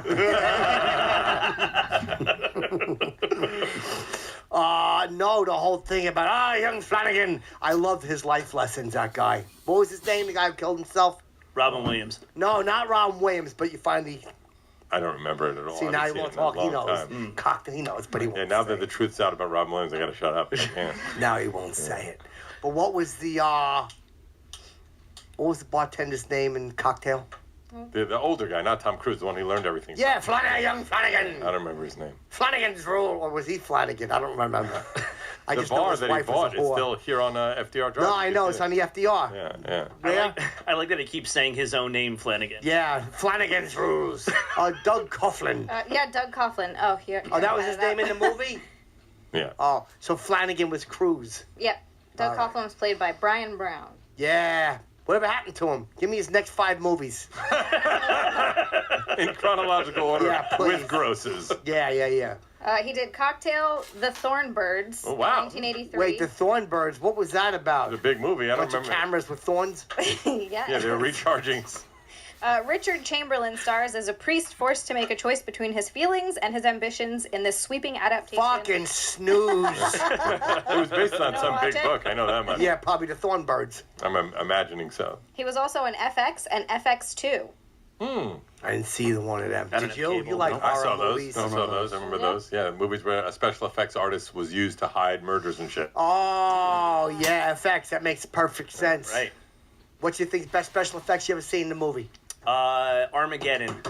Oh, you like that? Armageddon. How did you cry? I did. Ah. Harry, it was supposed to be my turn. That made me cry. Yeah. When they were on the big monitor. Mm-hmm. I fucking laughed my dick off when the guy got blown up in the air by the fucking air that Oh, shot the out. Russian guy. Oh, Russian guy. Precursor to the war in That's- Ukraine. That's right. What's your favorite? Special effects? Yeah. Got to be like one of the Marvel movies, like Endgame or something like that. That's very vague. Yeah, I can't quote movies the way you guys do. You guys tend to watch movies obsessively. The Thing was the best special effects of all time. I haven't seen it in a long time. You think if you look back at it now, you would feel that way? 100%. Yes, I watched it recently. It's nothing's better. I mean, compared to like fucking Infinity War? Yeah, because it's really there, Ralph. It doesn't look like a fucking video game like Marvel movies. Well, then Star Wars. Star Wars, all Wars the is Star great. Wars movies with the original puppets. What about Citizen Kane That's a good with point. Rosebud? And also, he didn't specify practical special effects versus. It could just But I'm be just saying what I shadows. prefer. Right, okay, fair enough. I still like Starship Troopers. I've also watched that recently. I'm going to tell you, it holds up. I never It's not saw bad. it. Never saw it. It's a good movie. It's a great movie. I didn't see it either. Bugs. Nerd alert. I don't like sci-fi. It has Doogie Howser in it. Oh, that kid is terrific. Yeah. What's his name? Neil Patrick Harris. Patrick Thank Harris. you very much. I never would have remembered that. Okay, so that's your favorite special effects, I think Starship, so. and you just kind of vague. Just kind of vague. What movie made you cry? I Talked don't about think Kreischer I've recently. ever cried at a movie. I don't like to watch sad movies in general. No, but sometimes a happy movie. No, I don't think so. I am a shitty. Cry when Iron Man died? No, you knew it was coming. You knew it was fucking Come coming. You knew that was going to happen. What did he Come die on. of? Did he relapse? Saving the world? Stomach cancer. Yeah, imagine that. That's how they ought to have a superhero die. You know? One They did. did. Which one? Black Panther. Yeah. Oh, yeah. Didn't tell anybody he had cancer. But as a real nerd here, the first Captain Marvel died from cancer in Marvel real comic life? books. In Oh, real life, it's in a the- comic book. in the yeah. comic books. Yeah, Okay. the first superhero that died of cancer was Captain Marvel. Oh, I didn't know that. What was his final words? Something heroic, I bet. Probably. Yeah. Yeah, like a red, white, and blue bedpan. More morphine, please. The red was from the blood he was throwing up. Yeah, fuck him. Garbage. Guess I won't need any more haircuts. What's the movie make you cry, Zach? Monster Squad. What's Monster Squad? You haven't seen the Monster Squad trip? No, I'm a Mod Squad guy. Okay. Did Way that back. make you cry? No, but I used to yell, Peggy Lipton sounds like the Ice-T, you know, we'd laugh, me and my friends. Monster Squad is like a group of kids that befriend Frankenstein, and they have to defeat Dracula. And at the end, they all get sucked back into another dimension. And a little girl throws her doll to Frankenstein, and I cry every time. Why? What year is Why? He's supposed to throw that little bitch in the water. No, this is a good Frankenstein. What year is that? Late 80s. I never saw that. That sounds great. It's the best. And what's he do with the doll? Probably abuses it.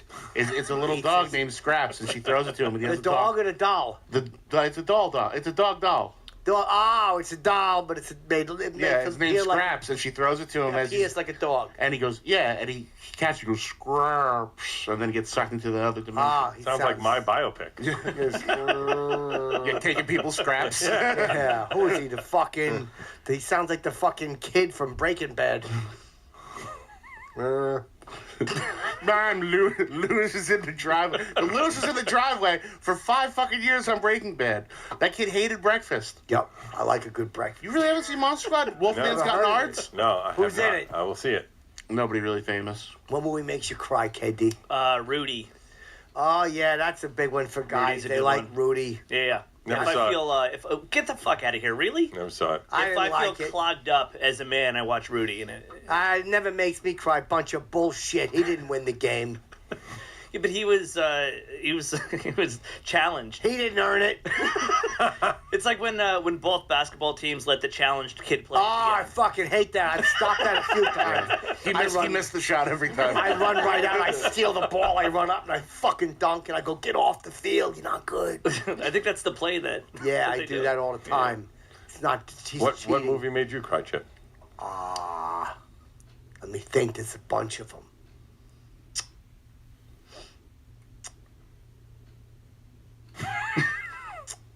I would say, you ever see Terms of Endearment? Probably, That but was not for funny. a That very was long funny. time. I didn't cry at that one. It's funny. We laughed. Yeah. What about Philadelphia? Oh, my mother told me he got what he deserved, Lyle. Oh, I see. Yeah. American History X. Yeah. He turns his back on all his friends at the end. Oh, my mother loved that fucking scene. She loved that shower scene. She made me leave. Then all of a sudden she said, throw a yam in. I was like, She likes Edward Norton's buttocks. Well, can't blame her. Yeah. He's got a good butt. He was played a racist in that. We got to cut that Oh, out. sorry. God yeah. damn it. You're married. I know. I can't. Happily married. I can't look at other men ever. No, you shouldn't. Never. How come Lewis didn't come? I don't know. He said Lewis was supposed. How come he doesn't like it? he messed up his schedule. He said. He's lying. Yeah. I don't like it. Which Lewis? Lewis from here? Yeah. Oh. How come he doesn't want to come on? Does he not come? Is he not come on? Probably afraid I'm going to give him a ripping, a roast. Got to start a podcast war, Chip. Yeah, Lewis J. What's the J stand for? Fuck, I'm thinking something for J. Jerk. Jerk? Yeah, something like that. Jew? Gomez, what are you, the fucking Adams family? Or something like that. You There know? you go. That's I good. think the war's already started. You Those just are started. good roast Okay. jokes. Yeah, killer. Fuck That's how you do it. Yeah, yeah, I'll come up with some more. Circle back to that? Yeah, Hey, Gomez, what are you? Those Rapist murderer? Those are pretty good. That's a rough one. There you go. Couldn't make the show today. What were you busy abandoning your family again? Yeah, there you go. So you couldn't make the show. What were you doing? Negotiating for the what's the festival? Skankfest. Yeah. It's a good one. Doesn't he live probably- in Jersey? He could get stuck at his exit. Oh yeah. What were you in a fucking tunnel or something? It's not a bad one, actually. Yeah. Would you? I'm gonna do it again. Set me up. Doesn't he live in Jersey? Doesn't he live in Jersey? Yeah, it's a tunnel that gets. Well, you got stuck, right? I did. I've got stuck in traffic in the tunnel sometimes. I don't like so it. how was the longest you've been sat in traffic? This is a good topic. Yeah, I mean, Lot of Chip. legs. I everybody hate loves traffic. it. Everybody hates traffic. I hate Zach. Tell me a couple funny traffic stories. Oh, sometimes people take young children and they kidnap them and send them to another country as sex slaves. It's called child trafficking. It's my favorite kind of Thinking of a traffic. different kind of traffic. Right, Yep. Right. It's the only kind that matters. Yeah. Yep. That's a good point. I never heard of. That's where there's only green lights. There's no red lights. I didn't even think of that. You said traffic. People. They're mostly yellow lights, actually. Well, people get stuck. I thought you meant like you kidnap a kid, like an Amber Alert, and all of a sudden you're stuck in a tunnel. Oh, Dude, that what was a good good. name. How has there not been, like, a barely legal porn star named Amber Alert? Yeah. Especially with so many Ambers in porn. It's crazy. Good Probably point. because of what it implies. Yeah, the Sure. connotations most likely. I bet you that the producer would go, Yeah. the director would go, I love it, it's Yeah. great. And the producer Yeah. would go, nah, can't do it. A great lesbian movie, Amber Alert and Megan Slaw. Yeah, can't do it. The director would love it. Oh, my dick's getting hard just thinking about it. The producer would go, nah, no good, no good. Yeah, who makes that? Miramax? That's- Yeah, no good, no good. Another Weinstein I company. just learned that it's only an Amber Alert if it's a car involved. So if someone were to what? kidnap What if it's a someone, bus? a bus? Yeah, or a van. Well, yeah, Or a a Jeep van. Cherokee. Jeep Cherokee, definitely a car. But if you kidnap someone on a bike or just by foot, you go under the radar. Yeah, you'd assume they could catch if you're on foot. Sure. On a bike, I think it'd be tricky. Yeah. Rickshaw. And you make the kid drive. Well, you could always lie and go, no, I work for Uber Eats. I'm delivering them. You know, something like that. You know, something cute. You know. That is cute. What were you going to say? I said that is cute. I What's like your that favorite TV show? This is all about favorites. Favorites. Oh, wow, that's a good one. It's going to be a horrible answer, but the only show that I've Don't watched... say My Three Sons. No, the only show I watched consistently from start to finish, and I'm going to get so much shit for it, is Supernatural. I watched that for 14 years. I never saw it. And it's garbage. It's a horrible show. What's it about? Supernatural? Like, Is it a comedy or is no, it a dramedy? it's I a love drama. dramedies. It's a shitty show, but I watched it for 14 fucking It's about a guy who's always really regular. And I love Curb Your Enthusiasm. That's probably the other one. Curb's great. Yeah, I should be on that show. How good with my scenes with fucking Jerry David. I should be on that show. How come you're not on, Chip? Because they probably know I'd steal every scene. Politics. Politics so fucking crazy.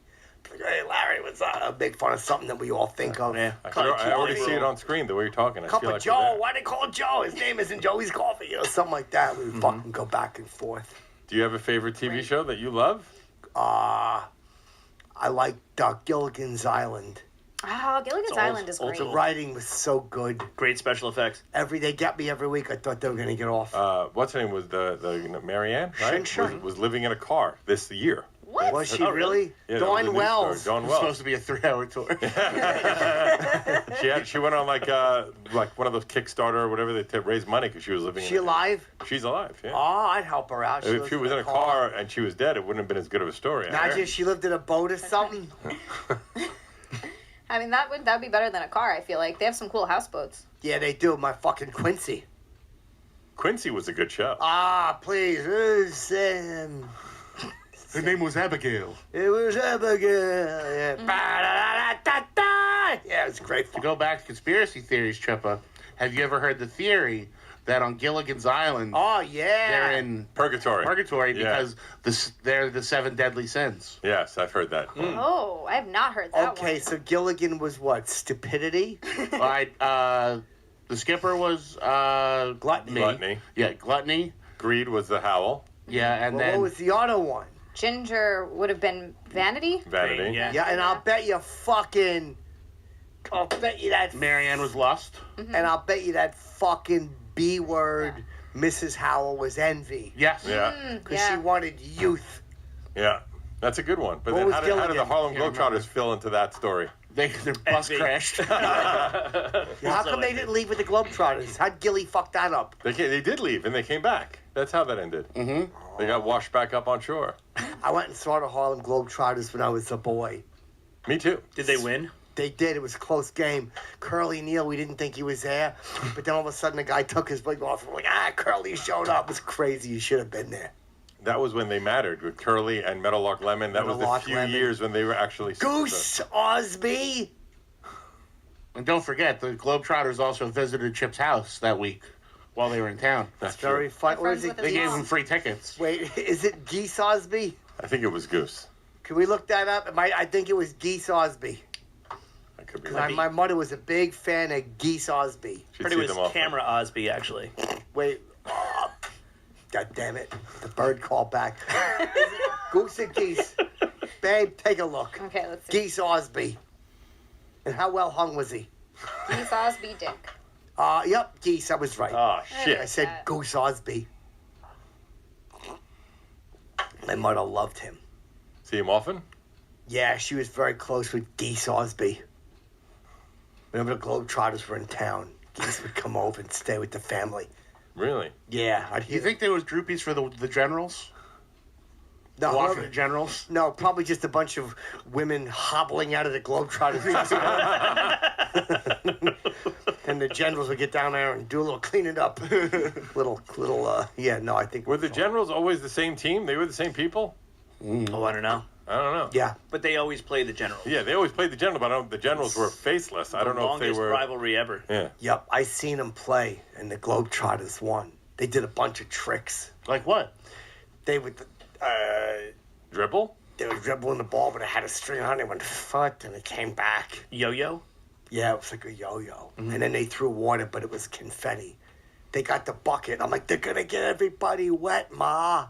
And she's like, too late, Chip. Yeah. Then I asked her if I could meet the Globetrotters, and we went back behind the stage, and she made me just wait there holding my balloons and my program. And she went in and saw Meadowlark and Geese. How long do you have was to she in wait? there for? They finished at about 8 o'clock, and she came out a little after midnight. Oh boy. No. It's a long game. Did you get to meet them at least, or no? No, but she brought me like a crumpled up tissue that she said they signed. Oh. No. Was it wet by any chance? Yes, it was. Small little like bleach. Yeah, it tasted weird. Why did you taste it? Because I thought it was pudding. I was hungry. Because he wanted them to be a part of him. He's the biggest fan. I know. It was probably like pudding, I thought. Yeah, sure. It didn't say love your new dad, did it? No, it didn't. By the second or third taste, did you realize it wasn't pudding? Honestly, it was just one big one. The whole thing was gone. No. Yeah. Must have been hungry. I was very hungry. Do you think any of them ever went to come in a girl's face and then it was confetti?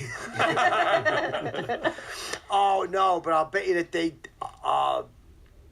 I wonder if they ever went to a wedding and threw like a bucket of confetti. It's a good question. I hope so. They all threw rice on the bride, but then it was water. So they just unfortunately soaked everyone. Or they wait, okay, here we go. Globetrotter jokes. You think they ever fucking, like they had the ball at the string? Do you think they ever like went someplace like to where there's dementia patients and took the ball with the string with the throw at the lady's face and went, they came back, you know? Like a nursing home? Yeah. Yeah. Yeah, they did one time. The string broke though. Oh, Just hit the lady in the face. that's not, cut that I out. know, That's gotta sorry. go. Sorry. That's gotta go. That's not what we're trying to say. It's too much. This is good-natured stuff. Good-natured ribbon. That's right. She took it too far. What's your hat mean? Oh, it's Apocalypse Inc., the bad guys from the Toxic Crusaders cartoon. Oh, okay. I don't know that cartoon. It was based off the Toxic Avenger. Oh, is it good? Yeah. Are you in it? No, it's from when I was but a boy. Oh, you were just a little boy. Yeah. Oh, just a wee little lad. A little child. Is it still in production that you can get a hat like that, or is that a vintage hat? No, that's new. It's a new hat. Yeah. An artist named Big Herc does all Toxic Avenger merchandise. Oh, cool. Is he no Cool Herc? I don't know what that is. He's a DJ from the old school. Old school, yeah. Grandmaster Melly Mel. Believe me, me and him have done a little rapping. Did you? Have you rapped? Sure have. Can you do a rap for us, Chip? Ah, come on. Why am I just hearing about this now? Well, you're so talented. Yeah, but I just do like one or two. Originally, it was called Chip Hop. That's right. A chippity. We laughed about it, you know. Then a bunch of nitty-gritty stuff. Yes, they did. A bunch of nitty-gritties took it. Bastards. Yep, God damn it. Do you have any, rhymes you could lay out right now? I just kind of rhyme about people give me a couple subjects, I piece them together. Math. Special effects. Okay, it looks like it's here, but it's not. 5 plus 5 is 10. What do you got? That rhymed. That What do was you got? actually not bad. Went into it. What do you got is... It's good. Not bad. That was good. What about furniture? Throw some furniture in there. Okay. All right. I wish I was your chair.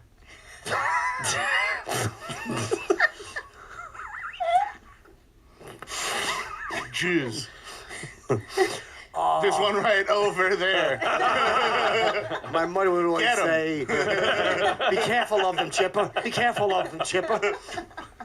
Are you Jewish, Ralph? I am. Well, I'm not really. I was born into a Jewish family, so yes. Will you make your bar mitzvah? I was bar mitzvahed and circumcised, but I don't do anything. Same to day? Sounds like you're Jewish. Yeah. Busy day. Get up. You're gonna get some money, and then you're gonna cry at the end of the evening. I do literally nothing Jewish, but in the Jewish religion, if your mother's Jewish, they consider you Jewish. That's so. right. Are you a man of the Lord? No. I didn't mean that about your chair. I was just kidding. Oh, that's okay, Chip. You look comfortable. Okay. I want to get yelled at later. Are any do. comics that you're friends with religious?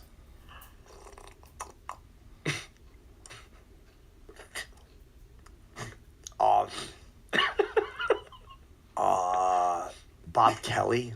Religious? Yeah, well, people worship No, he him. looks like Buddha. Yeah. We clunked our heads going for that one. You know. What's the old thing? Some two jokes. Jinx. You owe me a coffee. You owe me a coffee. Oh, Jinx showed me a Coke. Yeah. Only in Russia. Yeah. But you what's happening in Ukraine? Yeah. Something's happening in Ukraine? Crazy, yeah. Zelensky's a comic. He was, yeah. Yeah, I know. He's a big Chipperson fan, too. So, keep up the good fight. So you stand with Ukraine, Chip? Yep. All right. How do you feel it's going to end, Chip? Oh, it's not going to end, Chip. I wouldn't. We're not tied into that. It's not going to end, Chip. Do you broadcast in Russia? Yep. Yep, proudly. Have you been to Russia? No.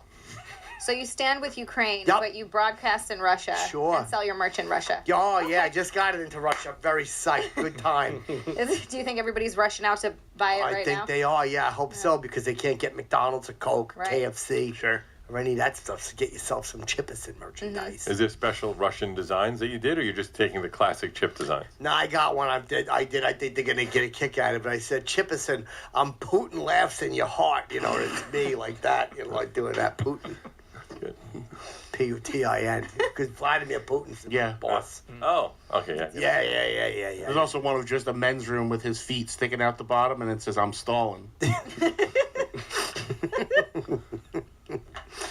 Or wait a second.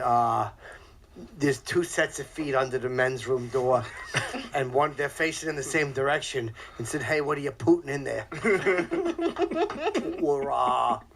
Or wait, who are some other Russian premiers? Gorbachev was not a premier, was he?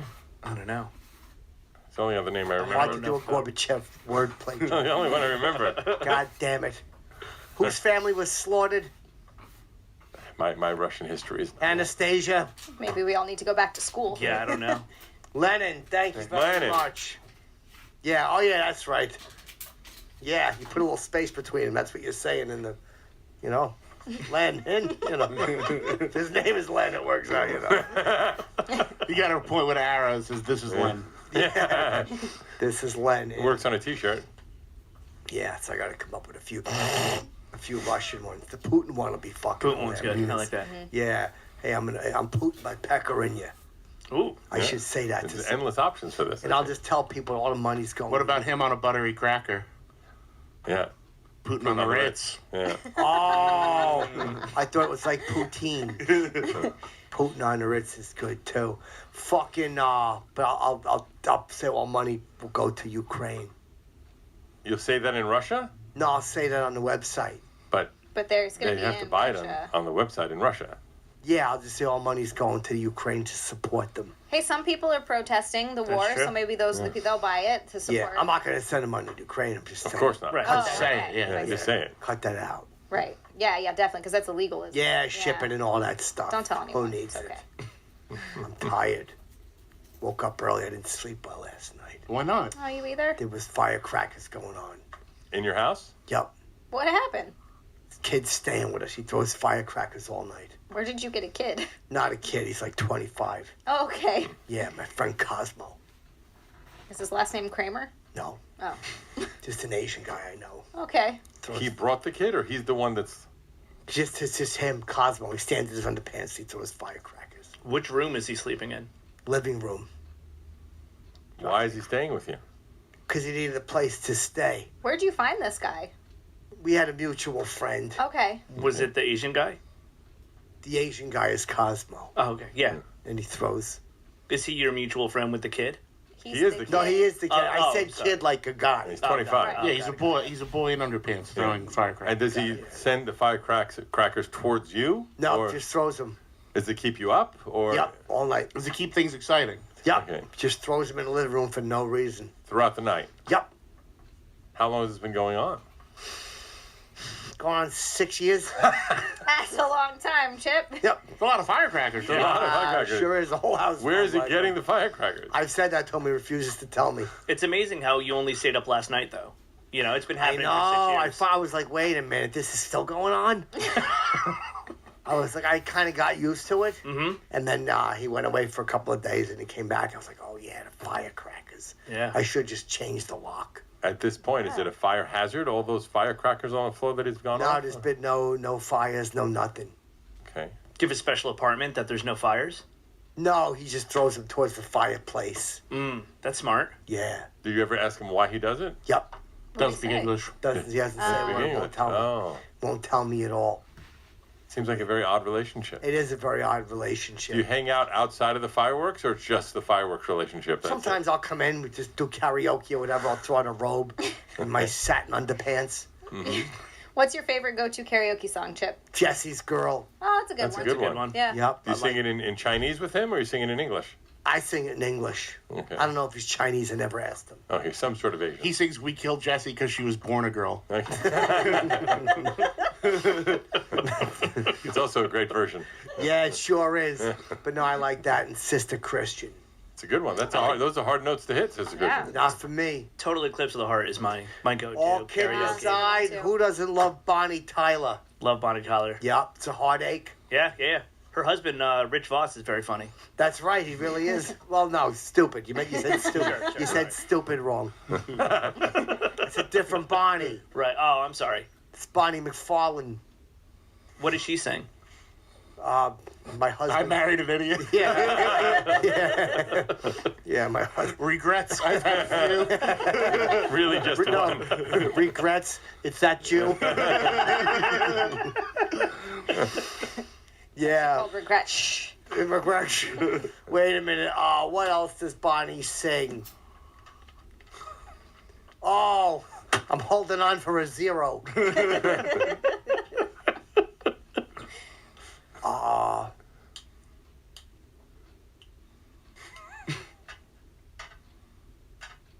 Do you know any more Bonnie Tyler songs? I'm trying. Yeah. You had one more than I knew. I knew two. What's your favorite Bonnie Tyler song? It's still Total Eclipse of the Heart. Turn around. Do you like that part? It's the best. All kidding aside. Of course. That was Waiting on a Sunny Day. I don't like I don't know that song. No. It's a Heartache. Yeah, that's It's a Heartache and Total Eclipse, the only two I know. Yeah, she says Holding Out for a Hero. Yep. Yeah, but I mean, now I knew okay, that he went one deeper than I could go on off the top of my head on that. By I've the heard that way, about him. Yeah. we're speaking of Knuckles. It's well established. By the way, that song was not supposed to be for her. It was supposed to be for Meatloaf, but he turned it down.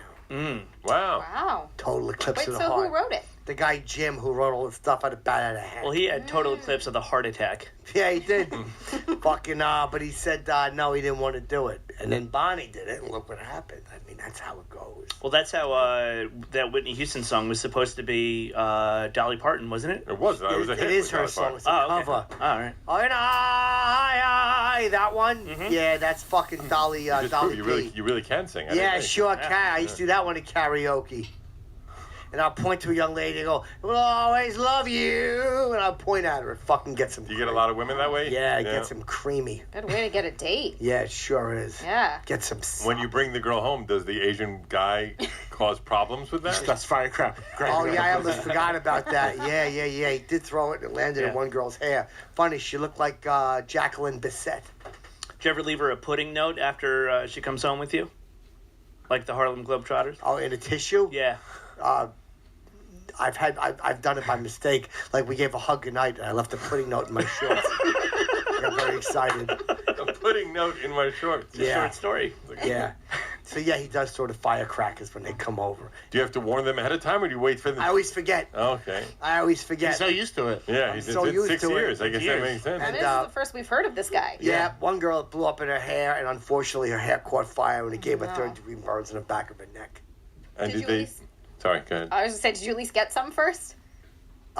No, while we were waiting for the paramedics. Oh, okay. Yeah, while she was smoldering. You got a little handy, or? No, I made love to her. Was she able to move or be Oh, conscious? yeah, please. She wanted it. Okay. She said it takes my mind off it, the smell of burning hair. And the pain. Yeah, you Yeah. probably gave her a little bit of ecstasy with her pain. Yeah, Chip. I really did. Yup. Went really nice and deep back there. Back where? You know. I forgot what you said his name was. I'm sorry. Cosmo. Cosmo. How did I forget that? I know. You'll remember it now. Now I'll remember it for sure. Yeah, my friend who throws firecrackers. I never told you about him? No, it's first time. It's funny. I felt, Zach, like you knew who he was immediately. No. All right. It's because he's such a good storyteller. He paints a beautiful picture. Yeah, I thought you knew who it was. What's his middle name? Don't know his middle or last name. I don't try to get personal. May I ask how you found him initially to come in? Like how that happened?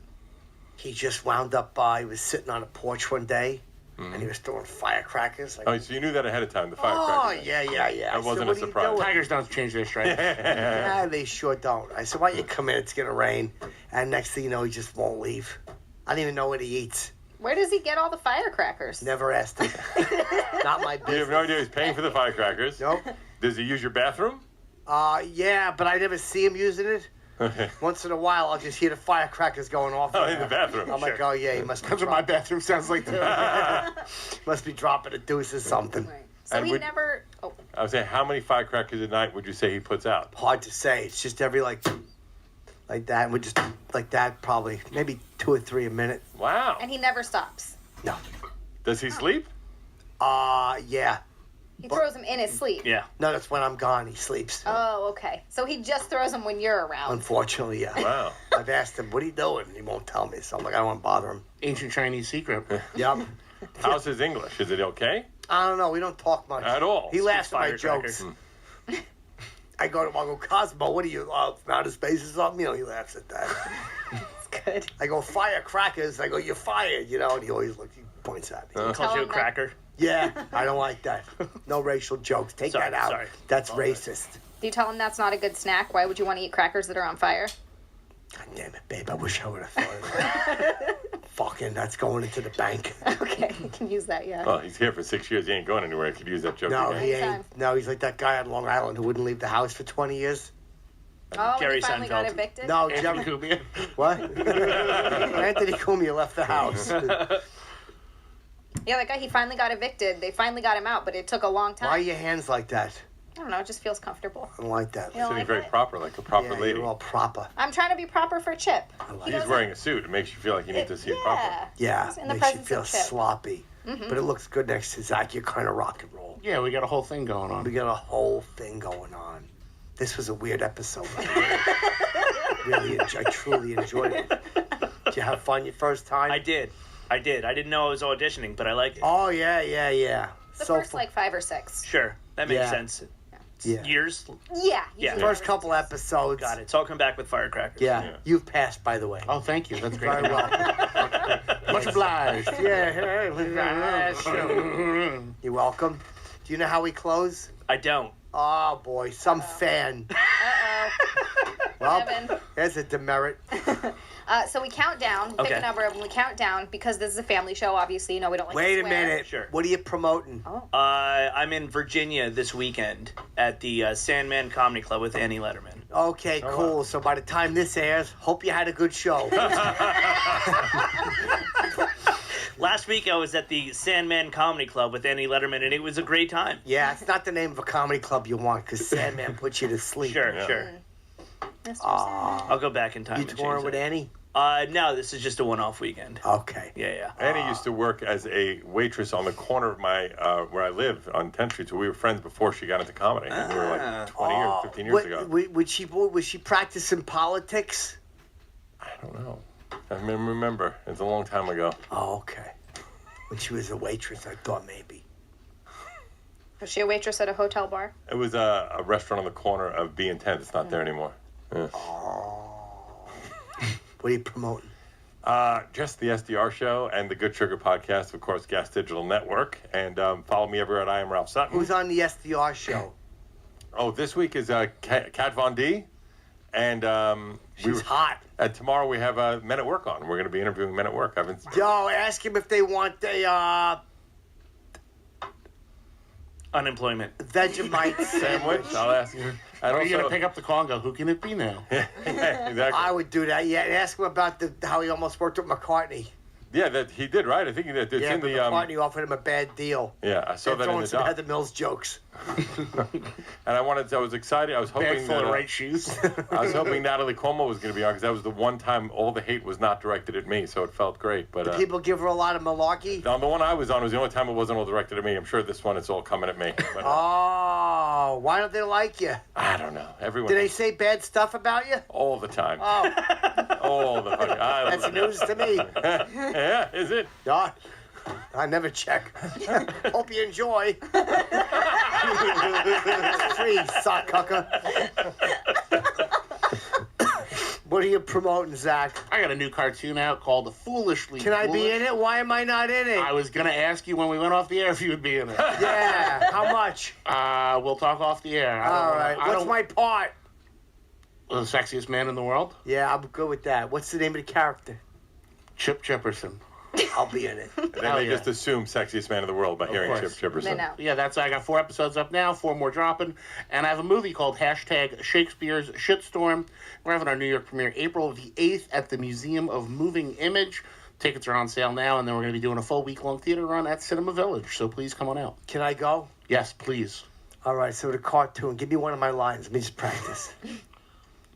My name's Chip. Now suck my fucking dick, pig. So it's a children's show. Yeah. All right, my name's Chip. Okay. My name is Chip. Suck my my fucking dick, pig. I think you just isolate that and use that. Yeah, I think I just saved some money. Nailed it. I just saved the It's recording. easy. I had more fun than I thought I would. You're natural. You're made for it. Oh, babe, you're too kind. How'd I do? Excellent. You're a regular Billy West. Oh, that's fucking great. My name's Chip. Should I do it as somebody else? Oh, my name's Chip. Oh. Is that Gilbert Gottfried? No. Walken. No. I thought that was Ray Romano. No, it was Chrissy Walken. Oh.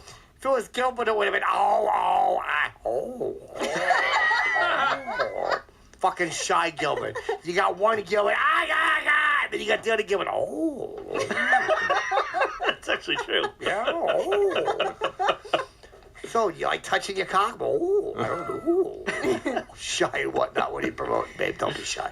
Follow my, subscribe to my Twitch I channel. do. Oh, Chip, you're the best. Subscribe to my Twitch channel. It's twitch.tv/Zialand, XIALAND. I eat snacks, I work out, I play games. We've been playing Elden Ring. That game is hard. Also, my OnlyFans, onlyfans.com/Zialand as well, XIALAND. Zia_land on Twitter and Instagram. I have Unqualified Experts up on YouTube. It's also Zialand there. And Natalie Cuomo and I actually have some new stuff coming out soon. When's it coming out? Very soon, Chip. Did you announce the name yet, or you still haven't done that? We haven't announced anything, so just keep an eye out for it. Oh, I know what you're going to call it. Chippy's Angels.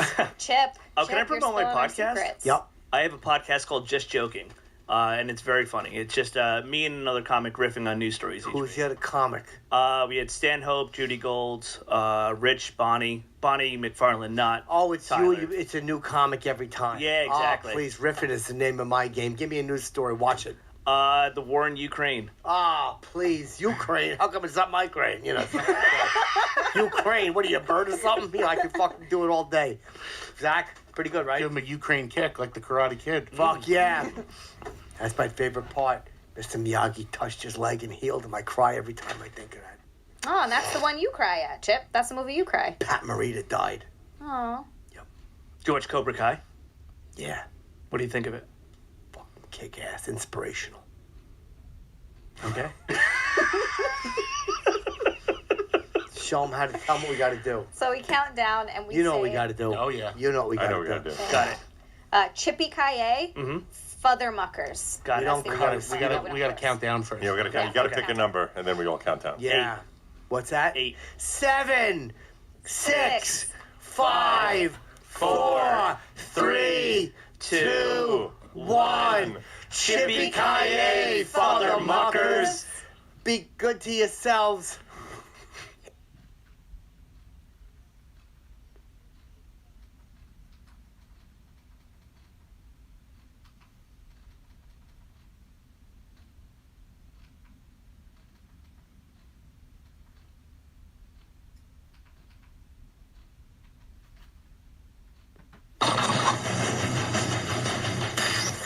Opie and Anthony. Birds are faggots. Useless. Really are. Yep. This is how stupid they are. When they're in the cage, if you throw like a towel over it, they think it's night. How do you not just kill those things on principle? Bunch of dopes. How do they survive and morph from dinosaurs to become such dopes? A pillowcase makes it nighttime. It's 5. It's 4 in the afternoon. Pillow. Oh, well, it's dark. All right. These should be the smartest things on the face of the earth. Being around that long. They're the last of the dinosaurs. Last of the dinosaurs. Right. Been around for. They can fly, for God's sake. Ah, the rooster's crowing. First thing in the morning, towel on. Oh, how am I going to get up for work? That's what we should do to old people. Whenever they start talking too much, you throw a face cloth on them. They just think it's nice. They fall asleep. Oh, it's so dark. I've missed my programs. When I was your age, shut up, towel.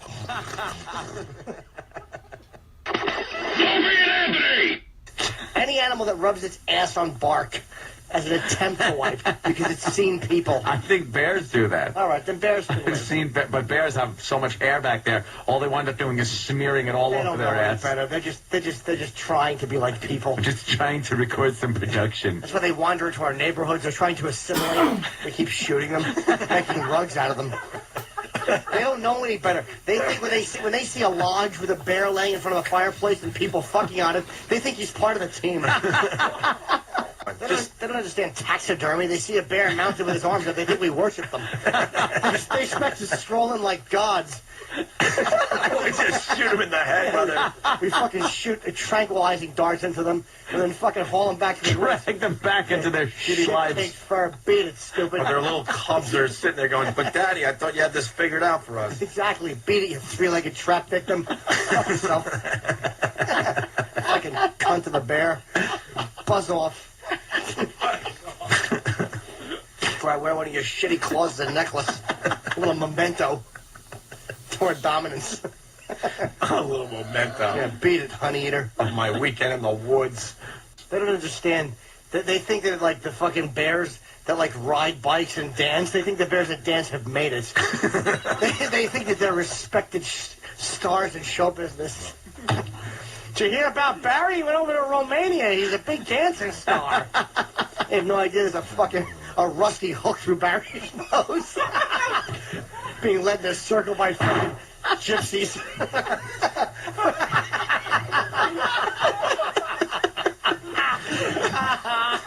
Oh, Barry stinks. Barry's fucking awful. One false move, he's getting a cattle prod up his Of ass. course he is. Poor Barry. Fuck has to walk on his hind legs and pretend he's dancing. But they don't have the internet yet, so the story is passed down. They have no idea. So by the time the story gets back to the woods, Barry's a star. Rusty hook in his nose. They yank on it if Barry doesn't do the Watusi properly. I think Barry's a big dance star. He's a star of stage and screen. His nose is always running from the hook and the hole it made. Trying to figure out how they could be like Barry. The infections. They're practicing their dance moves, but they don't know what they're doing. That's what they're doing when they rub their shitty asses on the bark tree. They think they're dancing. They're going cha-cha-cha, cha-cha-cha. Why can't you be more like your cousin Barry? He's a big star. He's a big star in Romania. Oh, again, bicycling bears' feet are nailed to the pedal. Of course they are. If the fucking bike tips over, he can't jump off. He just has to lay there. An asshole. While they pull on that rusty ring to get the bike up. And they never take him off the bike. He has to sleep that way. He has to shit that way. So, nobody wants to help him up either because he's clawing and screaming. So they're all like, let him tire himself out like that. Then fucking, when he falls asleep, I'll prop him back up. Like, we're just trying to help you up, you fucking idiot. All right, leave him Write his family. Tell him Barry's a big star. Fucking bears are idiots. They really are. Thank God they have comfy fur. Fucking stupid rugs. First you were a shit machine, now you're a rug. Why did God make you? They're good for two things. Shitting and fucking on. And taxidermy. All right, I want to buy a big stuffed bear just to burn it. And kick it over. So it just lives for nothing. It's not even beautiful in death. Just fucking tip it over, burning like Saddam's statue and laugh at it. What do you think of that, shit machine?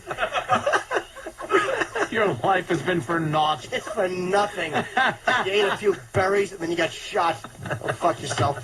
Stuffed and burned and pushed over. Exactly. And the taxidermist had to comb your hair over the fucking trap marks in your fat little bare leg. stupid. What'd you think? Somebody just left a big snack in the middle of a steel circle? Teeth on it, you asshole? What could that have been? I'd love to ask a bear, what did you think that was? It was a metal circle with spikes coming out of it. How could that have worked out? Oh, fuck. Holy shit. Do you think someone just left a big pile of honey and berries in the middle of the woods for no reason? Fucking moron. You know how stupid a bear must feel when a trap closes on its leg? He's probably like, oh, yeah. They did tell me about this shit. I remember now. I heard about this. Oh, yeah, normally when I get berries, they're not in a bushel with honey sprinkled on them. I have to rip them off trees. Normally there's bees stinging me.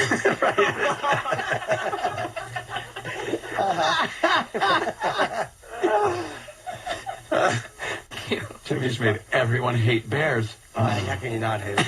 Fucking cunt of an animal it is. Does nothing. Terrorize people. Fuck with your tents. For every tent that gets ripped up, what kind of animal should you have to hang your own fucking garbage and food 40 feet away from your fucking sleeping quarters? Fucking flamethrowers. If he pops his head in the tent, you flamethrow him. I'm not burying my shit. Let him creep into the campgrounds. Give him a good flame throwing. You know how fucking stupid a bear would look if all of his fucking face and head fur was burned off? He'd smell real bad. It would be those little curly burnt hairs all over. He'd have no eyebrows. You imagine a bear with a fucking head like a burn victim? Even in the bear kingdom, no one would fuck him.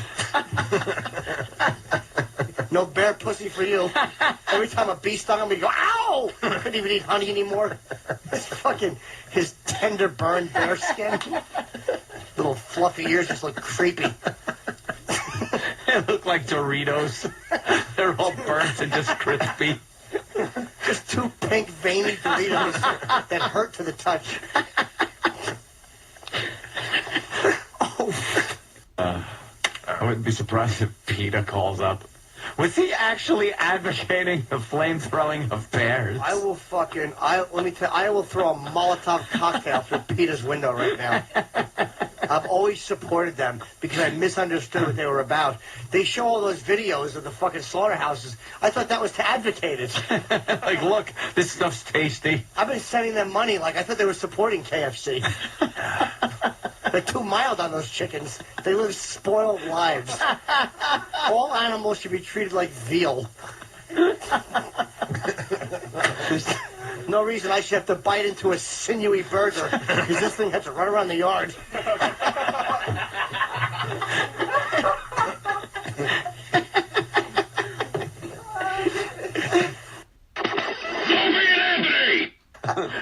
That is cute that the deer lets him pet it and stuff. I want to pet a deer.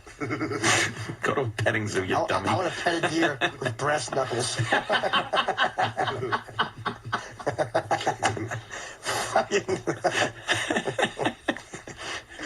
Gently stroke his chin with a roundhouse. And then just come around and clock him in that flat side of his head. How shocked would a deer be if you belted it in the face with brass knuckles? He would be so surprised. He would just like jump and run away, and his little white teeth never returned to the yard. He wouldn't know what was happening. Well, he's so used to being like fed oats. Shuka. Under his chin, you give him the little shuka, and then just from back around, just a roundhouse with brass knuckles. He's used to hearing this.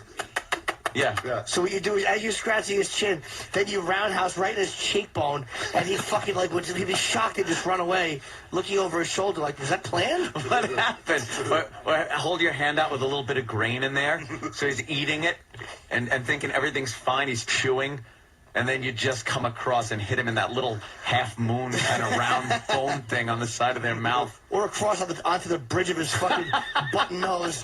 You fucking come down with a Liddell fucking punch. Clock him with brass knuckles. His eyes would be just open all big and wide, all shocked. Oh, hopefully Why did down. he punch me with brass knuckles? Hopefully he'd fall down and then get up and run away. Knock him out. He has to go back to the deer community and just feel like an asshole. Because they'd all be like, we told you so. Told you, they don't just feed you. They fuck you up. They always want something. Big brass knuckle marks on the side of his face. Oh, they'll laugh at him. God, would that be so funny to see? Break his little deer jaw. Have to talk through a wire for 3 months. Talk through Who's gonna wire his jaw shut? Well, hopefully the owners care about him. Oh, okay. If not, he's going to be fucking licking soft grass, hoping to get nutrients.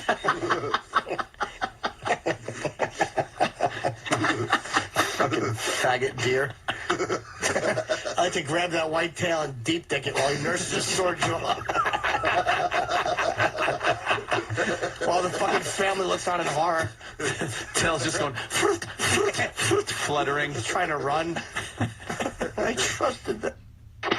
Anthony!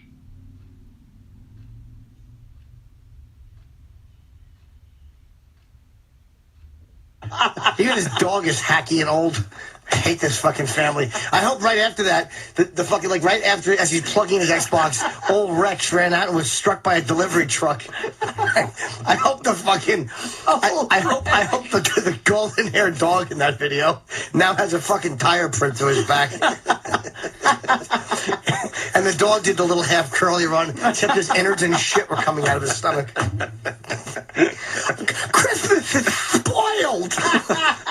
Why can't you just be happy for the kid? They have to use the Xbox to pick up the dog by the hind legs and put his lower half, his tendrils, in the fucking box that his toy came in. Despise that dog, barking happily. Right after that, I hope it ran through the fucking dog door to alert the neighbors that his master had gotten the Xbox. And a fucking, like a delivery truck just fucking plowed into him. One tire over the ears and one over the back of the legs. Holy shit. Kid's horror as he just hears from outside. Every time he plays that Xbox, he'll have to think of brains and shit on the fucking tip of his white shell-toe Adidas. He's scooped up Rex's fucking most private areas. That little pink lipstick they found 2 days later. Because the dog's dick was hard. The dog was so happy that he got the Xbox, he ran out the house with a hard dick. So when the truck ran it over, that little lipstick went and shot off the front of his body. The neighbor found it stuck to the mailbox. I think this might belong to you. I don't know what to do with it. My cat was knocking it around, laughing. My cat was twittering pictures of this. You have a wild imagination, my friend. Holy shit. The fucking dog dick stuck to the frozen fucking mailbox. They actually thought they had a letter because...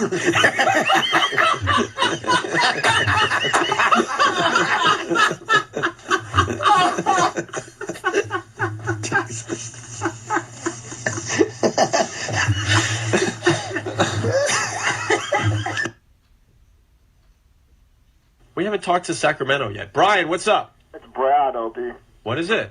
How you doing, man? Brian? Brad? What is your name? Brad. B-R-A-D. Yeah. Brad. Yeah, I'm crippled with a high palate. You have a cleft palate? Yeah. Do you really? Yeah. Do you have an awful, like, Dave wants that mustache to not hide it? Yeah, F you, Norton. Why, Would I? You have hair lip. Do you really have a cleft palate? Yeah.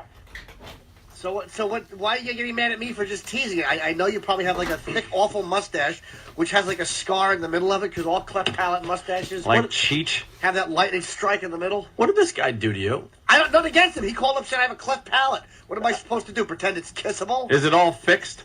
No. Wait a minute. You never got it fixed? Well, no, I have fake teeth and stuff, but it's not filled. Do you know what would help that? If you put one end of a shotgun on it and your toe on the other end.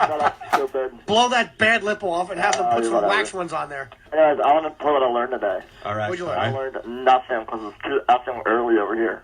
Oh, wow. Yeah, you're in Sacramento. It's very early. Okay, very good. Thanks, Brian. I'm sorry I teased your freakishly misshapen lips, sir. Make sure you listen to the replay. That's going to start in like 10 minutes, I think. I'm sure nobody notices when you're face down in the pillow. Holy shit.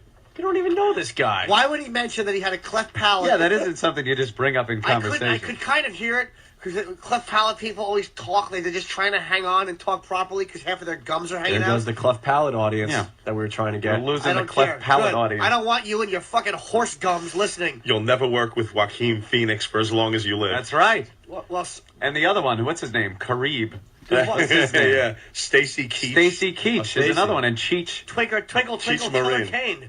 Stacy Keach. Stacy Keach. I didn't know Joaquin Phoenix Yeah. had that. Oh, yeah, you can tell. So he was yelling, "Help! Help!" while his brother was breakdancing in front of the Viper a few years ago. Fucking faggot name. It's a J, not a Y. Hey, Joaquin. Why are you so... Help! Help! Help! Why are you so worked up today? V-lip motherfucker. I'm tired and my nose is stuffed. Help! Help! Help! He can't breathe! Help! Neil, take it straight dancing on the sidewalk!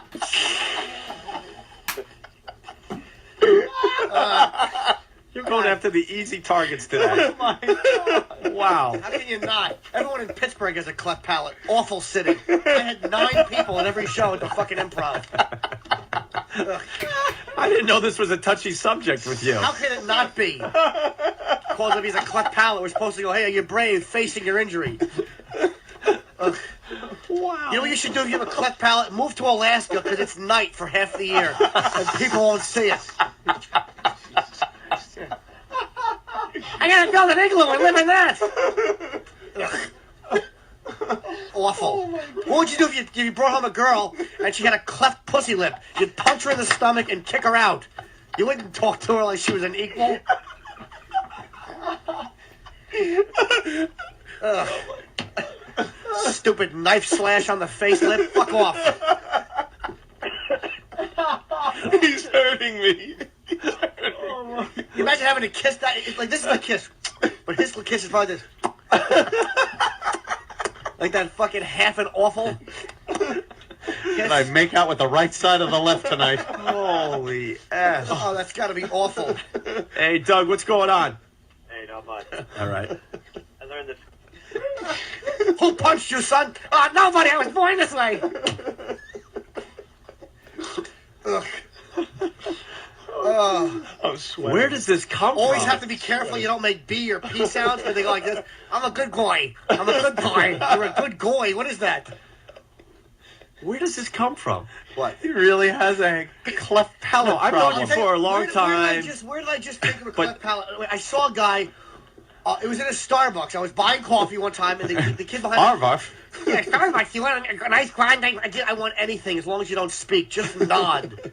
Just nod. If you have a cleft palate, what you should be is a bank robber because it's acceptable to put a bandana across the lower half of your face.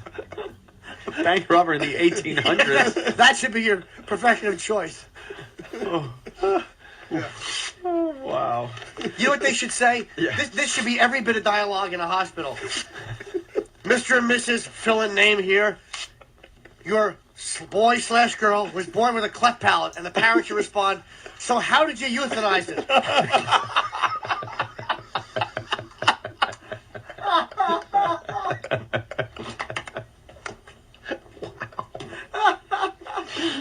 Wow.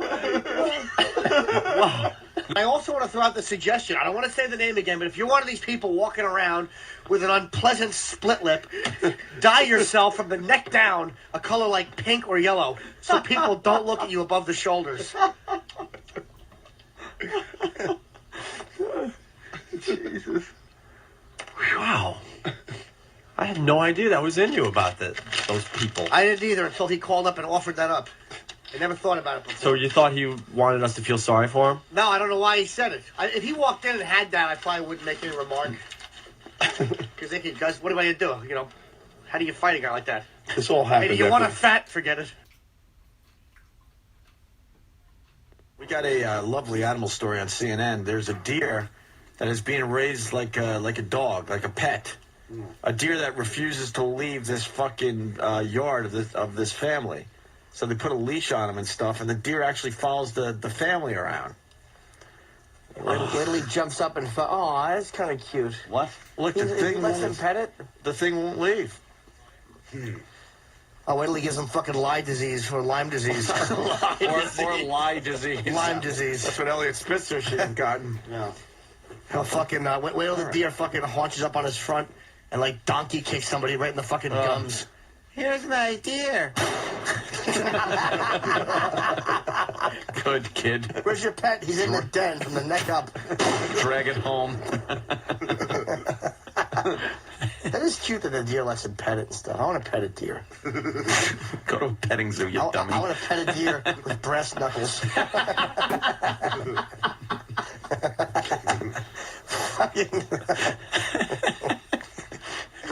Gently stroke his chin with a roundhouse. And then just come around and clock him in that flat side of his head. How shocked would a deer be if you belted it in the face with brass knuckles? He would be so surprised. He would just like jump and run away in his little white teeth, never return to the yard. He wouldn't know what was happening. Well, he's so used to being like fed oats. Shuka.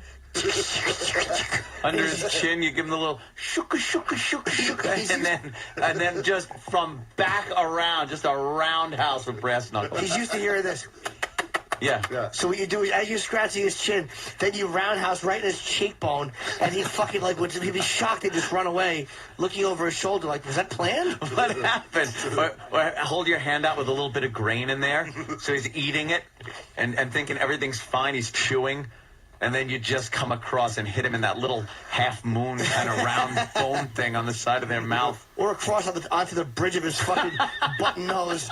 You fucking come down with a Liddell fucking punch. Clock him with brass knuckles. His eyes would be just open all big and wide, all shocked. Oh, hopefully Why did he punch me with brass knuckles? Hopefully he'd fall down and then get up and run away. Knock him out. He has to go back to the deer community and just feel like an asshole.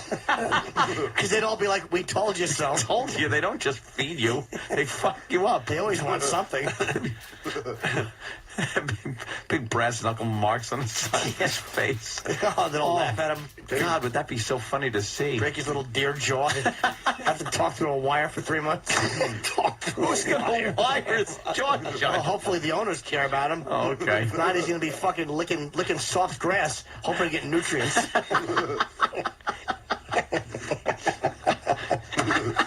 Fucking faggot deer. I like to grab that white tail and deep dick it while he nurses his sore jaw. While the fucking family looks on in horror. Tail's just going fluttering. He's trying to run. I trusted them. Mighty Keith. Now I'm being deep dicked. Yeah, hard. Not lightly. I'm still dazed from the punch in the face. All right, Mighty KC, sorry, from Mudville writes, Chuck Liddell versus Bambi. Just give him a nice, like from way around behind you. Oh, would he be surprised? A roundhouse. Yeah. Go with a roundhouse. A fucking, just a jaw punch. See if he's got a glass jaw or not.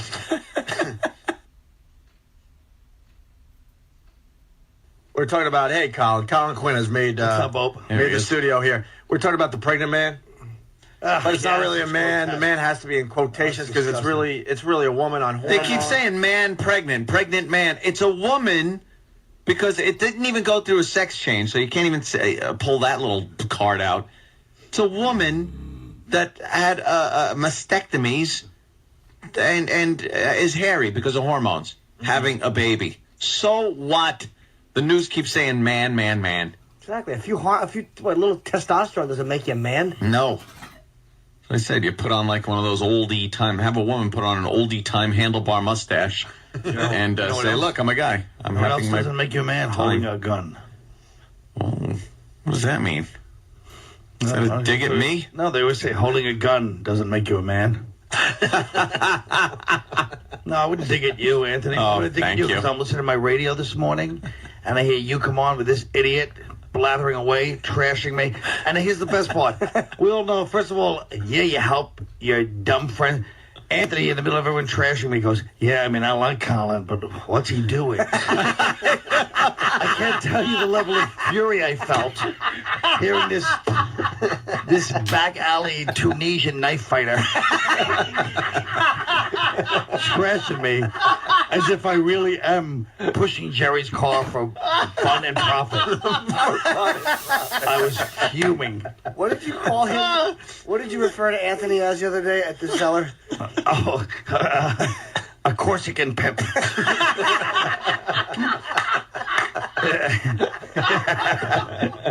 Oh, Christ. He should be on the Marseille waterfront, like the 1960s.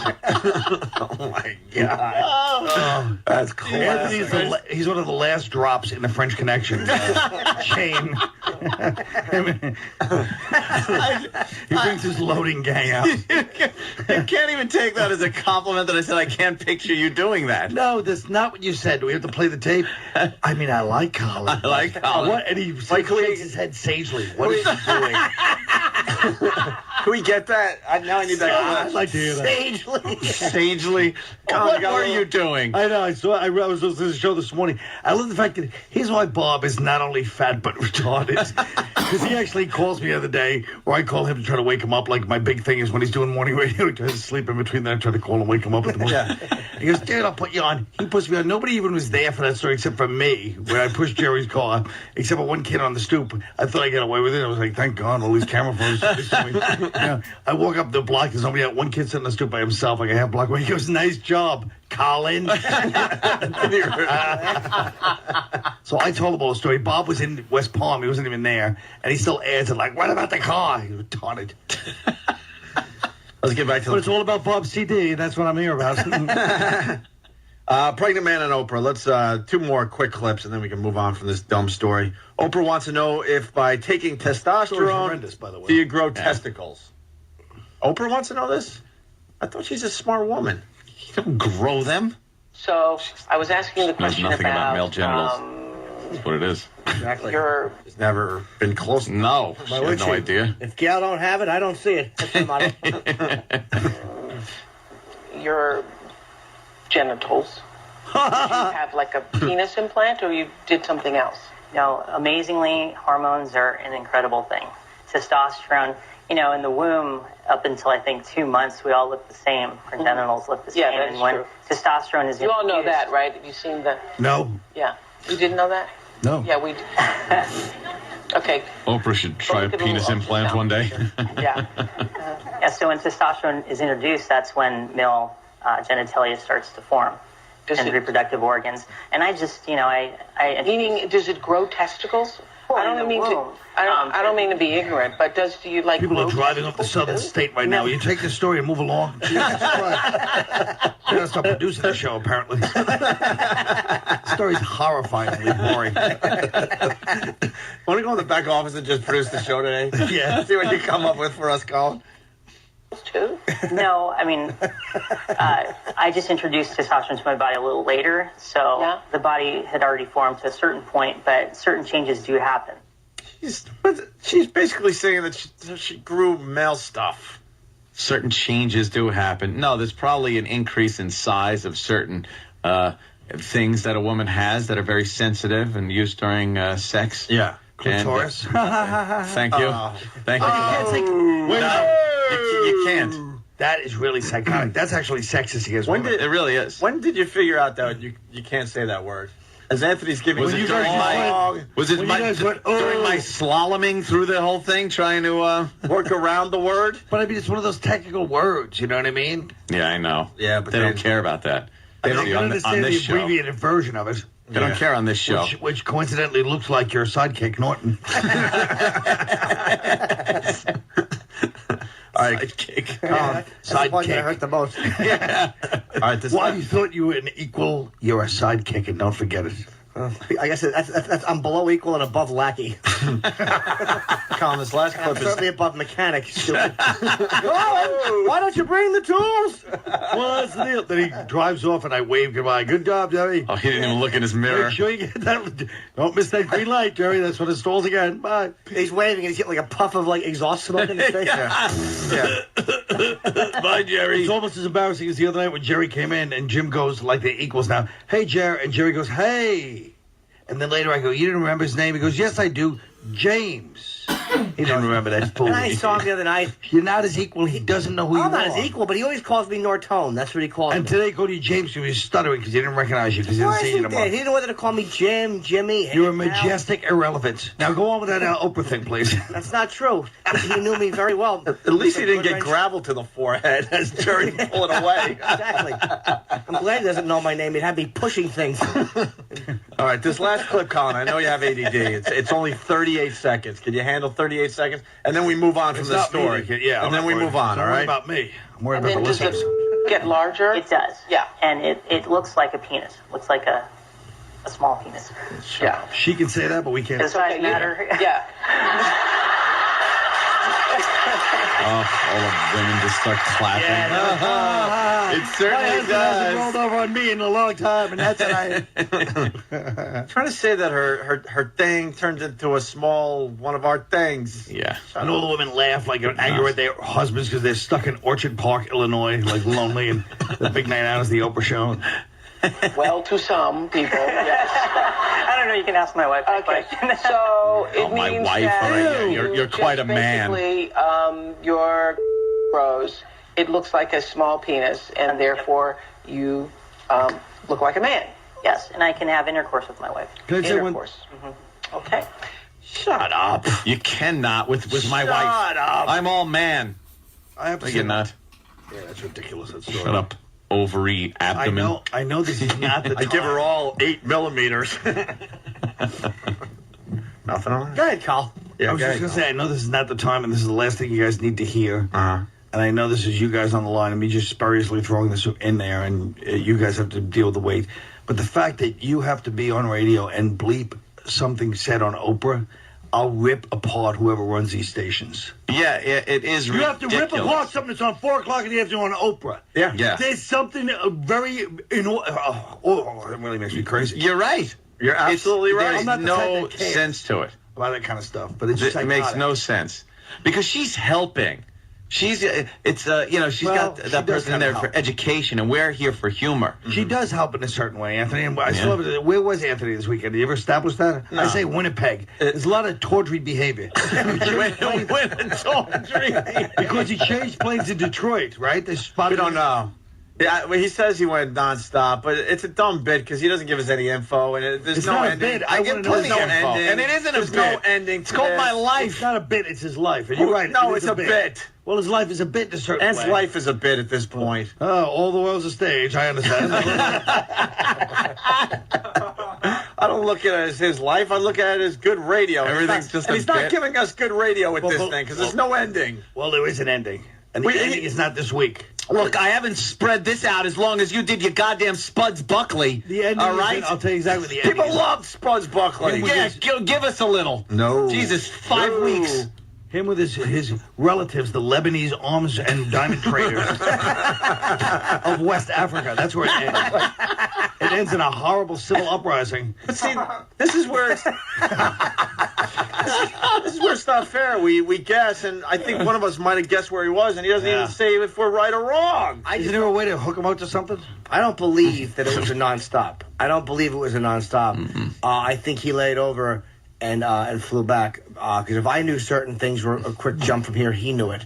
And he flies enough. I believe it was not a nonstop. Really? That's great. Well, we're not really the best part. I mean, I could be wrong. The best dramatic part of the story is not the flight pattern, you bore. No, it does. I want to know where he went and what he did there. Well, it does. Yeah, thank you, What do Colin. how do I you think he believe, got there? actually, no, wait a minute. Let me What do you look. think, Go he on American teleported? Airlines, Stupid, and I he want to flew. He didn't I understand he skateboard. flew stupid You as don't I understand. point. No, you don't. Where you go to Erie, Pennsylvania? How do you think he got I there? think you're a real puddle jumper. No, he got out and pushed the plane down Manila Lane. Stupid. Hey, you want to hear what Anthony said about you before you were here? Who? All right, we found the clip. This is what Anthony was saying about Colin before he was here. Patronizing pity in his hope. All right. Poor Colin. That must have been some sight, though. Him pushing a car. Yeah. Why would he do anything like that? I mean, I like Colin a lot, but he doesn't seem like the kind of guy that would be my first pick to help me push a car down the street.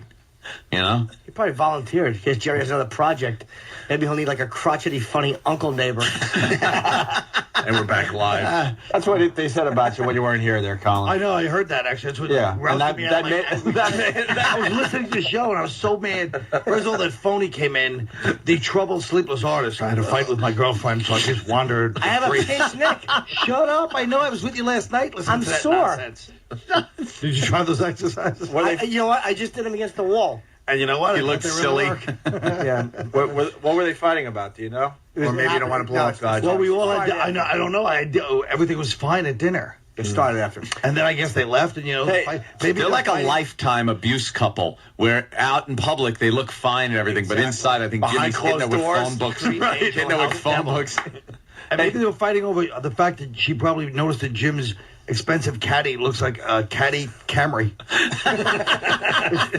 It's the least caddy you've ever seen. I've never seen your caddy. Really? Nice. Yeah. I used to drive around in old dump. Hey, let's go to James in Virginia talking about Anthony flying somewhere this weekend. And Anthony won't give up too much information. So why we do this bit, I don't know. But James in Virginia, what do you got? Hey, maybe Anthony said nonstop after he got where he was going. Well, I guess. Ooh. He's saying you went nonstop after you got there. After I got there, yeah. Okay.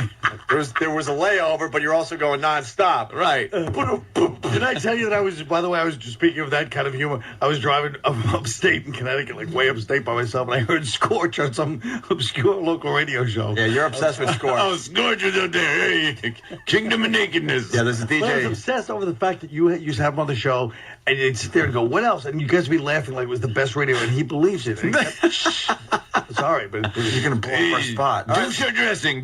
Sam, get Scorch on the phone today, because Colin's here. We haven't talked to Scorch in a while. He's a DJ. Scorch. Where is he? In Syracuse still? New Hampshire? Where is he? You can't keep track of this guy. And he does this show called The Kingdom of Nakedness. Yeah. Totally nude radio. The Naked Militia. What, he changed his name? Yeah, he doesn't do the naked thing anymore. He does PFG now. What's that? Pretty effing great. Yeah, PFG with Scorch. Yeah, he's in Manchester, New Hampshire, and he does a PFG TV podcast every day. Wait, he's not even on the radio anymore? No. He does afternoons in Manchester. Could you get us a highlight from his podcast? Because one morning we were watching the Scorch podcast in the office. Yeah. They're pretty damn funny. And I loved you in Fame. Okay. Get us a clip of Scorch doing his podcast. Okay. Oh, yeah, Bruno. My son's music. Sam, what does he talk about on his podcast? Well, he talks about whatever, he's thinking about in the day. I think I was just looking over some stuff, and he has, like, celebrities are turning 50, so some things you can do when you're celebrating your 50th birthday. You want to listen to that? That could be good. I'll listen to anything he's got to say. All right, you got the wheel You of can meat. see if it's the same stuff wheel you of did. meat. All right, come up with some good Scorch blog. Push celebrities' cars down the street. Is that one of them? All right. Colin Quinn's here. Are you promoting anything? No. Just good that you're out of your house. We're happy that you're out of your house. Well, you invited me down last week, and I can tell you really Opie wanted me. I did too. But then when I heard you guys this morning, that just propelled me out of bed like Frankenstein. It's obvious you live pretty close to the station, too, huh? Yeah. I stormed down. Oh, they're calling you Colin Jumper Cables Quinn on Pal Talk. Steve from Bayshore. It's Opie and Anthony. Boy, we have an exciting show today. It's Opie and Anthony. In studio, Colin Quinn. He heard Anthony and Jimmy kind of taking some light shots at you. A few light blows to the head. Right. And then they got you out of bed, and then you said, screw this, I'm coming in to defend myself. My eyes snapped open. That's right.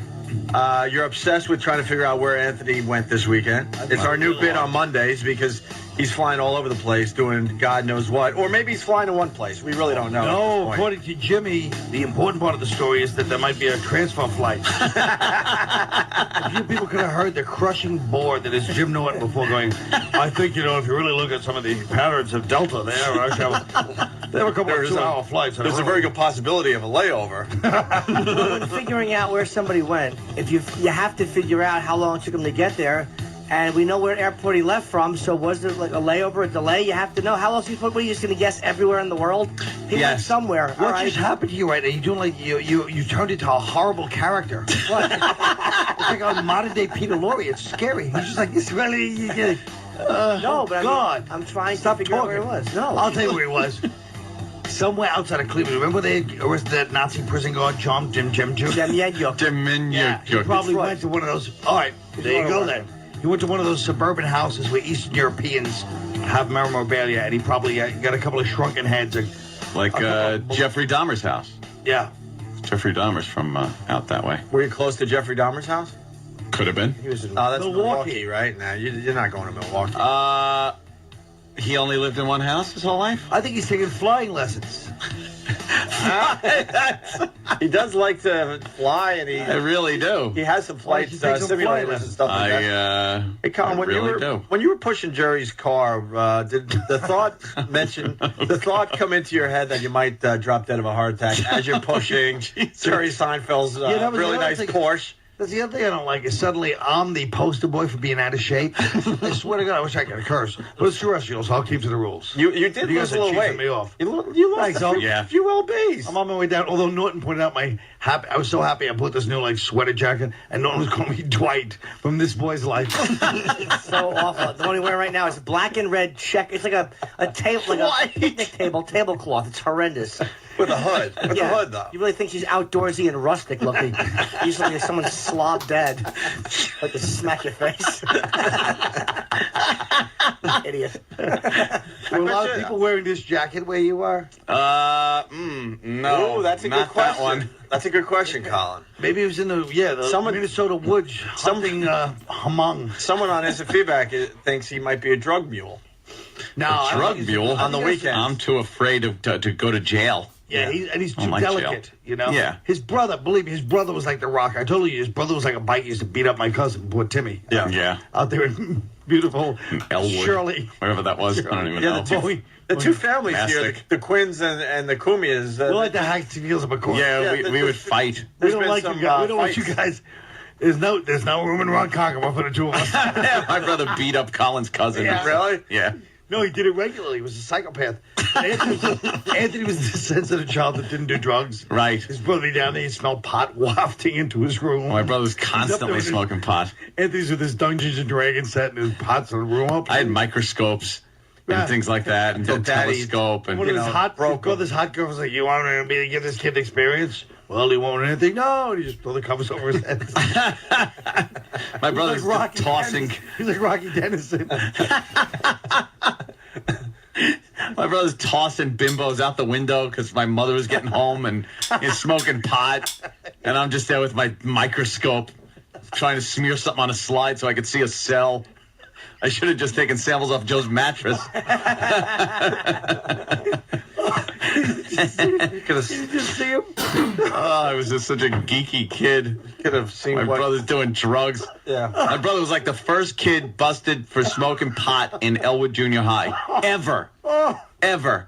And it became like this big thing that when I finally went to Elwood Junior High, the teachers took me aside. Were like, we want to make sure, we know about your brother and everything. And we just want to know if you're going to be like that. And we really want you not to follow in his footsteps. I'm like, okay, give me a couple of years. I won't. Those big glasses. Anthony had those big glasses. Yeah. Well, Opie in high school, Opie smoked some pop, but he was also a wrestler, so you know what I mean? Yeah, he was into sports and stuff. He was like a wrestler. I was part of 3 groups. I was part of the Burnouts, part of the Jocks, and you could not have been part of the Burnouts with the way you looked. I was on the outskirts of like 3 or 4 different. I was firmly entrenched in the Burnouts. I was a part of one. Opie was like 12. He was like the little league master. He had like a 680 batting average. 680. He was like he was so good in those days that when he finally just quit early, it was still people who remember. I was really good at sports growing up, but I was scared to step into the batter's box and hit a fastball, even though a fastball was 24 miles per hour Just at that stop age. brushing your back. You just go like, oh boy, I'm gonna get hit with this thing. I was too scared. So actually, Colin, I sucked at Little League. Thanks for bringing it up. Well, I was right field guy. Were you a wrestler? I was a runner. I played a little lacrosse. Basketball was my big sport. Duke lacrosse, really? Yeah, I really thought I was going to be in the NBA. You got skills? I got skills. Who do you like tonight, Memphis or Kansas? Honestly, I didn't follow it this year. Who you taking? I'm not even going to fake it. I go with Kansas, but I'm usually wrong about I'm going to go with Memphis. There you go. Oh, for heaven's sake. We got young Sam in studio. Sam. We got a treat for you, Colin. PFG TV, which is Scorch's daily video podcast. Me. Well, Colin, I like this new Sam because he reminds me of all my friends in junior high school in the 70s that had pretty good pot. You could always rely on them. Wow, Scorch got old. Scorch got old. Look, I'm looking at a picture of Scorch. I don't remember him. That looking isn't like that. Scorch, is That's it? Scorch. He looks like an old, Columbia professor. What happened to Scorch? He looks like Chong. He's totally gray. It's Howard Hessman. No, that's bleach. What? That's bleach. Oh, he bleaches his hair? He bleaches his beard? Why would he bleach his hair to make it look like he's completely gray? He looks like Richard Kuklinski, the Iceman. Hey, Scorch, drinking bleach. You got me annoyed with you now. Why? I don't know. Dahmer also lived in Beth, Ohio, which is about 30 minutes from Cleveland. Really? Did he? Where else did he live? Ridiculous. I didn't know that. All right. Well, for you, Colin, because you're obsessed with Scorch. Why are you obsessed with Scorch? Because he does bad radio and he doesn't know it? When I first came on this show, you guys made me laugh so hard that you were doing bits where you would just let the guy talk and you just... It just made me laugh. The idea of there was never an acknowledgement that this was horrendous. What were some obsessed with Laverne and Shirley too? What's some of his bits there, young When you Sam? guys brought them to the MTV Music Awards at the height of its hipness, as your dates, that's still one of the funniest things ever. Thank you, sir. Well, I mean, he did douche dressing. That was a classic. Douche dressing. Yeah, midget. Everything was just almost like a parody of a radio. Yeah. Wheel of Meat was my all-time favorite. Wheel of Meat. You spin it, and it lands on something, and then you have to slap the meat against the console, and then the callers have to call up and guess which meat it is. How does he think up this stuff? He's a genius. Oh, he is. He's a man ahead of his time, right, Colin? What other bits there, Sam? When he was leaving Syracuse, at the end of his run, he became obsessed with top 10 lists, and he would just make up reasons to use them. So he found this top 10 gyms list on the internet, and it's just the top 10. I think Jim Belushi was on there. Top 10 people named Jim. So he told his sidekick that the next day was the anniversary of the Jungle Gym, so he was going to do top 10 gyms. And his sidekick started coming up with all these ideas, like, why don't we send somebody to, a jungle gym and make him do weird stuff or whatever? He's like, no, we're going to do this jungle gym list. And he made up the anniversary of the jungle gym. Oh, he made up the anniversary just so he could do the top 10 gyms. No, because he just wanted to do his top 10 gyms. Oh, how awful. That sounds like a scandal waiting to explode. Yeah. He fraudulently made up the anniversary of the jungle gym. Well, here you go. Here's him doing his blog. Bleach beard. Hey, what is going on? My PFG cyballs. Scorch. What is he? What?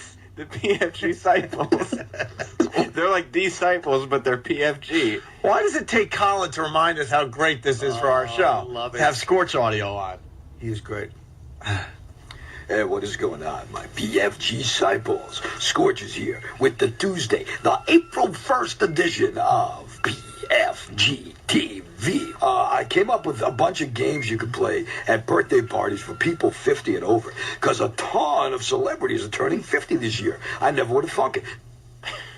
That squeaking that you hear in the background. Yeah. Is that his heart monitor? No, the whole thing is he's holding the video camera and just pointing it at himself from from an upper angle. Yeah. And he's going back and forth in his chair, and then his chair is squeaking. He's got a squeaky chair on his podcast. Hey. All right. He just looks like a psychopath. Well, here he goes. He starts talking about the games you can play at a 50th birthday party. Why don't we give you a bunch of games you can play at some parties of theirs? For instance, here's a great one. SAG, you're it. How about I get it. Oh, SAG, you're it. He does these without a writer. Huh? He does these without a writer. Who listens to the show that doesn't have a unicorn in their car and a Jimmy Buffett paraphernalia somewhere? Why don't we give you a bunch of games you can play at some parties of theirs? SAG, you're for it. instance, here's a great one. SAG, you're it. How about pin the toupee on the bald guy? Another great game you can play at a 50 or older birthday party. Wow. 20 questions. Shout it in your ear. Wow, is he selling these too? I know. He's really trying to sell them. His inflection. I wish the best thing is you should have the camera on Norton this whole time. He's disgusted by the entire thing. I think it's not only he doesn't think it's funny, but I think he sees his future. He'll be in some small, obscure, upstate market trying to be humorous. But he has a pinched nerve. His neck is very sore, Carl. Yeah, and he's really tired. Look at his eyes. Go to acupuncture. You want me to get behind you and give you a nice massage when the chef of the future comes in or whatever's going on lately? No. Dude, yes. Tom Chiasano has a great acupuncture guy close by to here. Okay, yeah. Help my neck problems. Who? Yeah, exactly. Might be a great game to play at a 50-year-old birthday party. How about you got Kick the Bucket? You've got Doc Goose you can play at a 50-year-old party. Doc. Spin the bottle of Mylanta. It's always a fun game to play. That was a good one. 50-year-old party. Now, does he have any idea how awful this is? Let me tell you something. Scorch knows that he is the #1 DJ in the country. He does. This guy, the kid's like 19. He's an expert on Scorch. He interned for him. Oh, you did? I spent a year with Scorch. He spent a year with Scorch up there in Syracuse. Scorch taught me radio. Yeah, that's great. Scorch taught you You radio. have any inside dope we should know about him? This is it. This is Scorch. Off the air, he's the same guy. He's insistent that these are the greatest bits of all time. That this was going to bring Syracuse radio back to market whatever. All right, let's one more clip of Scorch doing his blog. Musical Recliners is a great game to play if you had a birthday party. That is kind of funny, instead of musical chairs. Right. Oh, because old people like recliners? Yep. Yeah. I see. Yeah. For somebody 50-year-old. Hide and go pee. Now that is a great game to play. He almost made himself laugh. Almost. And I think the best one you can play would be Red Rover. Red Rover. The nurse says bend over. You know what I'm saying? Oh, you know what I'm saying? Sam's just laughing his ass off over there. But you have to end your joke with, you know what I'm saying? Red Rover, the nurse is bent over. Hey, you know what I'm saying? But I gotta tell you, folks, let's get serious a minute here. Oh, Jim's disgusted. What's wrong, Jimmy? What's there to say? I'm just enjoying it with the rest of you. Jimmy, look up. Let's play Marco Oldo. That's pretty much, that would have fit in perfectly. It's almost like polo, but it's got old in it. We love the guy, though. We can't get enough of Scorch. No, I know. His sidekick, Paulie in Syracuse, used to get so pissed off that Scorch insisted on doing this show because he realized that his career was in the hands of Scorch.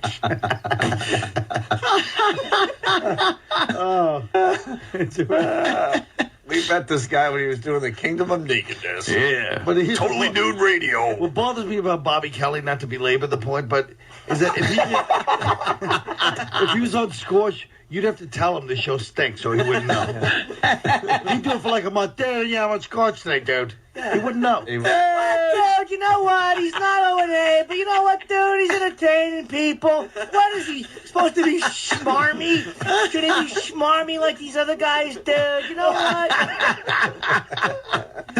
Oh, your goddamn Bob Kelly impression is great. H in smarmy, that dummy. Dude, he's so smarmy. Smarmy. He's entertaining. He gets the hands going. Jimmy's impression's great. Getting back to Scorch, Dan in Philly writes, "Oh, I swear to God, I saw these on a Hallmark card." Getting his bits from Hallmark. He's going into the cards that all have 50 written on there and opening it up. So you're 50. You're going to play pin the toupee on the bald guy? Happy birthday. Rose are red, violets are blue. I'm over 50. How about you? Rhymes.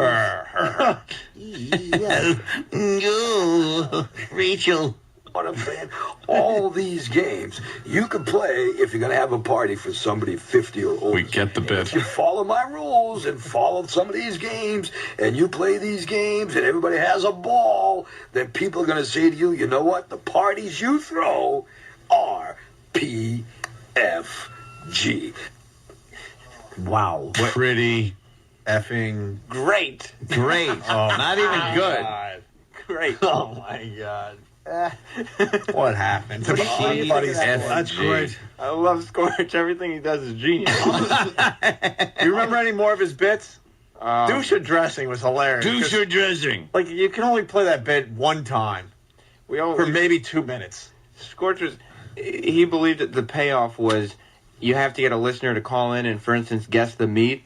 Like, Paulie would consistently come up with ideas, like any kind of stunt to do with the stunt guy there, and Scorch would always turn it down in favor of something more like Top 10 Gyms, so you could call in with your favorite person named Jim, or Wheel of Meat. But that keeps people involved. So Wheel of Meat. Yeah. Oh, yeah. Do Wheel of Meat today. Yeah, and then Wheel of Meat's the greatest. That sounds Wheel of Meat, only Scorch. He could throw. So he throws meat. You try to guess it's a pork chop. We had the brain cell stimulator would come on at I think 6:45 every morning, and it would be a trivia question. Brain cell stimulator. Yeah, and we had 3 phone lines in the studio. So off the air, this is just a joke between us guys. When all 3 phone lines would light up, Scorch every time would go, ooh, ookie ookie, or looky looky Miss Cookie.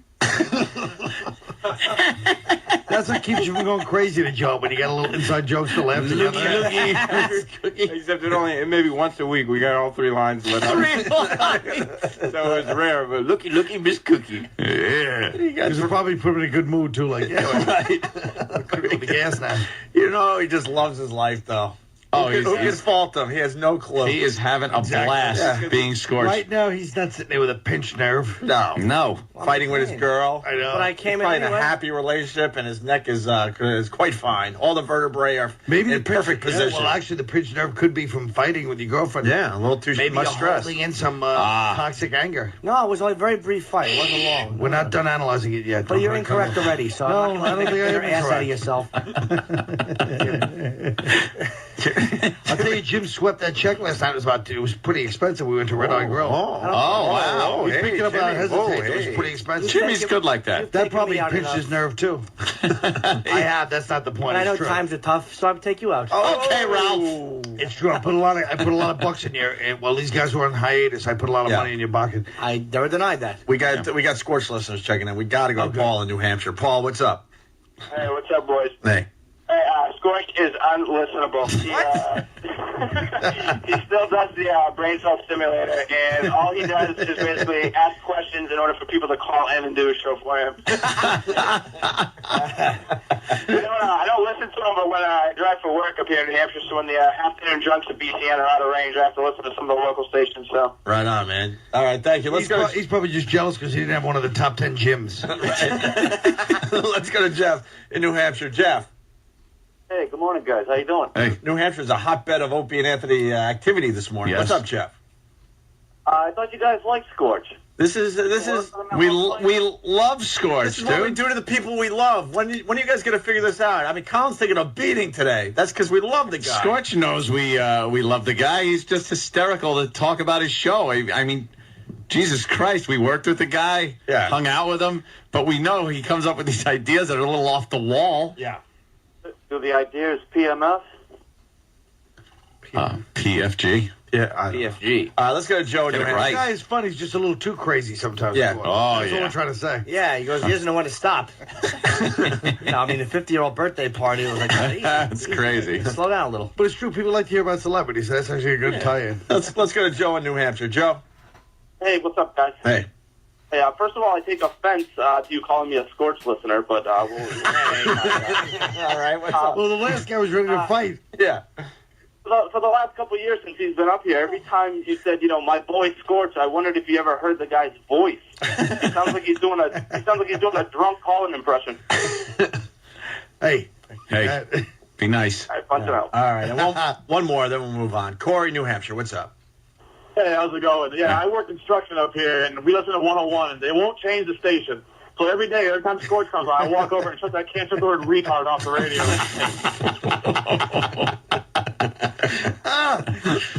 Even during Wheel of Meat? How can you turn off Wheel of Meat?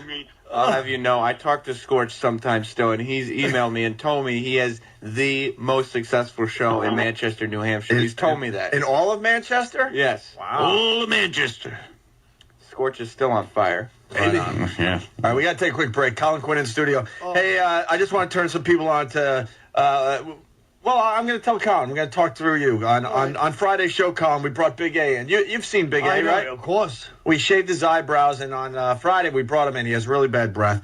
We scraped his tongue for the first time. You can't just glaze over it by saying he has really bad breath. It's so horrifically bad that if he's in a room, no matter the size of the room, long enough, the entire room will fill up with the odor of his mouth. It happened. He's kind of right, Colin. I was trying to be nice. But he's kind of right. He's kind of right, Colin. I'll describe his breath. Stephen King wrote a book about it.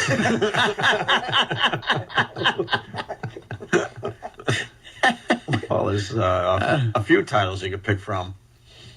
So we don't know how old he is. He's easily in his late 30s, I'm guessing. Ann thinks he might be in his 40s. I don't know. We scraped his tongue for the first time. He's never done this in his life. And what could only be described as like oyster-looking It looked like oyster and cottage cheese mixed together. Was coming off his tongue. Did you hand the scrapings over to the FBI? Well, Colin, we put it on a spoon, and we made the pretty much the entire staff, except for Anthony, smell it.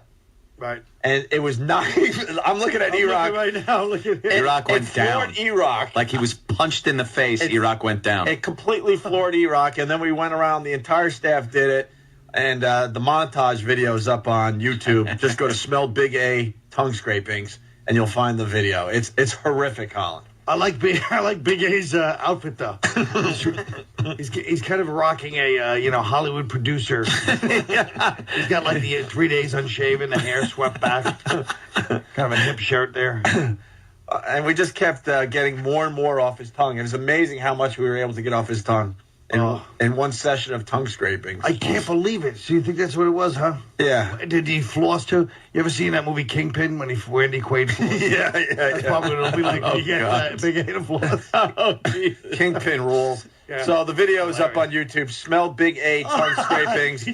Yeah, there's young Sam puking. And young Sam takes a lot to get a reaction out of young Sam, but we got one on Friday. Look at him. He just keeps... Steve kept shoving the spoon of gook under his nose. Yeah. The best reaction, though, was E-Rock. E-Rock fell immediately like he got hit by a bullet or something. And then and now we're seeing Danny, and Danny's dry heaving like a cat would dry heave. Yeah. He's just trying to get a fur ball on. Look at Big A standing there. Yeah, scrapings. That is just... Then we scraped at one point we scraped and it fell onto his shirt and we had to like scrape it off his shirt because we don't want to lose any of the sampling. Any of the goodness. We wanted to keep all the goodness intact. So once again, YouTube, Smell Big A Tongue Scrapings if you want to check out a pretty good video. Dr. Kaku's here early. Oh, good. But he's into time travel and stuff, so let him sit there. Who gives a crap? What? He's not going to know that he sat there for a while. It's not like he's got a time machine with him. It's Opie and Anthony. Stay there. Colin Quinn in studio, entertaining everybody today. It's the Opie and Anthony show. He just gave Jimmy a 10, 15 minutes man-to-man back rub. Yeah. Man-to-man. A good one, all right. Norton's suffering from a pinched nerve. I know. He hasn't slept, and he just looks miserable. He looks tired and miserable. We got Dr. Kaku waiting to come on the show. We're going to have him on in a few minutes. He's got a new book out called... Is it his first book? I don't even know. No, he's had other books. Jimmy's obsessed He's with the Dr. best-selling Kaku. author of Hyperspace. Was also one of his books. Hyperspace. Well, the new book is Physics of the Impossible. I like how he puts theories, these scientific theories, behind some of the science fiction we've had in the past and on TV shows and stuff. It kind of puts it in perspective, like time travel, hyperspace, things like that. Yes. Not to belabor the old image of Anthony, but can you just see him stuffing his nose in Ray Bradbury to just try to shut out the drunken brawl between his family members? I don't want to feel pain. I want to be in the time travel field. I want to be able to go back in psychological time. Time travel. I want to go back in time. Hey, so Anthony, I can help my family. Practicing the hitch in his swings, apparently. I hate physics. Hitching you swing on Little League. Yeah, I know. I understand that. I just want to yell out that I hate physics. But I failed every But Jimmy is very interested in Dr. Kaku and his theories, and it should be some very good radio. You can't not be interested. I just don't want to. I just don't want to feel like I'm back in high school, like having that feeling like my brain is short-circuiting. No, I'm trying to you figure out this admitted- physics crap. How do you think Dr. Cock would feel if he knows Jimmy's fascinated and he only took one semester at Essex Community College? You're trying to play catch up on your idiocy now. Please don't try it. You're like kind of naturally smart, but you're not well bred and you're not educated. I happen to have better grasp on theoretical physics than you think. I'm as stupid as they come. Doesn't Colin make you feel dumb? Yeah. No, not at all. Because I know what I am. My limitations. I'm a creep and a kind of a half dummy who thinks he's smart. Right about This now, phony Dr. thinks he's Kaku's smart. thinking, where am I? What am I doing here? I think you'll enjoy this. Yeah, we'll have some fun. Do you think he noticed the look of fear in Jim's eyes when Jim asked him some idiotic question? He turned him and he was afraid of being exposed. He's like, It's like when Voice acted with Chaz. I still missed that one. Oh, God. Beans!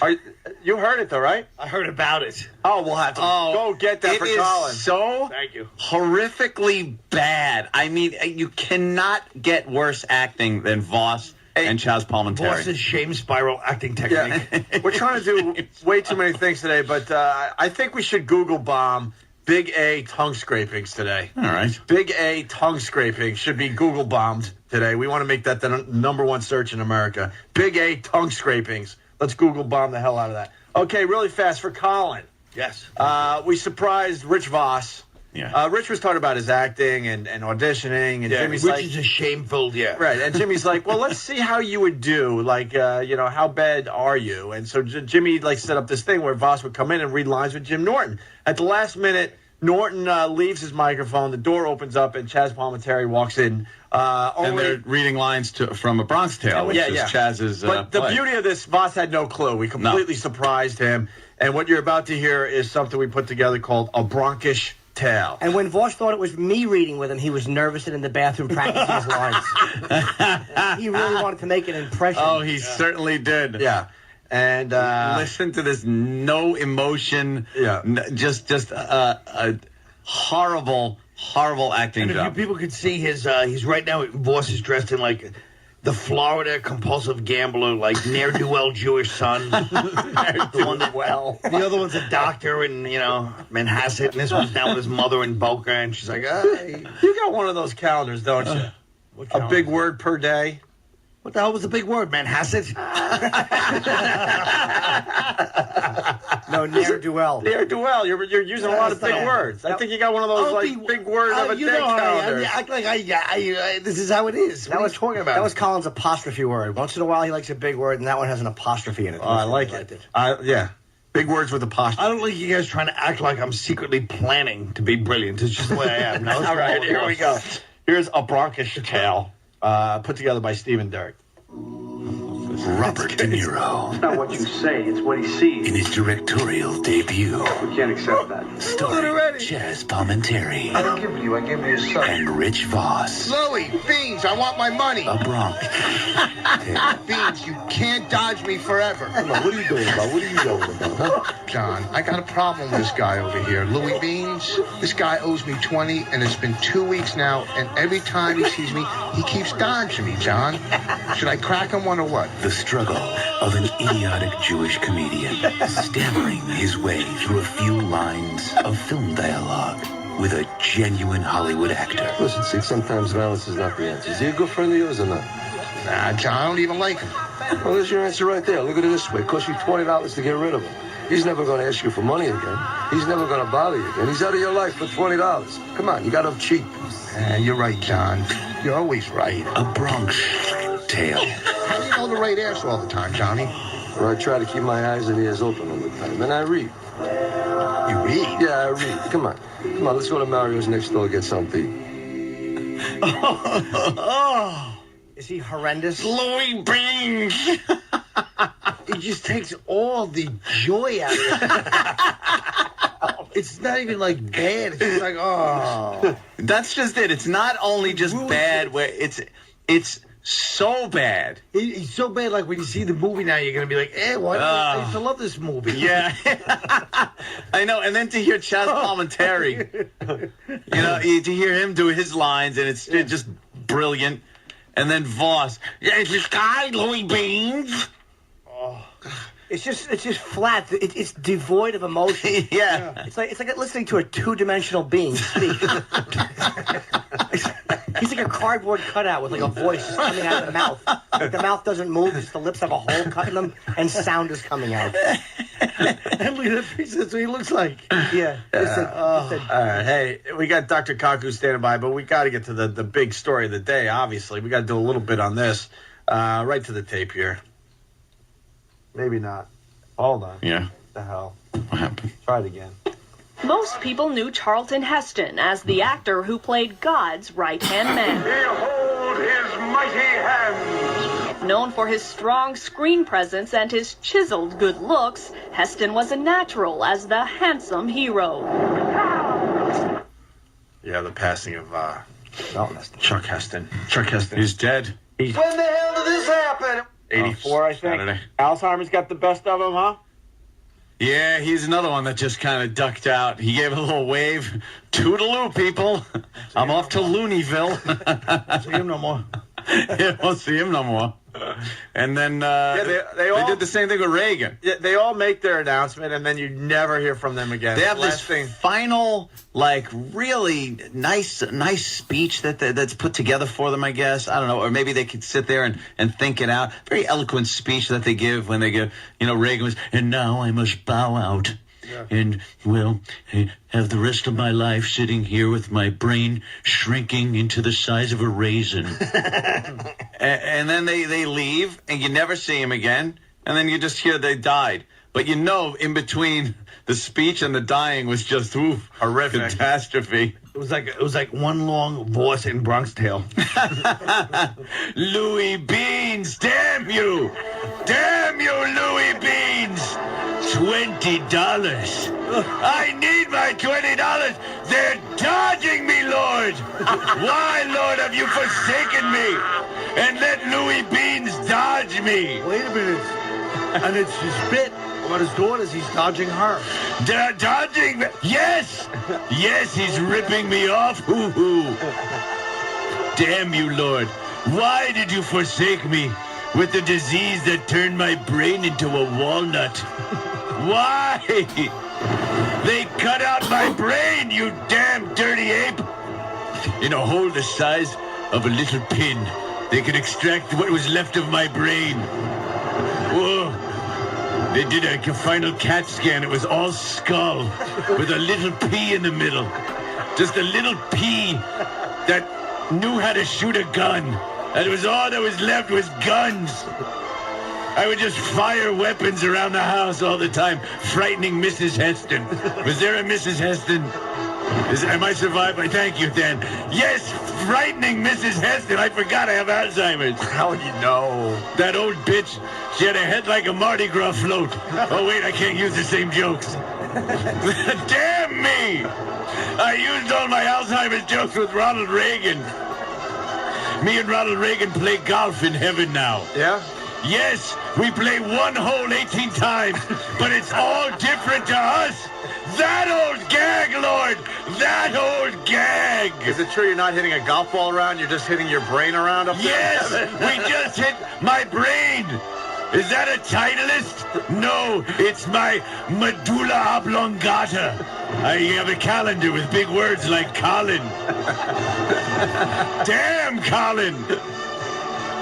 I had the brain the size of a pinhead, and I wouldn't push Seinfeld's car. What's wrong with you? You're a celebrity.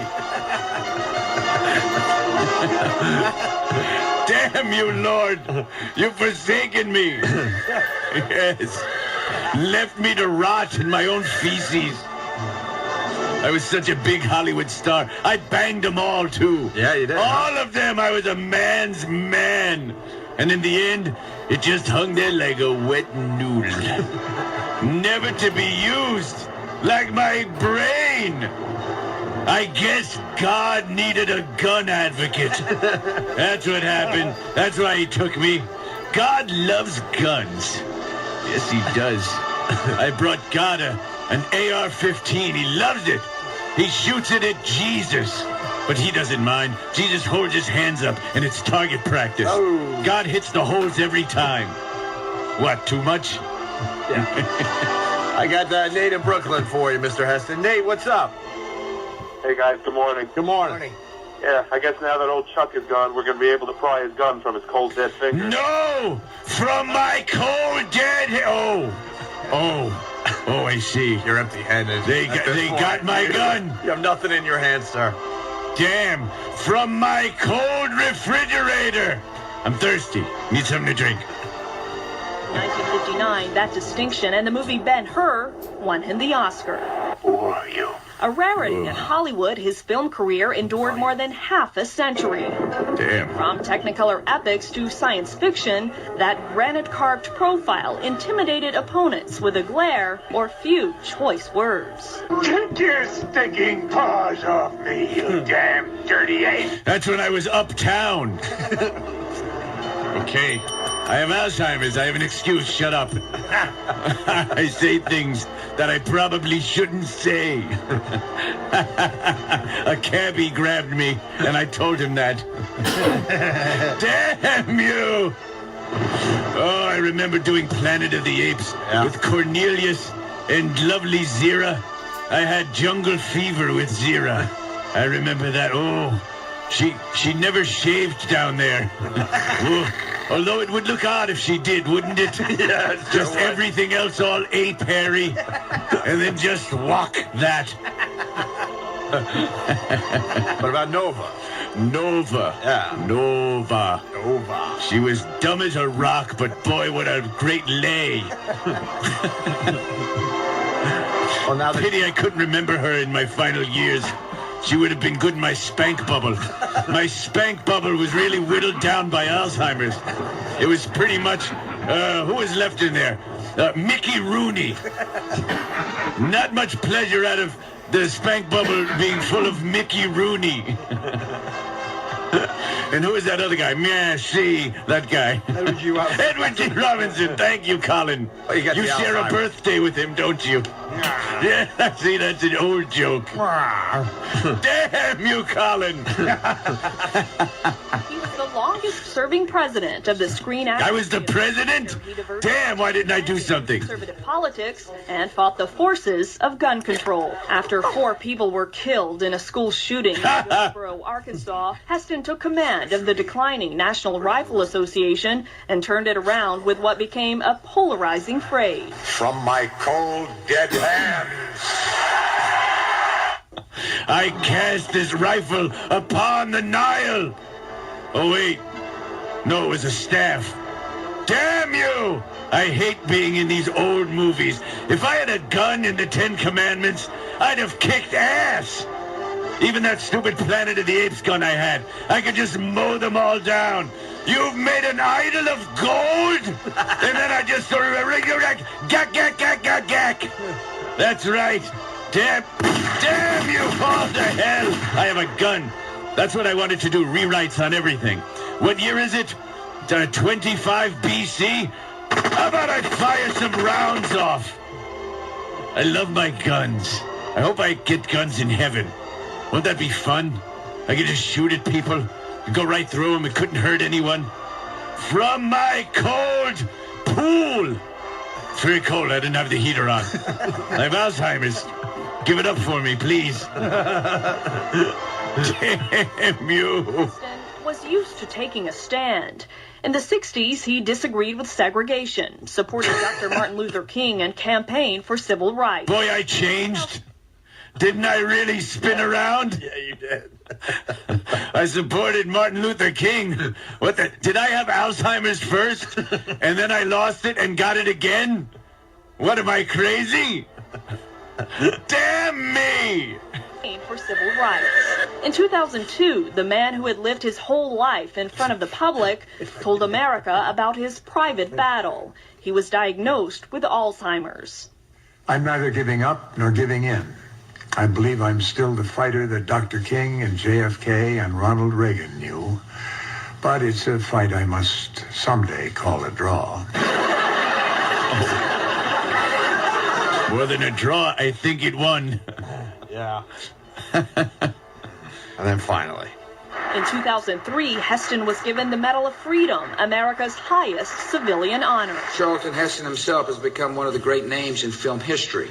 Charlton Heston has left his mark on our country as an artist and as a citizen. He left a mark in his diaper. Actor or activist, Heston loved the power he had with the crowd. Thank you for everything, not only now, tonight, but through all the years. Oh, boy. It's been a wonderful run. I'm going to miss you. Oh, boy. No, you won't. I was going to miss you, but I don't remember you. Damn God. After all the holy movies I've done. Oh, damn you. I spoke with the burning bush last night. Yes, my wife, Mrs. Heston, had a rash. I was speaking with it. Mrs. Heston, damn you. Was that rash like Twatter?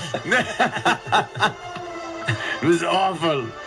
The burning bush, it turned my hair white. Oh,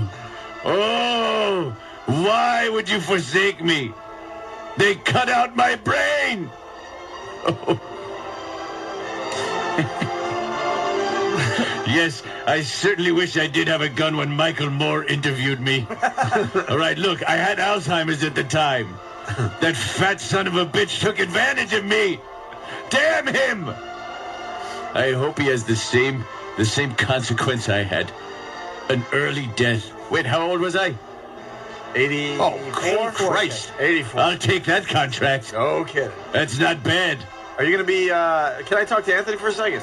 Yes. Are you going to go for the presidency of the NRA or what?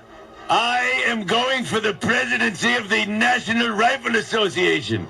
That's if I have time, because I'll be flying to Cleveland. I have Alzheimer's. I don't know where I'm going. It was Cleveland. It was Cleveland. No, I have Alzheimer's. Cleveland. Anthony was in Cleveland this week. I have Alzheimer's. It might have been Cleveland. It might have been Canada. It could have been Florida.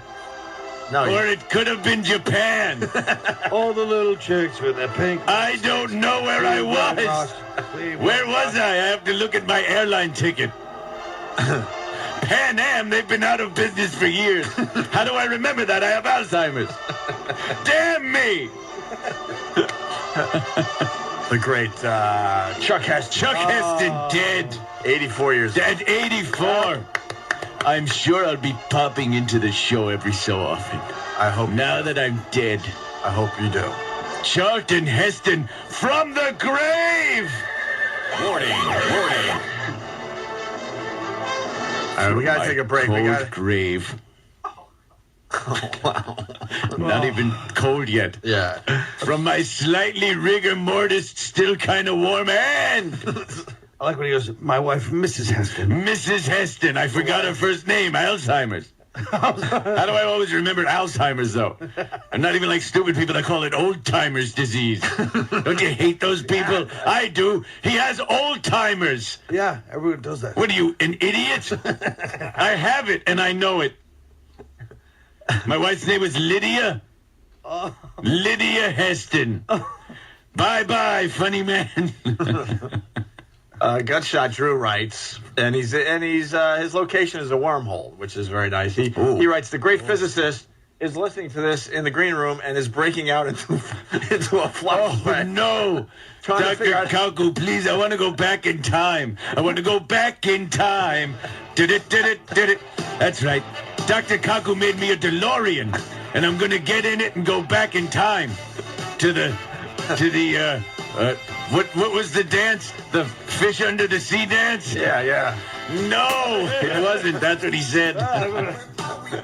I need the flux capacitor so I could go back and live my life again. Enchantment under the sea. Oh, that's right. Yes. That's right. When the hell did this happen? Oh, the car wasn't totaled. Don't worry, Jimmy Olsen. McFly. Everything's fine. And dead girl, fat girl, sister. Stephen S. from Bayshore writes, chucked in a grave Heston. Yes. I went back in time. Mr. Heston, I got to read the rest of Gutshot Drew's instant feedback from a wormhole. He writes, the great physicist is listening to this in the green room. He's breaking out in a flop sweat, trying to figure out how he's going to dumb down his theory for this audience. It's going to be if you have a ball and you roll it. I'm into string theory. I was into it all through my battle with Alzheimer's. All right. Yes, I played cats in the cradle. I'd make a string and put it on my hands, and Mrs. Heston would play with me. Hold on. That was my string theory. I have Alzheimer's. I have old-timers. Don't laugh at me, damn you.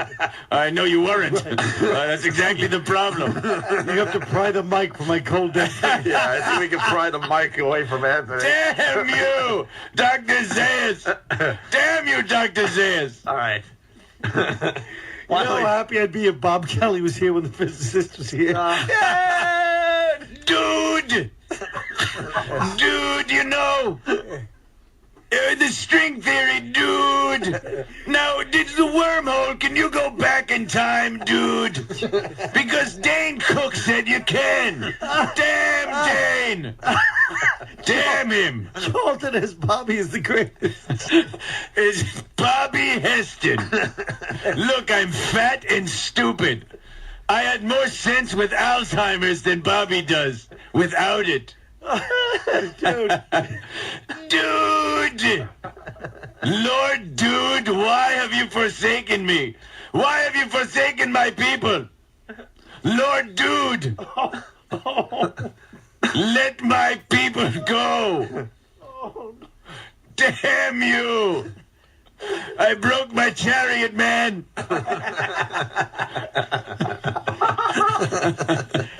Hold my reins. Hold my reins, man. I have a foot thing on my foot. I heard it in the chariot race. Dude! We have to take a break, unfortunately. Dr. Kaku is waiting in the green room. Dr. Kaku. He joined me on that flight to Planet of the Apes, I believe. He did, huh? Didn't he? Wasn't he there? I don't know. Dude! Yes, that was my last words to Mrs. Heston.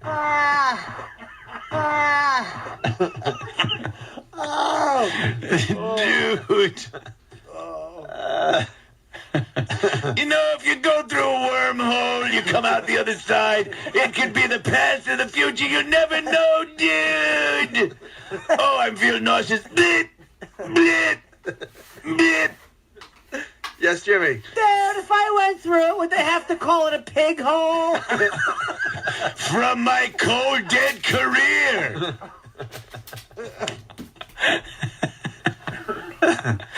All right, listen, the book is called Physics of the Impossible. Number 12 on the bestseller list right now. Really? That Yeah. means there's a lot of intelligent people out there that do some of that reading. Yeah, Huh, Colin? Are you going to read this book? What's that? Yeah, why not? All I'll right. read it. Can I get a copy on the arm? Chuck Heston, you're going to be jumping in? Yeah, I could jump in. Yes, I'm very interested in physics. All right. So you're not going anywhere. Dude, no, why would I? We'll have more from Chuck Heston. We got Dr. Kaku next. We got Colin Quinn. You staying for the big interview with the physicists? Yeah. One of my favorite people. I'm very happy he's here. Yeah. You ride with him in an elevator. Shut up. Oh, Yeah. boy, I give him the creeps, too. Maybe because you were 112 on the bestseller list. Oh, that wasn't even nice. Well, if I'd gotten a celebrity to write the forward, maybe I would have done better. Oh, forward written by Colin Quinn. Oh, that had you hurt. Oh. Yeah, that didn't help sales, huh? Now he's just saying, yeah, you're right. I suck. Opie and Anthony, lots going on. Stay there. The Opie and Anthony Show. Colin Quinn in studio. And now we welcome Dr. Kaku to the Opie and Anthony Show. I want to start by asking you how well you did on your SATs in high school. Well, I got 800 in the SATs, and in high school, actually, I built an atom smasher. That's what got me into Harvard. I assembled 500 pounds of transformer steel, 22 miles of copper wire. I blew out every single circuit breaker in my mom's house. Every time the lights went out, my mom would shake her head and say, "Why couldn't I have a son who plays baseball? Maybe if I give him a basketball. And why can't he find a nice Japanese girl? I mean, what's wrong with my son? He builds these atom smashers in the garage." An atom smasher. Yeah, well, it got me into Harvard, so I can't complain. I guess not, but how do you do that? How do you just build an atom smasher? Well, in high school. Yeah, when I was a kid, I used to devour all the stuff. Flash Gordon. I used to watch all the Flash Gordon series. Mm-hmm. But I realized very early in life I didn't have blonde hair. I didn't have muscles, and I was not going to get the girl like in Flash Gordon. But Dr. Zarkov, he fascinated me. He was the man who built starships. He was the man who built ray guns and cities in the sky. And I said to myself, that's for me. Yeah. Wow. See, Anthony, if your dad didn't get in the way, you could have been Dr. I know. Cox. I was so You had very into similar science. upbringings, but Anthony's father didn't want him doing any of this stuff. I see. Well, he smashed his yeah. microscope and everything as a kid. I see. Well- the fork in the road, right? Yeah, it was that fork in the road thing, and it was girls and maybe some marijuana. No contest. And then, science and my love of science. And boy, that was an easy crossroads. I took the evil road. Well, so many people are interested in science. Look at the movies, right? All the Hollywood blockbusters. Mm-hmm. If you like Star Wars and Star Trek, you're going to love physics of the impossible because I'm a Trekkie myself. Mm-hmm. And this book addresses all the things that you see in Back to the Future and the Terminator series and the Time Machine. So people like looking at that also. They like seeing things that were made a few years back and seeing how our advancements kind of tie into shows like Star Trek, where they're walking around with a tricorder and a communicator, and here we have cell phones and PDAs that are similar to what they had in the TV show. That's right. When you watch Star Trek, it's like watching something from the 50s because we have all that stuff now. Yeah. We have everything except transporters and warp drive, and we're working on those, by the way. We have cell phones already, and the transporter, we can already teleport atoms now. This has made big news in the physics community. Shockwaves, we can teleport atoms. One day we will teleport Captain Kirk. There's a catch, though. There's always a catch. Yeah, what's the catch? The catch is you have to die going through the transporter. You have to die. Have to die. And, your body is reconstituted, someplace else with the same memory, the same neural circuits, the same genes. And that Captain Kirk over there says, I'm Captain Kirk. But you just saw Captain Kirk die. And so then where did your soul go? So is it making a copy? It's making a copy. Like The Prestige. Like the movie The Prestige. Oh, yeah. They were making copies of people, yeah. Oh, you saw the movie Jumper, right? Mm-hmm. Yeah, the movie Jumper. Actually, some physicists helped to consult on that movie Jumper. Really? Where you disappear and you reappear someplace else, except in real teleportation, you have to die to do it. It's one of the drawbacks of the program. Boy, that is. That'd definitely be an asterisk that would keep them from signing It's up. like, hey, you got there fast, but... Yeah, death is definitely a downer. But there you are, someplace else. Same memory, same personality quirks, same everything. Who is the real you if you just died and there you are someplace else? All right, so what exactly is, the Hubble telescope was built to see the beginning of time. That's and right. It's gotten relatively close, but, there's something in the way, and they can't see the actual... They want to see, the explosion, the beginning of it all. Well, we have baby pictures of the Big Bang now. The explosion itself, we photographed it. Go to the website, nasa.gov, type WMAP, that's the name of the satellite, and we have baby pictures of the explosion. It really looks like an explosion. It's in a microwave region. We can't see the instant, however, of the explosion itself. However, the next generation of space satellites should be able to give us the instant of creation itself, and that's going to be great. We're going to see the universe come out of the womb, and maybe an umbilical cord connecting our infant universe to a parent universe, a parallel universe. It's so hard to wrap your mind around what was there before the Big Bang, because there had to be something. Yeah, well, we think we know what happened before the beginning. The new picture is a bubble bath. Next time you take a bubble bath, each bubble represents a baby universe.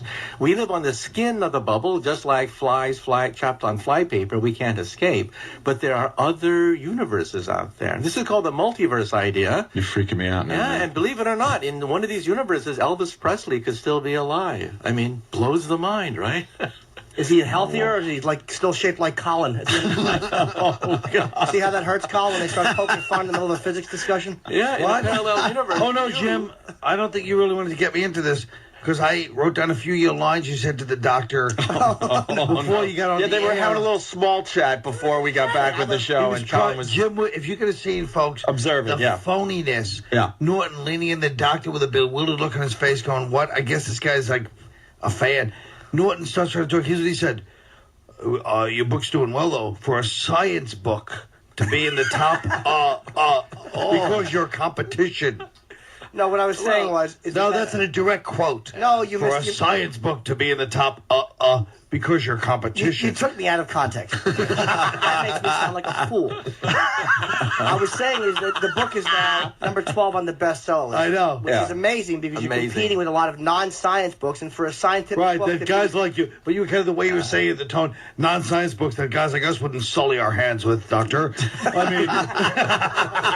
mean, non-science books, why don't you say like your idiotic book? Admit to him that's who he's competing against. There's just Your a lot nonsense. of people out there have watched The Terminator. They've watched Back to the Future, and they wonder what happens if you go backwards in time, Right. meet your teenage mother before you're born, and she falls in love with you, right?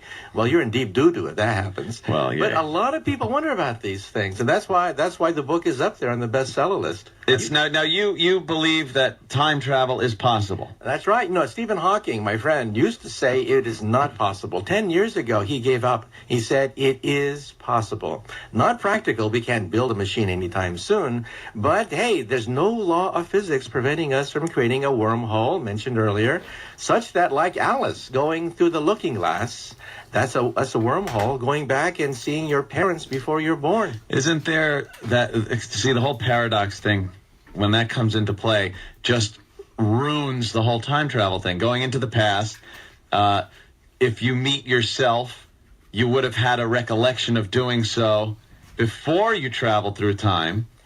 It's even worse than this. Think of, for example, a woman time travel scientist who builds a time machine. Eventually, she wants to become a man, so she changes her sex to a man, goes backwards in time, meets herself, makes love to herself, has a baby. That baby's mother and father is herself. The same person. Can you imagine being your own mother and father? I mean, it boggles the imagination. But this is what we physicists have to deal with. If time travel is possible, you could be your own mother, father, son, and daughter. Figure that one out. And then what, that is a little odd. Would it be possible This guy smokes to pot. go back and kill yourself? But if you did that, you wouldn't be able to grow to the point where you can then time travel, so you wouldn't be able to have killed yourself. Yeah. See, it's just too many really odd things that could happen. But you missed something. You see, Einstein says that time is a river, and we measure it with our GPS system every day. You cannot use GPS without assuming that time is a river. But the river of time can have whirlpools. Whirlpools in the river of time. And then you can even have forks in the river of time. Now, if that's true, and the river of time forks into two rivers, and you went back and killed yourself before you killed your parents before you're born, you kill somebody else's parents before you're born. You've entered a parallel universe. I like that. So it's like future Biff having the big casino hotel. That's right. And they had to go back all the way and fix it from the beginning. They couldn't fix it with future Biff because it was a different fork in there. We have a physicist here. Yeah, no, we have a moron that's watched Back to the Future 18,000 times. Hey, who's texting you? Are you texting abroad as you do the big interview with us today, I just Dr. would Kako? hope that it's like the biggest dummy on there. Just, hey, I got a question for you. I'm lost. It's by Stephen Hawking. Don't mention my name to these idiots. All right, so now I understand the river of time thing, but a lot of people probably don't. Why are you pointing at Colin as you say that, Jimmy? I'm not just gesturing to Colin, I'm just gesturing in general. So I was wondering if you could more carefully explain what the river of time means, because I don't want to seem like I'm ignorant, but for the listeners. No, like you said, what he said, more carefully explain. More carefully explain. Think of it this way. Newton thought that time was like an arrow.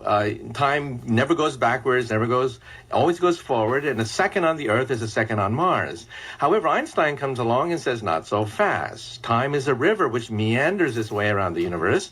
Time beats faster on the moon than it does on the Earth. Time beats slower for the GPS system than on the Earth, and the Pentagon cannot fight wars with the GPS system unless you put in the fact that time slows down in outer space. But a river doesn't go backwards. But that's the new wrinkle. If you have enough energy, we now believe that the river of time can go backwards on itself. This is causing all the excitement. This is called closed time-like loops. Go to the physics literature, type in closed time-like loops. Doctor, with all due respect, what excitement?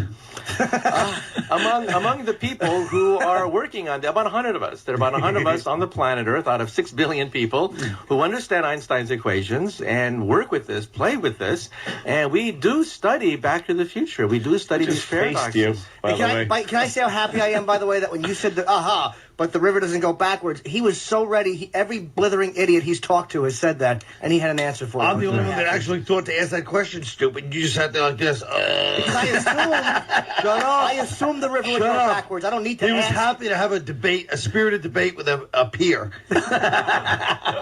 Called me a physicist, by the way, because I watch Back to the Future. Yeah. Do you guys really sit around and watch a lot of these shows and movies? That's right, we do, because we have to tease apart the paradoxes. Given a paradox, we have to figure our way out of that paradox, or else the theory doesn't make any sense. You can't use the paper if there's a paradox in your work. So we have to look at the question, what happens if you killed your parents before you're born? This is something that we have to address. There would make a pretty much at that moment, a fork would be made. That's right. Where you would still exist, but in a different time stream. Yeah, time That's stream. Right. You've hopped time streams. Right. If you go back and save Abraham Lincoln, you've saved somebody else's Abraham Lincoln from being assassinated at the Ford Theater. Your Abraham Lincoln died 150 years ago. Well, we do it a little earlier. So if you go backwards in time and meet Hitler's mother, you can prevent World War II from taking place in that universe, but it's not your universe. A parallel universe has opened up. So you could screw up other people's universes. That's right. But they don't know you're screwing it up. Like somebody theoretically could have screwed up our whole timeline, but we wouldn't know it because it's just history to us. It's just the way things went. Yeah, you know that TV series Sliders, when they slide between your... The very first episode of Sliders, there's a boy reading a book that starts the whole series.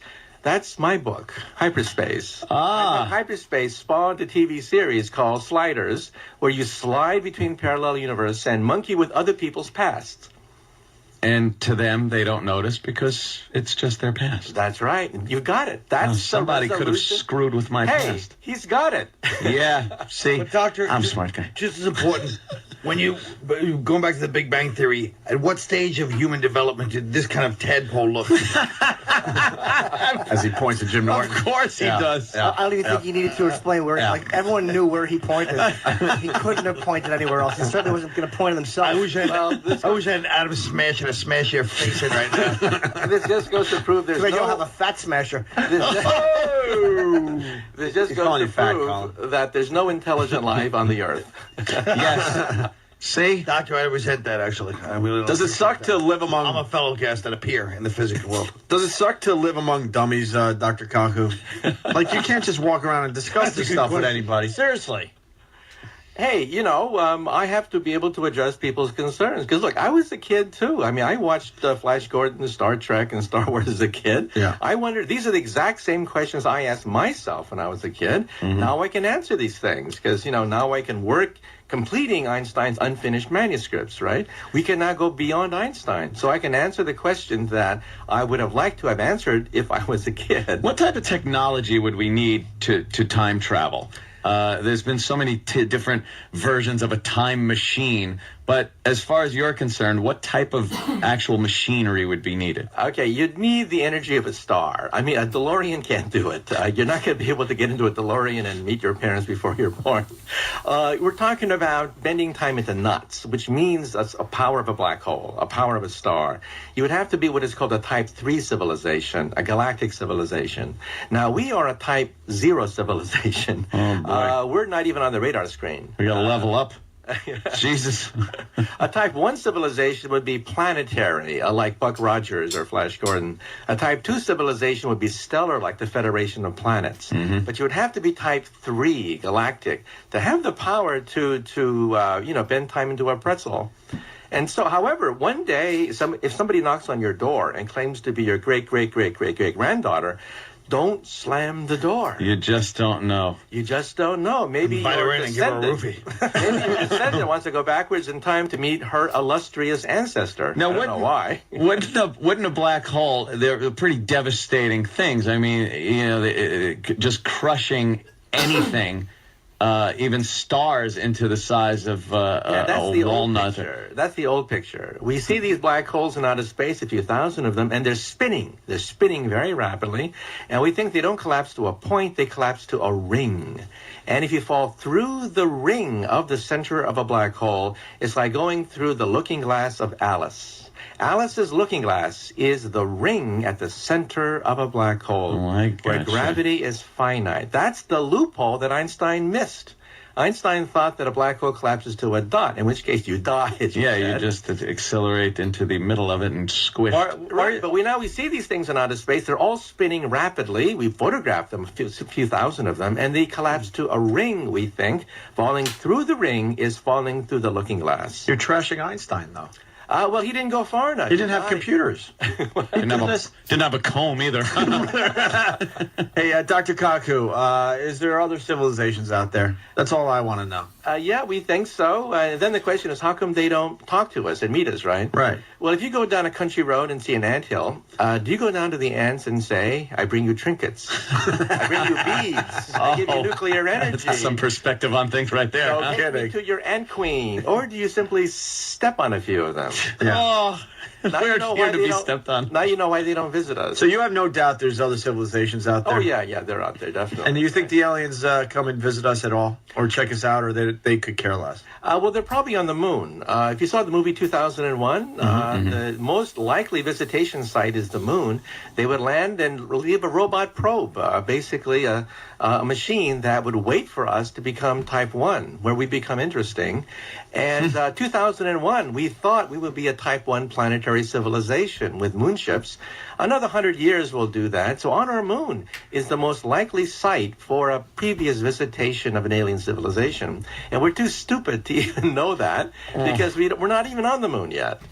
So, so I think previous visitations are definitely possible. We physicists think the moon is the most likely site of a previous ancient visitation by a passing Type 3 galactic civilization. Very interesting. Listen, we got to take a break. We're really late. We're going to continue with Dr. Kaku. The book is called Physics of the Impossible. What's the book about again for the people out there? The title isn't doing it justice, really. Well, it's about everyone who's wondered about phasers and force fields and ray guns and invisibility and teleportation, which we physicists say is impossible today, but possible in the near future. Very good. We're going to go to the phones next. It's Opie and Anthony. You're checking out the Opie and Anthony Show. We got Dr. Kaku in studio. Physics of the Impossible is the name of your book, sir. I got a question really fast. When I was a kid and I started thinking about the universe and learning about the universe, it scared the crap out of me to the point I couldn't sleep at night. Just how vast and large it was. Does the universe scare you? No, it doesn't scare me because we now realize that when we look in outer space, we don't see much intelligence. Intelligence is very rare. The very fact that we have intelligence on the Earth means it's precious. Your brain, believe it or not, sitting on your shoulders is the most complex object known to science out to 24 trillion miles, out to the nearest star. So the fact that we have life, we have intelligent life, is incredible because we don't see much out there. Right. And for that means that it's very precious. And so instead of being depressed about it, I feel very optimistic and enthralled that here we are, the only intelligence out to 24 trillion miles of the Earth. It's that whole thing of we can't really comprehend infinity that creeps everybody out. Makes you, because you can't wrap your mind around something that's never ending. Yeah, Douglas Adams, the humorist, the science fiction writer, once had a machine that is guaranteed to drive any sane man totally insane. It's a box. You look at a picture. The picture is a picture of the entire universe with an arrow saying, "You are here." Guaranteed to drive any sane person totally insane. The universe is very big, but like I said, intelligence is very rare. We see no evidence. Believe me, we should see our listeners. I think we got one. We see no evidence of intelligent life in our solar system, and you have to go to the nearest star, Alpha Centauri, before there's a possibility of intelligent life. What about... How many was that, like 4 point something light years? Yeah, that's right, 4 light years. Look at that, Jimmy. What about... you got a gig there? there? Yeah. What about God, sir? How far is that door to door, Jimmy? Well, we have Charlton Heston here. Oh, damn. Inside track. No, Einstein thought there were two types of God. First is the God of prayer and intervention, the God that parts the waters, the God that walks on water. He didn't necessarily believe in the God of intervention. He believed in a different kind of God. He believed in the God of Spinoza, the God of Leibniz, the God of harmony, beauty, elegance, simplicity, the lawgiver. That's the God that Einstein believed in, that the universe is too gorgeous, too beautiful to have been a random, chaotic event. So there had to be laws, there had to be simplicity and beauty, and that's what guides theoretical physicists. What guides us is beauty and simplicity in our equations. But who created God then? Well, we think that there is a multiverse of universes, that our universe was born perhaps budding off a parent universe, like soap bubbles budding off other soap bubbles, and we think that's eternal. This is called eternal inflation, and one of my friends that may actually win the Nobel Prize for coming up with this picture, it fits all the data from the satellites. Eternal inflation, universes budding off and sprouting from other universes all the time. You got a friend that's going to win the Nobel Peace Prize, and we got a friend that has a CD coming out tomorrow. So we're very... Bobby Kelly. You deal with planets, and our friend has small comedians orbiting around him. Yeah. We're in different places, sir. I have a question, too. Something, 'cause, like they talk about the dark matter in the universe. That's right. We really don't know what makes up, what is it, 80% of the universe? We have no idea what it is. That's right. Dark energy makes up 73%. Dark matter makes up 23%. And atoms only make up 4% of the universe. And we hope to produce dark matter in Geneva, Switzerland in 2 months. You probably saw the headlines in the New York Times. The atom smasher will heat up the earth. Or on a placemat for Opie. New York Times. Which one is that? Anyway, is that the big paper? It weighs a lot. Anyway, the atom smasher we're debuting in 2 months is not going to eat up the Earth, contrary to a popular myth. We're not going to destroy the planet. We're not going to create a black hole that's going to eat up the Earth in Geneva. But how do you know for sure? People get very worried about because that. they're taking a bit of a chance, I'm thinking. No, because these you guys are bored. These are microscopic subatomic black holes. You couldn't even light up a light bulb with these things. Right. And so there's no danger. But we hope to produce dark matter with the atom smasher, starting this summer. So it's energy. Is it like a physical thing, like a ball you can hold, or is it just an energy? It's invisible energy. And it's predicted by string theory. String theory predicts dark matter. And string theory is what I do for a living. It's my day job. And string theory, we hope, will allow us to, quote, read the mind of God. This, we think, is the ultimate theory. Wow. The final theory, the theory of everything that eluded Einstein for the last 30 years of his life, and we think we have it. One of you guys are going to just do an oopsie and destroy the Earth. You know that, right? Oops. There's going to be some kind of oopsie, and we're all done. The big difference between the doctor and the rest of us, if I had your brain power at that age, instead of an atom smasher, I would have found a way to, look through girls' clothes. Yeah, exactly. X-ray specs. Yes. Yeah, on the back of the magazine. Right. Hey, you've been in an elevator with Jimmy, you know that. And he's been talking about you for years on this program, and all he wants is some kind of recognition the next time you see him. That's all he's asking for. Just a hello. Just a little hello, a little nod. Well, next time he asks you a question, remember, the inside of his brain looks like that picture. What picture you showing? Two ultimate fighters just kicking each other in the face. Anthony and I had a debate one time about gravity. Gravity, yes. Which I was wrong it's about. Everywhere. And about what made, if a planet has to spin. I thought a planet had to spin. No, and I said it was mass. Of course, things that have more mass have more gravity, and Jimmy wouldn't listen to me. He thought it was the spinning motion that made gravity. I'm like, no. Well, you were right, and I of course I was. Dr. Cock on an elevator, and I asked him about that. And the look he gave me, you would think I would just said, "Hey, can I have a hug?"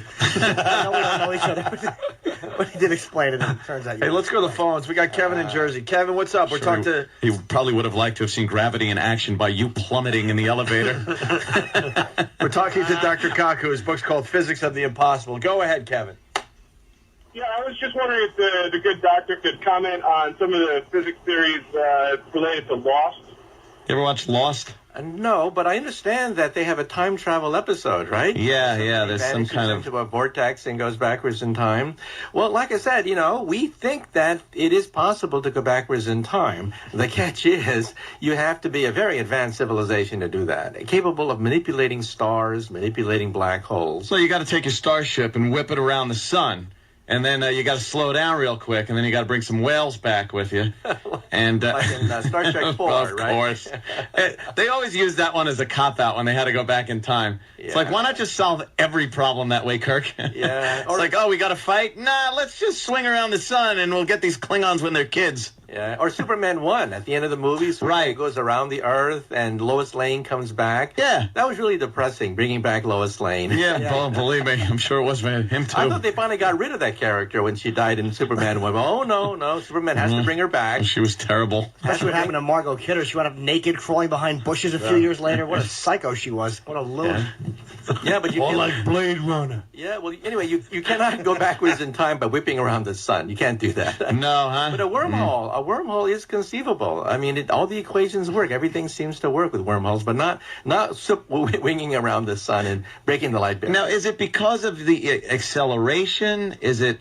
you can't go faster than light. That's the problem. That seems to be the rule of thumb there. Why, though? Why? Well, we don't know, but, the Atom Smasher, we're debuting in 2 months outside Geneva, Switzerland. The particles there go 99.9999999% the speed of light, but they can't make it. They can't break the light barrier. That's an iron law from Einstein, and he's right every single time. The fact that we have hydrogen bombs, the fact that we have the sun bursting in energy is a consequence of the fact you cannot go faster than the speed of light. Can you use lasers and break into like an underground vault and steal like millions of dollars? Well, in principle, yeah, you can build a laser. Of course, you're going to be in Geneva. They got all those big underground banks. Yeah, really do some damage over there. I guess another way to do it is with invisibility. Invisibility is the way to rob a bank, right? That's right. One of those littles I can sneak in girls' lockers. Go ahead. Yes. Oh, that too. But we're closing in on invisibility really fast. Proof of principle was demonstrated 2 years ago at Duke University. We can make objects invisible in the future. So now, is this by bending light? That's right. You wrap light around an object, so it reforms like a river going around a boulder, and an object becomes invisible. So I write about it in my book, Physics of the Impossible, that the proof of principle was demonstrated. And, of course, the Pentagon is funding it. It's almost like the Philadelphia experiment that they say never happened. The Pentagon is not stupid. They know the advantages of an invisible soldier, and they're pouring big bucks now into invisibility research. You could go up behind the enemy and poke him in the back and go, ha-ha. That's right. Ha-ha. And the bank robbing thing would never work, though, because you'd be invisible, but they'd just see the bags of money floating out so they'd know where you are. Good point. Aha, flaw. But watching people nude would work. Now, that's a hell of a power source to bend light. Doesn't seem very portable. Well, with a new substance called metamaterials, light bends all by itself. This has shocked everybody. Really? I used to teach in my physics course that invisibility is impossible. Light cannot wrap around an object and reform at the other end. Well, I was wrong, and every single physics textbook on the planet Earth is wrong. Light, in fact, can bend around an object like water around a boulder, reform at the other end effortlessly without energy, and make an object invisible. Can you do that for us now? I've always had a question that's boggled me for a bit. If you're in a room with mirrored walls and you light up a laser and then shut it off, why doesn't the laser, much like a bullet, just continue to bounce off of the mirrors and ricochet once the power source is cut off? What happens to the beam that has already left the laser source? The reason is every time it hits a mirror, you lose about 0.1%, 0.5% of the energy. So after 100 reflections, you've lost a considerable amount of power. But in essence, then, there is a small moment where when you do shut the power, that beam is That's right. bouncing. It's just happening so quickly. It's dissipating so quickly that you can't see it, right? But yeah, you're absolutely right. You have two mirrors back to back. You see an infinite sequence of yourself as light goes back and forth, right? And that's how Anthony solved the mystery of the timings at the Comac motor lodge. The mirror room, of course. Yeah, the answer. It wasn't a laser firing off either. I tell you, my friend. Wait, and how big was the object you made invisible? How big was the object that you made go around? The object that was invisible is about 2 inches. It was made invisible under microwave radiation, like what you have in your oven. However, visible light was now shown to bend in the same way just a few months ago at Caltech and also in Germany. So this is rocking the world of physics. We can now conceive of Harry Potter's invisibility cloak, which we once thought violated the laws of physics, but proof of principle has been demonstrated now. Wow. You know what you're like every question you want to ask for science that you think of, you just like, okay, what about this? I know, it's like, hey. Did you guys crack homophobic jokes when Lance Bass went up in that rocket? Behind his back. Colin just, hey, I like it, though. What's the coolest trick you could do? The coolest trick? You're a magician? Yeah. Well, he's one of the greatest minds in the world. He must have some neat bar tricks. Yeah, you're right. Well, we like to read people's minds. The magic tricks for telepathy, we understand. However, we think that real telepathy is also possible, not just the tricks that we sometimes amaze our friends with.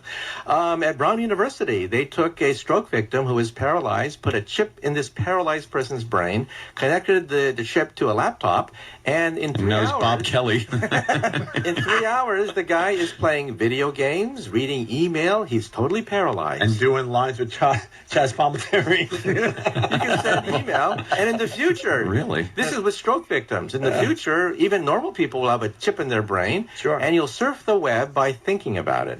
Just by thinking, you'll be able to access the entire internet. And this is coming. A proof of principle was demonstrated 2 years ago at Brown University. Direct interface now between the brain and a machine. First time in history. Not the quacks that are out there, but real interface between a human being and a laptop computer. It's always been a goal, I guess, to take that little bit of energy that the brain transmits out there and kind of harness it. And I know when I'd always try that. Me and my brother or sisters sit around, try to read each other's mind, and it just never would pan out. Or try to move something with just brain power. Yeah. And it's very frustrating. Little matchstick and nothing. Can't do it. And it's also possible in another way. We can MRI scan the brain, and when you tell a lie, it takes more energy than to tell the truth. Because to tell a lie, you have to know the truth, the cover-up, and the consequence of the cover-up. Well, that takes a lot of energy that can be picked up with an MRI brain scan. With 98% accuracy. I'll scare Steve. What? Yes, I'm straight. I love women.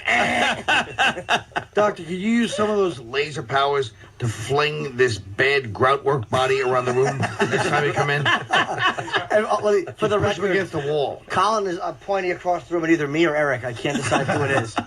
Well, at our university, we have a trillion-watt lasers. We have lasers. Trillion-watt lasers. Yeah, we can build those things that plow right through concrete. Yeah, that'll get a little hot. Wow. Could you fling him? Could you bring him as an experiment for everybody just throw him around the room and smash him against the wall? Well, if we did that, he'd be toast. Literally toast. We can do that in the laboratory now. However, people ask about ray guns, right? Then why can't you build a portable ray gun? The problem is a portable power pack. Right. You can build a laser beam, but you have to have a nuclear power plant behind you to do this. And you can't enter a firefight in Star Wars with a nuclear power plant on your back. No, But you a got to make portable that power smaller. pack, yeah, that's the problem with ray guns. Hey. Otherwise, we could do it. I got one question. What happens to you when you die? Well, we don't know. That's one of these great eternal questions. However, most of my friends would essentially say that when you die, your memory circuits, just like your CD-ROM, just like your hard drive, goes on the blink. Oh. What happens to a computer when a hard drive goes out, When you don't have any, means of storage, what happens what happens? However, I like the however. Give me a however. Okay. I need a good however right about now. Okay. However, there are 2 ways of attaining immortality. Okay. 2 ways. One, we've now isolated many of the genes for the aging process. SIR2, age 1, age 2. Many of the genes controlling the aging process have now been unraveled, and we can double the lifespan of almost any animal that you see in the animal kingdom. Second of all, my friends who work in artificial intelligence tell me that our descendants, maybe 100 years from now, may have an option, 2 options. One, get old, decrepit, decay, and die. The other option is one day merging with our creations and waking up with the power of a Superman, with the body of a cyborg, genetically enhanced, and living forever with superhuman powers. You know what sucks about that? We're falling just short of all that technology. That really We'll be the last generation that gets to just drop dead. Right. We're going to fall just short after all this time. Great. Yeah. Well, we have to go. We could talk to you all morning, man. We have to plug the book too. Dr. Michio Kaku, Physics of the Impossible. It's number 12 on the bestseller list, and there are a bunch of other books you have out too. Hyperspace, Beyond Einstein, and a couple more I can't remember. Parallel Worlds. And my website, mkaku.org, mkaku.org. And you give some great talks I saw, like where you sit and just explain into a camera a lot of these things about black holes and wormholes. Can they get all that on your website? Yeah, a lot of that's on the website. And tonight I'll be doing a live chat at 9 o'clock on my website. Any and all questions, live chat tonight. You can interact with me directly rather than having to go through the radio tonight, 9 o'clock. Be idiot children like we are and just ask them questions about science that you've always wanted to know in physics. mkaku, KAKU.org, and also your same name on MySpace? That's right. And also check out, YouTube and things like that. I'm there as well. Match.com? No, not there yet. A guy like this, physicist looking for. A guy like this should have the most friends ever on MySpace. Wouldn't you want him as a friend? Just to make you feel a little better? Yeah. No, I wouldn't be able to comfort you. I wouldn't be able to understand his email blasts. Subsequently, we shall have. All right, we have to get out of here. We're heading over to XM Satellite Radio. Dr. Kaku, it's a pleasure. Thank you, sir. Absolutely. Okay. He was was woken up by our insults and decided to come on down and defend himself today, and he gave us great energy. I appreciate that, Colin. Before we go back to beating you up, I just want to say you gave us great energy this morning. I don't want to get beat up by your partner, Phil Spector, over here. Phil Spector. Yeah, he's walking around with guns now. Well, I'm just saying. Now he could officially carry. I'm just saying, it's a good feeling to be able to walk around my house with a gun on me. Yeah. You know, I've been a strong advocate of my Second Amendment right to bear arms, and I go out and I buy rifles. And I bought my FS2000, which is a very, it's like a very little bullpup, they call it. Very small carbine. What do you mean? It's and is it an automatic? Semi-auto. Yeah, 223. Nice. Yeah. Pop, pop, pop, pop. Good gun. But I finally got my pistol permit. Oh, a carry permit or just pistol yes, permit? my carry permit. That's kind of amazing. So you can bring it in the car and It's stuff? great. I love being armed. But let me explain something. When you say, let me clarify.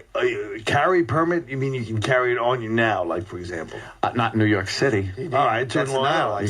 You gotta get. Well, I'm working on that. How about your car? I gotta get. Yes. Nice. I see, it says on it. I'll show you. If anyone, I thought it was going to break out the... If anyone rips this up, I'll kill him, by the way. See? It says... See? I'll hold it.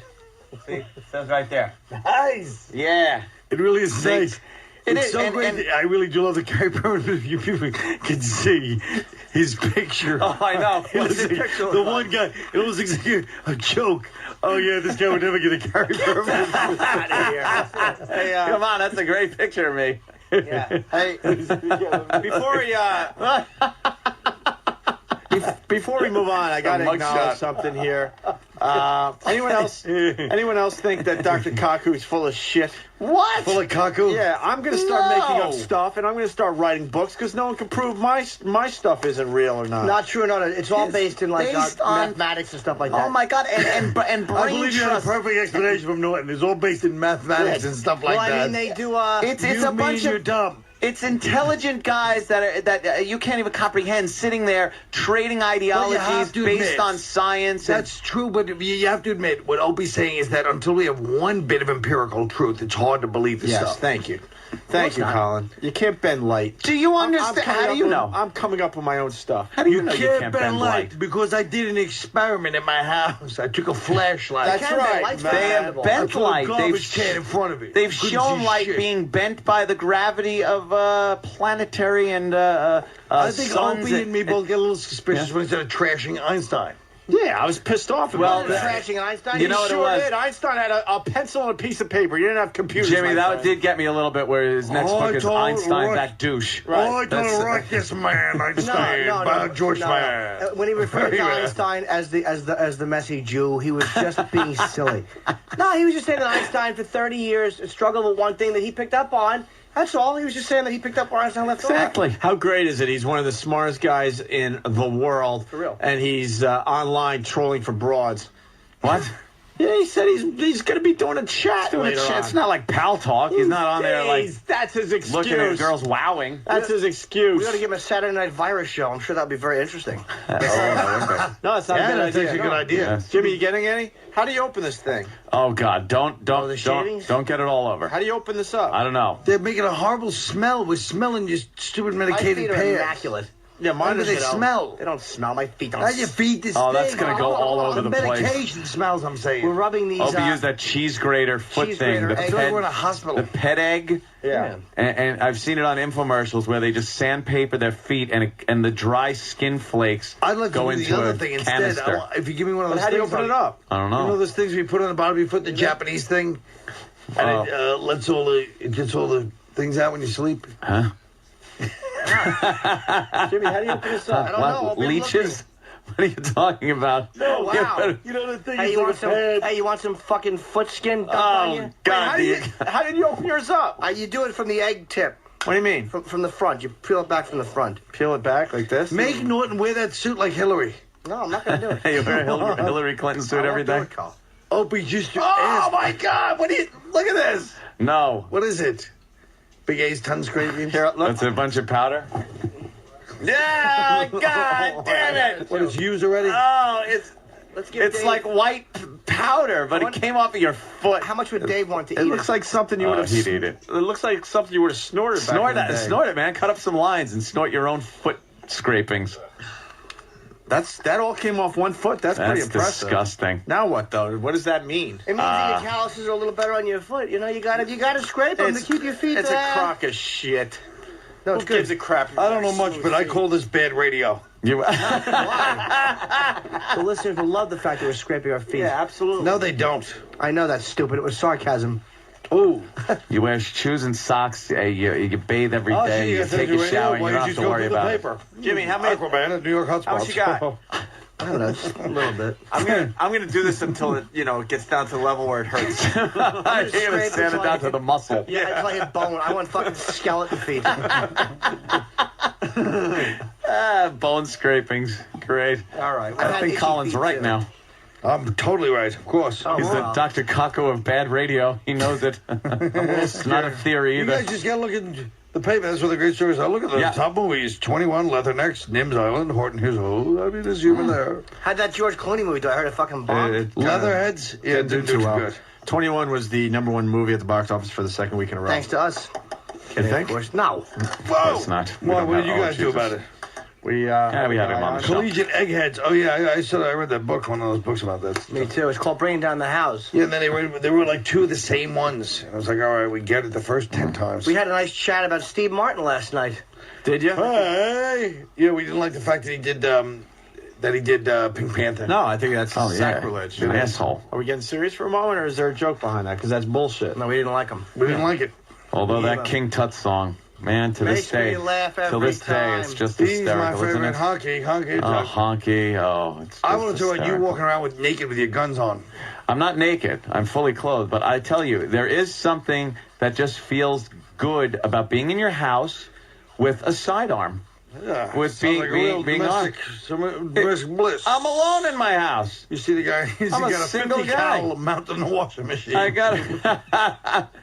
And you know that if someone breaks into your home, you're not a fucking victim. Well, that's true, but let's be honest. Anthony is so fucking traumatized by that childhood violence. Oh, God. To Jimmy. That does look like coke, by the way. You scraped cocaine off How your much feet. you got? I don't know. I'm not. I was Where's trying to G-Rock? tell Norton about Where's Jimmy G-Rock? Jackson yesterday. He said he didn't recognize what I was talking about. Jimmy Jackson. You love out Jimmy in California. Jackson, too, huh? That guy was crazy out in California. Jimmy Jackson. I think Anthony is traumatized by fucking childhood violence. And he's afraid of violence again. Violence. Wait, can we get a rock in here? I'm traumatized by the news. Nah. I'll tell you, I just turn it off sometimes. Dude, you got to. They should Keep call your it the sanity. bad news. Come here, give me a high five. Jimmy. What do you mean? I mean, what do you have? You have locks in your house, right? Hold on. Locks? You know what I mean? You got a Foodie camera? doesn't. You have locks, you have gates, all that stuff. No, I don't have gates. I have locks. I You have know what an I do? alarm. When I was a little kid, you know what I used to do? If I was on a train, the train's very dangerous. When I was a kid, I'd buy a karate magazine and read it. Well, all right, problem solved. Because who would be reading it but a karate master? You I don't didn't take karate, I just put the magazine, I read it. Oh, you leave the magazine No, out. I sit there in the train. Oh, and then people wouldn't screw with you because Yeah, they go, I just got it's kind of, you know, it's not a Put bad yours over idea here, too. if you're on the train. That is this has to be on the website. If you guys Oh, could that just is be here, it's disgusting. the medicinal smell is killing me. Hold on. It's not the feet, it's Oh, be scraped. No, how much is there really? Dude, there's about a gram. I would say, Look, there's Dr. Cacao. based on my past knowledge, I would say about a gram. Wait, Dr. Cacao's on the commercial. Get Wait. closer. You're not gonna be able to see it. You can't. I'll believe in all of Dr. Cacao's theory when he does shrink Norton's already shrunken. Yeah. All right. They're trying to get a picture of the quantity. It'd be great It's if a Norton had a ridiculous little shrink amount of. On the count of three. 1, 2, 3. It blew it in E-Rock's face. E-Rock's got foot powder on him. Oh, dried foot skin. That's not Dried foot powder. foot scrapings. It's dried foot flakes. Why would you fall for that? He doesn't have a choice. He works for you. He has to do what you say. He just took a He was watching face fall full back. They of made him take a fucking picture. Foot fungus. That's right. You got a foot flex blown on him. Oh, that is so disgusting. All right. Foot flex. Well, that bit went well. That was fun. Yeah, that was That good. killed 5 minutes, huh, Colin? Good stuff. Yeah. All right. Another 5 minutes before we die. I like when Opie goes, what happens after you die? Well, It's a good question. I think it's a good question because there's a whole It's God the ultimate thing. question. A lot of scientists and the God thing, they don't get along with each other. Oh, so but I he kind wanted of to see- explained that they do get along. Let's not forget Einstein's great quote. What? Science without God is idiocy, and so is God without science. Oh, really? He said that? Yes. No, he didn't. He fucking stole that quote. Yeah, he did. Einstein stole that quote. Stop acting like you have a connection to Einstein. You don't know anything about him, and he wouldn't have liked you. I do want. What a tool. I do want Colin's observations of the interview. Well, I honestly Were felt... we showing like some intelligence in front of Dr. Kaku, you think? Yeah, I thought that Anthony showed that he had a kind of interesting grasp of those kind of scientific things that guys like us don't really care about. And then Norton was Don't really care Norton about. really had a couple of good things. Like you could tell he really studied, but it was so forced. It was like watching. He was pushing it. I expected a brain hemorrhoid out of him. No, he was putting. Shut up and let me finish, please, Jimmy. You're being out of line. You're a phony who's trying to fit in with the doctor. Whereas Anthony spent a lifetime researching that stuff. 3 years ago, you decided, you know what, I'm really going to bone up on some of my scientific knowledge. And you started reading, but I can tell you almost had a headache going, doctor, everything you did was a strain, and I felt it. No. What happens is this. The doctor and I were discussing a few things. I wanted to discuss the distance to Alpha Centauri, but he blew by it. So I was fine with You that. knew the distance. Of course I did. Fucking light year is 6 trillion miles. Everybody knows that. It was Do you know why it's comparable- called a light year? Yes, because that's the distance. Light will It's not travel as within heavy a as year. another type of year. It's less filling. Him asking the Has less calories. Him asking the distance, it was comparable to this morning when he started asking if you changed flights on your trip. Yeah. See, light travels a certain distance in a year. Yes. It's approximately 6 trillion miles. A lot of people think a light year is a measure of time No, it's distance. when it is distance. 6 trillion miles. Yes. I just hope what that guy said comes true, because it would be kind of exciting. Yeah, but I still wish we you never would've said flung that Jimmy shit. across the- Was that? That's the same thing with the 50s when they were talking that's about what the I mean. 80s and the 70s. We will have moon bases. It will Exactly. be wonderful. But no, what he does in his book is he goes over stuff, and he tells you like these crazy things that were in Pointing an science index fiction. finger doesn't make you an intellectual. That's true. But I do look for it. I love when you would rip him on your show too. Yeah. Because Yeah. Jimmy would He'd put his finger up on his chin and be like, he'd put his chin in between his thumb and forefinger. It was like a silent movie version of an intelligent guy. And Colin would not let a moment slip by. He would not let that moment leave. He'd have to call you out on it every time you tried to sound that's smart. What Colin likes to do. He likes to knock a man down while he's making a point. That's fine for Colin. But I had some very valid points with the good doctor. A couple of men of similar ilk. Of course. Discussing space and time travel and theorizing about making things go bye-bye, as I would say. Now, if you took the distance that you need to push a Porsche for it to start with a dead battery. That's right. And multiplied it by the age of the comic pushing it. That's not a light year. That's a wish I was lighter year. See how he... Oh, so this is how it gets over here next time, huh? It gets a little saucy. You guys are going to fly on the other show. We call this the salty show. That's right. No, I'm not gonna put up with any of this nonsense. I want to see what they're up to in Gasoline Alley. I want to find out what they're up to in Gasoline Alley. Oh, don't do Jimmy's bit. Jimmy reads the comics. Does he really? Yes, he certainly does. I'm sorry I'm doing Jimmy's. He does a fine job with it. I'm sorry. I didn't mean to do Jimmy's bit that Michael Keaton did on Letterman in 81. Oh. What did he do? I don't know. I didn't watch Letterman in 81. I wasn't doing stand-up back then. 85, whatever it was. I guess not, thief. Anyway. I never saw Michael Keaton do that. I'm not a big fan of his. What did he do on Letterman? Doesn't matter. You stole it, so it's yours now. Fucking LaGuardia. He stole it from LaGuardia. Yeah, Fiorello LaGuardia did it when they had the strike or something. Exactly. He'd read the funny papers. Hey, read the funny papers. Michael Keaton's a cunt, and he took the idea from me. We're getting called out on instant feedback. Now what? Steve Martin writes, for guys that hate Steve Martin, thanks for stealing my light year joke out of Roxanne. Same as a regular year, just less calories. And then he writes hack. No one stole that joke. No one remembers What Steve joke Martin is in this? Roxanne. When he said, what's a light year, my first joke was not as heavy as another year. And the only other place you can go with that's not, accurate is there. So it wasn't stolen, you fucking dummy. You son of a bitch. There's two angles you could go on. Yeah, ass. Hole. Well, is that true? Now let me just What pick about my light giant heavy big year? You nose. could have gone for the light heavy year. I Done did. like a period joke. I did. Oh, period joke. Light heavy. Why would I go? I don't go I'm low, going bro. there. That would be a lot of periods, Colin. Look at... All right, we got a little story. We're going to start doing radio now. All right. Let's try let's this do side it. for Good side. Yes. South Australian police are monitoring a father and daughter who've revealed they are a couple and have a child together. John and Jenny Deeves were reunited 30 years after Mr. Deeves separated from Jenny's mother. They told 60 Minutes they fell in love and now have a daughter together. The couple said they knew it was wrong, but emotions took over. So John and I are in this relationship as consenting adults, that we are not harming each other. Paul else. Along with 9-month-old Celeste, Jenny has 2 other children, aged 9 and 14, from previous relationships. She's a slut. So Not from a previous relationship. She said from previous relationships. You dirty cow. And now she's fucking her dad. Fucking dirty cow. She's fucking her own dad.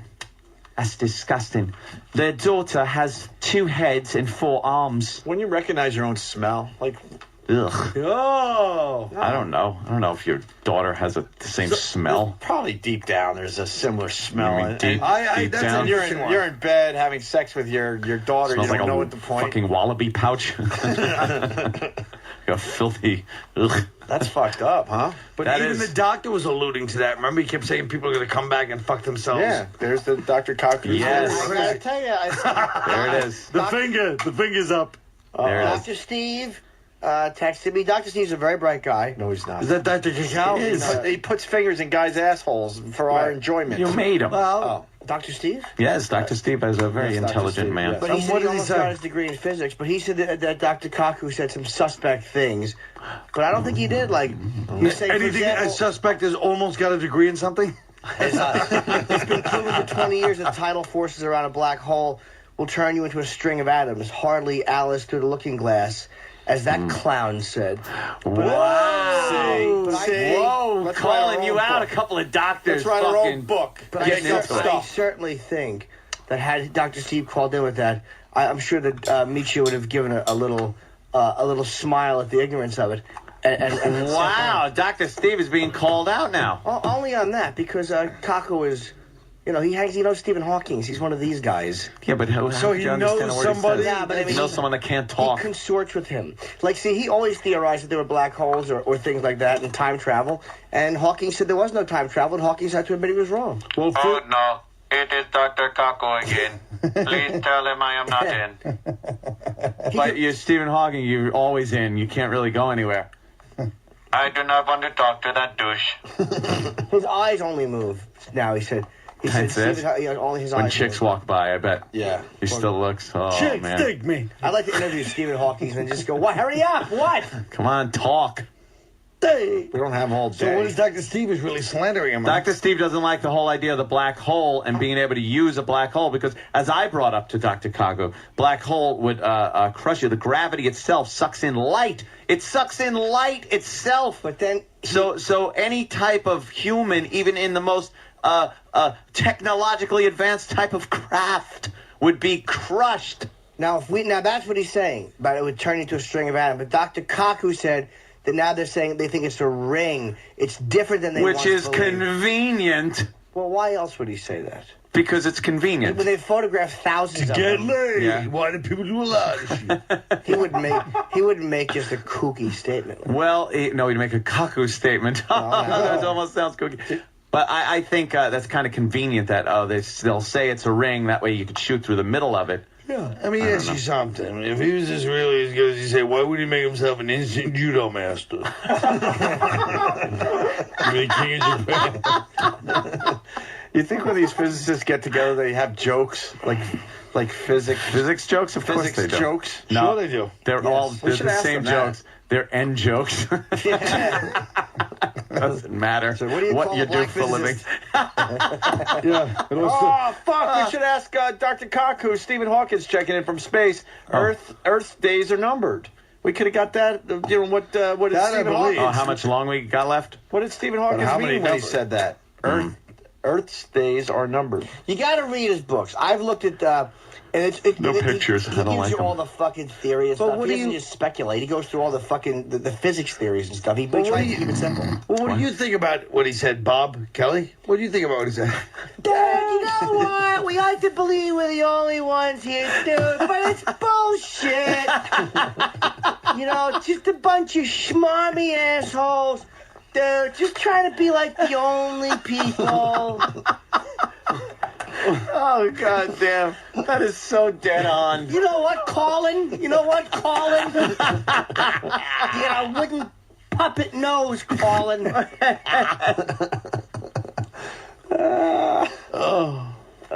right, let's say hi to Trip in Georgia. Trip, what's up? Hey, how y'all doing this morning? Good. Hey, if y'all gonna talk about black holes, y'all need to quit talking about Howard Stern and his show. Well said. I bring nothing to the table. Yeah. There's some issues with Dr. Steve and I are going to have a physics... Well, why doesn't Dr. Steve call the He show might be so we can have it He's out? probably with a patient. He's a psychopath. He fucking has the headphones in, and he's probably right now fucking telling her that her kid's retarded. I just fucking texting me. I just got a text message. Tell that ass Norton, stop talking with an accent. Who's From that? Bobby. Why doesn't Bobby Stupid call Bobby. the show? Someone better call his So fucking he can show. just be lambasted? Yes. Yeah. You know what, dude? Scorch You're gets 3 calls at a schmarmy. time. There's no H in smarmy. You fucking blithering dumbbell. Schmarmy. Hey, where's young Sam? We got to get more Scorch on. Young Sam. Before Colin leaves. Bring young Why don't Sam. you play some old time best of Retarded Liver and Shirley? I used to love them. Yeah, we got to bring them in. What do you think We got to of bring Wilson? them back, I think. Is she back now from the crack? Remember she had I the think crack problem? she's, yeah. We should put her on intervention with all of us. Yeah, we try. And punch her in No, the on face. intervention with A&E, like we do an episode. We all sit around. And don't care what happens to her. It's an intervention where the people that are intervening don't give one flying fuck. She runs out. We all like sit there. Yeah, who cares? You want to go with the counselor and you have to go to... No. Okay. Look, Sam, Whatever. Sam. Sam, what do you got? So, can you get more Scorch before Colin leaves? Me. Of course. Sam's obsessed with Scorch. He had to work with him for a year. Yeah, what I else love you it. got from Scorch, you It think, for ruined his today? childhood. Well, the thing is, Scorch has daily PFG TV episodes dating back from like Halloween. Right. So I mean, we could go PFG TV. All right, yeah, find another like good one. Do you want to get him on the phone? What happened? His mic was. Oh, let's leave it on. No, we don't need him on the phone. He's probably too busy, entertaining Manchester, New Hampshire, or wherever the fuck he is. You're right. Thanks, Kenny. Thank you. Speaking of radio jocks, another guy made it back to the airwaves. Who's that? Friday. The Greaseman. Where we got the Greaseman? back in DC 101. The Greaseman Show. We stole Linger Longer from that guy. Linger Longer. I'm kind of ashamed to say it, but when I used to listen to Greaseman, I used to go, this guy's kind of clever. Oh, fuck. He'd do these little scenarios where he was maybe in law enforcement. When I was slinging lead with the Washington, D.C. Police Department, then a criminal came out. I gave pursuit. Did you? And he'd tell these long-winded stories that had no punchline. He would take, a one-line joke and make a 20-minute bit out of it. Yeah. A one-liner. He's back on DC 101 where he really became famous. Can I say to interrupt you real quick? Yeah. He said one thing that made me laugh. He was implying that his father, I forget, he was talking about how his father rubbed his dick under my nose like a fine cigar. I don't remember how he said it, but it really made me laugh. He got pulled off the radio. When he did his famous, dragging him behind trucks? Yeah, and he said, no wonder they drag them behind trucks. Look. That was after what? Speaking of which, what? Zimbabwe border. That was after they played a record from, what's her name? Lauryn Hill. Yeah, Lauryn Hill. And then no one wanted to hire him forever, and he's finally back on regular radio. He was doing what, where he had to buy time on. Yeah, he was doing radio pretty much stations. infomercials, buying time on a radio station, and broadcasting his own show. This smoothie really gets me. I think it's the protein in here. I think the protein is like fucking savage jizz. I don't know what the fuck is going on down I was there. wondering why you took your smoothies and just threw them on your kind of smoothie is I it? prefer them on my back, but You need all the protein you could get at this point, sir. Here we go. Yeah, what the hell's going on? We all want to know, but he subtext. Huh? There's such a subtext in his life that I want to know about. I'm recently single. I know. I saw your After, single but looking T-shirt the other day. Single but looking. So I'm having this whole renaissance. It's my whole my whole house is being finally turned into a big boy house. He's he's drilling holes in it and painting pussies around them, and he's just fucking his own house. I can't believe how much I spent on this. I like that. A renaissance.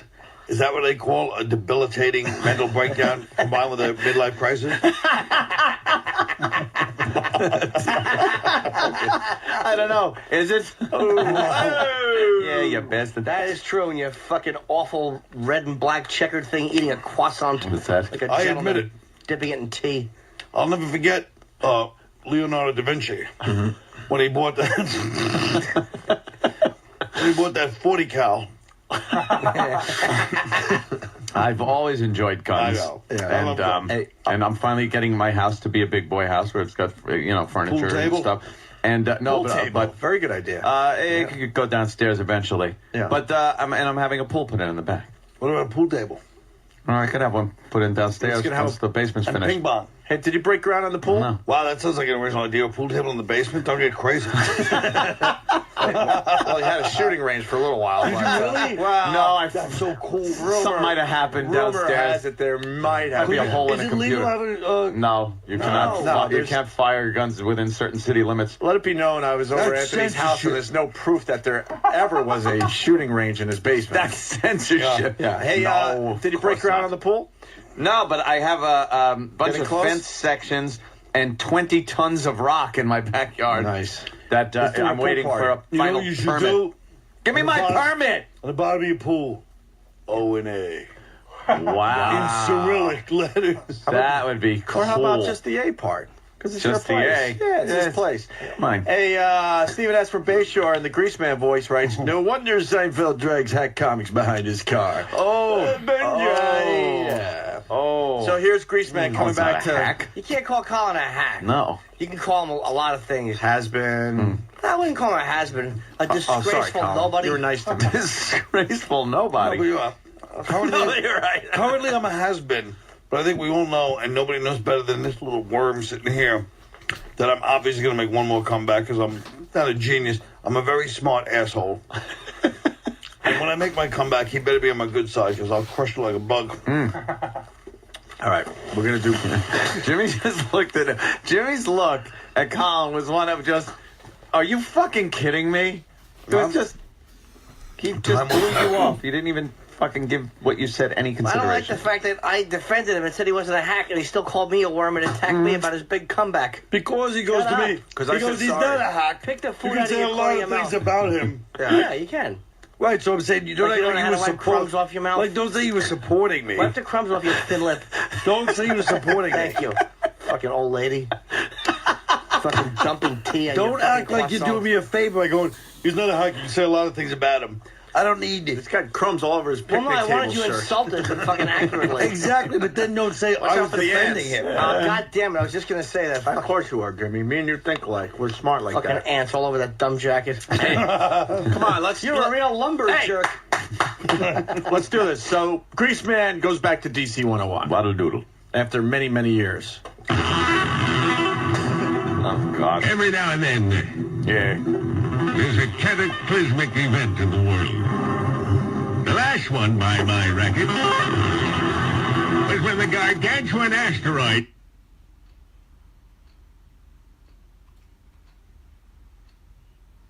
Yeah. Always? You were always there Yeah, he for just him? means existing, I guess. Colin's Just just there. being there. Jim Norton, Kelby misses you. There, he's a little self-effacing because I do love Bob's dogs. I'll admit that without shame. Bob's pets and I adore. I thought it was the chicks he used to fuck.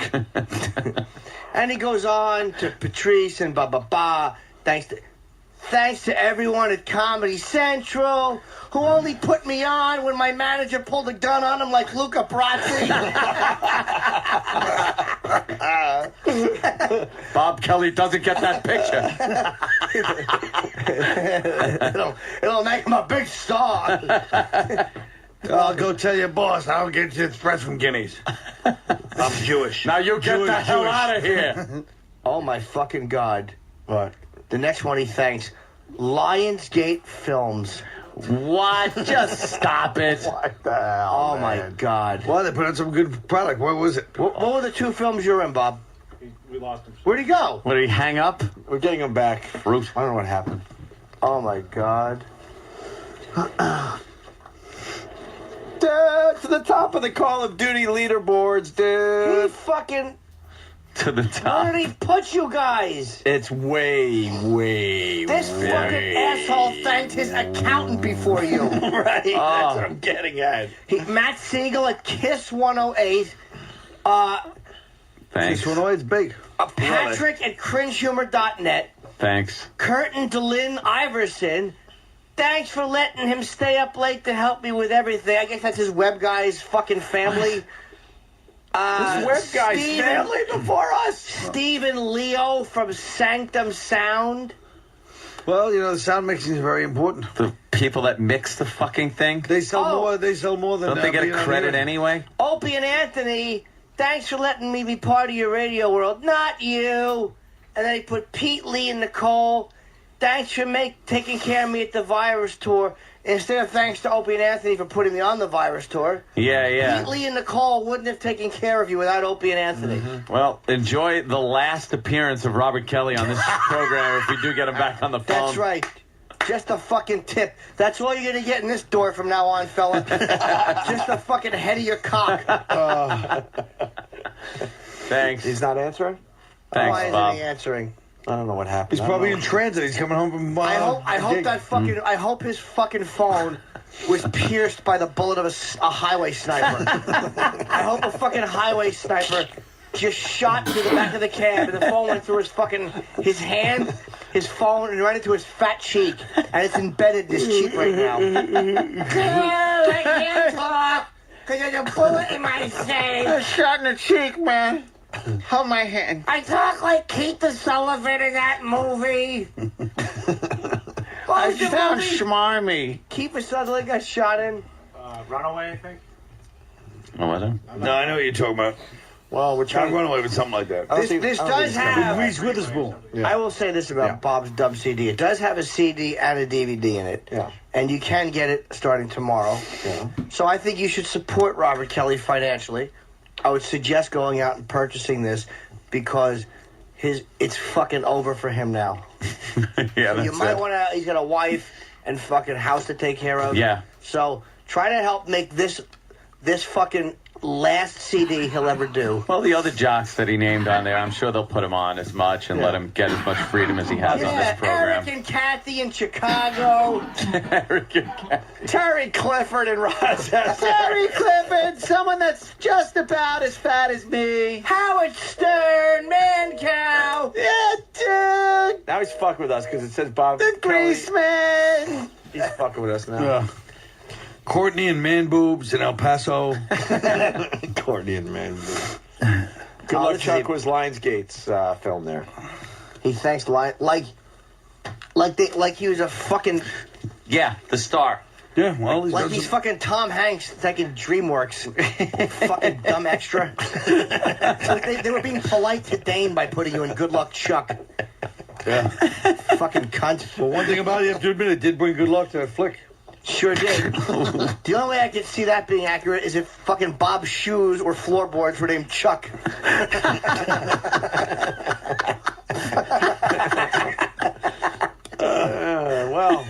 Well, I hope he's fucking scalded in the fucking brush fire. A good fucking, a good one that just fucking, good, bro. just the beginning of his face is fucking burned and scarred. That's really like from the bridge of his nose to his chin is horribly disfigured, and the rest of it looks normal. Oh, fuck. So from the side you like him, and then as soon as he turns around and goes, oh, you're like, fuck you. Why were we so down in the thank yous? I don't know. What do you think, Ann? I noticed it too. Yeah. I think we were an afterthought. You absolutely. I want. We were an afterthought. That's what happened. If you thought of us right away, we'd have been much further up. Can I see the track titles? You, Anthony Afterbirth.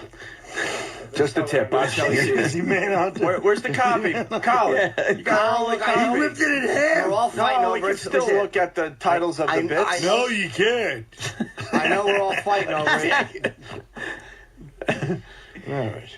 Remember, producer for a day. You want to be? You should be producer for the day. Though. I'm gonna do that for one day. All right, what do you got, tracks? Jimmy? I'll read the track names. I'm sure they're very I feel like funny. this is Norton's last day on Earth. Why? He's just because he's like half stomach. Like I read the track names. It's like, Well, I happen to have a feel fucking. like Lenny Bruce. I have a fucking pinched neck, I know, pinched nerve. a pinched nerve, and I've been up for 20. I have not slept. You have, but let's be correct. You have a pinch. You know what? You have no neck and a pinched nerve. And you have 6. All right. How about loaning me one? Fucking quiet old hungry frog neck. Trying to fucking read track titles. Go right ahead. I want to lick your back and get stoned. Shut up. Fucking. He got you pretty good there, Colin. I certainly did. I'm kind of being the ref here. I think you're. That was behind damn a little. good. You're a little behind right now. Oh, fucking number 1. Yeah, he's kind of on fire today. Number 1 is Vegas. Number 2, asking girl to marry me. Aw. Number 3, naked just socks, but he spells it S-O-X. And it wasn't done to be ironic. He just doesn't realize that CKS is how you spell it. And on the back, he's actually naked holding a sign with socks. So that kind of ties into the back cover. And then the next track is She Knows Nothing About My Penis. That's kind of a long title. Sure is. Being Chunky, which I guess was written fucking 8 hand sizes ago. And fucking, I guess morbid obesity didn't fit on the back. I told you he was on fire today. When it comes to smashing Bobby, does Jimmy have it? Number 6 is Nickelodeon Award. Number 7 is Food of My Drug of Choice. Is my drug of choice. Trying to play the addiction fucking card. Yeah. Number 8 is... today is 18 years, 4 months, and 6 days. I tell you, I want to fucking shove Vicodin down his Jew throat. Fuck Voss. The way he tries to be dramatic. I have to tell you people something. I joke around a lot on stage, but today is 19 years, 4 months, and 6 days. But this is the way he says it. This is why he should be fucking brained with a block of hash. Because he says, it's been 21 years, 9 months, and 2 days without a drink or a drug in my body. Yeah, how long's it been since there's been fucking spittle on your shirt? He talks like Roger Ebert. Fucking mouth cancer shithead. Got a fucking drool bag.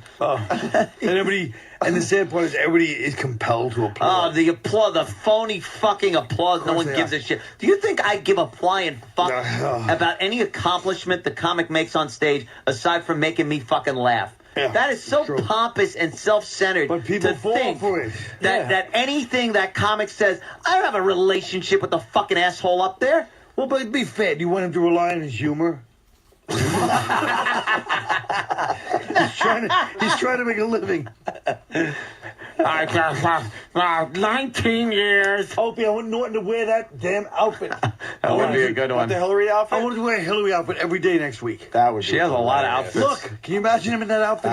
You buy them. Adorable. I will pay for them. You buy them, I'll wear them. Really? Of course. All right. Yeah. Why wouldn't I? Money, Colin?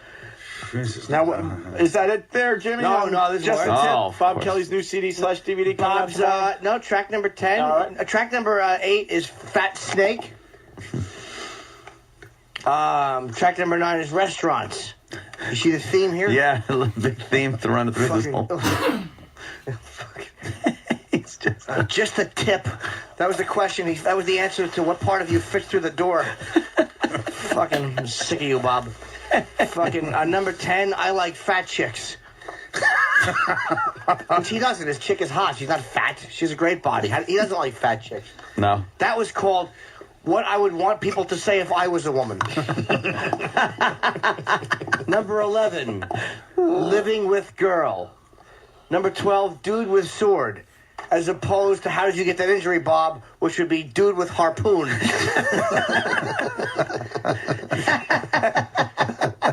Number 13, Punching Butter, which was the answer to when someone said to the boxer who fought Bob, what did it feel like? A little wordy, but you got there. I sure did. You got there, bro. Number 14, No Romance. And number 15, Just the Tip. Just the tip. There's a documentary with this that I think I know Colin's in. Yes, I'm in, and I don't know who else is in it. But it's a DVD documentary as well as a CD. Well, good thing we're not in there. No. Why would you be? Why? Why would you? Why would you? We could end up on the editing floor, but at least give us a shot, you fucking asshole. Nothing. I actually do like the cover. The only annoying part of the cover is when he's at a Comedy Cellar with fucking the guy that works at the cellar going over computer graphics, and fucking I'm trying to feign interest in what font he uses. He's like, dude, should I use the sparkly ones? I don't know, you fucking fat girl. Who cares? Asshole, put a fucking little unicorn thing on the tip of Robert. Looks like it's flying through a cloud. But, you know, you're a fun one to talk. Hey, I'm sitting there Saturday night. We're all sitting at the table. This phony breaks out his computer and starts typing his second great epic novel. That's right. You know, we're all sitting there. It's kind of weird. And it's like, it's not only pompous and pretentious, but it's really rude. You know, Tom's there and he's got a little laptop. They're all sitting around the table. And he's got like a solemn look on his face, like, yes, he's like, I'm here to work. Here's my elbow, guys. Please. Go across the street to a coffee shop, you little cocksucker. I'll tell you why I know. I get work done at the cellar because I can't cruise sexual shit. I can't cruise sexual. Am I going to just watch Nobody's you eat interested buffalo in your wings? Process. All he does is sit there and eat fucking a double order of buffalo wings, and I just want to hug him because he's committing suicide in front of me. How would you feel if if you loved somebody and all they did was fucking every time they went to the cellar, they put a shotgun in their mouth and pulled the trigger? That's what you're doing. I can't watch it. I have to write. I write away my sadness. Colin makes you sad, Jimmy? Of course he does. Yeah. Why? I'm just watching my fucking friend. Every bite is I hate myself. Yeah. Yeah. We might have Bob Kelly. I don't know. Bob? Hey, I heard you reading my track list. My phone died. Yeah. It killed itself. Yeah. Just the tip. It comes out tomorrow, Bob. Yeah, well, I'm sorry my track lists aren't yuck. And then a facial expression, you moron.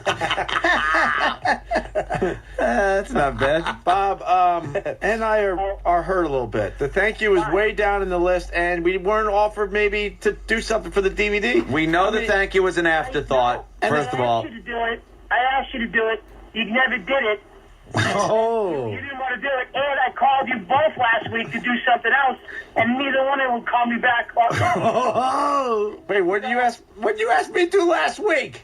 When you first opened, I called you. You were out of the country, but Anthony was one town over. Wouldn't answer his phone or call me back. Where was I? When was this? I don't know. Why don't you check your flight schedules? Well, first of all, I went on vacation at this point 3 weeks ago. Yeah, I asked you both to do something, and when we filmed it, I asked you guys to do something. Oh, during vacation? I wasn't fucking around. Little Jimmy and Colin actually could do it. I don't know. Oh, so you got pissed off, so you knocked us down the thank you list? No, the thank yous were an afterthought. He did his thank yous, and he went, holy shit, O&A, where do I put him?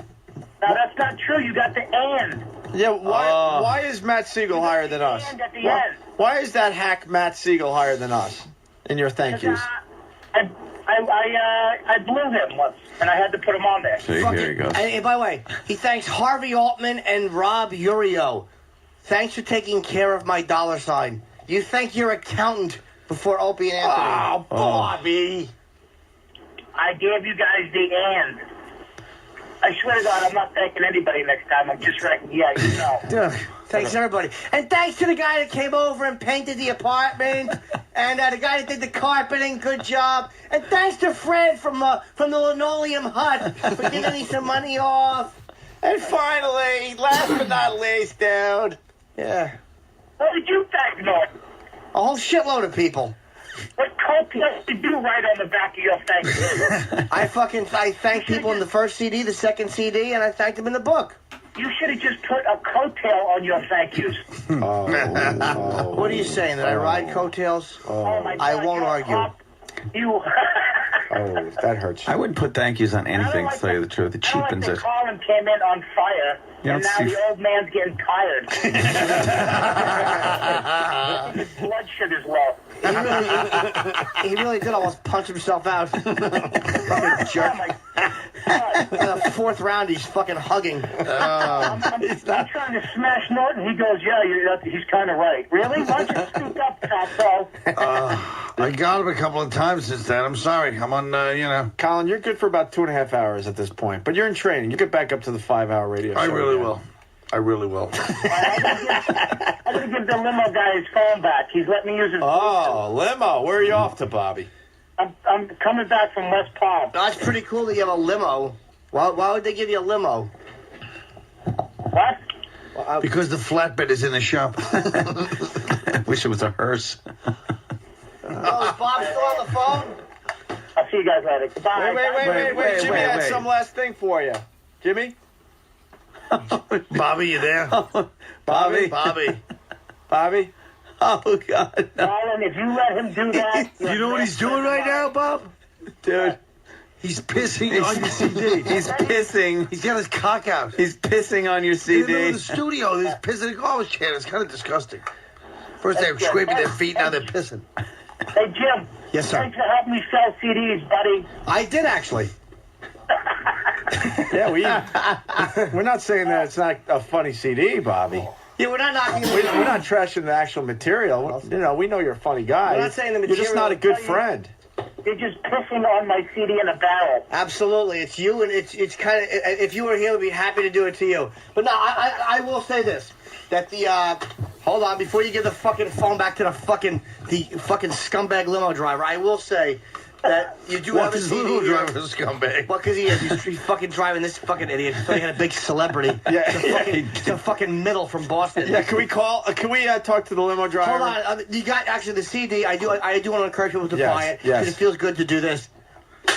Oh, don't forget, folks, come with its own DVD. There you go. You can watch that. Comes with a documentary. He broke it like the Dixie Chicks. Comes out tomorrow. Wave to Bobby's limo if you see it. It's the one doing a wheelie.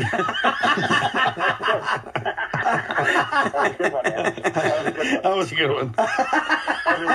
Does anyone have a broom so we can sweep up Bob Kelly's latest project? Yeah, that's good. Thanks a lot. That's good. I hope you sell 4 copies.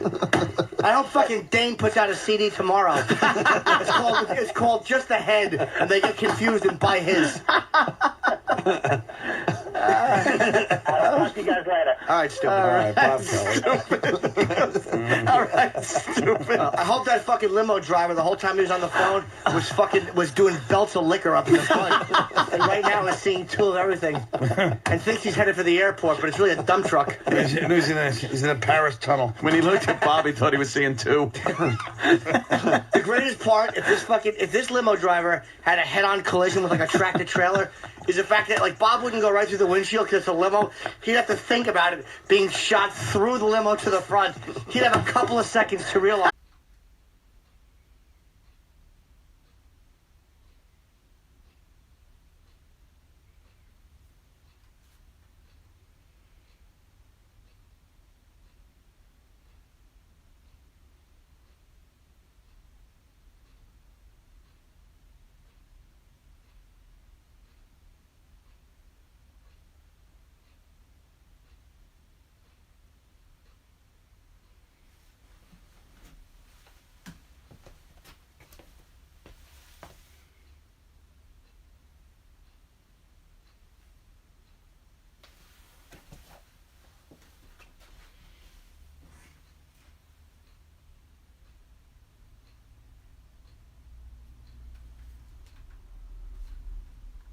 Guns aren't made for just fucking, a little punch beef or anything. Nah. That's meant to kill people. And that's for protection. That's fucking, yeah, for other people. No, for real. I thought it was just like show off. Just a little brandishing and shit. Like, what they call it? I just got the handle. Just hang out my pocket. We call it flashing. It's called a felony. It's called felony brandishing. Oh, is that what's that? Yeah. Well, what if it's just the handle, though? Just the handle. I'm not sure. There's a business there. They can't charge you with that. Phone. That's hilarious. Start that business where it's just the handle. Impersonating a gangster. There is nothing in the old days. Think about reach for the sky. Reach for the sky. You see? Yeah. You see? I got a jammy in here. I'll fill you full of light. They were bugging out off of the performance with 50 and Holy shit, that's hilarious. Oh, they took the poor man. It's coming out to the left. Hanging to the left. They don't have that big. Hey, look, man, I don't care how well you hug. No man spare no inches. No man can spare a millimeter. No man, I got none to lose. Because they got to touch I got plenty to give. None to lose. They got to touch up each end of it before they reconnect it. They're like, how much you got? They soldered it. You think they soldered it? Yeah. little flux on that. Oh, man. They got to square the end off and stuff. Take them off the other side. Yeah. I mean, it's horrible to laugh at that, but I guess when it's self-inflicted, then guess you meant it for a joke. Yeah, what did you get? The entertainment of others. Hey, man, but I mean, why didn't anyone see it? Learn how to juggle if you want to get your fucking dick off, man. You might have been juggling knives. That's true. Maybe. What happened? I don't know. He said ta-da and screamed. We're not fans of Macklemore. Oh, yeah? He's a phony, man. What happened? We don't know much about hip-hop, but I know that much. He's What a happened? phony. What do you do? You know him? Oh, shit. Nah, Okay. I'm just saying, I mean, He doesn't seem sincere with all this crap. Other lion showboat and ginger fuck. Yeah,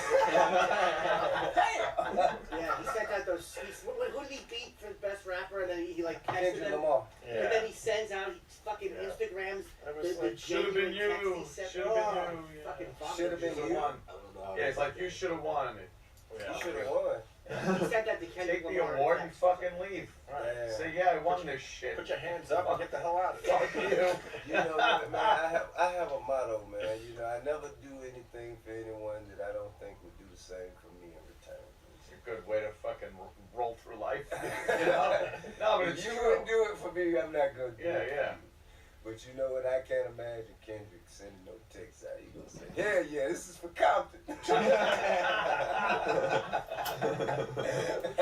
You don't think he would have sent one to Macklemore going, it should have been you? Yeah. No. Shit, no. Well, maybe, but if it was sincere, if he really felt that he should have won, you should give it to him. Yeah. Then scratch his instead of name. that, Say it in the right? speech. Then Say give it to the this fucking guy. belongs to. Yeah. And then give it to And him. I just say, hate "Kendrick, that. come on up here, But I man." hate where they always say this belongs to you, but then they still take it. Fuck you. It should be you, but it's not. It's me. So Right. That's like me when I put bitches. You know what I'm saying? No. What? I mean, not no. You're not like me. Just like it. Nothing like that. Yeah, I put bitches. You do. Yeah. I live vicariously through. You can see His his watch. fucking I'm pictures living are vicariously. crazy. His Instagram is great. That's what I'm saying. You hide in plain sight, though. Like, what are you gonna do later? I'm gonna go out and cheat.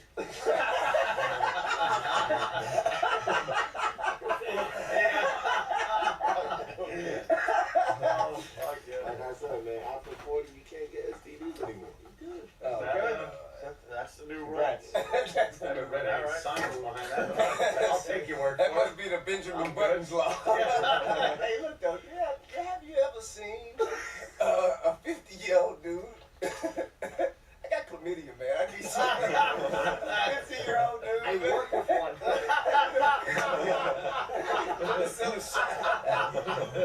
That's why I keep my pool extra chlorinated. I just jump in right after. Yeah, just drink a little vinegar. I can stick my balls in the skimmer. I'm good. A little bleach water, I'm good. Yeah. Joe, whatever ails you. Oh, shit, man. Oh, man, look at this shit. A baby girl attached to a wedding dress. This is so fucked up. She has a little infant. She's getting married, decided she wanted the baby to join her down the aisle. And so she sewed it pretty much into the fucking train of the dress and then walked down the aisle. That's a black baby? Black Yeah. baby. That was, What? Yeah. That was a 1 month old. That was a black That's something a white person would do. You serious? That does sound, that has That don't make no Caucasian. sense. That has Caucasianism. Why couldn't they put the baby in a little small, like a little stroller You or would something? think something like that or a Put some wheels papoose. on it. There's probably a better way to What do the that. fuck is a papoose? on the I was gonna say, what the fuck is papoose got to do with that? Papoose. What the papoose? Is that a rapper? We don't know what it is, though. Oh, act like he's young. I really don't know that one. That was Papoose wedding. Papoose got married really walked out. That was really Martin and Papoose wedding, and they sold the baby to the train, man. God damn, I'm sorry, Why would he call himself shit that Indians used to put their fucking babies in? That's a papoose. Oh, that's what that is? Yeah. Yeah, The Indians would make some fucking hay thing and then strap it to their back and throw the baby I in there. thought that was a goddamn New York term for a gun. That was I thought Papoose was a pistol. It might be. We live in 2 different worlds, man. Yeah. Holy Well, maybe it could be holster. Maybe it's a holster. Yeah, fuck. There you go. Why don't you have a papoose, you dumb motherfucker? Buy yourself a cheap papoose. Plaxico first, then the Yeah, Plaxico, you Wow, that was the fastest putting together of things. Two totally opposite people do. It's an Indian thing. It's a gun. A holster. We'll meet That's your second. I think you should be able to kind of like get your Second Amendment right back, either after a certain amount of time. Some time goes by, Or if you save a baby from a burning building. I think that's something that should be done. Trade-off. Yeah, that's something that should be done, man, for you to be able. If you've redeemed yourself, like if you messed up and I mean, you know, they reinstate all your other rights, you know, the right to vote and all that. Why is this the only right that I can have? It's definitely infringed upon a lot. Absolutely. Because back when I caught my felony that kept me from carrying a gun, I didn't even have anything to protect. I ain't had no real money. Now that I got some real money in the family, I need to protect.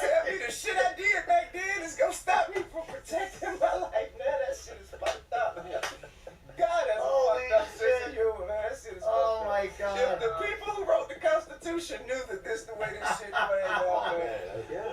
That shit, that Well, was something tells me they didn't have much love for you back then.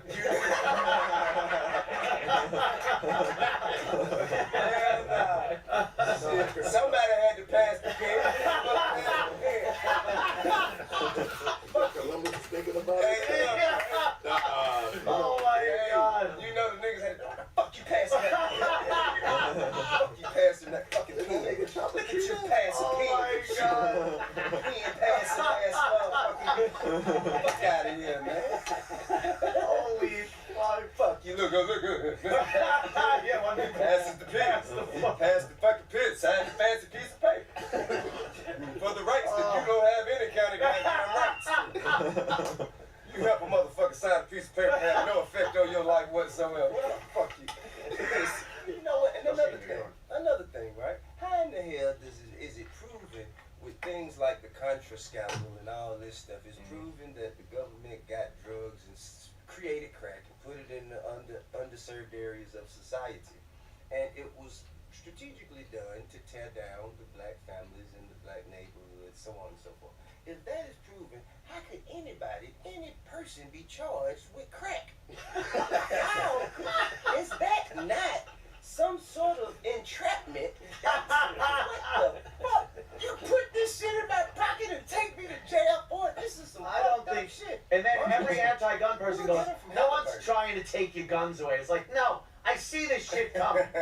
You're trying. Man, you know what though? Nobody can take it. It's too widespread. It's too widespread. It's like trying to get roaches out the projects. I mean, but the fucked up thing is, they keep legislating against the people that are trying to do it legally. They making it hard as a motherfucker for me. They really is. How many years since that? How many years since which felony? Oh, which When you have to say which felony? Which one are we talking about? Oh, God damn, that's great. You should tell me. Can you be more specific? Can you specify? Move to the South, man. This place is in the South where it's illegal not to have a gun. Yeah. There are some states where Tennessee, yeah, Georgia, Alabama, Mississippi. You know, Arizona's an easy one. Texas. Yeah, Texas. Oh man, any border states. Texas. Oh, all the border states. Sam on the state flag. Yeah. Root tootin' yard. You varmint. They got pretty good range out in Farmingdale to go to. It's got a giant video screen. Oh, wow. And sensors all over the thing, but you're shooting live ammo at the fucking screen. Okay. And later on, they realign these big rolls of paper, and it covers up the holes that you made with your gun. And they run video on there of, some Middle Eastern guys and fucking, or just some shapes, round balls and stuff like that. And it all reacts to what you're doing. Bandanas. a lot of,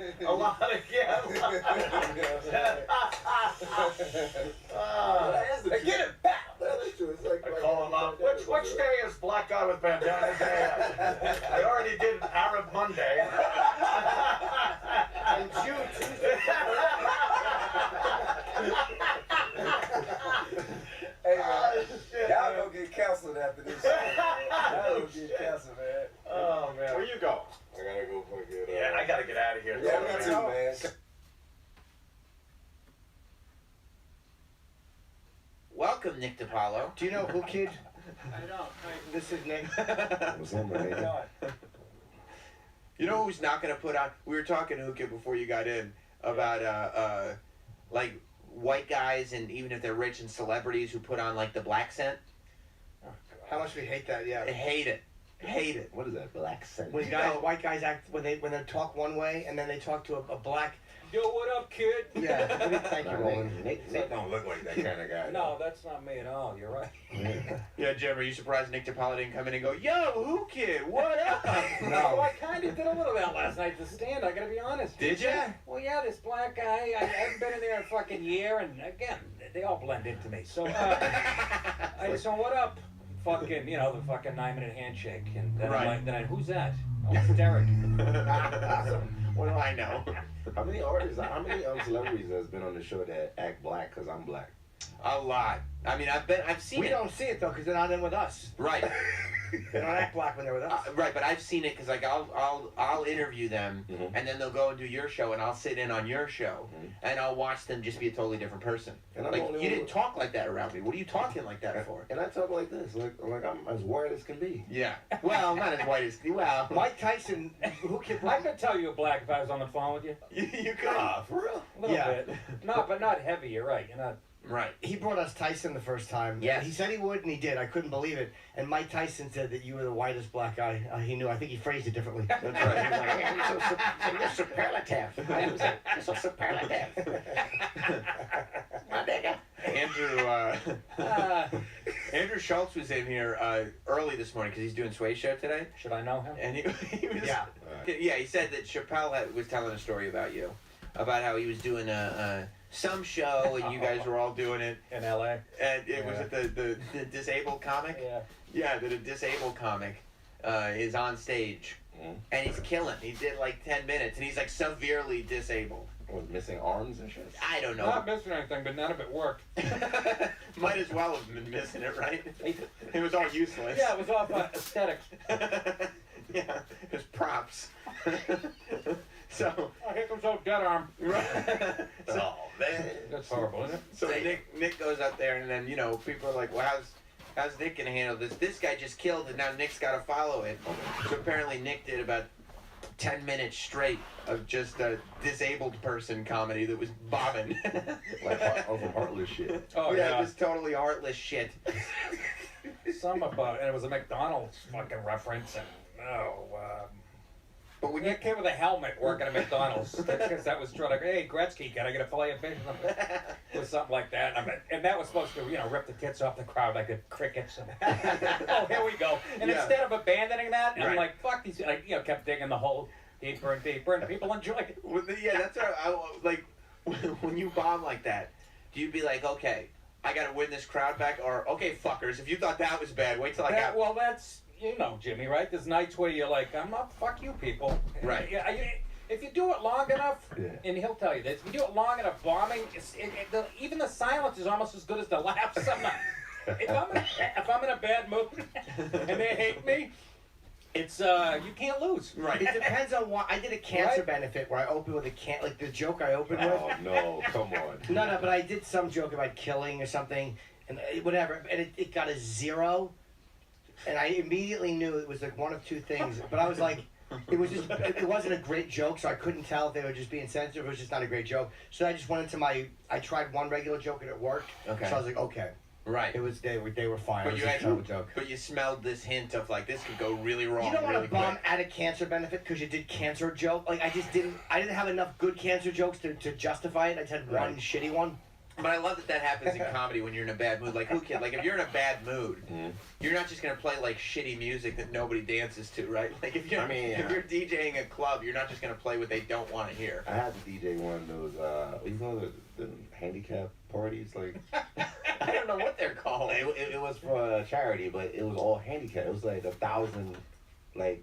Oh, the benefit for cripples. How do you say retarded? Sam Roberts. I don't think that's the correct terminology. Physically challenged. That's it. We always go to Nick DiPaolo to get the PC answer. Mentally or physically challenged. Oh, that's right. That's right. So challenge like it's a game show. The legs don't work. Get over it. Right. Yeah. No matter how. I guess Chris Hansen's back at it. Is he? He's back to catching predators. Dude, he went on Theo Von's podcast, and Theo paid for him to come in, and Theo's like, "Oh, we'll pay for one night," and then I guess he stayed like. Theo's gonna be pissed I said this, but he stayed like 4 nights and put on Theo's bill. Chris Theo's Hansen's like, "What the fuck, dude?" I want to meet surly Chris Hansen at the bar, and like, Chris Hansen, what are you doing at this hotel bar? He goes, "You want to know what they do for catching predators? They put you out to pasture. You dance with monsters. They treat you like one." Do you think that's how Theo paid him off? Because Theo plays a child molester in the Bad Baby video? And you think Chris Hansen came looking for work? That's it, yeah. Yeah, that's why he did it. Yeah, he sniffed around set. He's sniffing around. He goes Daniel Day-Lewis on it. Yeah. He had to molest her in order to play the part. Can I talk to you real quick while she's in? But this guy, who they captured, they said this was so pathetic they didn't air it. I don't know where they got it, but it is I'm just going to tell you, I only watched 4 minutes of what is an 18-minute video. And you know how this show works. Is it awesome? We're going to get through 3 minutes. We're going to get through 3 minutes of this, for sure. Episodes of this show. There's no way we're going to get through 18 minutes. Really? 18 minutes? There's no way. I'm telling you, it was in 4 minutes. Chris Hansen, in 4 minutes, Chris Hansen has already gone like, hey, man, come on. This is play. It's great. You know what else my favorite is when they catch the guy multiple times. Like the third time he walks in, he's like, uh-oh. Fuck, You guys. That's the famous uh-oh guy. The guy walks out and because he's like sort of retarded. He's uh-oh. And they go, uh-oh, yeah, buddy, huh? He's like, please play this. In our first Hansen versus Predators web exclusive, yes! That's the name of the show? Hansen versus Predators. Dude, they better animate that shit like Aliens versus Predators. If they don't fucking do that, hey, when's he gonna get beat up? Take a look. Hey, come on in. John Popper. Yeah. She starts shitting on him. Freddie walks in. She goes, what's up, Blues Traveler? I'll be upstairs fucking tuning up. He goes, what made you come to this girl? The hood brought me back. Oh, I guess Chris Hansen starts being shitty. He goes, so I guess you could say she gave you the runaround?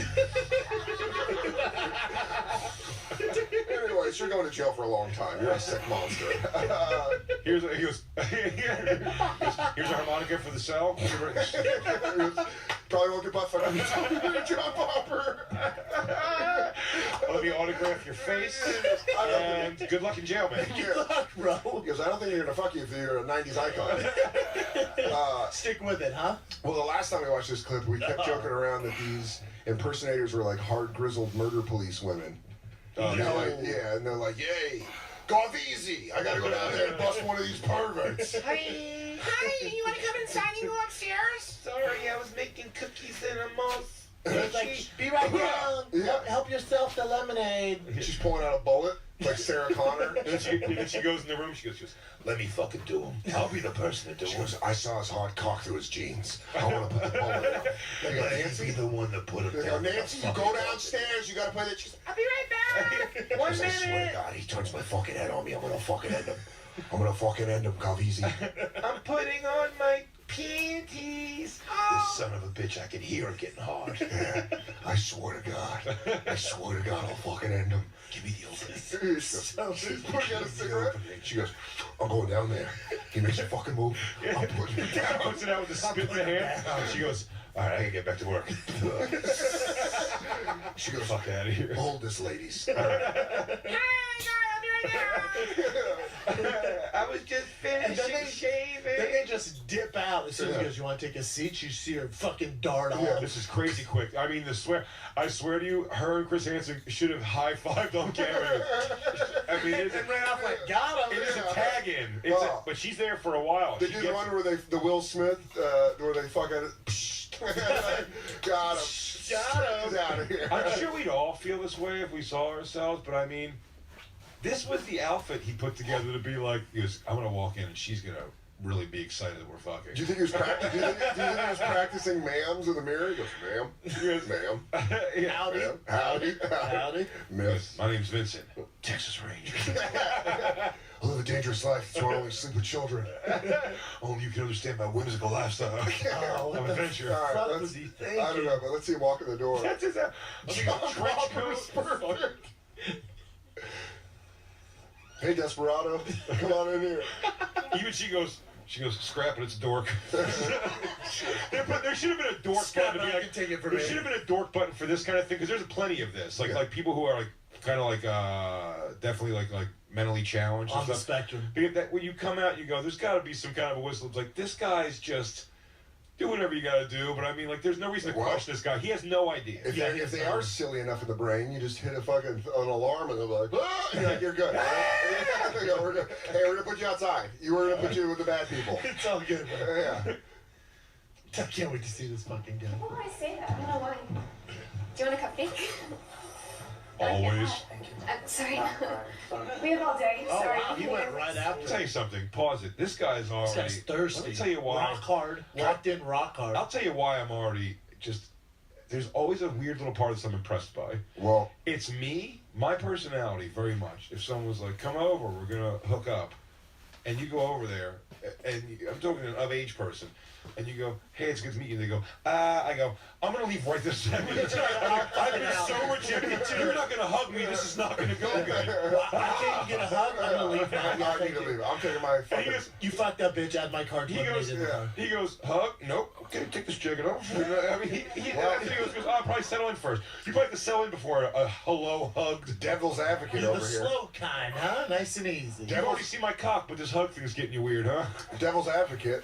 Smoking hot 12-year-old. That's a smoking hot 12-year-old. If she's 12... So he's playing the game right now. He goes, oh, yeah, I gotta earn it. Make me earn it. I like that. I like your move here. Right. Tough to get, huh? Because online, different story, but I like this. You probably won't even date a 14-year-old. I know what kind you are.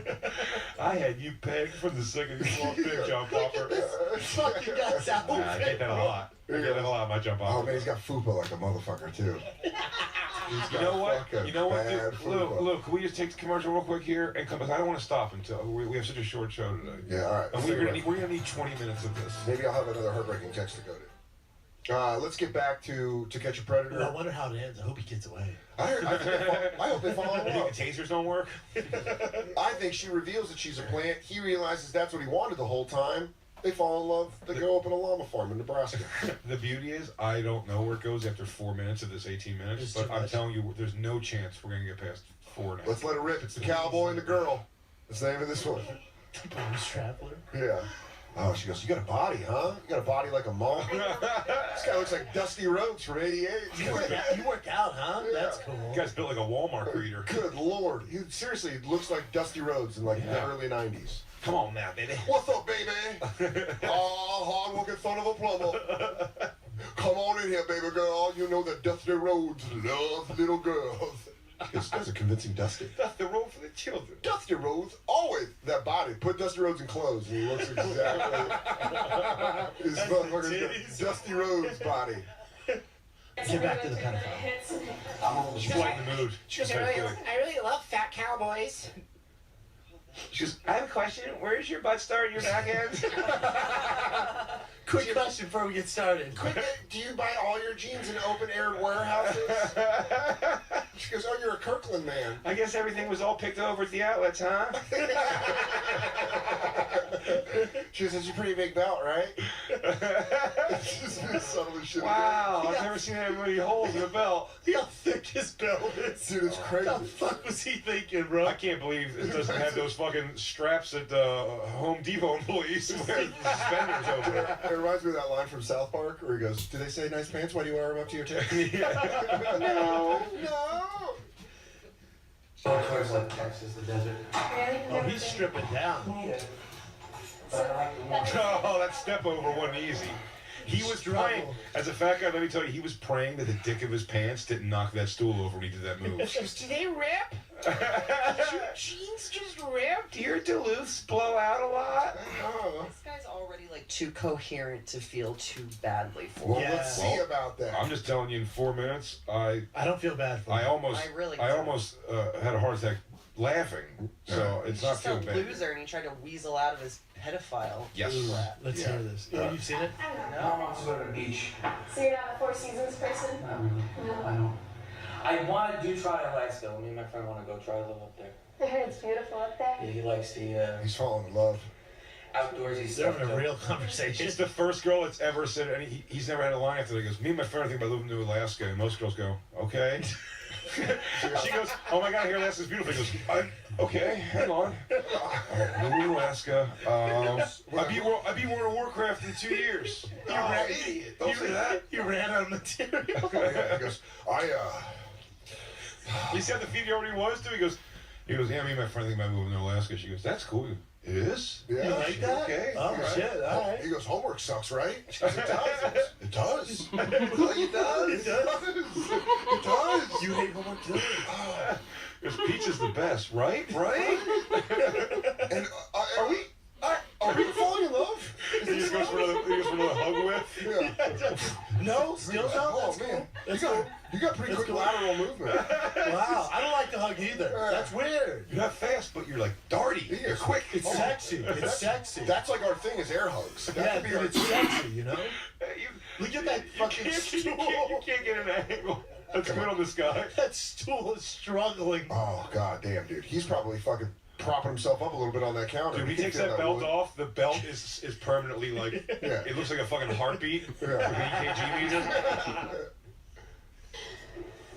I'm not that good. I like the big. Yeah. Oh, we have the same phone. Cool guy. Hang on, Amber Alert. I always take you seriously.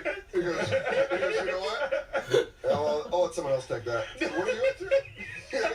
He goes, Now Silver Tahoe? He goes, 9-year-old blonde girl got kidnapped. He goes, Derek must be out. He goes, let's see the car. He goes, Roger, you fucking dog. Raj, you dirty dog. Motherfucker. I hope he's okay. Man. I hope he's okay. He's like fucking Henry Hill. Jimmy, you motherfucker!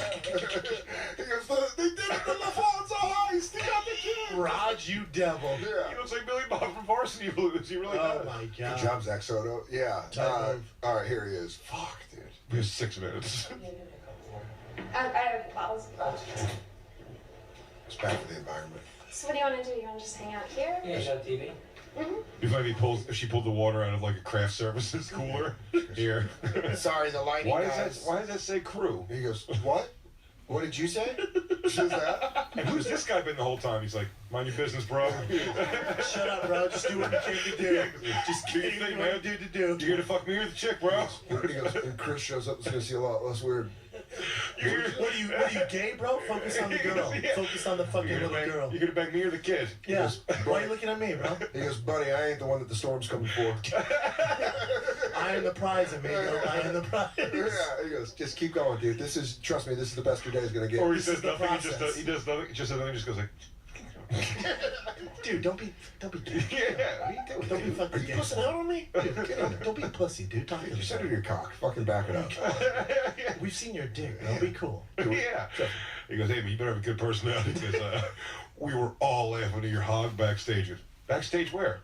And not backstage so much as like that room. He goes, what is holding? The garage, basically. The garage. He looks like a fucking teapot. Do you want to like watch a movie or? Yeah, movies. Mhm. What movies you got? I mean, we can just get something on Netflix. Sure. Yeah. Where's the TV? It's in the other room. Here, you just hang out here for a sec. Let me grab something. Dude. Hey, Tex, how you doing? Tex! What a Get him! I love when he's a cock too out of the gates. Hey, Tex. Hey, Tex, dude, he's too cocky for me, redo bro. that. Redo that. Go to. Dude, go that's to fucking. the fastest switch ever. There it is. He goes, that was the funniest. He's like, do I gotta really sit here through all this? And he goes, you can leave. You're free to go whenever you want. He goes,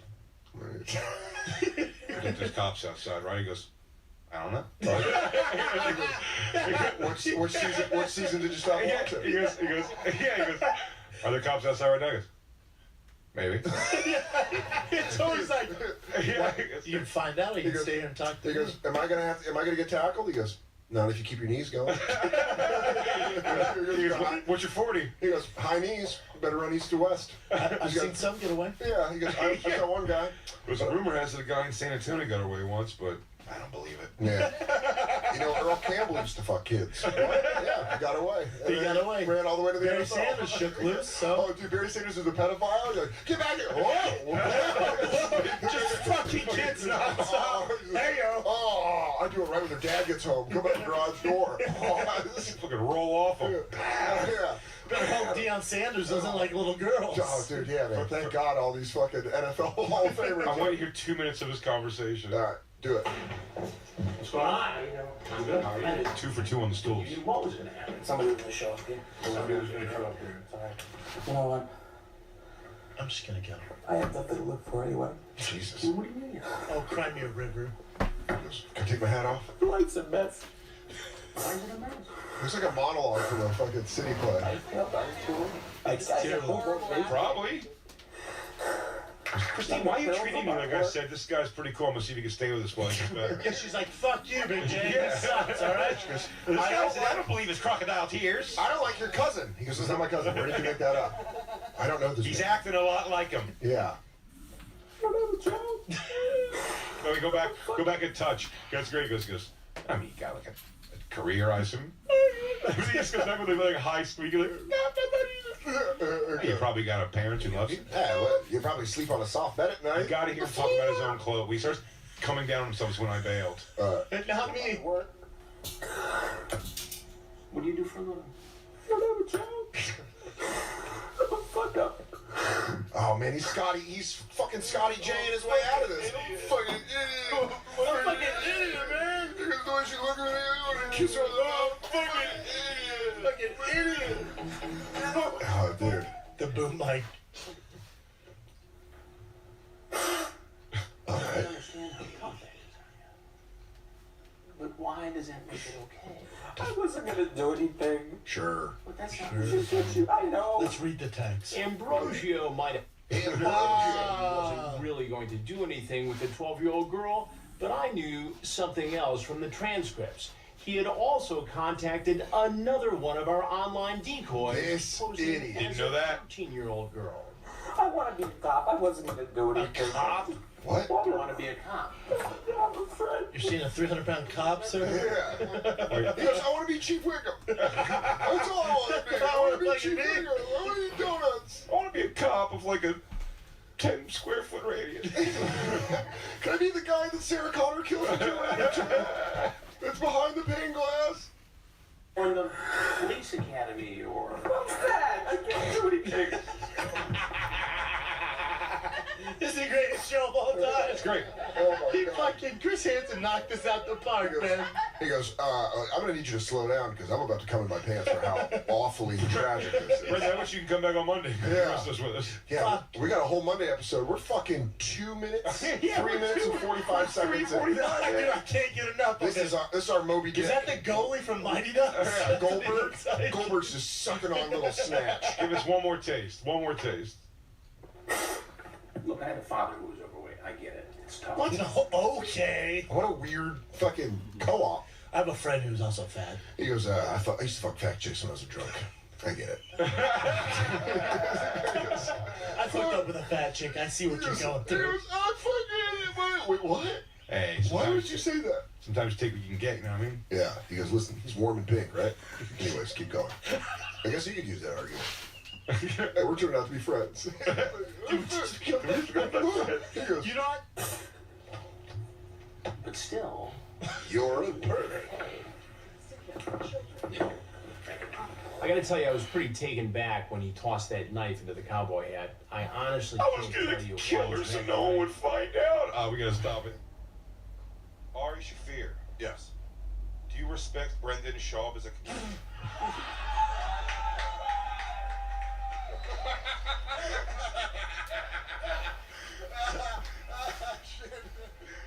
Yes.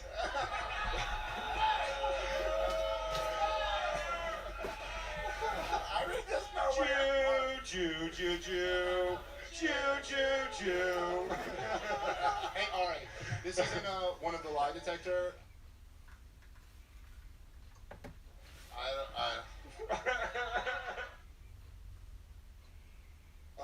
You saw an episode of To Catch a Predator that you never saw before. I did, yeah. Well, I think it's a new thing. Are they back? No, it's not Dateline NBC. It's Chris Hansen. Oh, that's weird when it becomes like the Chris Hansen experience. It's a instead guy of shows Dateline up. To Catch a Predator. When they turn it into the fucking side band. They go, Catch a Predator was NBC's thing. We can't play their hits, but we do our own takes on them. It's got all of my hits. The video is called Sicko, 19-year-old predator gets caught trying to meet a 12-year-old girl. So the kid's young, too, which makes it... He's 19. Definitely it's easier when they're hilarious. It's easier when they're a puffy-stomached. Dude, 52. nothing makes me happier than the excuse with all these guys. There's a few. Mm-hmm. But my favorite is I was coming to show her, I was coming to tell her, like, wow, why would you have guys come over with a pizza to fuck you? I mean, look, I brought a pizza. I'm in here. I have condoms. I have a very hard penis. Wait, so they're playing it like, why are you doing this? Or are they playing it like... They always play it like, no, you don't understand. I know I said those things because I was coming here to show her then, like, you know, don't do this again. I could be a murderer. It's But hilarious. that's one of the few approaches they have to getting caught. When they get caught, sometimes they just they do deny. Yeah. Or what's the amount of runouts? What do you mean? I would think immediately. Oh, buddy, very quickly if I were after a the first pedophile- series, and that's a good part of this episode here too. Luke, could you turn off the TV behind Jay? It's just giving Jay a weird.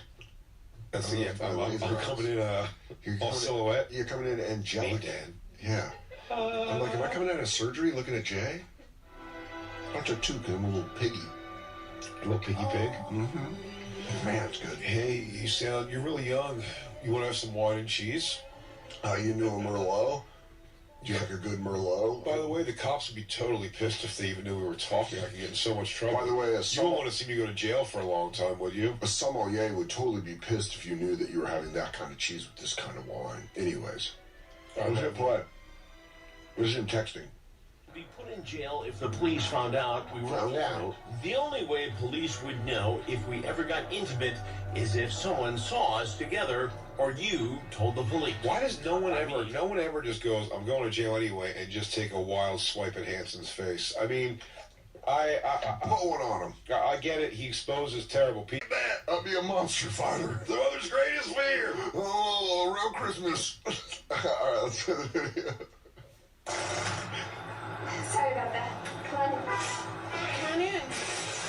How are you? Did you find the house okay? No. Motherfuckers got pizza and sides. Let's take our first break and then we'll come back with it. It's a good timing for us to take a break. Oh, man. Oh, this guy's about to get fucked. I know. He walked in and thought the girl was so hot, too. Because, by the way, they always use, like, a hot young police officer. They can't use a real girl. By the way, just for anybody, Adisa Google, how do you say that name? Yeah, 11 to 14, Epiphilia. Real quick, when you start splitting hairs on pedophilia, real bad sign. Not a good sign to start splitting hairs when you start talking about Addison, did you have to do a plea deal for one of those? Yeah. He goes, listen, I got out on an epipophilia. Yeah, I was a phebophilia. Why does Jay know how to say it so fast? Yeah, I'm an amoebophilia. I fuck frogs. I only fuck frogs that have not turned from tadpoles into frogs. Let's take our first break and then we'll come back. But also thank you for the information, Adisa. Good night. Thank you, Adisa. Adisa. Addison? Addison. Good guy. We'll be right back at Spotify. Let's get back to this video because this guy is... So he just got to the house. This is new to Catch a Predator. It's not Dateline to Catch a Predator. It's basically... Crime Watch. They're just doing it to Catch a Predator thing. With Chris Hansen. Yeah, but I have noticed that usually in To Catch a Predator, do they have the fake actor answer the door a lot? Yeah, there's a girl right there. Yeah, the decoy always answers the door, right? And then very quickly has to like go take a shit or change the laundry over. Sorry, I'm gonna go rip a growler. Oh my god, I gotta go make my butt. I'm gonna go hang a 3-coiler, clear some room for your big fat hog. I'll be back. I can't wait to take that dick in my butt. Gotta go poop it out. Bye. And you're talking to Chris Hansen. Hey Molly, I did my job. Can I get out of here now? I gotta get a babysitter relieved. Yeah. Molly, mind coming out? That's also she plays the little girl decoy also. Yeah. Hey baby, I need to go rip a heavy log. All right, seriously, Hernandez, I gotta get out of here. Come on, man. My son's been playing with fireworks. I gotta get home before he burns the fucking house. Yeah. Grizzled old. Trying to be a husband, a father, and a good cop. Yeah, but it's this woman. There's a grizzled woman. Yeah, it's just like that's her voice. Yeah. God damn it. Trying to be a good cop. 21 years on the force. All it's got me is hemorrhoids. The shit I need right now. I got 3 kids, 2 still breathing. I haven't shaved my pussy in 3 months. You know what it's like? The last time I got fucked was by a guy I arrested. Looks like I'm always sitting on a bathroom carpet. Yeah.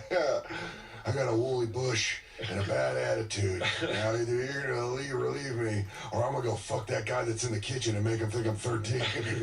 Can't tell you the last time I played hand jive on my old clit. Yeah. I'll rip that guy's dick off like a chimp. These beef curtains have been closed for business for some time. I'm sealed up, cauterized. I closed up like an ear piercing. Yeah. Sorry, I'm really nervous. No, sorry. I'll tell you what, the guy goes in for a hug right away. I don't know. Oh man, it is weird. By the way, he should be more uncomfortable too. He just had landed on the moon energy after he dropped that pizza off. He's like, we did it. Yeah. Oh my God, you're a real cute girl, and I'm a pedophile. This works out. It's all the things we said we were. Oh,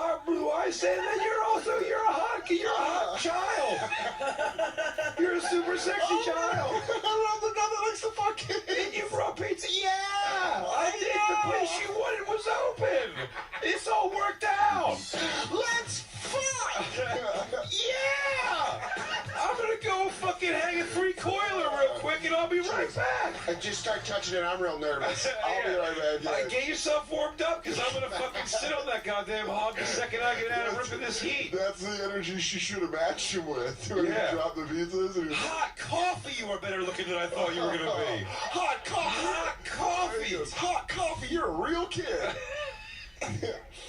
Hot coffee, this worked out. Oh, man. Usually this ends in a tasing. Oh, man. And I waste money on the pie. He goes, I don't want to bring up a name. It's the name that my people don't say, but Chris Hansen.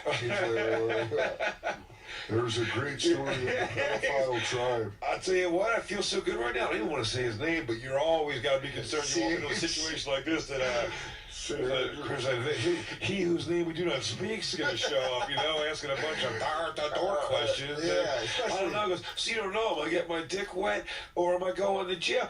And look at me, I'm getting my dick wet. I'm about to This is a good Tuesday. and eat pizza. That was worth the 600-mile drive. If you want to hit a slice first, I'm good. I'm going to wait till after because the garlic does something to my stomach, and I'll tell you what, I want to be a hundo for you. I ain't Belgian.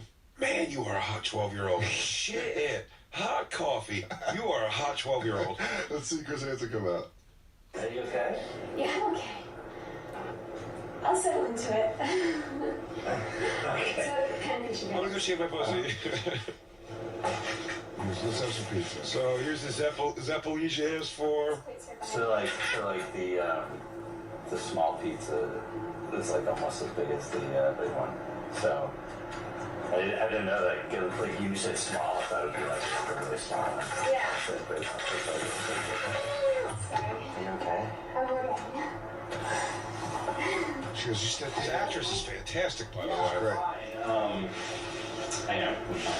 Oh, dude. Well, listen, pause it for a second. This guy's got awkward date energy. Oh, he's terrible. He's a monster. But I'll tell you why this is an intriguing one. It's so weird.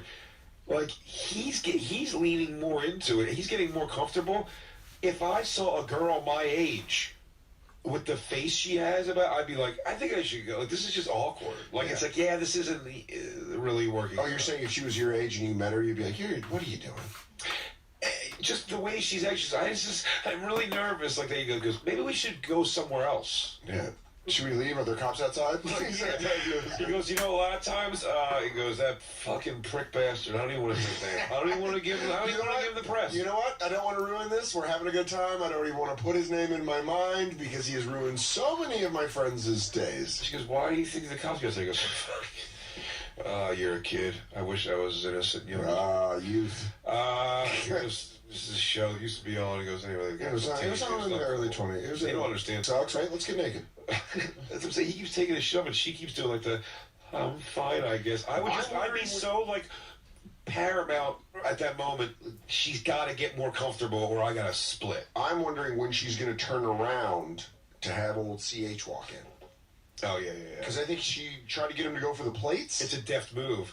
She's like, you want to suck my butt? And just vanishes behind the mirror, behind the door. Oh, where did she go? I'll tell you, it's something like, it's like somewhere she like dips hard. Yeah, let's see how she dips. No, not really. I mean... Are you telling me the truth? I mean, my girl's not lying, but I don't, like, come, like, this far to, like, meet someone. I don't know why I need out with them. It's crazy, huh? It is crazy. Yeah, why did you let me come? If you're so nervous. He smells it out. It seems like a good idea. You seem nice. Why do you think I came? He goes, pause it. He goes, the other kids I fuck, they usually know the deal when I come in. He's starting to feel the vibe. He's feeling that. He goes, why is there that super dark room behind you? He also wants to go down and touch the ground and lick it. He goes, Chris Hansen's been there. He goes, you bitch. You lying You bitch. fucking bitch. You're a cop. You're a goddamn cop. Son of a bitch. He goes, you walked here in shoes that you got from Talbot's. Only women shop at Talbot's. Children do not shop there. You fucking bitch. You lying bitch.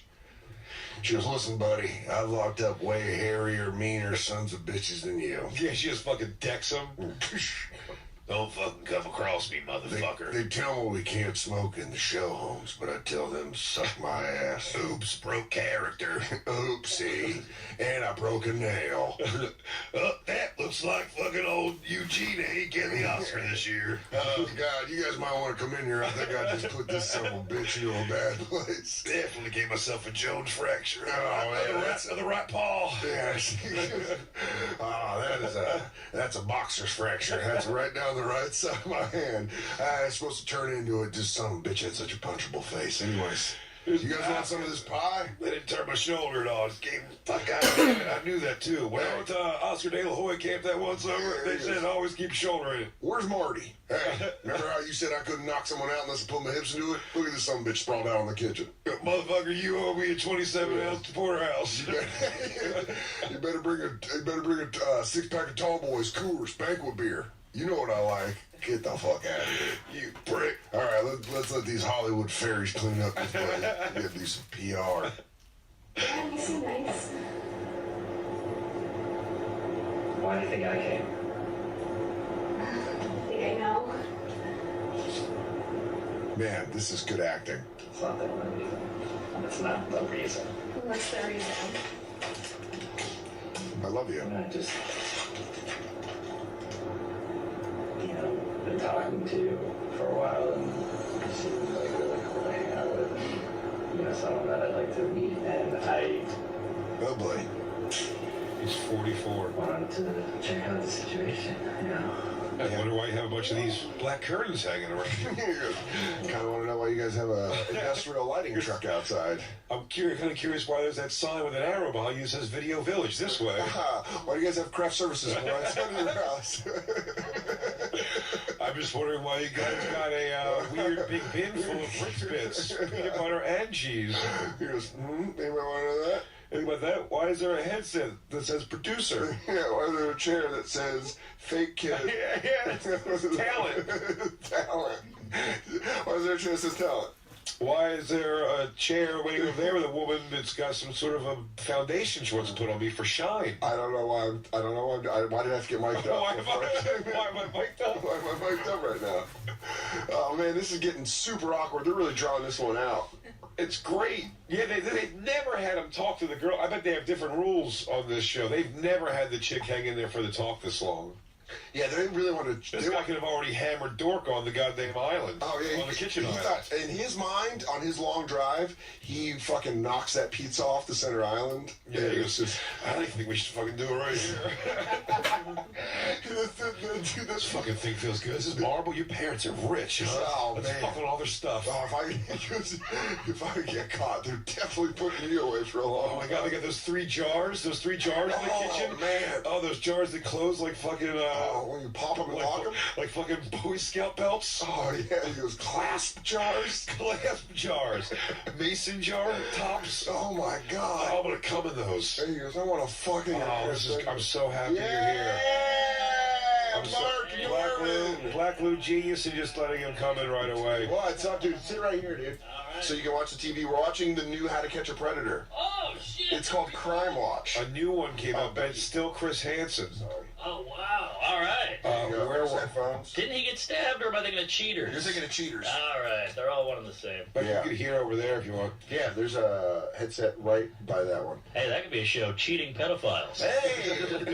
It's just a 7-year-old confronting a guy that fucks him. Where were you? And he goes, oh, listen, I was just, they said there was a sale on fucking... Yeah, you want him a Capri Sun, not me? Yeah. There's a surprising number of these guys on the show. That is exactly the reason. Lou's house?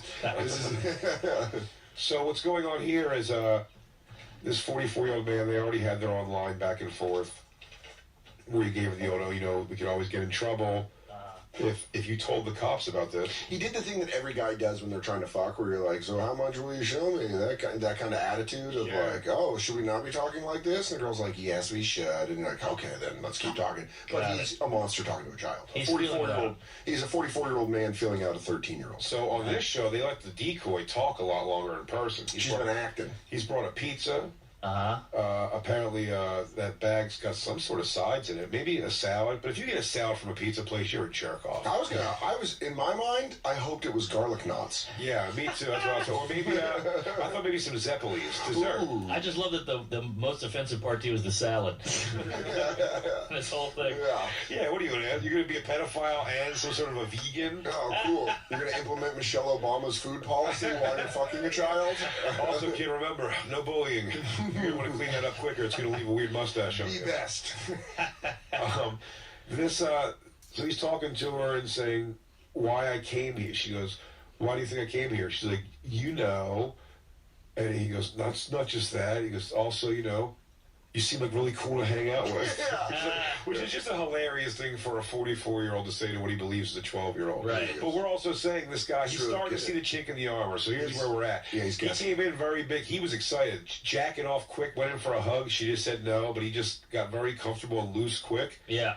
And then started seeing, if you look around, you can sort of see elements that this might be a TV show.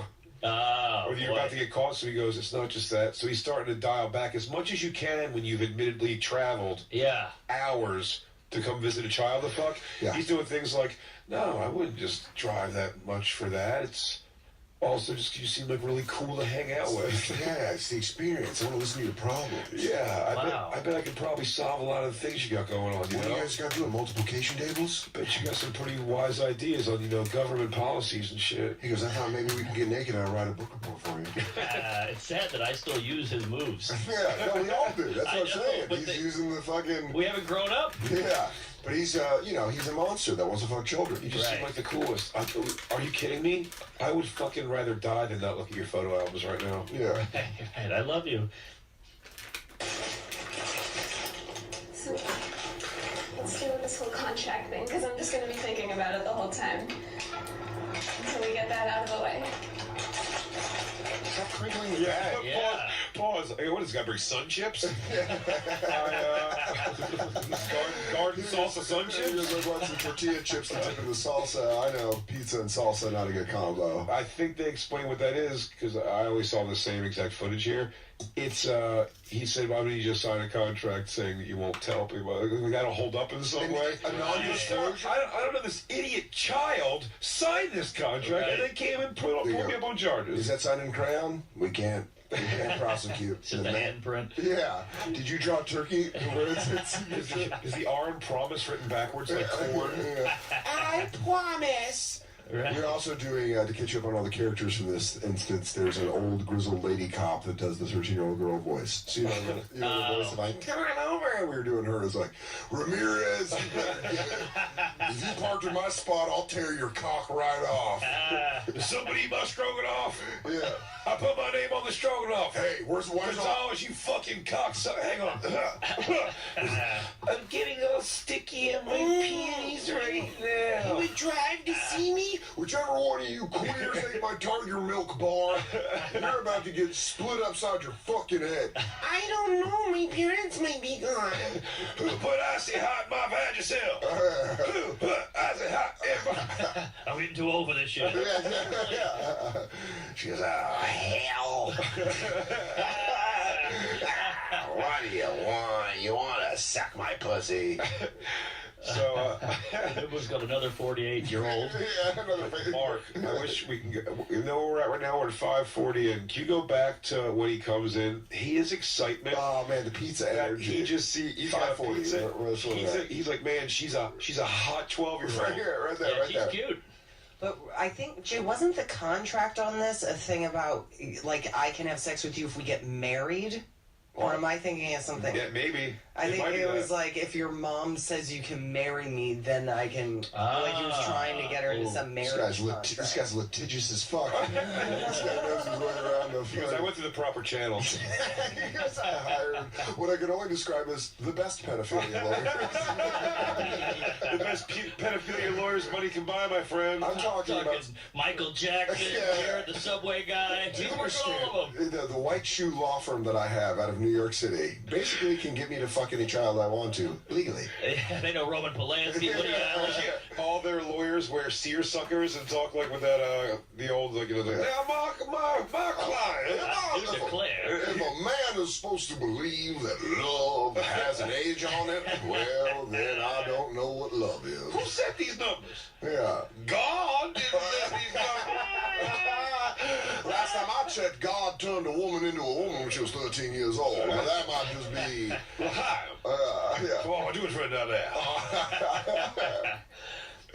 In the Jew religion, this girl's prime for the picking. She'll be first wife material. 15-year-old, you call that ripe on the vine. Here's him. Watch him just bring in this pizza. Like, oh, man. He even jokes around. It's like, this worked out, man. He is shitty grin. So excited. Right here. That's a long drive. Sorry, I'm really nervous. No, sorry. I said already with a girl my age, I'm out the door. I go for a hug, and she goes, I don't know. And I go, oh, she's grossed out. Same. I came, and I was not what she wanted, and I'm out of here. But he really came in like, woo! He goes, man, we are going to fuck. Oh. Man, I'm going to rip you open. Put a towel down. That energy for where this goes. He's like, I don't want to goodbye, high men. To all the Jewish friends out there. Go to 540. Go back to 540. Let's see the tension build. It makes you appreciate the stage-ready bags, though. Yeah. After hearing the crinkle on that thing. Yeah, there's a lot of fucking producers that know what they're doing on TV shows. Oh, yeah. Because, man, we really put a microphone right by that bag. That guy got fired. What did I tell you? What did I tell you about the Parmesan cheese, Mike? Did I tell you? Did I tell you not to put a microphone in the Doritos drawer? Yeah, what happened? I said to you. What happened? I said to you, this is probably when you see the snack. Unusable. Crackle. Yeah. I'd rather have a fleet of jets fly by. Rather wait for a train to pass. Shit. This is shit audio. Because there's a sound guy that cares that works on this show. He blew it. I told you to let me mic this thing. Yeah. Damn, Charlie, your fucking assistant do the miking from now on. Just get the fuck out of here. The wire's busted and all we got Parmesan. Oh, good for you. Good for you. I came over here 3 times and you became my life. You keep walking behind the fucking pedophile.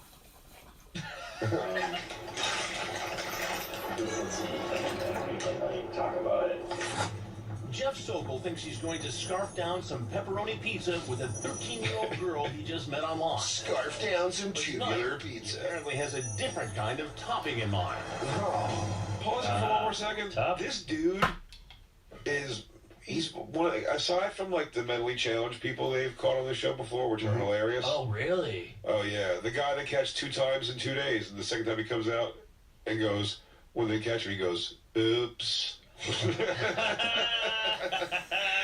It's fantastic. I was addicted to the show. Do you think cops ever laughed off a pedophile? Yeah, dude, you're hilarious. Get out of here. Right. I don't want to blow anything, but it's visual anyway, so we're going to have to call it out when it happens. Just know where this is leading to is in front of Chris Hansen. This guy starts just ripping a couple slices. No. That's exciting. Yeah. What? Dude, the fact that he lifts it up and he goes, you ever fucked a kid? he goes, well then, you're talking a lot out of school, don't you think? He goes, I don't want you to be, I don't mean to be rude. You got any garlic sauce? If you're that pizzeria, you gotta feel good. Like, this is crazy, but come on, I can't stop eating it. Yeah. I mean, this guy knows he's going. Yeah. And what does he eat? Our Brooklyn-style pepperoni pizza. Oh, even a red-handed pedophile can't have stopped. Even a monster from God likes our pizza.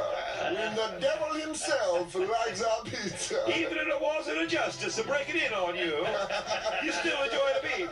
When you can feel Johnny Law breathing down your neck. A nice Mario pizza. Mario's pizzas, for when the heats are right around the corner, eh? It's so good, you want to fuck a kid and have a slice. He couldn't get to her box, but he got ours.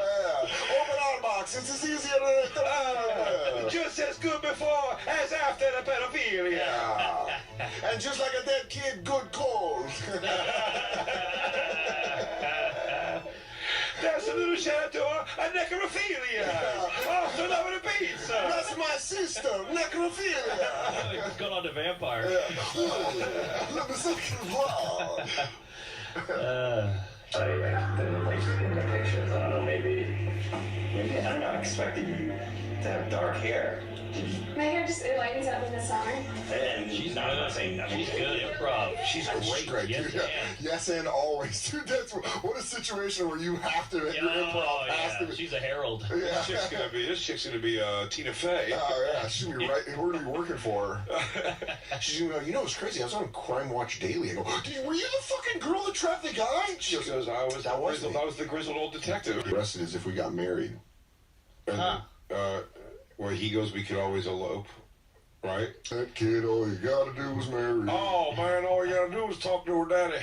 You don't understand. He remembers when he locked up. He's a prom 12-year-old putter. And if you can't do it, have the colonel do it. You can talk daddies into letting you marry their daughters. He's always got a contract for something. Oh, this is all the cops watching. Go, look at this fucking guy. They're all beating off over each other's shoulders. Group jerk. I have no idea. Do you want me to check? No. He's a little nervous. Oh, hi. Who's this? I'll get to that in a minute. Who are you? Who are you? Who are you? Who are you? Tell me first. This is my favorite. No, wait, actually, pause it. Go back, Christine. Who are you? Just let this go so Lou can get it clean. It's an inordinate amount of who are you, no who are you. How long are we gonna go? It's like a who's on, who are you? It's a two-man routine for a minute or so. I asked who you are, know who you are. Got a pizza me out tonight. Who's this? I'll get to that in a minute. Who are you? 2, 3. Who are you? 4. You tell me first. 5. You're Jeff, right? Yeah. And what are you doing here tonight, Jeff? Hanging out. Hanging out with whom? With her. Who's her? I want to know who you are. I want to know a little bit more about you first. He goes, are you guys into the group stuff, or he just doesn't get it? Yeah, right. He's like, do you fuck that kid? I think you're gonna love this. First. Sure. Can I eat first? And convinced of his innocence, he eats a slice of pizza. Tell me who you are, because, you know, I didn't know there would be other people there. Whoa, what did you expect to happen tonight, Jim? Didn't have any expectation. No expectations whatsoever. No. He's panicking. So you drove 2.5 hours? Sure did. From Boston. Some bitch, yes. Hell He was yeah. fucking right in the middle of winter, kid. Hot coffee, that's a long ride. Hot coffee, that's a fucking... Oh, all right. We're noticing that a lot of people are saying, hell yeah. It's like pretty popular. So why don't you come up with a new saying for 2019? Hot coffee. I like it. You like it? I like it. Hot coffee, he's on board. Dan says you're a tastemaker for things like that. Well, I got a new one for shitty stuff. What is that? That's soggy. I like it. Because everything's soggy. Your cereal, your sandwich, your socks. Titties? Yes! You don't want anything soggy. Except for panties, maybe. Let's take our second break. Dude, that's soggy to cut it off right now. No, did I use that right? Yeah, that's perfect. Hot coffee, I knew I did that. Yeah. But also, if something sucks, you guys can say decaf. Oh, that's real decaf. Oh, hot coffee? That's if you want to be too on brand. Right. I like soggy and hot coffee. All right, let's do it. I'll catch on. I'll spread soggy. Mm-hmm. Take hot coffee, please. You got it. Hot coffee. Oh, man, this guy eating pizza, caught by Chris Hansen. He's folding his slice. Yeah. So, you know, he's sorry, I'm up in Boston. This is how we do it. He goes, you know, down in Beantown. You fucking don't fold your slice here. Fucking queer. I'm trying to fuck that kid. What do you think? Who the fuck are you? I came to get some young girl box. Yeah. I'm trying to fuck a kid. Yeah. Why you fucking cock blocking me, kid? Not you, the other kid. Fuck. Fuck. What do you bench? Wait, just back up a second when he asks if he can rip into a slice. Mind if it's worth it. I don't think he asks. I think he does. No, he goes, mind if I rip into a slice first? No, he doesn't say that. Oh, not rip into a slice. Yeah, watch. Yeah, he's trying to stall. Yeah, because he knows. I want to know a little bit more about you first. Come on. Me first? Sure. He's so relaxed and convinced of his innocence, he eats a slice of pizza. Tell me who you are, because, you know, By the way, he still chooses his favorite slice. Yeah, he did. That's instinct, huh? That's also a man that's been arrested before, so he knows he's going to jail with no food. But isn't that crazy? Stop it, Christine. Good point. Go back. Isn't that crazy though that he still does like a slice decision? Yeah. That one's good. That was Yeah, the he one goes, he still he goes, oh man, my life's over. He goes, this slice. There's still something. He goes, I said it's an interesting thing I would have liked to study if I ever gave a shit about school. That I said, if you were in a fire, a house fire that you weren't going to get out of, and you knew you were dying, and you were on the ground with smoke inhalation, if a party next door kicked up a fucking Stairway to Heaven, really loud, still somewhere in your mind be like, that's Stairway to Heaven. Like just like the acknowledgement of stuff. Because I can't believe this is my last moments on Stairways. Right. Everything's closing in. Everything's closing in. Are they listening to Prodigy smack my bitch up? You're crawling under rubble and you hear Sweet Caroline, you go, bah, bah. And that's what I'm saying. That's sort of like the feeling with this thing. He's still like in stage. He goes, man, how the fuck do I have this? He goes, no, let's get the fucking bull cheese on this. He goes, he goes, all right, think. He goes, how do you get out of this? He goes, pedophilia in Massachusetts carries a 15-year sentence. That one looks good. He goes, yeah. He goes, why am I here? Why am I here?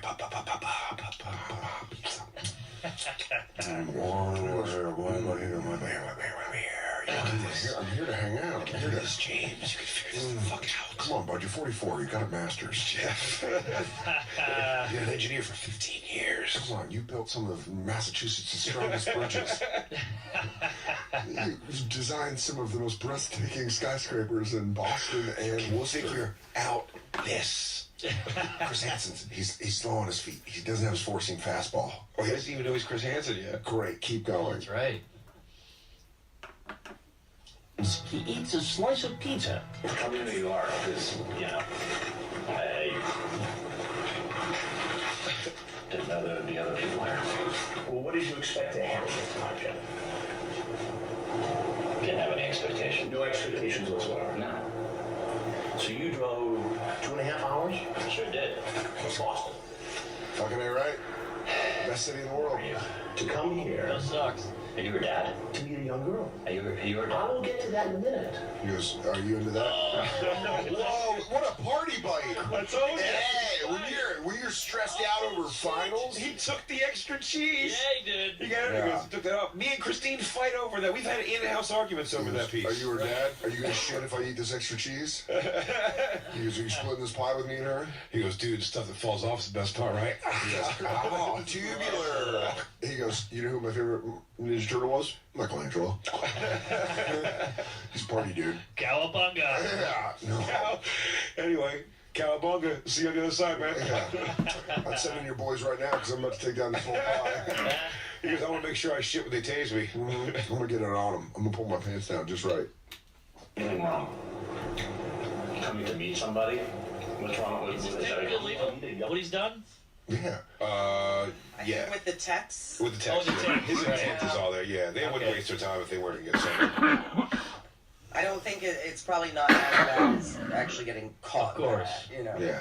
You know what? If you go to meet a pedophile, I would, even when you walk into the house, start talking shit right away about all that you shouldn't be doing this, you shouldn't be doing this. Like, make sure it's not TV. Come in your house, be like, whoa, this is so dangerous. You're letting me in. Right. Creepy. It's fucking crazy. He goes, I'd have to call the cops myself and tell them to keep an eye on you. Where's your parents at? It's like I want to speak to your parents. It's like, it's like when you come in your apartment late at night and just to check that no one's there. You're like, hey, anyone here?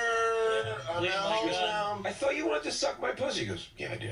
No, I gotta make sure the cops are there. Oh, you are a dirty little bird. Damn, look at that. Fucking grass is fresh. Yeah, Bill Dewey. He goes, yeah, because that's fresh ice down there. Oh, dude, I did not know. He said, this is fresh powder. I'm getting first tracks of the day. Black Diamond. Yeah, you're like, oh, no, back bowls. It's a funny slow. Fresh powder. Oh, that is fresh powder right there. We're going to be tearing the first lanes through that. Machi, machi. Hot coffee. That is fresh powder. All right, let's do Chris Hansen. Yeah, it's against the law. It is after this camp. Oh. Did you bring some kind of contract with you? Some sort of marriage contract? He's like, oh, the contract, yeah. He goes, that, yeah, and he's doing it like this, like his ex-girlfriend was lying to him about something? Yeah. Is that what that bitch said? Like, he's got the info. He goes, I'll tell you a story about that one. Yeah. Who lie to you? Deborah? Real power move. Yeah. Looks like Brian Regan. What did you do with the contract?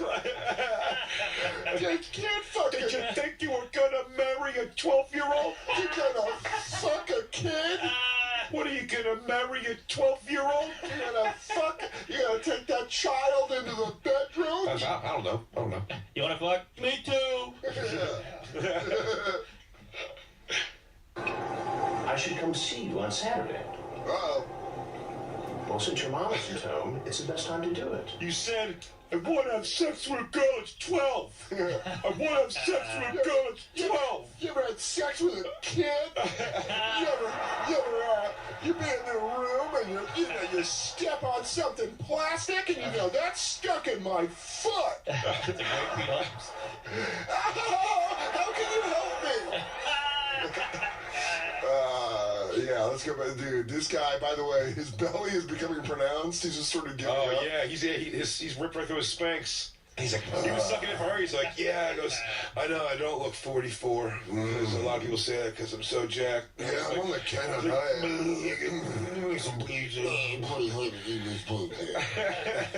Can you pass me a napkin, Mr. Hanson? Yeah, I want to be fucking kidding you. Read my text messages. Do I have a bunch of pizza grease in my meat? Droopy the dog is a pedophile. Is hilarious. I was coming to tell her that this isn't safe to meet people. I was wondering if your parents were going to I had a feeling this was a sting operation. I should shake your hand and flip you around. I knew that this was a bad idea.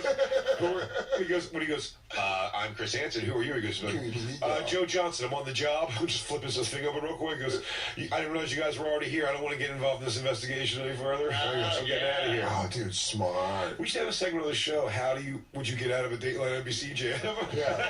I would immediately, because of my knowledge of production, I would know that there were lights, and I'd be like, dude, I'm a light tech. I'm here to fucking fix lights. I was fucking with you.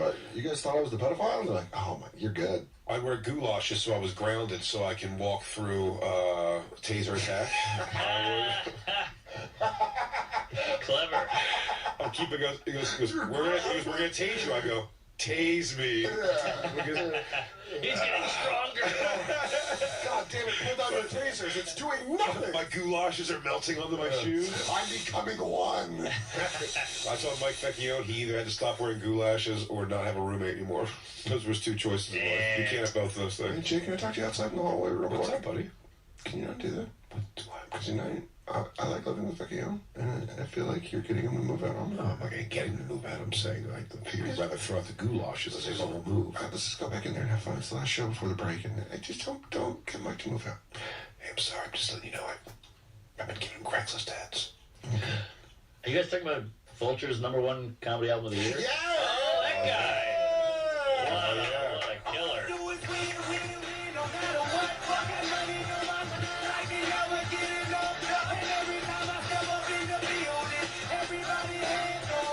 Cisgendered white male!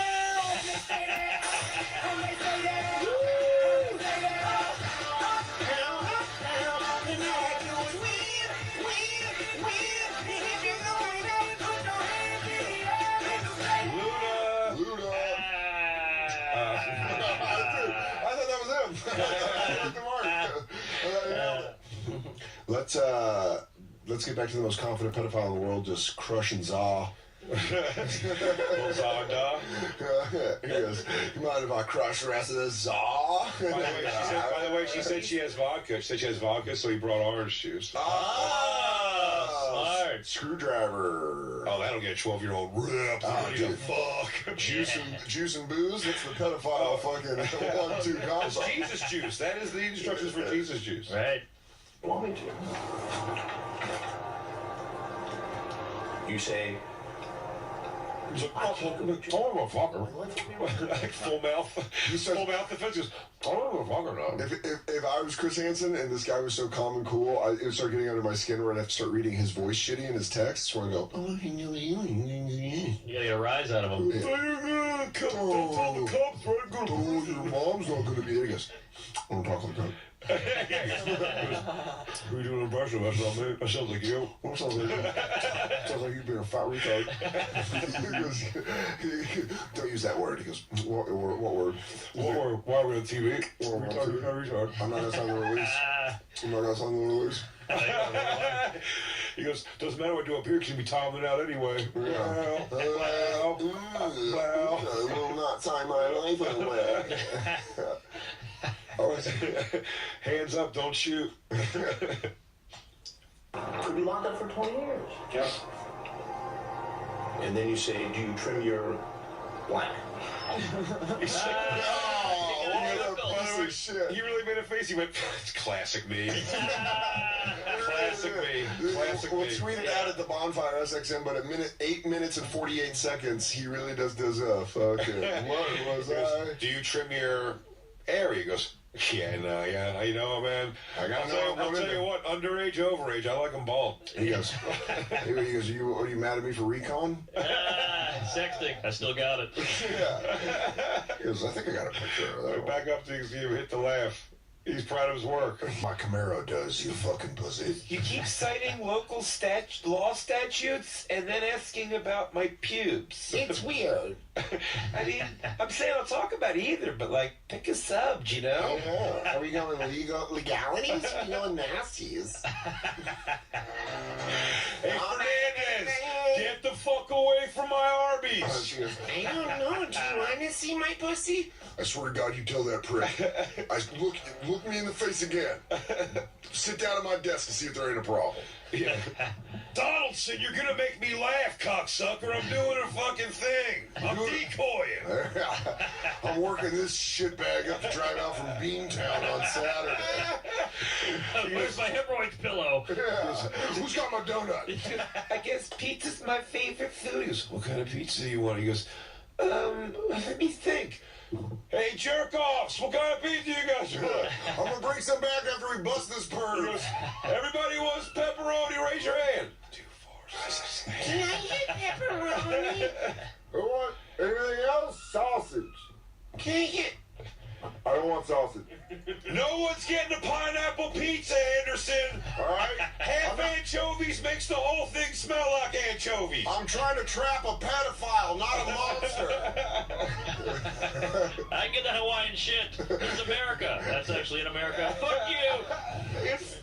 He goes, can someone get onion on? He goes, are you trying to blow this operation? You trying to blow my cover? What child asked for onion on their pizza? Sabinsky, you think this pedophile is going to believe that I want black olives and red onions? Just look at the oldest old people shit. Oh, fuck, that's hilarious. I don't know, do you have like a grilled chicken you can put on it? And a Greek salad to go? He goes, you really think for a goddamn second, Sabinsky, that ordering white sauce on a pie ain't going to bring up some fucking... Get clam.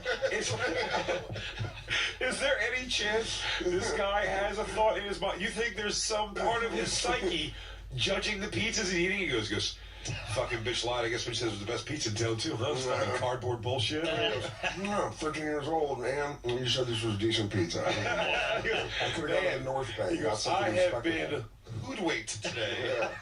I don't know, Chris, you ever feel like your world just drops out from under you? How you doing? Take a seat. Grab a slice. This is a real soggy day here, Hanson. Well, sure. She's told you. How old are you? You might as well just tell me, because I can find out. Like that. Who are you? Can you tell me who you are first? I will tell you that. My name is Liam Neeson. Now you're making me nervous, and you're 44 years old.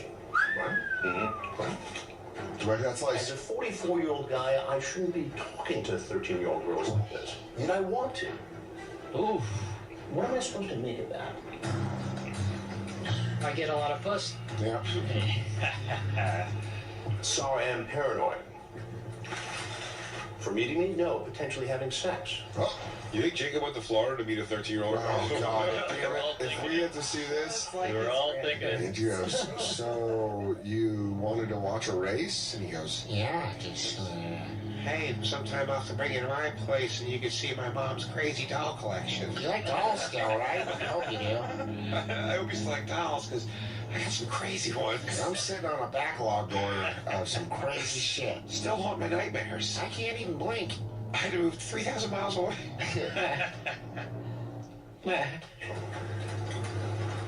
Right. Punishable up to 20 years. He's like, yeah. We'll just plan on having sex. Do you have that in your car? No. I'm going to find out, so you might as well tell me now. I don't. You're wrong. He goes, why? She ain't got nothing. Yeah, he goes, why do you think I fuck 13-year-olds? You will never tell anyone about us having sex. Dude, that's where he breaks and questions Chris Hansen. He goes, do you have any condoms? He goes, why do you think I fucked 13? He goes, dude, she's 13. What? She's all in He's there. an idiot for doubting it. He goes, What? are you fucking dumb? They're clean as a whistle. He goes, dude, fresh out the factory. Maybe new powder. New car smell, man. You gonna ruin that with a bunch of fucking weird lubricants and shit? That shit's mint. G2G, man. Good to go. He goes, dude, rubber might just ruin it. Are you sure? Okay, I can be there Saturday afternoon. Oh, and here we are. I didn't say with pizza, did I? Well, I'm here. Explain it to me. Just wanted to come hang out.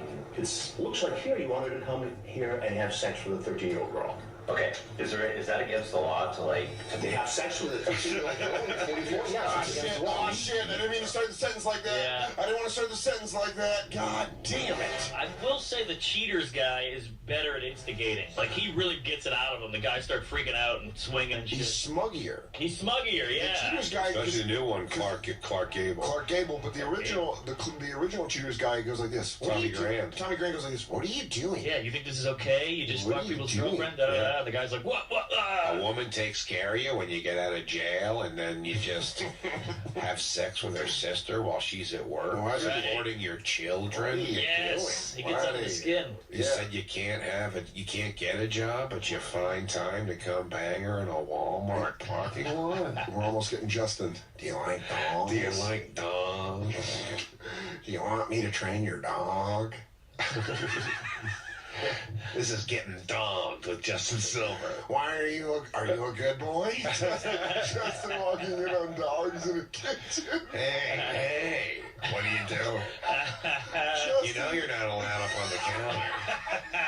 I was just gonna say that. You know you're not allowed. What are you doing? Do I have to start putting a lid on my cakes? Do I have to start putting a lid on my cake? Dude, Justin catching a predator with a dog eating off a counter is gonna make me laugh so hard later next week when I'm all alone at my mom's house. I mean, what are you doing in here? I buy you high-end wet food, and this is how you act. I have right here your barks that I recorded. That sounds like a dog that's hungry for cake. Our little pup decided to take a travel down to the Motel 6. Yeah. For a rendezvous. So now this guy's going back at Chris Hansen with legalities. Yeah. That's all I've done. You see how this looks. Okay, but do you also see that I was pretty apprehensive about the whole sex thing? Well, wouldn't you be? Wouldn't anybody be if they're going to try to have sex with a 13-year-old girl? To be honest with you, you're not going to believe me, but I mean, I don't know who you are, but I'm sure you're like, law enforcement. But You think I'm law enforcement? well, I mean, that's what it sounds like. I was thinking about this on the way down. Right. You did 2.5 hours with me. And when you say it like that, that sounds a little crazy, huh? Seems like I was probably expecting some pussy at the end of that rainbow, too. I don't even know. You're willing to walk through fire, you just expect the treat at the end. The non-stop laughter. Yeah, you read it out loud like that, it does read like I was having to get a little bit of fun. I was trying to go down here and fucking jail. Still less than Jacob, though. I'm not going to risk it. That's what I said. It's not normal. He said to himself. 4-year-old guy to drive 2.5 hours to hang out with a 13-year-old. I wanted to hang out, see how she was, see if a 13-year-old girl. How often do you do this with? Never done it. You've never done it 3 times a month. Tops. I work. He goes, I work 2 weeks on, 2 weeks off, so. Fucking got extra pizza money. Right. He's going back in. Is he? Hasn't told him he's Chris Hansen yet. What if that bugs Chris Hansen? Like, God, when am I going to be famous? Yeah. Like, holy shit, what do I got to do? Yeah. I want pedophiles to fear my face. By the way, it's the same thing. Before you get known by anybody outside of, like, The you know, show of the world, I'm saying, of just like the world when you do comedy, you're like, man, like, you're a comic and you don't know who I am. Like, that's what hurts the most. Like, Right. when you're a pedophile, he goes, Yes. he goes, dude, this isn't your first rodeo. I'm the guy. I'm the pedophile killer. I'm the rain that hunts you. Yes. I'm your Van Helsing. Right. I'm the Van Helsing of pedophiles. Pedophile van. Yeah, hey. Slog the bounty hunter. I'm sorry. Well, you seem cool to hang out with. I mean, with that. Can't find any Had nothing older girls? Not today. Yeah, but I had nothing else going on. So you decided you just come out and hang out with a 13-year-old girl? Yeah, you can clearly see that I'm very apprehensive about. Let's say we meet and really like each other and want to continue seeing each other. How do we do this? Like I said, as long as you're under 16, age of consent, parenthetically, nobody can know about it. I just can't take that chance. What it sounds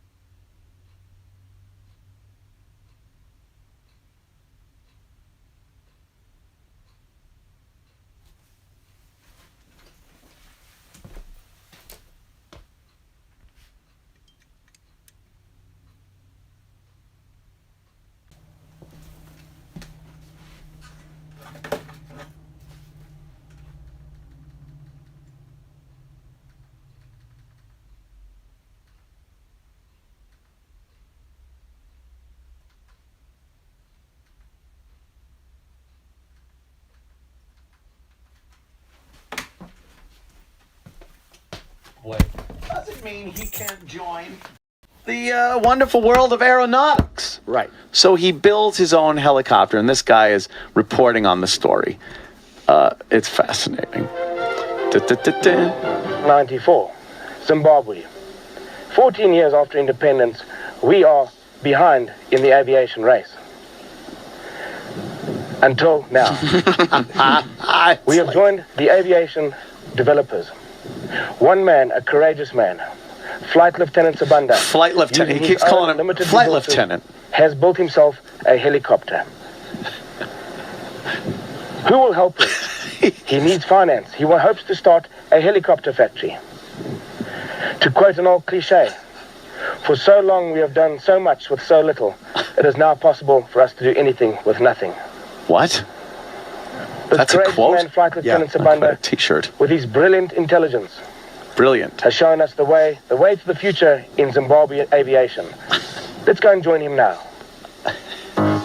Look at this! They show this guy. There's good tunes. Look at this hunk of shit. It looks like paper mache. Yes. It's just this bolted together disaster. of metal, and I don't know how you even daunted describe in it. his task to prove his ability. Who will hear his cry? Look at the wheels. A cry for help. A cry to finance his project. We're standing here today with Flight Lieutenant Sabanda, the man who made his dream come true by building himself a helicopter. Flight Lieutenant. Flight I need to know Lieutenant. some details about this helicopter for the And he international keeps public. talking about how he First of all, actually Flight flew it. Lieutenant, What is He's or what lying. was the original aim in building the helicopter? Well, basically, I'm trying to come up with the fastest and the most cheapest means of transport, which is a helicopter. Air technology. Which is the helicopter. His caption has him as flight lieutenant. Yes, it just says flight lieutenant. So you say Flight Lieutenant this type of transport Simbanda. would be able to be used by. This is more for a communal type. type Go fellow. forward in it a People little out in bit because rural it's areas kind of would be long. more affordable for them to build themselves Yeah, go to this the type point of where he like starts It is actually.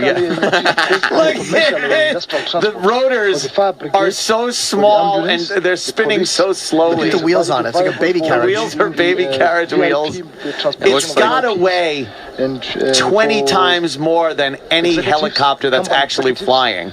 It's just made out of big plates of iron. You don't think it flies? People will follow suit. No. Now, Flight Lieutenant, did you take looks like he used design parts from a radio specific flyer. type of helicopter? Yes, The yes. Bell You know, from a little 412 wagon. Or the Bell Yep. 47? Not specifically from any given helicopter, but however, I would like to say I did to an extent, utilize this. For example, my structural base. That is the My structural base from the Apache. From the Apache helicopter he based this on. But that around you end up saying I'm contradicting somebody. He's a very tall African gentleman dressed in yellow with a yellow motorcycle crash helmet on with like a red spot painted on the front. Look at the tail rotor. Point out that his helicopter is also yellow.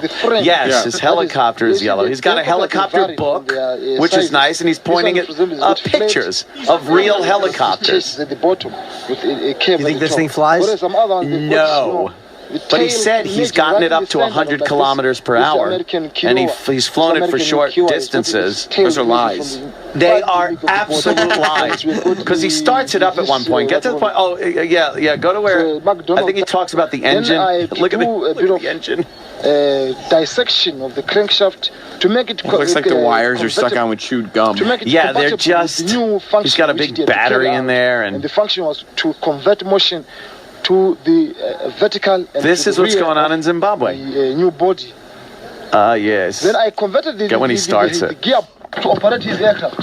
Somewhere there. He's sitting. That's how he's got to fly it. Have good vision. Good vision. There's a giant piece of metal in his face. Now these are the control mechanisms. Yes. We have got a clutch system which is supposed to engage and disengage the gear when the machine is on. Oh.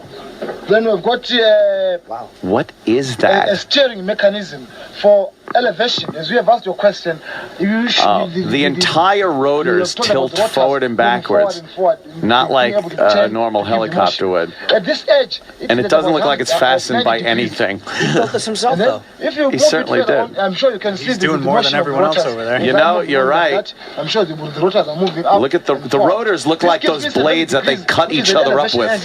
They look like giant handmade machete blades. Looks like the one fucking Billy Bob Thornton was holding in a sling blade. Yes. Billy Bob with Doyle's head. Then, as we go on like that, Look, the whole thing moves. Which is at 90 degrees to the. See, I don't think, first of all, that these rotors would have any lift to them whatsoever. If I'm to take off, I've got to take off at 90 degrees. Which is up there. Look at the whole thing shifts. The whole rotor. And this seat will be almost And it's much too small. It could be almost something like this. Because it's overdrive. Like, do you honestly think that could doing something like 250 could lift that? Would you take a ride in it? 100. Sure, it's safe. It's never going to get off the ground. You might die of carbon monoxide poisoning. Loose and so forth and so on. And by the time He just got pieces off like a swing set, and that looks like a piece of a lounge chair. So I had to spend another 3 or 4. Jackie. As to what you started up, if I can. Oh, he's starting it. Look at the propeller. The motors going around at like 1 revolution per minute. I could actually stand on the windshield and hop over each one. Yes. Yo, la la la la la la la la. Playing some Zimbabwe music. But I'll tell you, it's not moving. No, it will never move. It's stuck where it's This whole at. thing's a joke, isn't it? I thought so, but too much went into this thing. Like, you could tell it was built. And there's more videos like this. Yeah. Yeah, there's other people from Kenya that tried to build planes and helicopters.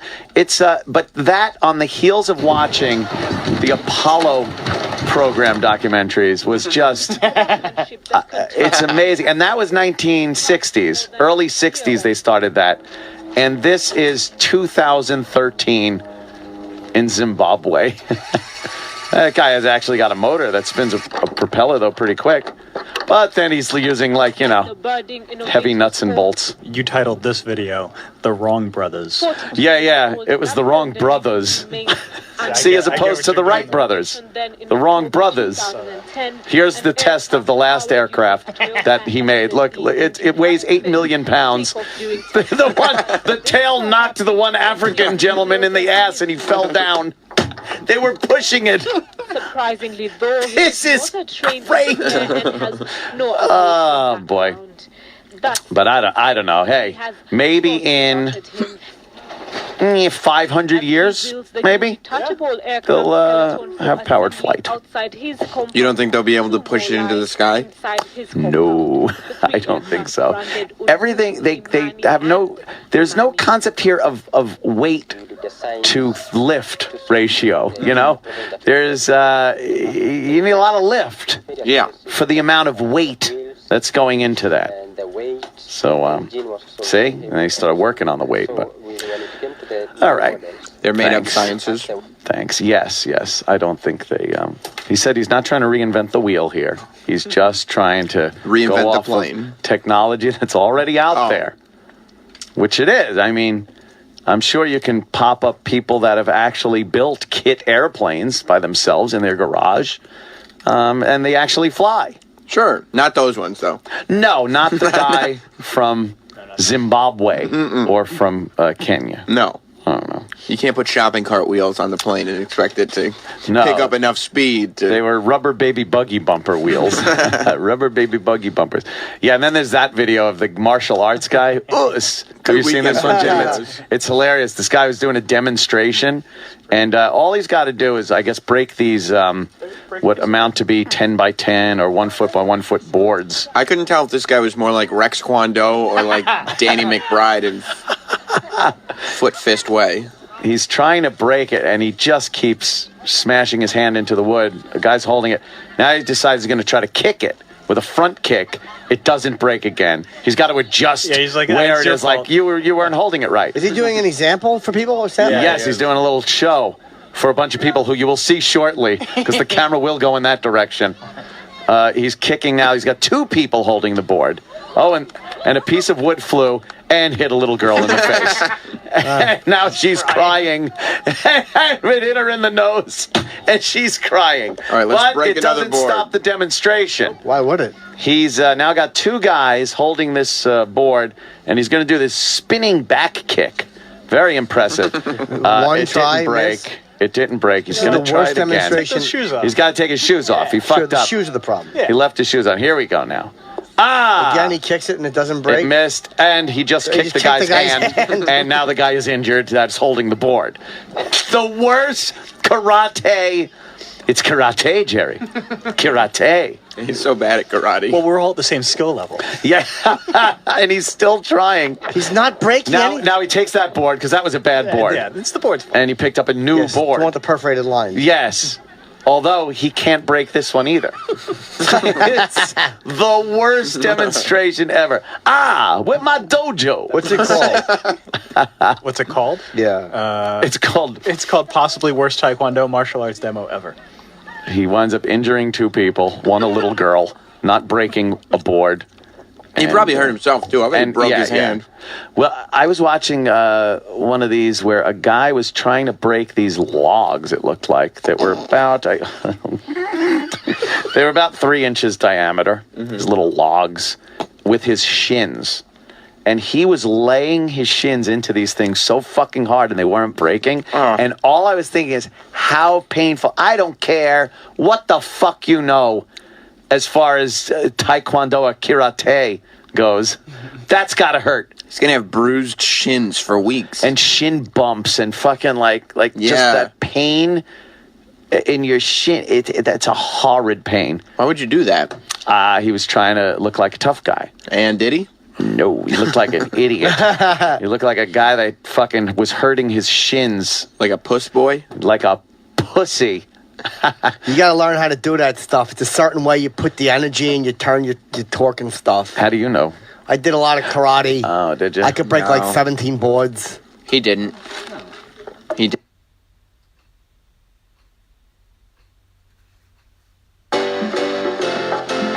What if smartphones were more than just smart? The all-new Google Pixel 6 with a 24-hour adaptive battery that sends power precisely where you need it. Google Pixel 6.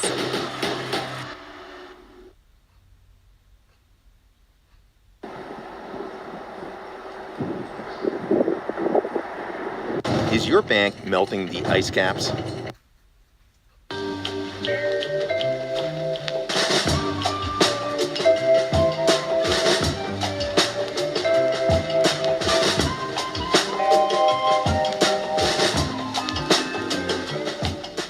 Have you seen that Summer is Here video? I kind of been family. I've been avoiding that one. I know a lot of people are tweeting it. I was avoiding it. And you finally hit it? It is so bad. I thought it was a goof at first. Right. But no, it's serious. You know how that black guy put out those Chocolate videos? Ring? Friday. No, Chocolate Ring. Yeah, Friday. he put out like, it's Friday. Friday. And then he put out the other one with the other chick, Thanksgiving. Right. And a few other ones with these kids. I think they were kind of going for something like that. But nobody has any talent. The song they wrote is so bad. I don't even know. And the video is so poorly done. Which one is and the kids are so ugly. That's what I like in my videos. Yes. Hot kids. Which one is it? Summer is Great. I think it's Summer is Great. Summer or is something. Great. All right. Summer is Great. Let's see. There they There it are. is. All right. Official There music they are. video. Oh, it's magnificent. Summertime is great Please on YouTube. go full screen with this. You got So it. you could get the entire gist. This song It's is an immersive experience. I imagine Yes. you watching it in your home theater. Yeah, that I should have. Oh man, Summer is Great. Hey everybody, it's summertime. Oh, this isn't a goof. Science is fun! Summer vacation is here. Oh, no. Gonna ride my bike, gonna go somewhere. It's my sure this is not a goof? favorite No. time of year. I thought it was at first, but it's not. It's Talk about poor body image. Oh, she looks like the son of a professional. She looks like the daughter of a wrestler. Man, why would she? Slaughter's kid. Why would she do this? All these You know kids- how much evil is out there? Why are you doing this? They all, you know what? It's so far, both kids look like children that got abducted and murdered. First of all, the boy riding the bike at the beginning comes off a little effeminate. A bit fruity. And with the internet, You're saying top button on a golf shirt? a little bit. He reminded me of like a young version of the killer from True Detective. Yes. He could use a cycle. Yeah. Steroids. Yeah, blast those delts. Now the girl has so much wrong with her. She's like a chubbier version of the girl from Shameless. Yes. Oh, Right? yes, much chubbier. But Even chubbier. She's a chubby girl. Who was Yeah. the fat guy in Pee-wee's Big Adventure? Oh my God, Franklin. Francis! She looks like Francis. Hi, Pee-wee. Pee-wee. Nice bike, Pee-wee. That's what she looks like. She looks like fucking Francis. you deal with Katy Perry, man. She's gonna be pissed. Wow. She wrote a whole song about this shit. Bullying. Francis? Firecracker, right? About Francis? You're right. Yeah. Firecracker had the chubby girl jumping in the pool because it's cool. It doesn't matter what you look like. Well, let me tell you something. Yeah, but if you want to make good radio, you make fun of that fat ass. But the thing is, it's not. Look, I'm not taking blame on this. They know that YouTube has a fucking comments section. She's gonna get slaughtered. Yeah, you put your daughter out to die. It's crazy. You put her in a video like that, and Katy Perry is one of the hottest chicks ever. So yeah, if she writes a feel-good fucking song, Yeah, she probably shouldn't be singing those songs. yeah, you let an She's ugly too person. Yeah, Lord.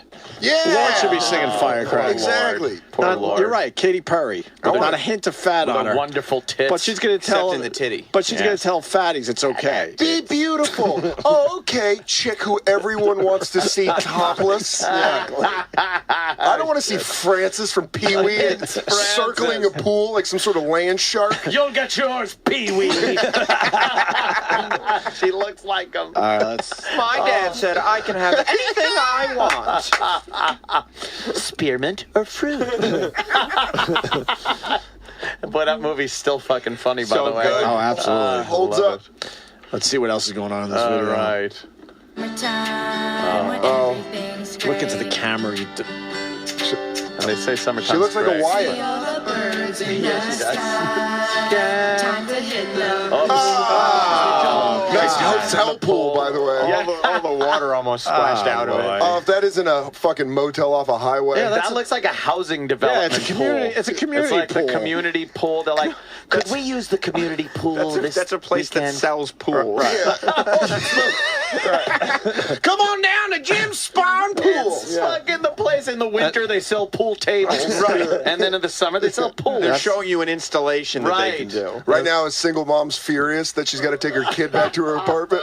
All right, you can use the pool from 6 to 6:05, but no later. How many takes do you need? We got an all swim at 6:15. All swim. Oh my Old people God. aerobics is happening. Right.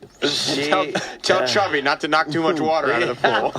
She jumps in the pool to frolic. I like the building managers. Like, what, you're putting your daughter in the video? Yeah, what? You're not gonna put that on YouTube, are you? Oh. No. As soon as you hit the water, God damn it, go get the hose. I gotta fill this thing up again.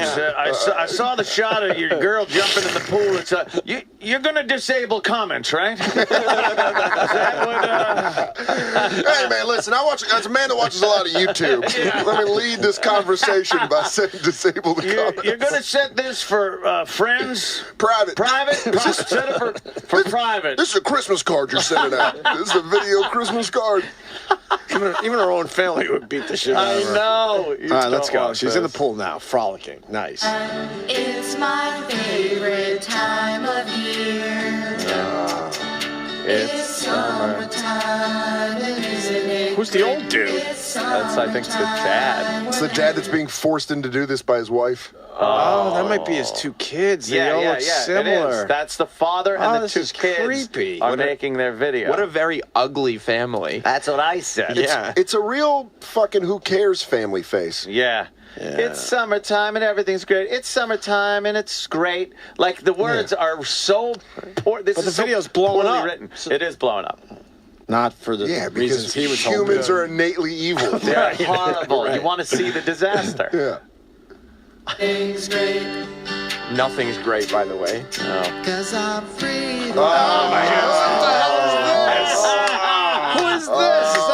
He looks like one of the creators of IBM. Like he had a startup in his garage. Here's this guy with a horrid comb over, sitting on a cheesy motorbike. With obvious bad breath, even though Yes, it does look like he's got some bad breath. We're not there. Playing That's an clear. acoustic guitar on the side of a road by like a field. On a shitty, almost motorcycle. I would, if I had a Right. child playing sports and this guy was anywhere near him, Yes, I'd be like, yes. I'm pulling him from the game. Yeah. I'm not Do letting you- my son play in this Yeah, game. this guy has the hassle of having to tell all of his neighbors when he moves into town. Fucking old clammy hands that's moving in next door. He's not allowed to celebrate Halloween. Is this the father? I think it's the father. You know, if I shave my mustache, people won't be able to tell. Yeah. You could tell he has really bad dandruff. Yeah. Yes, well, that comb over and everything. It's just unhealthy scalp. help. The beating that you would take in school, based on that being your father, just on that being your so much father. worse than anything else you're actually doing in the video. Right. All right, let's go. Come on, guys. Yeah, here we go. Well, if they didn't stop throwing so much ugly at us. Yeah, I know, they really are. We could mow through this thing. It's funny you asked. I played in a band in college. Yeah. You know, we should make a video, kids. Would that be fun? Yeah. His kids have no concept what cool is. No, I'll bring the motorcycle What out. do we write a song about? Well, just write a song about something you enjoy. What's something you like? Summertime, Dad.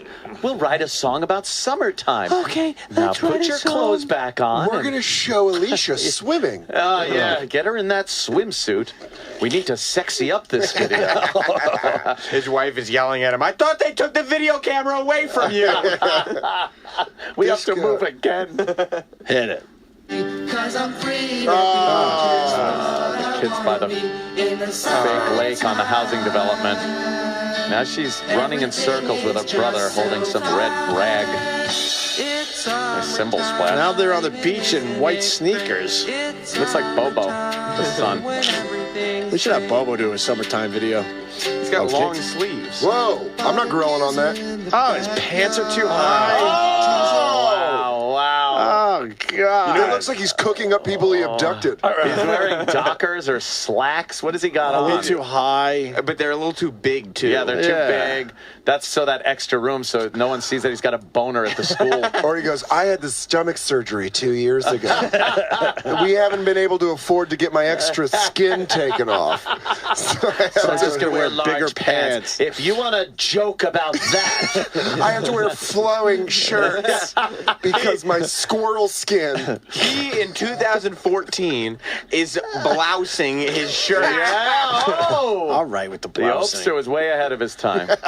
He bought that shirt because it was on sale at TJ Maxx, even though it wasn't his size. Check out the ugly kids, man. You know who dresses like that outside of work? Yeah. Dennis Falcone. Oh, Denny Falcone. This Love you, is miss like you, brother. something Denny would do. Yeah. Hey, just having fun? Yeah. Making a little video with his kids? I think it's healthy. I've been a songwriter myself for quite some time.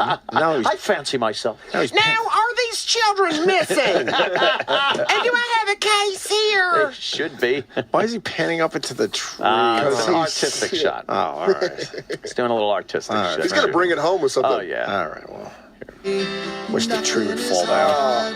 It's my favorite time of year. It's barbecuing. It's summer. Oh, boy. Can she even fit on that slide? Her shirt says swag.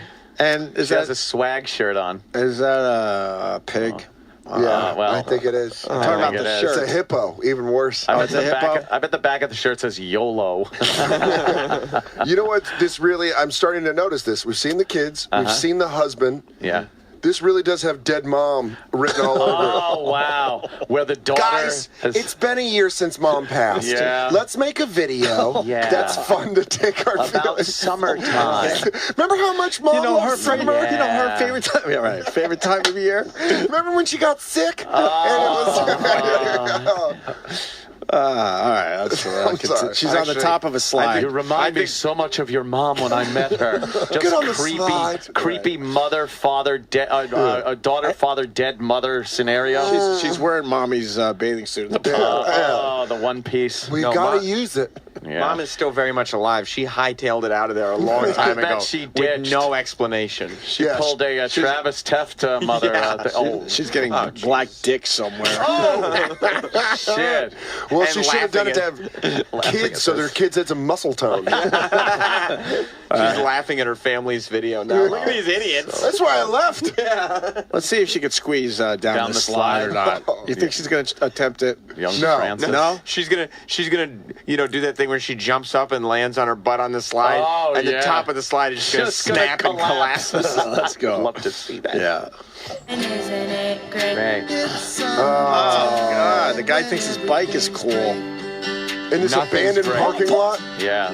He lost hair between scenes. He really did. Wait, go I think back. he went more bald. It must have been a gust of wind. You know how people with comb overs, they hate gusts of wind. What happened? Dad, if we want to do the pan shot with you on your Kawasaki, we got it. The wind's messing up my hair. Yeah. He's bald. They're picking his hair up off the ground and putting it back on his head for the shot. It's Rogaine time and everything's great. And now, what is great? What's great? There's nothing. These people have nothing great going on in It's their lives. summertime and everything's great. It's summertime, isn't it great? Right. What the fuck? I gotta tell you though, this is not that bad at all. It's nowhere near Valkyrie, but it's a good video. You enjoyed Valkyrie the video by Yes. Asia, Supergroup Asia. Thank you. Not quite as good Can't as just say Asia. I know. You know that. Yeah. By now. Yep. First the supergroup. first supergroup, the world's first. Right. All right, let's go. Hey, Going love. to the beach, oh yeah. That doesn't match I got my up. swimsuit on. No, you don't. No, you don't have your swimsuit on. It's my favorite time of year. When? When is your favorite? It's The mysterious sun is now on some playground equipment. Fucking school shooter. Yes! Nature golf. They're dancing on the bridge of a, if you could call it dancing. They said he got the AR-15 at a gun show. After reading the YouTube comments on his summertime video, He mowed down his middle school. the bridge is gonna collapse. He went through his growth spurt and they wouldn't buy him a new shirt. No, look at his shirt, how his small shirt. it is. Look at his wrists. His whole forearms are exposed. And the daughter's dressed like a girl that's at a drug rehab. She's like, the beach reminds me of getting high. After shooting his sister and father in the face, he made his way to his school, where he killed 38 people. Who they're now calling the summertime gunman. He was going through the hall saying, "Summertime, isn't it great? Summertime, it's so great. Summertime, In between you're clips. all dead motherfuckers." I'll teach you about summertime. His father, apparently a large weapons collector. Yeah. Look at that. It looks like little Eastside Dave. It's what? Bring your kid to work day. Is it? Is it? I don't know. There's a Yeah, kid. it's great. There's a kid, I'm assuming. There. Or, I should have brought Or a just bag of negative EPT tests. Good for me. all right, where are we? We're at the miniature golf course. Last we left, it was summertime and it was great. It was great. Yeah. And they're Okay. on the bridge, a little stone bridge at a miniature golf course. Him and his sister, his fat sister, and they're clapping. They're clapping and then turning toward the camera, clapping again, and then they turn away from each other, clap again with zero rhythm. And, by the way. and he's wearing a shirt that was purchased for him before puberty. Yes, very.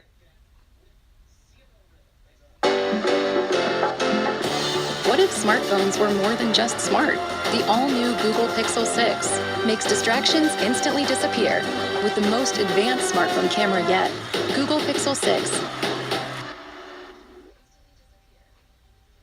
Very small. However, puberty has taken place. Yeah. Okay. Yeah. In the summertime, Oh, she clapped at the wrong. everything What the hell is that? What is that? Little special effects. It's All right. Back. Now they're on the dock. Oh, he just spun. He's spinning. She's spinning. He was going to spin there, but he didn't. Oh, it's a fake alligator. See the duck swim on the lake. See the duck swim on the lake. Who wrote this, Todd? And staying up late. It's my Now they're looking through some type of carnival game. It's summertime. Oh, now they're on the motorcycle game at like Dave and Buster's. Right. Of course she's eating ice cream. Maybe not 2 scoops, honey. Yeah. Oh, now they're on the swing set. Plus the seesaw is out of the question. I've never seen a less accurate use of the term swag. Yes. Everything A little choreography there, huh? Sitcom intro. now they actually found. Hold on. They actually found another two-wheeled vehicle that was even more uncool than the father's motorcycle for the son to ride. He's on a piss yellow Vespa. He's a piss yellow Vespa. This is such a commercial for low-income housing. Where it's like, you could live here too for $32,000. Yes. If your income is lower than $32,000 a year, we got a lovely apartment complex for Only you. 40 minutes from Manhattan if you take a plane. This is. I just keep hearing the dad directing as they're doing it. He goes, spin. Right. Spin on the bridge. But Good one. They're shitty editors as Yeah. well because Terrible. every scene starts with them not moving and then they move. And then they move. They're never in mid-move. They should be already moving. Right. It's bothering me. Ethan, look at your sister. High five her. Good. Yes. Now go into summertime is great. Great. Remember Spin, the spin, words? spin. Spinning. You're Annabelle, you're not spinning. God damn it, Annabelle. How are we going to get your mom back if you can't get this choreography? She'll find it on YouTube. Yeah. And the father now has his hat on because he's going for a little ride on his almost motorcycle. You know, that could cause You don't want that wind blowing through your fucking problems with the remaining hair you got. He loves the wind blowing over his scalp. You just want to look like Ern McCracken at the end with it just leaking over. It all came down to I didn't want to lose to a guy with a hook.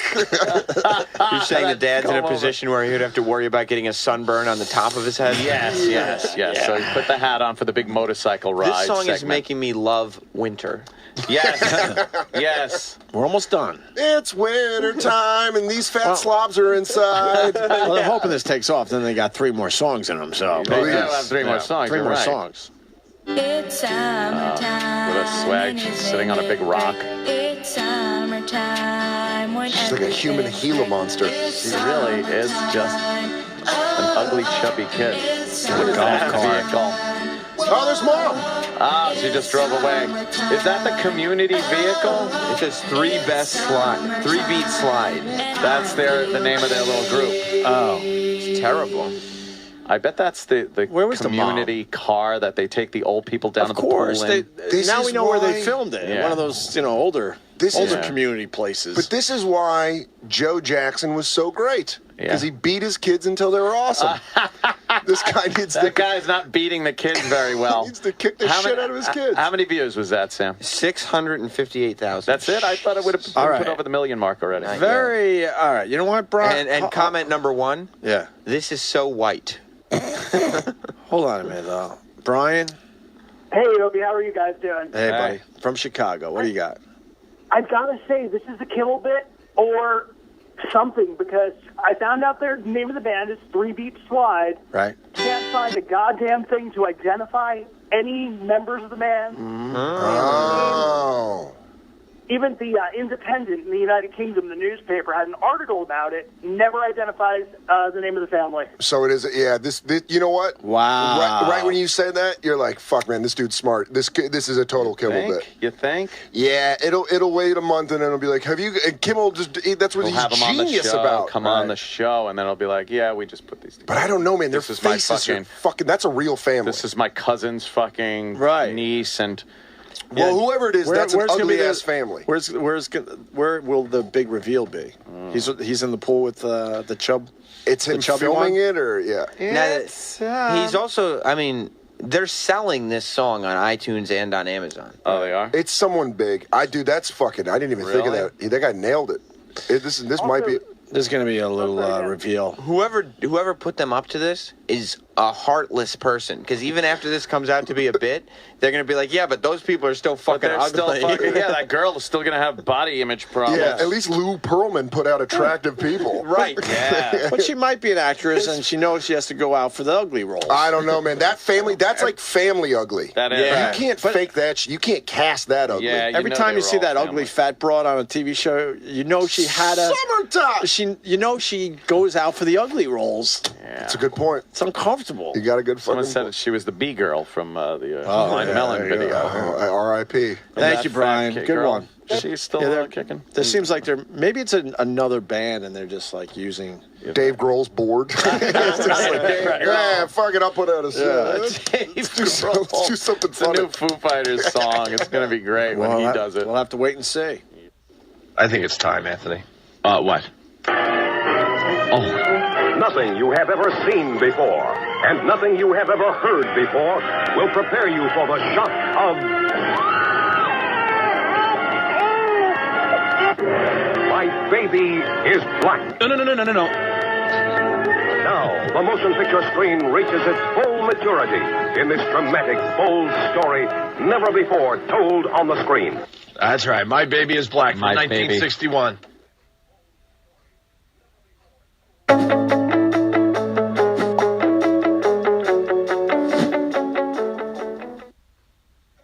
Does all Me right. and you, I'll tell you, when you get time, we go down to the fucking Caribbean. You know how they are down there.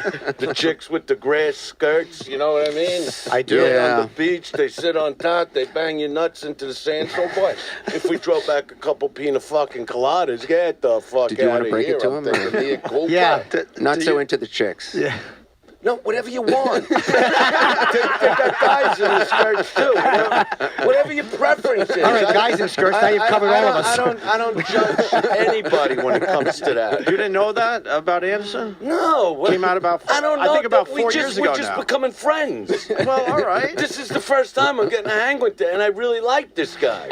Well, yeah, I haven't even let him talk. No, but what I'm saying, the reason I'm telling him this is because I could get, like, I got this thing. They gave me, like, a gift for tickets. Oh, yeah? That's cool. And we go down there and we have a Nice. couple Sure. laughs. Whatever I'd you like do. it. Sure. Who's looking? You're going to look at what I'm doing? What do you care? You know what I mean? 2 or 3 at a time. You go to the box like a magnet. That's what I like. That's it. Chicks will bang your balls into the sand. That's what you...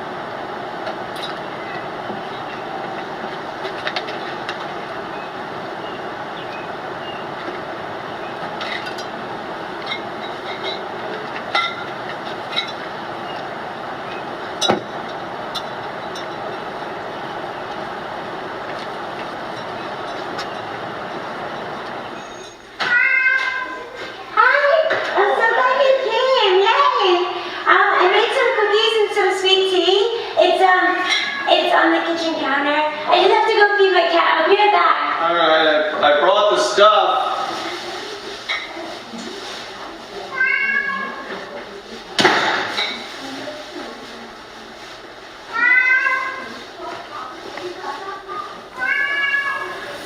Oh, right.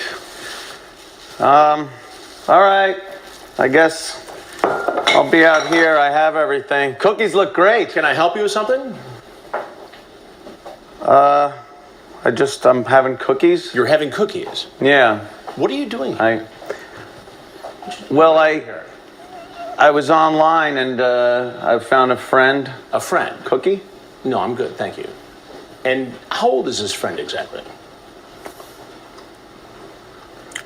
How old? 13. Why did you think it was appropriate to come into this house in a beautiful suburb in Long Island to try to have an inappropriate relationship with a girl you thought was 13? Well, who the hell are you? Well, who are you? What's in the bag? What's in the bag? It was a friend that What's in the bag? Well, I got some Seagram's Escapes. So you thought that was okay to bring to a 13-year-old girl? Seagram's Escapes with alcohol? What would you rather think? Scotch? Yeah, of course, Seagram's Escapes. Anthony. Yeah. I know about your background. What do you do for a living? Well, I was a shock jock, I guess, until now. Thanks. This kind of ruins the whole thing. How did that work out for you? Not too good. Not too good. I ended up getting fired. Not for what you think. Well, what am I supposed to make of this? All right, look, this is very embarrassing. Well, it should be, don't you think? Well, yeah, but look, I have a life, I have a family, please, is there any way we can just not do this anymore? Anthony, there's something you need to know. What's that? I'm Chris Hansen. What? And we're investigating grown men who try to have sex with young children. And you just walked into Hansen versus Predator. Damn it! Why don't you have a seat right over there? Oh, man, Right he over just there. told me Come to on. have a seat. Go to have a seat. This right is over there. not good. I'm going to sit down right next to you. Chris. I gotta tell you, that's frightening. That is frightening. Chris Hansen. Anthony, good to see you. Pleasure to have you, Cookie. Pleasure to have you as a guest on the show today. We should go back to the Scorch tape. I'm thinking. Oh my God! Yeah, we got derailed last week. I hear Louis C.K. came in and other people, and we didn't get back to the Scorch, his latest PFG TV. People like that. I hear tell there was a one after that, and the table's gone. Oh, really? Somebody posted something on Twitter with a picture, right, photo, and said, "So maybe he's listening the to latest us." one, and the table's gone. The giant table's ridiculous. You gotta keep it though. Why don't we take a break? We'll maybe play some PFG TV. Yeah, but he's got a new set. Hey, wait, it's a whole new set. Wait, because we made fun of the set too. Maybe we're 72 views. Maybe we're kind of helping him out. 72 views. It's not a lot. Huh? He obviously knows when something's up because it goes like, episode 1, 200 views. Episode 2, 290 views. Episode 3, 6,700 views. That's because of us. Yeah. The Lacey Rain probably thought it was because of her. Yeah. Oh my God, that's right. All right. He's probably like, hey, the show's catching on. So And why then don't we the next blow- one's 72. So why don't we just go with the brand new one he posted? Fuck it. We should. Why don't we do a little bit of that after the break? Good. They're all good though. So fuck it. Let's go to the new one without the table. See what changes he made. Well, we got PFG TV ready to go here. Queued up and ready to go. Yeah, this is the We were just getting latest into the last episode, but now there's a new episode since then. Which is even better because we get to go through his thrilling intro again. I want more Lacey Rain, though. I loved her. Yeah? Fuck yeah, we got to get her on the show to talk about this fucking show. Yeah. She was wonderful. Yes. You really care what she has to say, or you want to just hook up with her? Let's be honest. I would love to hook up with her, but honestly, I would love to hear more about Scorch's show. Oh. I would love her to talk about Scorch's show. Why the fuck haven't we been invited on Scorch's show with all the promoting we're doing for him, Sam Roberts? I don't know. I start to You feel... know people in his camp still, right? I feel guilty after we do these segments. I can't even... Why? We gave him 7,000 views on his last episode. He only does 200 views. I know, but it's just, he doesn't like to be mocked, I don't think. He told me that he got Triple H into the business, He told me that, too.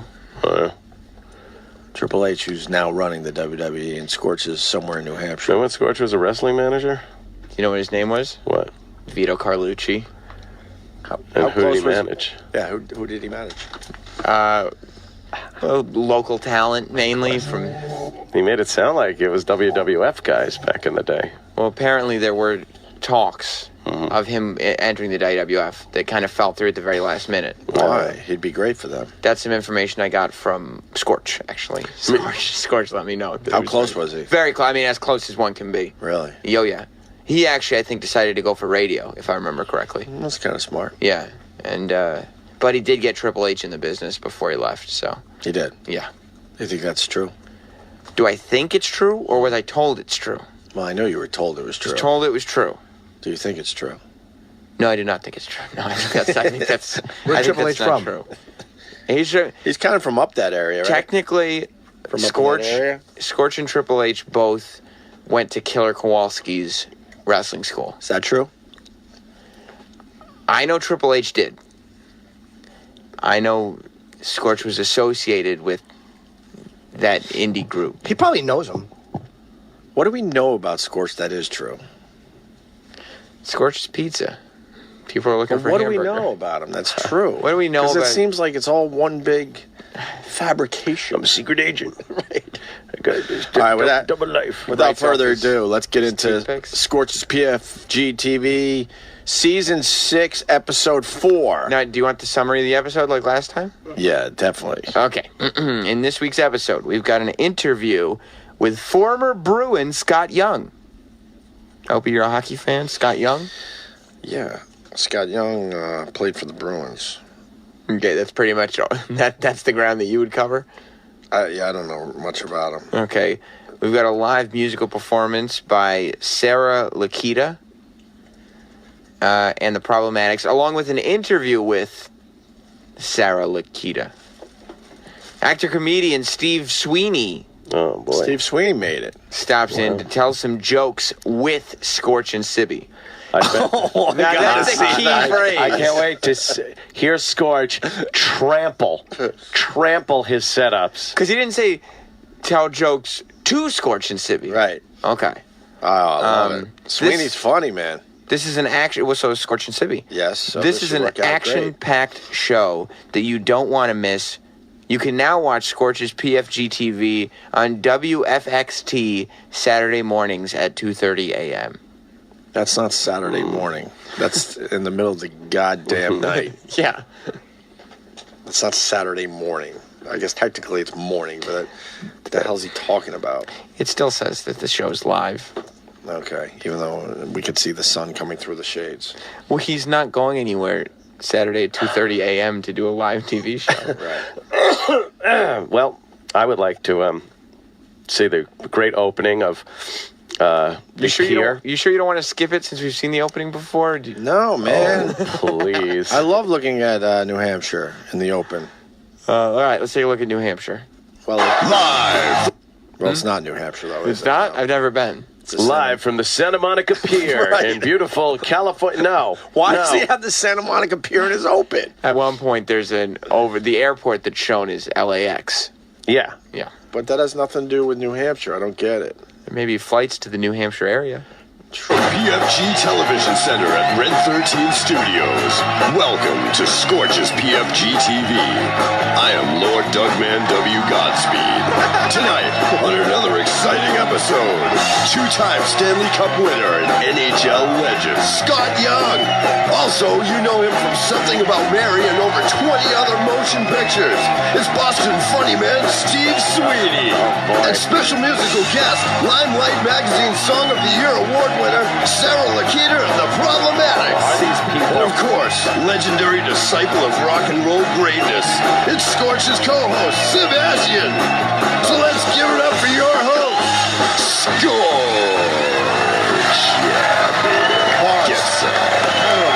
Pause. As we mock him, let's not forget we don't have a visual element on this show. We're not doing some big fucking half-hour TV talk show.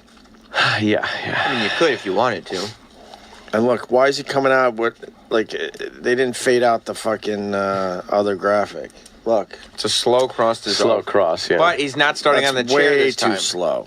He's not starting on the chair. Is he doing a monologue? He's walking out, and he is pretending that there's an audience that he's asking to quiet down, even though that's obviously a pre-recorded track. All right, let's go. Welcome, my friends. Here we are. The very first episode. I'm going to talk about this in a second, but this is actually the very first episode that we are filming to be live on Fox 25. Oh, yeah. What? Wait. How can you... Wait a minute. Film an episode to be live. To be live on Fox 25. But he got on Fox 25? Did he? Did he, Opie? I don't know. I don't either. You can't take his word for Fox 25 is the Fox affiliate out of Boston or New Hampshire? Infomercial? It's 2:30 a.m. Did he pay? See, that's what people do. They buy infomercial time and just play a show. It's not like they picked up the Scorch PFG. No, he conned somebody into paying for his show. Yeah. It's an infomercial. Wait, I think I just got tricked by Scorch. Yeah, you did. I was believing his hype. I'm like, holy shit, Fox 25. Louis watches us. And yeah. Louis. You think he's going to mention that soon? All right, let's go. Have a seat, man. We made it. Timo Sabe. And you all know my pal Sib Hashin, right? Give it up for Sib. Everybody. We're now on Fox 25, you know what I'm saying? So, what's up with you, man? What's happening in the life? No big table. It sounds like the crowd is dubbed in, even though they probably are. Are they there? There's some people there, probably. You think when he said, yeah, they he's sweeten saying it to like 3 people? They're sweetening the crowd a little bit. Yeah. They fixed it in post. A little. Yeah. A little sweetening. A little. Yeah. A little bit. You're saying it's a little bit. A little bit. Just sweeten it up a little bit. Just a little. So give it a little punch. little splash. Yeah, We need a little splash more. You got to supplement those live applause. Right. Just something to beef it up a little. Just a little bit. Fill in the dead spots. That's right. Well, I just want to tell you right off that I had the best time reading both. What's good is when somebody disappears into the furniture, which is A, way too high, and B, it's a black leather couch, and this idiot's wearing black pants and a black shiny vest and a black shirt. It literally looks like there's a head and two arms. It looks like floating. his head and his hands are sticking out of the couch. Yes. You're right. He's wearing a leather vest on a leather couch. Yeah. It's a terrible outfit. What are you doing, man? He's blending right into the couch. Yes. And you know how you can usually tell when a room is full of people? If the voices of the hosts echo. Right. Then you can tell there's lots of people. Lots of people for it to echo off of. Yeah, but they sweeten that up in post. A little beefing up. A little bit. Hack by one of our first guests, Jimmy Dunn. Yeah. I'm telling you, there's a couple of pages in here. One line is that it's worth the whole price. So if you get a chance to get it, for us guys, we like to bring something in the, the Bacauza and something we can leave there and read a couple, pages every day. This is the book. Thanks, Jimmy, for coming on. Thanks for writing another book. And you know what? I'd love to see a boat hack, too. Because it's one of those books where, I'm sorry. What's the Bacauza? It's the toilet? The way a dumbbell says toilet. But he didn't say what the line was. There's one line in here. Can you go back? Sure. This should be on a website called worstbookdescriptions.com. There's a thing in here. It's the best line. How about telling us? Listen to this atrocious book endorsement. By the way, he still has the end table.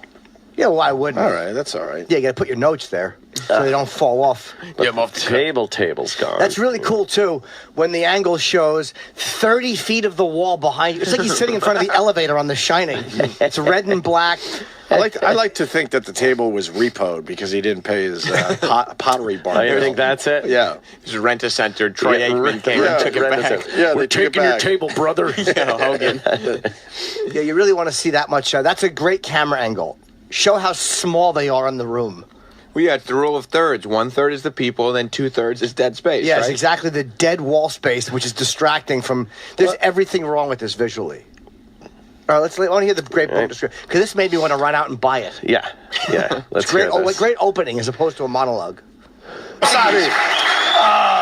And you all know my pal Sib Hashin, right? Give it up for Sib. Hey, everybody. We're now on Fox 25, you know what I'm saying? What's up with you, man? What's happening in the life of Sib Hashin? Well, I just want to tell you right off that I had the best time reading Boat Hack by one of our first guests, Jimmy Dunn. Yeah. I'm telling you, there's a couple of pages in here. One line is that it's worth the whole price. So if you get a chance to get it, for us guys, we like to bring something. Oh, my God. What? There's there's an entire book. There's a couple of pages in here. There's one line.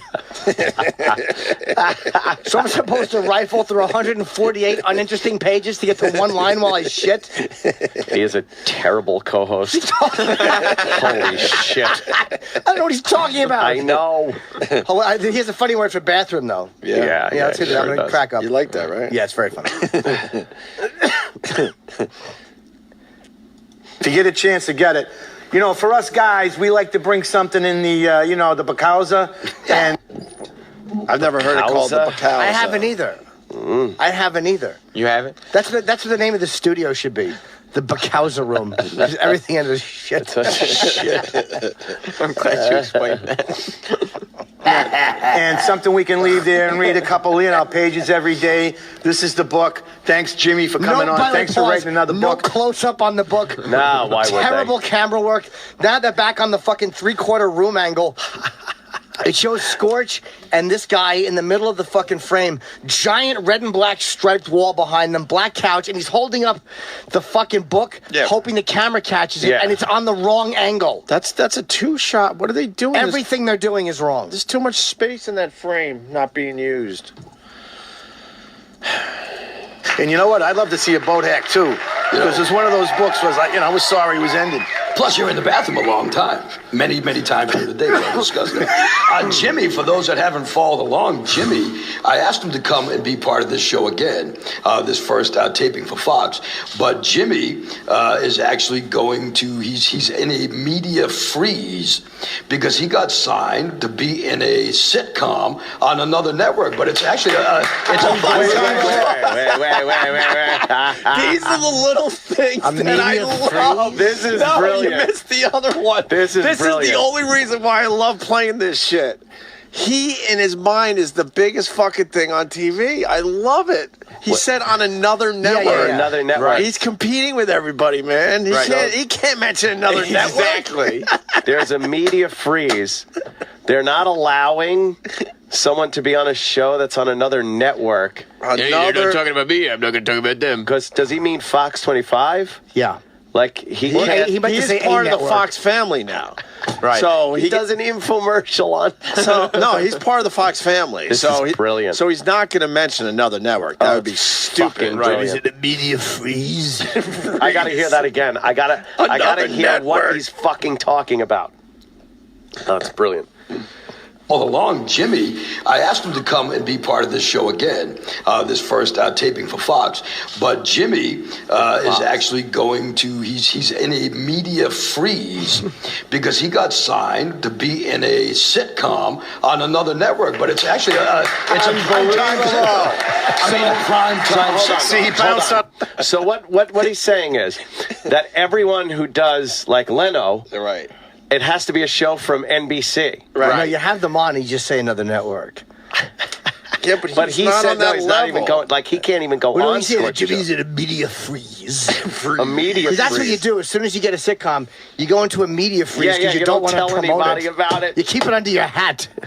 Oh my God. So like New Girl and the Mindy Project and those shows, they don't get promoted. No, they can't. Because Fox doesn't have a late night show. Right. You can't do it. Little Scorch, you understand, right? Yeah, don't give him any credit, Scorch. Hey, pay. We can't mention the competition. You understand, right? But you don't have anything to worry about.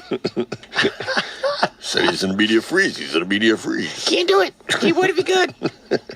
A media freeze on another network. Oh, God. God bless him. He is huge in his mind. He is. Off our show. Oh, he admitted that. By the way, I'm still waiting to hear if there's any actual applause. I'm not sure if there's... He's got friends, I'm sure. I'm sure I would bet there's about 10 people in there. Okay. And then they sweeten it up in post. Give it a little spice. A little spice. Every other line was Scorch's PFG TV, and they got pissed off at him, but they still let him stay, you know what I mean? So what else is going on in your life? Well, I'm really excited about tonight's show. Yeah. We've got a professional hockey player on who's won There's a head and arms in that couch. That couch has a head and arms. This looks like a head and arms sticking out of the couch. What a horrible outfit for that couch. Oh, my God. He couldn't have picked worse if he was doing weather in a fucking green shirt and pants. Oh, it's funny. Oh, my God. Is that atrocious? 2 Stanley Cups. Yeah. A local guy, too. An American. A rare breed. And we got the fantastic Sarah Lakita band. Yep. How good is that? And Mr. Steve Sweeney's in the house. Sweeney's in the house. In the house. Boston legend. Big movie star. Steve Sweeney's here, y'all. So that basically Steve fills Sweeney's the a deal. big You know what's movie up in my star? life these days? Yes, he is, y'all. Now, Scorch is going to tell you what's up with his life these Yeah, days. I'd like to know. I'm just glad nobody asked him. He can't get that Fox 25 thing out enough. Yeah. I could be on proud, though, the man. Fox affiliate here in New York. Yes. I could go and say, I would like to buy a half hour of time. How much is that? When you get infomercial time at 3 in the morning, whatever it is, and go on and do it. Mm-hmm. You're allowed. Mm-hmm. Yeah, and then you go to a local access studio, and they will allow you to film in that studio for free. There you go. You got a show. You want to do it? Yeah, let's we should do that. Nah, it takes work. That would be funny if we did that. That would be very funny. If we That's did a sort of what public we- access show. Well, that's what we did up in Boston, Real Rock TV. I mean, they bought time on a Spanish station, and we were on That was a really high budget, though. They shouldn't have showed when you ran out. You made the noise. It's just so frenzy. You remember that? Oh, it's my favorite moment. We gotta go. I was hoping you forgot about that. You remember that, huh? It's my favorite moment in the entire thing. What a fucking hack. Stupid fucking hack. Let's hear what's going on in Scorch's let's life. do it. So that basically fills the deal. You know what's up with my life these days? No, I crashed my Jeep. Oh, no. Oh, yeah, I crashed my Jeep. Doing no more than 5 miles an hour. I crashed my Jeep. Who was in the Jeep with you? A friend of mine. All right. You know, I have a new young lady in my life. Hey, Kimmy, nice to see you. And Sibby, the first day Sibby met her, Sibby gave him Sibby gave her one of his pat downs. And for no reason at all of a sudden, Sibby gets out of the bar stool and says, "Oh, I'm going to pet you down." And I'm like, I noticed